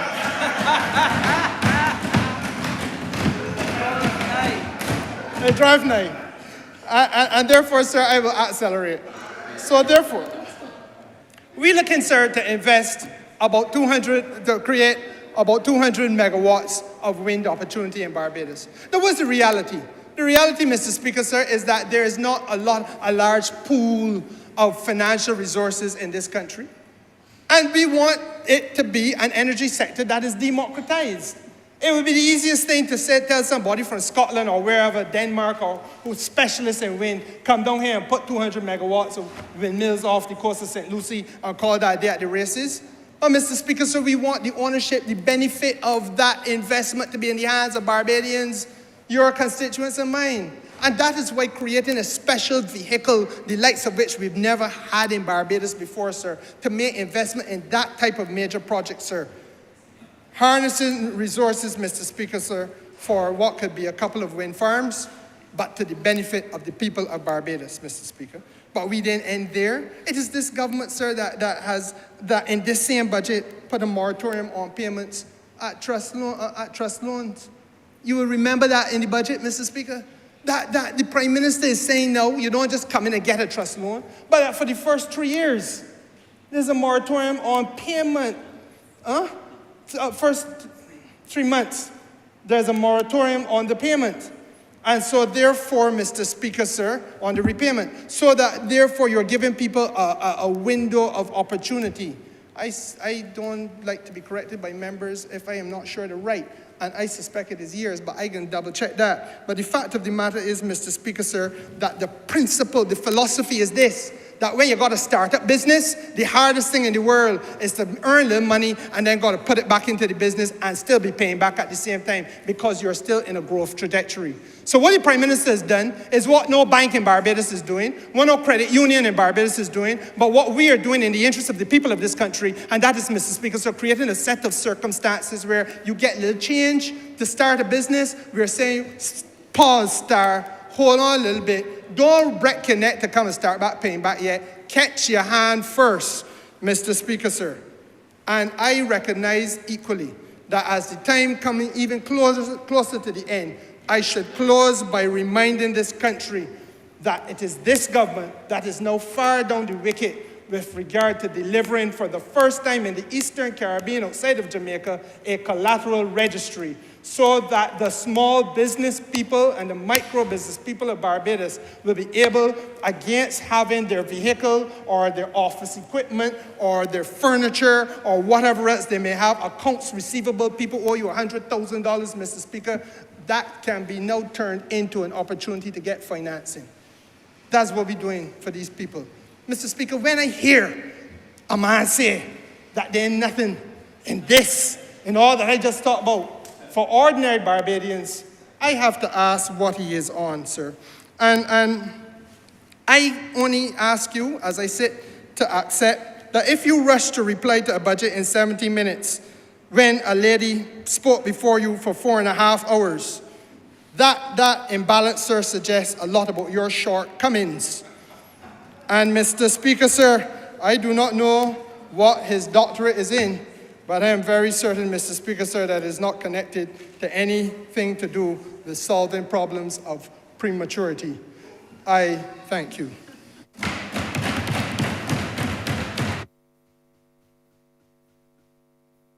Honourable Member for St. Michael West Central. Thank you, Mr. Speaker.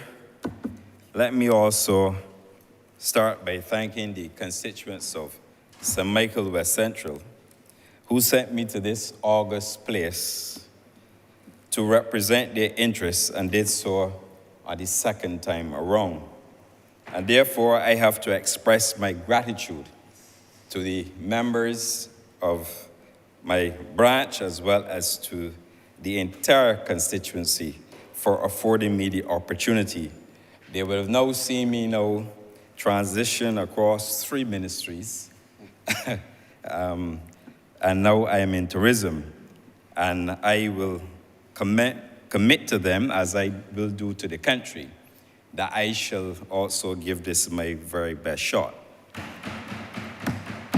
But, Mr. Speaker, I also rise to give full support to the 2023 budgetary proposals presented yesterday by the Honorable Prime Minister, Minister of Finance and Economic Affairs and Investments. I do so because what has been delivered is designed to advance Barbados's economic rebuild and growth, Mr. Speaker. I also speak, Mr. Speaker, fully conscious of the crucial role that the Ministry of Tourism and International Transport will play and be rallied and relied upon to drive a turnaround in the national fortunes, Mr. Speaker. Let me assure you and members of this honorable chamber and the listening and viewing public that such an important national assignment has been tightly grasped, and I intend to lead the ministry with all the energy that I have. Furthermore, the significance of this mission and our valuable part in it will become certainly the watchword for all the entities and agencies under the ministry for which I have responsibility. Mr. Speaker, about 2 weeks ago, or a few weeks ago, I gave a clear and structured record of the ministry's achievements. I gave an outline of some of the goals that we want to achieve and that we intend to pursue and certainly accomplish based on what we are faced with at this time. I am pleased to advise, Mr. Speaker, that I am in a good position to provide a report on actual progress made since then. And I intend this evening, Mr. Speaker, though it's late at night, to give some further insights into the meaningful policies and programs ahead of us in this sector. But before I do so, Mr. Speaker, I wish to spend a few minutes to put aside and hopefully bury, Mr. Speaker, these repeated accusations around this town about this so-called underperformance in tourism and underperformance in the government, Mr. Speaker. Tonight, although, Mr. Speaker, I don't know how they could even imagine that tourism is underperforming when you see the number of tourists around the country. When you look around Barbados, Mr. Speaker, when you are on an aircraft and you look at the load factors, Mr. Speaker, if you're trying to buy an airline ticket to get out or get into Barbados, oh Lord, you can't get one, Mr. Speaker, but I hear some naysayers out there trying to give the impression that tourism is underperforming. Those who are making the accusation, Mr. Speaker, are quoting, I don't know where they're getting the statistics from, Mr. Speaker. Perhaps they're pulling them from the sky. And I don't even think they're capable of doing that, Mr. Speaker.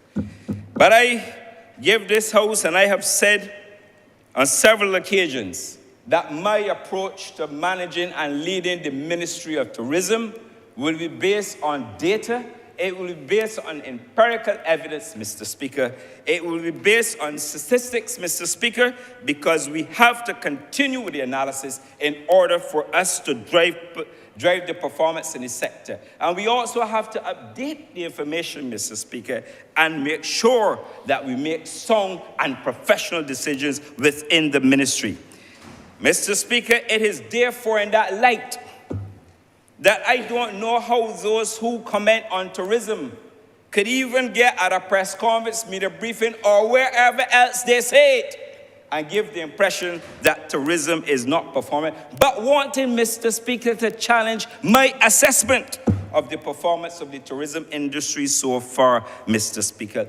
But I am compelled to respond, Mr. Speaker, because the people of St. Michael West Central sent me here to represent their interests. But they also sent me here to work hard on their behalf and on behalf of Barbados, and that is what I intend to do, Mr. Speaker. Mr. Speaker, it is no secret that we were laid out of the blocks in fully relaxing all of the protocols in Barbados. We did so in September. You will recall, Mr. Speaker, I was the Minister of Health at the time. But you know what, Mr. Speaker? We have consistently placed a high premium on public health in Barbados. And that is why we are as good as we are today. And because of our diligence, Mr. Speaker, and because of us making that decision when we made it, we didn't have to close down Barbados. And we knew, Mr. Speaker, that once we took that approach and we came out in September, clearly, Mr. Speaker, some airlines would have already made decisions. The cruise sector may have made decisions, Mr. Speaker. We knew what we were up against. But, Mr. Speaker, the Barbados Tourism Marketing Inc., for which I have full confidence, Mr. Speaker, markets Barbados as a destination, not one segment. Their job is to market Barbados in its entirety. And what this Barbados Labour Party government did long before I was minister is that it put the Barbados Tourism Marketing Inc. on a sustained financial path, Mr. Speaker, unlike the days in the former government, the former administration, when you went to World Travel Market or ITB, people will be hounding you and asking you, when are you going to settle the debts that you owe us?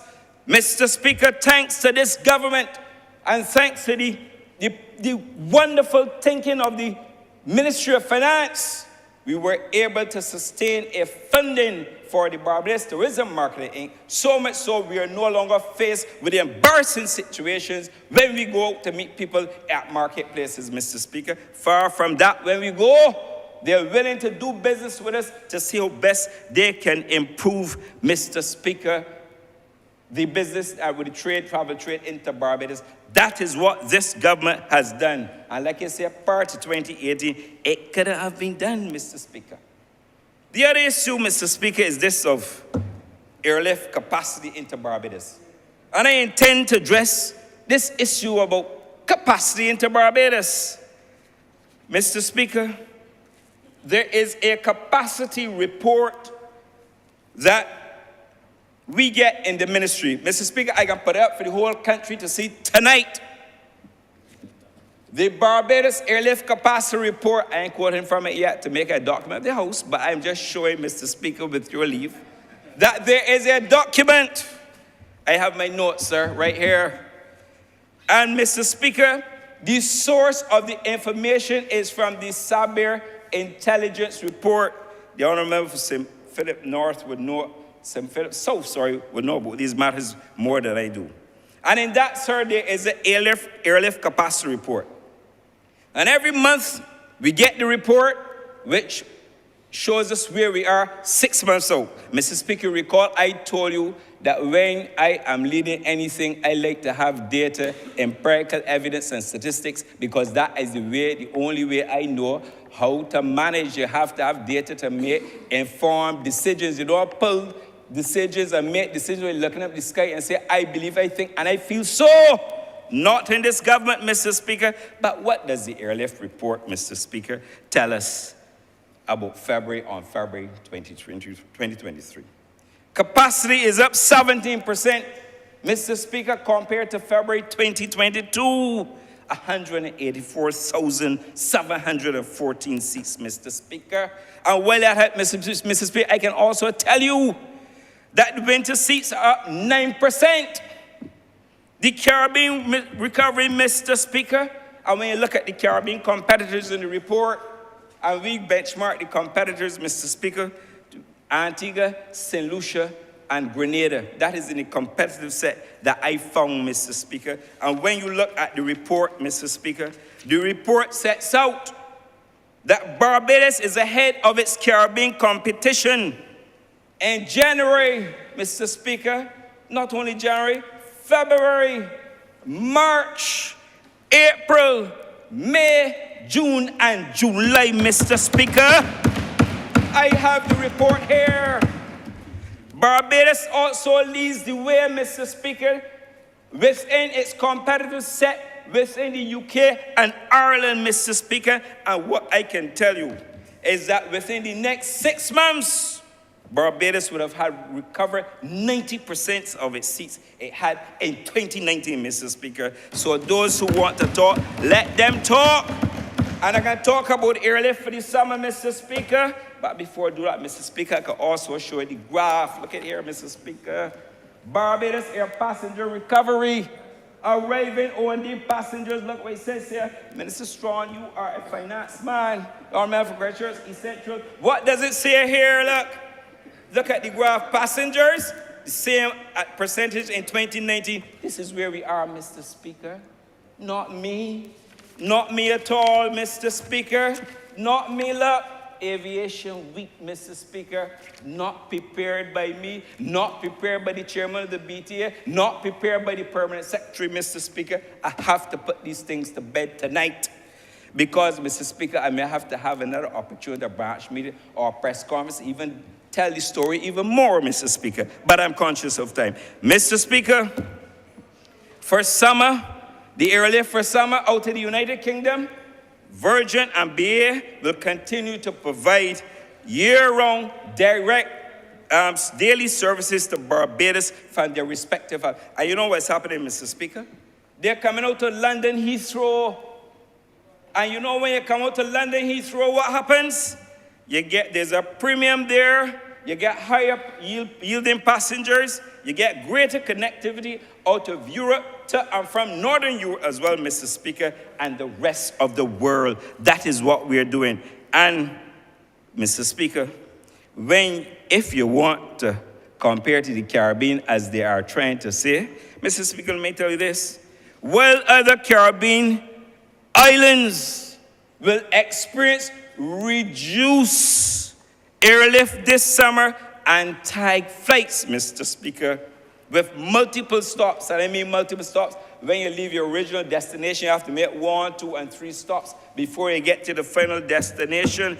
Barbados, Mr. Speaker, there has been no reduction in the summer business out of the United Kingdom. And I tell the House this, Mr. Speaker, in addition, the airlines have been executing in conjunction with the BTMI special marketing campaigns all across Europe. I was at ITB along with the BTMI professionals, and this is what they also reconfirmed to us again, connecting it through Heathrow.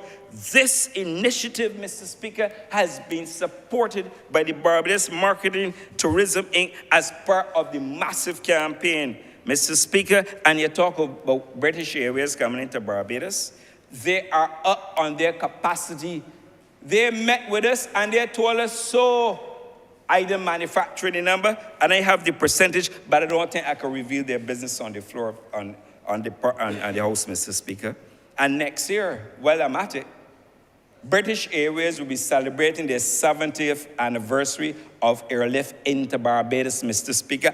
And watch out, because there's more to come on that front. Mr. Speaker, Virgin, well, Lord, Virgin has reported to us. I met with Virgin last Friday. I came out to Germany, met with Virgin the Friday, and came home this Saturday, Mr. Speaker. And you know what the Virgin people are telling us? They said that the route is performing well. They told us that they have strong load factors. And you know a load factor, when you have a strong load factor, the rule of thumb for the industry, Mr. Speaker, is 85+%. I don't know the number, Mr. Speaker, but even if I knew it, I can repeat it, Mr. Speaker, because that is information that must be kept there. But what I can tell you, that pre-pandemic, when they were flying the 747s, they only had 16 seats in what you call upper class. Mr. Speaker, they change out the aircraft and they're flying what they call the 787s or the 330s. And you know, with the business class seat provision there, 30, upper class, 31, Mr. Speaker. And they are selling and selling, like, as the old people will say, hot cakes, Mr. Speaker. Mr. Speaker, I can't tell you which airline told me, but I can tell you, Mr. Speaker, and I can tell the country that a certain airline out of UK told us, I was the only person there, they told us that in February, Barbados was the #2 gateway worldwide within all their routes, Mr. Speaker. And Mr. Speaker, I had my permanent secretary with me, so I cannot tell the House a lie because I will be sent packing, Mr. Speaker. That is what they told me. And you know what we intend to do, Mr. Speaker? We're going to continue to work on the relationship. So when the naysayers are suggesting that we are underperforming, tell them when they talk to the partner, but they won't have that opportunity to speak to the partners, of course. But if they don't know and they want to ask a friend or two within the sector, they should ask before they open their mouths. Mr. Speaker, the United States market, I can tell you, it is showing significant growth for the summer. And we have another, Mr. Speaker, data analytics entity that provides us with the information. And it's known as Forward Keys. Mr. Speaker, can I tell you that based on the latest information that we got from Forward Keys, they're telling us that the current bookings are pacing ahead of 2019. And to stimulate increased business, Mr. Speaker, the Barbados Tourism Marketing Inc. has launched an always marketing and advertising campaign throughout the United States. And I can tell you, Mr. Speaker, that in key cities within the United States, that is where we are putting our resources, and we are doing so to stimulate business for Barbados, not only during the summer, Mr. Speaker, but beyond. And the campaign is currently deployed in our gateways, in New Jersey, in New York, in Miami, Mr. Speaker, in Washington, D.C., Florida, Mr. Speaker, and I go further, it goes beyond there into Georgia, into Texas, into Chicago, and into California, Mr. Speaker. And I can tell you that this summer, Barbados will have the honor of hosting the inaugural historic Black colleges and universities in Barbados for their festival in June, Mr. Speaker, in addition to CHDA that we're also going to have in May. Mr. Speaker, you would have heard the Prime Minister made reference yesterday that JetBlue Airways, Mr. Speaker, with their double daily, will land another 12,500 seats, Mr. Speaker. And the same Forward Keys data indicates that bookings from June to August are already trending over 35% compared to the same period last year. And in summer, Mr. Speaker, for Canada, what are we doing? They've added a bigger aircraft. They move away from the A319. They now put on the A321. We're going to have additional 8,850 seats, Mr. Speaker. 8,850 seats, representing an increase of 32% over summer of 2019. And the service will move from 3 days a week to a daily service this summer, Mr. Speaker. Is this evidence of a tourism sector that is underperforming? Is this evidence, Mr. Speaker? And I go further. The Caribbean market, Mr. Speaker. April of this year, Air Antilles announced that they're moving from a 3-day per week to a daily service between St. Lucia, Dominica, Antigua, Guadeloupe, and Martinique. And you know what is interesting? That will provide another 11,600 seats. But you know what is even more strategic about it, Mr. Speaker? Is that will also allow us to bring more traffic out of Europe, because if you bring them out of France and you bring them to a French-speaking territory, and you connect with Air Antilles and you bring them into Barbados, Mr. Speaker. That is about opening doors and traffic, Mr. Speaker, from France, to use that as an example. Caribbean Airways will also, this summer, they will have another 11,200 seats. And Mr. Speaker, Inter-Caribbean Airways. And only last Sunday, we had an opportunity to go to the airport to witness the launch of the inaugural service from St. Kitts to Barbados, so that, as they said, they no longer have to go to Miami and come down to Barbados. They now have an option, and that service will be adding another 15,000 seats for the Caribbean. And Mr. Speaker, there are more negotiations ongoing, and there's more to be told, Mr. Speaker, but not yet. But let's talk about the summer forward bookings. Forward bookings for the summer, and they define summer May to October because that is the industry's benchmark. Here are the facts, Mr. Speaker, from Forward Keys. There are 47,930 bookings on the book. For the corresponding period, there were 37,990, an increase of 10,140, and that is as of March 5th, sir, and it's growing.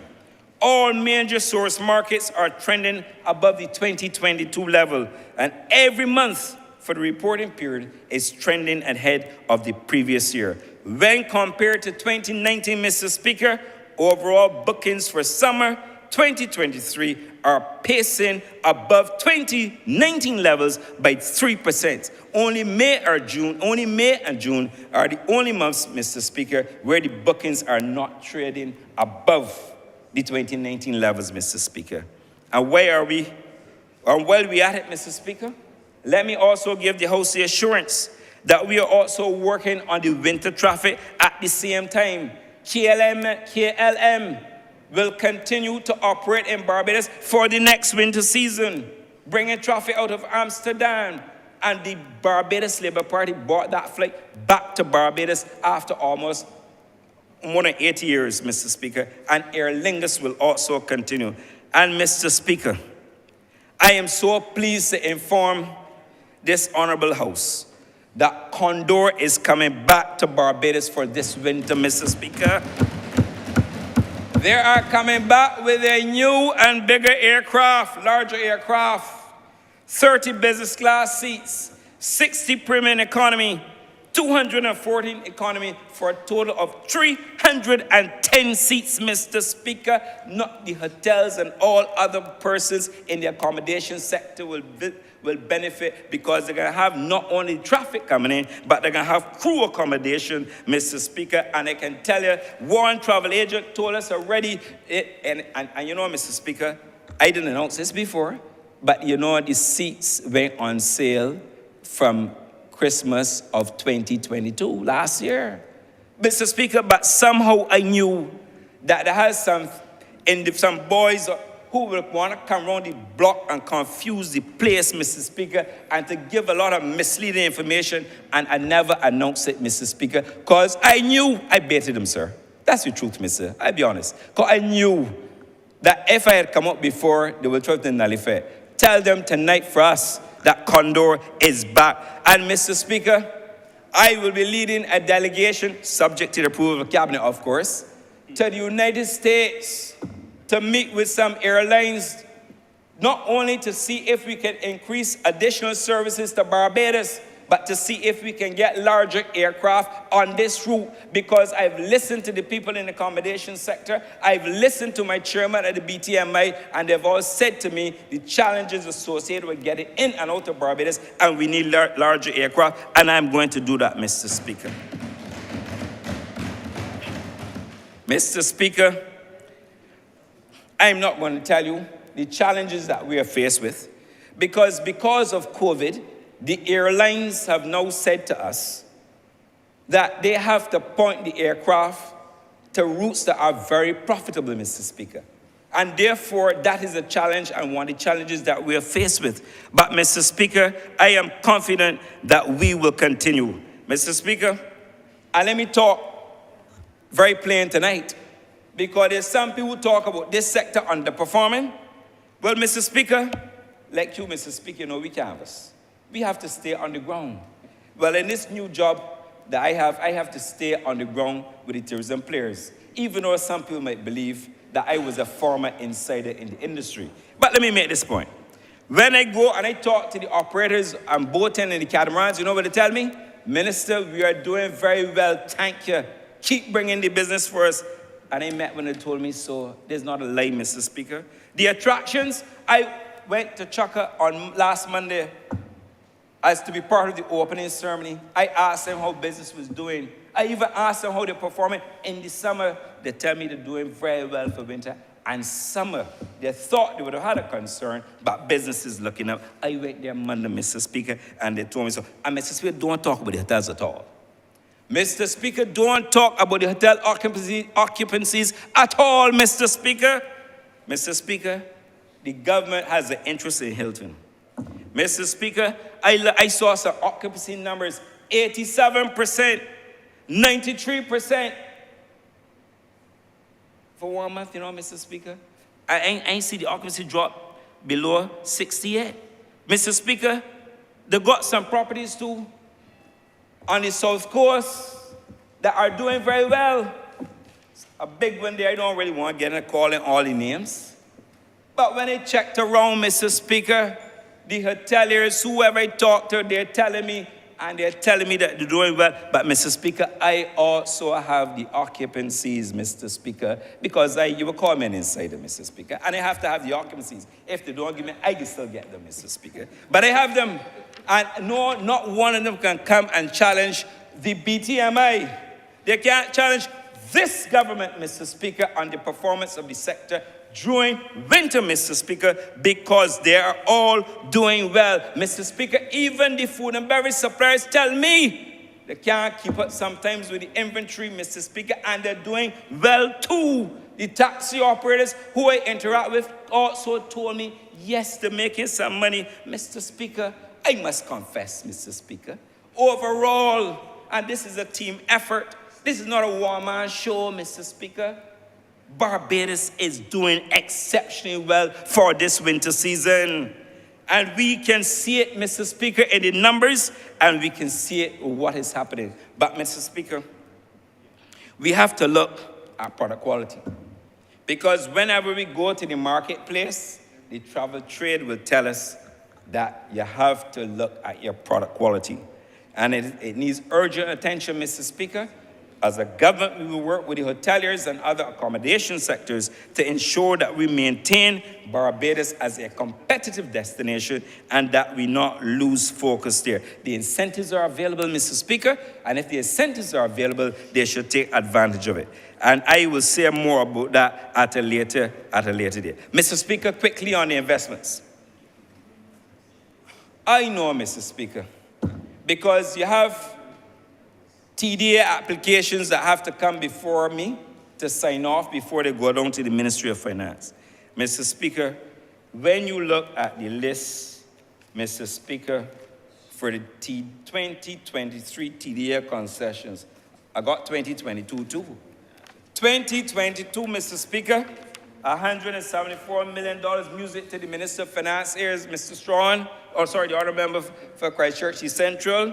2023, only the first 2 months, Mr. Speaker, 139.6 million committed, including, Mr. Speaker, and I ain't gonna call the company's name, one hotel that applied for TDA concessions to the tune of $100 million Barbados dollars, Mr. Speaker, and that's the only one to put in phased investments. Mr. Speaker, I'm also aware, because there are negotiations ongoing where there is going to be a new luxury hotel on the west coast of Barbados to tie in with a real estate development further east up the hill, Mr. Speaker. I can't call the names yet, Mr. Speaker, but what I can tell you is that the same company also has $160 million US dollars sales in real estate. Mr. Speaker, can you really say that tourism is underperforming? And I don't make up the numbers, Mr. Speaker, because again, this has to come through the ministry.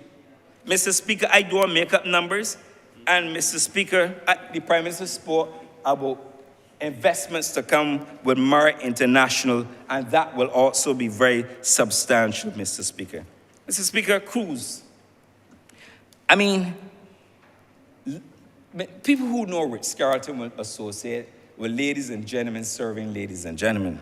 A very high-end company. Mr. Speaker, they had a luxury yacht. And the luxury yacht made the maiden voyage to Barbados, Mr. Speaker, in this winter season, Mr. Speaker, and home porting here in Barbados. Mr. Speaker, we have a situation that the projected cruise arrivals for 2023-24, the next winter season, we are projecting over 800 passengers, cruise passengers, Mr. Speaker. We had a dip because we knew, 817,000, Mr. Speaker, for the next season. Mr. Speaker, we are not planning for today, Mr. Speaker, only. We're planning for down the road. And Virgin Voyages, Mr. Speaker, you can see a lovely new ship, Mr. Speaker, transiting Barbados in the next winter season. 2-week cruises, Mr. Speaker. They put on 2 of the largest cruise ships coming through to Barbados, more traffic into Barbados. And Mr. Speaker, the Norwegian Cruise Lines, the company, will be bringing their largest and newest ship to Barbados, Mr. Speaker. The Prima, I think that's what they call it, the Prima, into Barbados for the next winter season. And I am in discussions with other cruise ship companies to see where we go. And Mr. Speaker, the crown jewel now, Mr. Speaker. Tomorrow will be a historic day for Barbados. Tomorrow, we will have the Arvia that's sailing to Bridgetown on its maiden village tour into Barbados. And they came here before on its maiden voyage. But, Mr. Speaker, tomorrow, the first time a ship from P&O to be ever christened outside of its jurisdiction, Mr. Speaker, will be christened right here in beautiful Barbados, Mr. Speaker. Mr. Speaker, it will, we're the birthplace of rum. And they tell me that we shall expect the largest bottle of Mount Gay Black barrel to be christened, to christen the ship, Mr. Speaker. Mr. Speaker, the beachside ceremony will be broadcast live on YouTube to millions of people. And I really want to thank, Mr. Speaker, with your permission. I didn't ask your permission to call the names, but I ask you now, Mr. Speaker. I really want to thank the P&O President, Paul Ludo, and the Vice President of Government Relations, Mary McKenzie, for all they have done, Mr. Speaker, to bring a cruise ship to Barbados and to christen it here. Tell the Democratic Labour, ask the Democratic Labour Party, for Mr. Speaker, for me. Did they ever have any such wonderful accomplishments that they can talk about, Mr. Speaker? They can't, Mr. Speaker. So when you tell me that we're underperforming, and a ship, you never had one in the Caribbean christened, luxury vessel. First time in Barbados, and the first time outside of what we call the mud. Mr. Speaker, what can we say? And Mr. Speaker, I know I don't have enough time. But, we've been talking a lot about visitor spend in this country, Mr. Speaker. We believe in data in BTMI. That's going to be a management. But I will now have a document that I can share with the honorable member for Christchurch, the Central, and we even share it with the Central Bank, Mr. Speaker. Because we have what you call an insights tool. And that insights tool, Mr. Speaker, can tell us where the spend is happening. Because if you got a credit card, you swipe. You can tell the source markets, Mr. Speaker.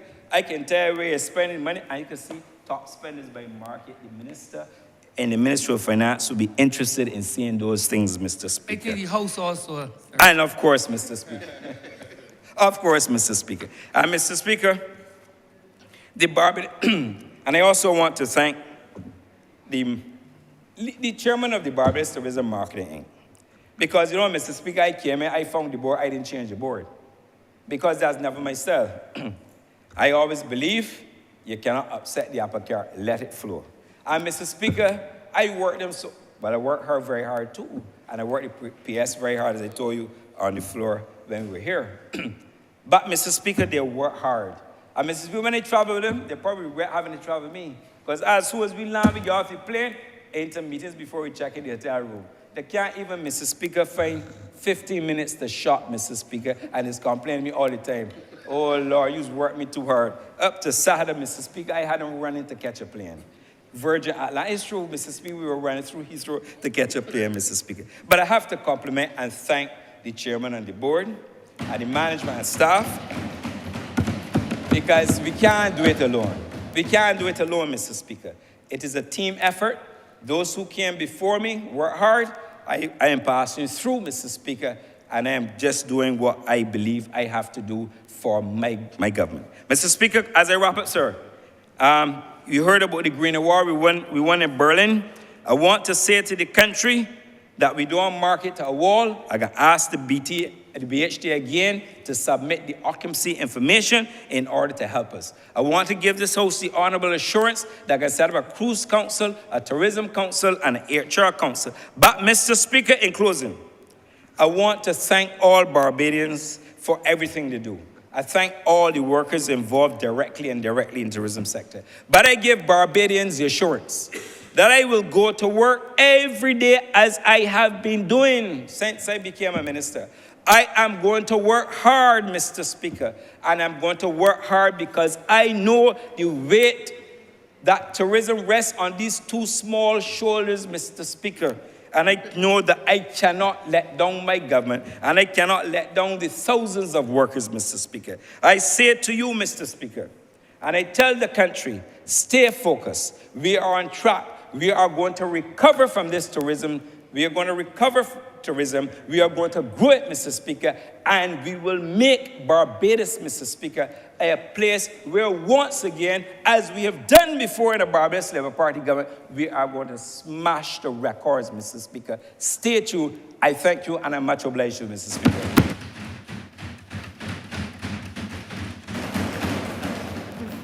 Honorable Leader, Government Business. Thank you, Mr. Speaker. I think that is a very good note on which we can end. I therefore beg to move the suspension of the House until 10 a.m. tomorrow.